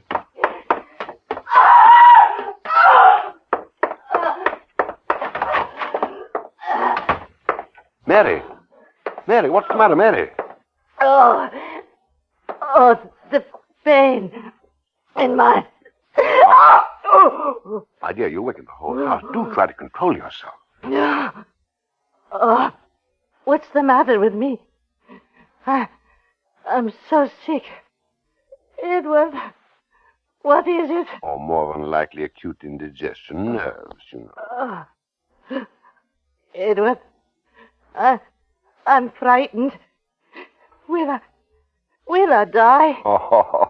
Oh, you old girl, you? Oh, you're as healthy as an ox. Now stop worrying, We'll have you fit as a fiddle and right as rain in no time,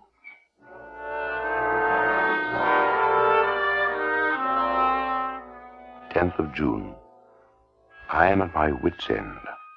Following her seizure a week ago, Mary seemed to improve. Then she came down again with terrible pain. My poor dear girl. She has sent for her mother, who's coming over from Edinburgh. I could not deny her wish, and I shall be overjoyed having Mrs. Taylor here. Some of our friends are talking about a consultation, in particular Dr. Gardner. I've given him my diagnosis. He seems to agree, but there is some doubt. Our house is a mournful place these days. I shall be so happy to see Mother.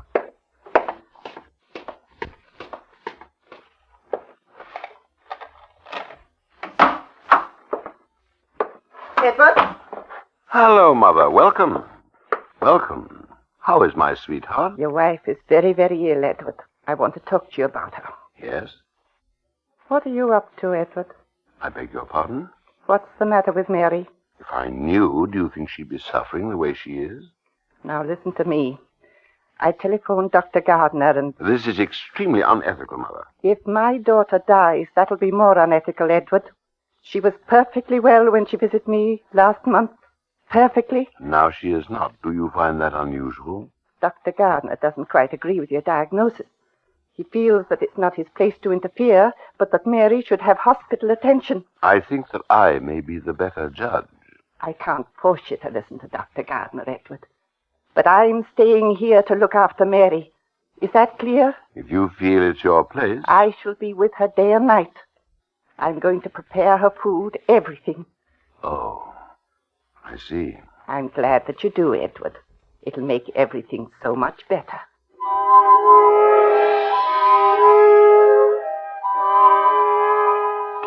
June, 5 p.m. What an extraordinarily good woman is Mrs. Taylor. It relieves me of such a burden. Ah, motherhood, like a tigress protecting her young. And I would have it no other way. I must do something for dear mother while she's here. Afternoon, Dr. Pritchard. Lovely day. Lovely. I say, I need an ounce of Henley's tincture of aconite. An ounce? Oh, of course, Doctor. You must use quite a lot of that, Doctor. Didn't you buy an ounce last month? Oh, yes. I find it an excellent preparation for intestinal ailments. Oh, glad to know about that. My wife... I really shouldn't administer it if I were you without medical supervision. It could be dangerous. Quite dangerous.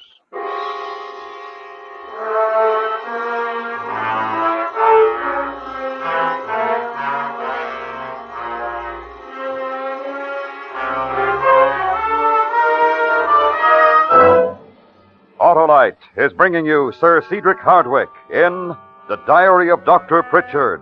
Tonight's presentation in radio's outstanding theater of thrills, Suspense.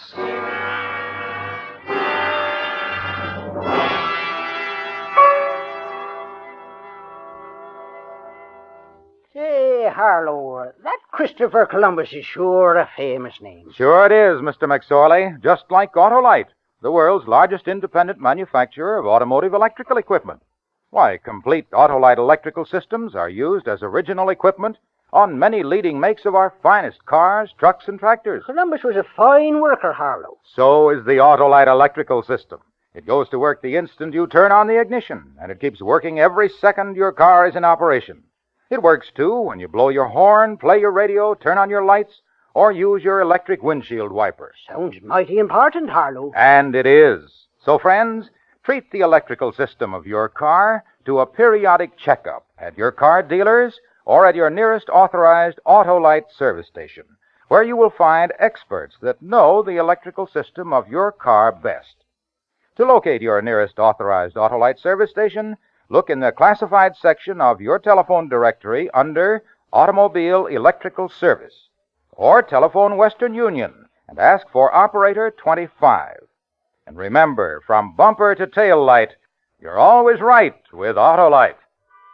And now, Autolite brings back to our Hollywood soundstage Sir Cedric Hardwicke in Elliot Lewis's production of The Diary of Dr. Pritchard, a true story, well calculated to keep you in suspense.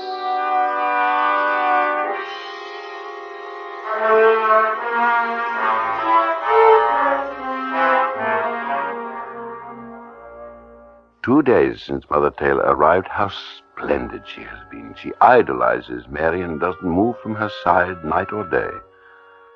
I know that she couldn't be in better hands. For a little while I wondered whether it might not be better to send Mary to hospital, but now I think not. She's already showing signs of improvement. How delighted I am to see the color returning to her cheeks. And how is the patient today?" Oh, I feel ever so much better. Thank you, Edward. "I'm so glad." Edward, "Yes, my dear?" give me your hand. Mother has been talking to me about going to Edinburgh with her. Taking the children as well. "Has she? Has she? Now I wonder why. Do you think she feels you need a change?" I'm not going. My place is with you. We've never spoken much of these things, have we, dear? I don't quite... Well, I mean, here we are, 20 years married. One forgets that, doesn't one? Have you been happy? Have I made you happy? What an odd question. Oh, no, it isn't. I've tried to make Mother see that. She thinks that I'm not happy with you, but she's wrong. She's always been wrong. I love you, Edward. I brought you supper, Mary. Oh. Well, now doesn't that smell nice? Your appetite is improving, my dear. You'll be out of bed in no time. Yes, she will. Thanks to you. Eh, Mother? Are we dining together? I'll be down presently. Good. Don't be long, will you? I'm famished.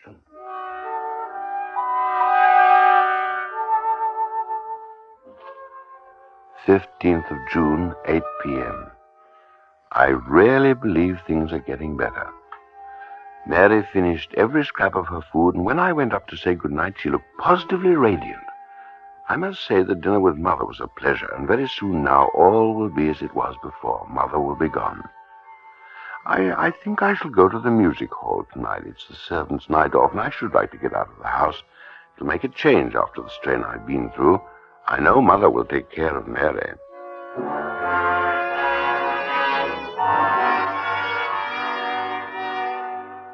I did what I could, Pritchard. I tried to reach you, but couldn't find you. I'm afraid it was too late anyway. How horrible. What could have happened? I don't know. Catalepsy, do you think, Gardner? The old lady has a history, you know. Yes, it's possible. Was she all right when you left her this evening? Quite. Does Mary know? No, she was asleep. Poor girl. Poor girl. It'd be such a shock. I was on my way over to see how Mary was getting on. Friendly visit. I was alarmed when nobody answered the door, and then Mrs. Taylor somehow manages to come downstairs. Brave soul. I do hope she didn't suffer. Well, she died a few minutes later. She was in great pain, Pritchard. Frightful. I don't know what this will do to Mary. Break it as gently as you can, won't you? Of course. Can I make you a whiskey? No, thank you. No, I'd better be off. Yes. I say, about the death certificate, catalepsy, you think? I'm not sure. It was rather odd, almost as though she had been drugged. Drugged? Oh, yes. Well, that's possible, you know. She had been in the habit of taking pills at night, insomnia, she calls it. Not a very good habit, I'm afraid. That might account for it, don't you think? It might. Well, please offer my condolences to Mrs. Pritchard. I'll drop by in a day or two. Awfully kind of you, Gardner. I'll see you to the door.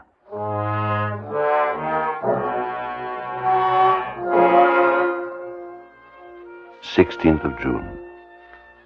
In the midst of life, we are in death. How sorry a truth in our house. We are in mourning. A fine old lady has died. Mary took the news bravely, and once again we are together, alone.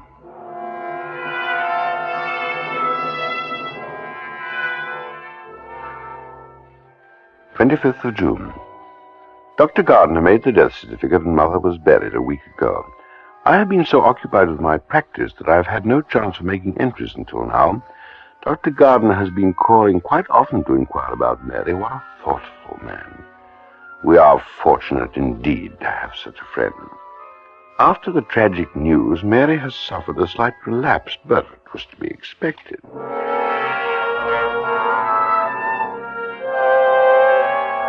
"6th of July. Little improvement in my dearest Mary's health. Last night a severe attack. Dr. Gardner is troubled and begs me to send her to hospital. What can I say? I know that we are all better off with her at home. It is for me to use all my medical knowledge to make things easier now. I cannot bear her agonies. It has gone too long." Oh, hello, Doctor. Good afternoon. I have 1 or 2 prescriptions for you to fill. Very good, Doctor. Oh, and I think you can add half an ounce of Henley's tincture of aconine. Goodness gracious, Doctor. Every indigestion case in the city must come to you. Oh, well, I'm not really so popular, you know. Still the medicine does serve its purpose.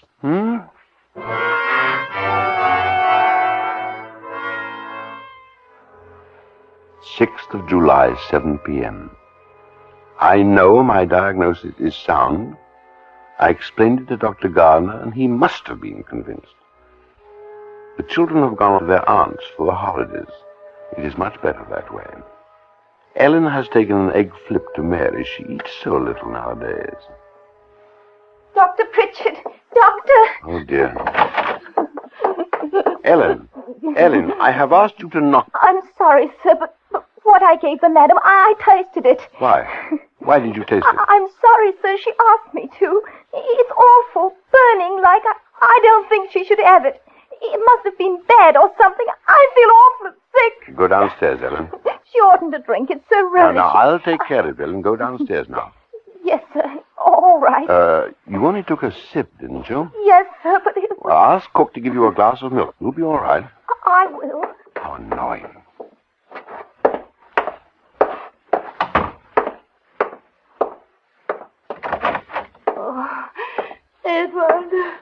Edward. Ellen tells me you're being very naughty. You won't take your egg flip, and you used to love them. It doesn't taste the way it burns my throat. I can't drink it.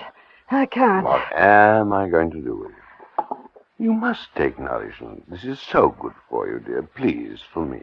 Oh. Here, I'll sit you up. No, I'll be all right. No. I expect the children to behave this way, but not my Mary. Drink it up. Oh, no. It'll kill me, please. No, I can't. I'm afraid you must, my dear. Oh, no, please.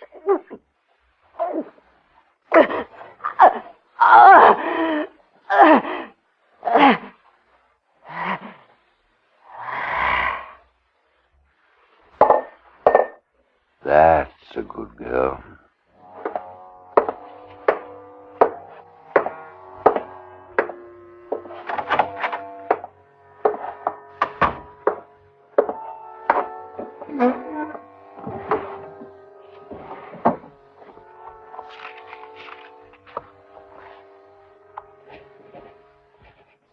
of July, 8 p.m. Tonight, my darling wife, Mary Jane Pritchard, passed from this life. Her last words were of love. and in her eyes was tenderness. How shall I live without her? What nobility and goodness she possessed. I cannot find words with which to describe my feelings at this moment. I do hope that Ellen is not indisposed, foolish little thing. She might have been very ill indeed, tasting what she did. What a tiny waist she has, and how she loves to stroke my beard. Ah, little Ellen. Dr. Pritchard? Ah. Good evening, Gardner. We've just come from the chemist shop, Pritchard. We know about your purchases there. Really? Tincture of aconine. That's what you used, isn't it? I should have known that's what killed Mrs. Taylor. And No, Dr. Gardner, I'll take care of this. Your wife is dead, Dr. Pritchard.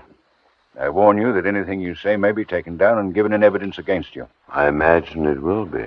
Why? Why did you kill them? So many reasons. All things considered, I thought it for the best. You probably wouldn't understand. I shall have to ask you to come along to the station with me, sir. Oh. Yes. Yes, of course. I wonder, though, if you'd mind waiting for just one moment. I have one last entry to make in my diary.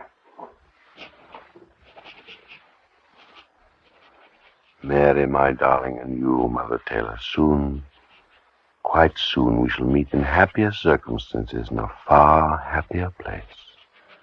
How could it be otherwise? I have no fear, only regret that no one will know my last thoughts. I close this entry with these words to whom it may concern. For he who lives more lives than one, more deaths than one must die.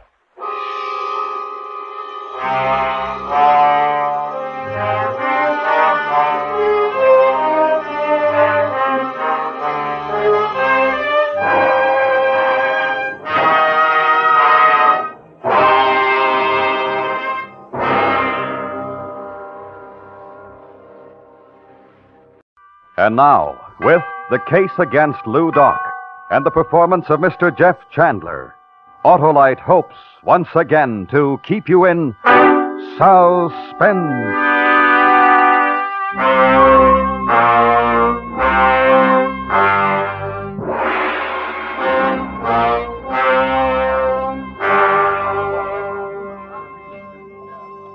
Lieutenant Sunjack, you take your men, go up to the other end of the alleyway. Plant them back in the doorway. It's plenty dark, they won't be seen. I'll do the same down at this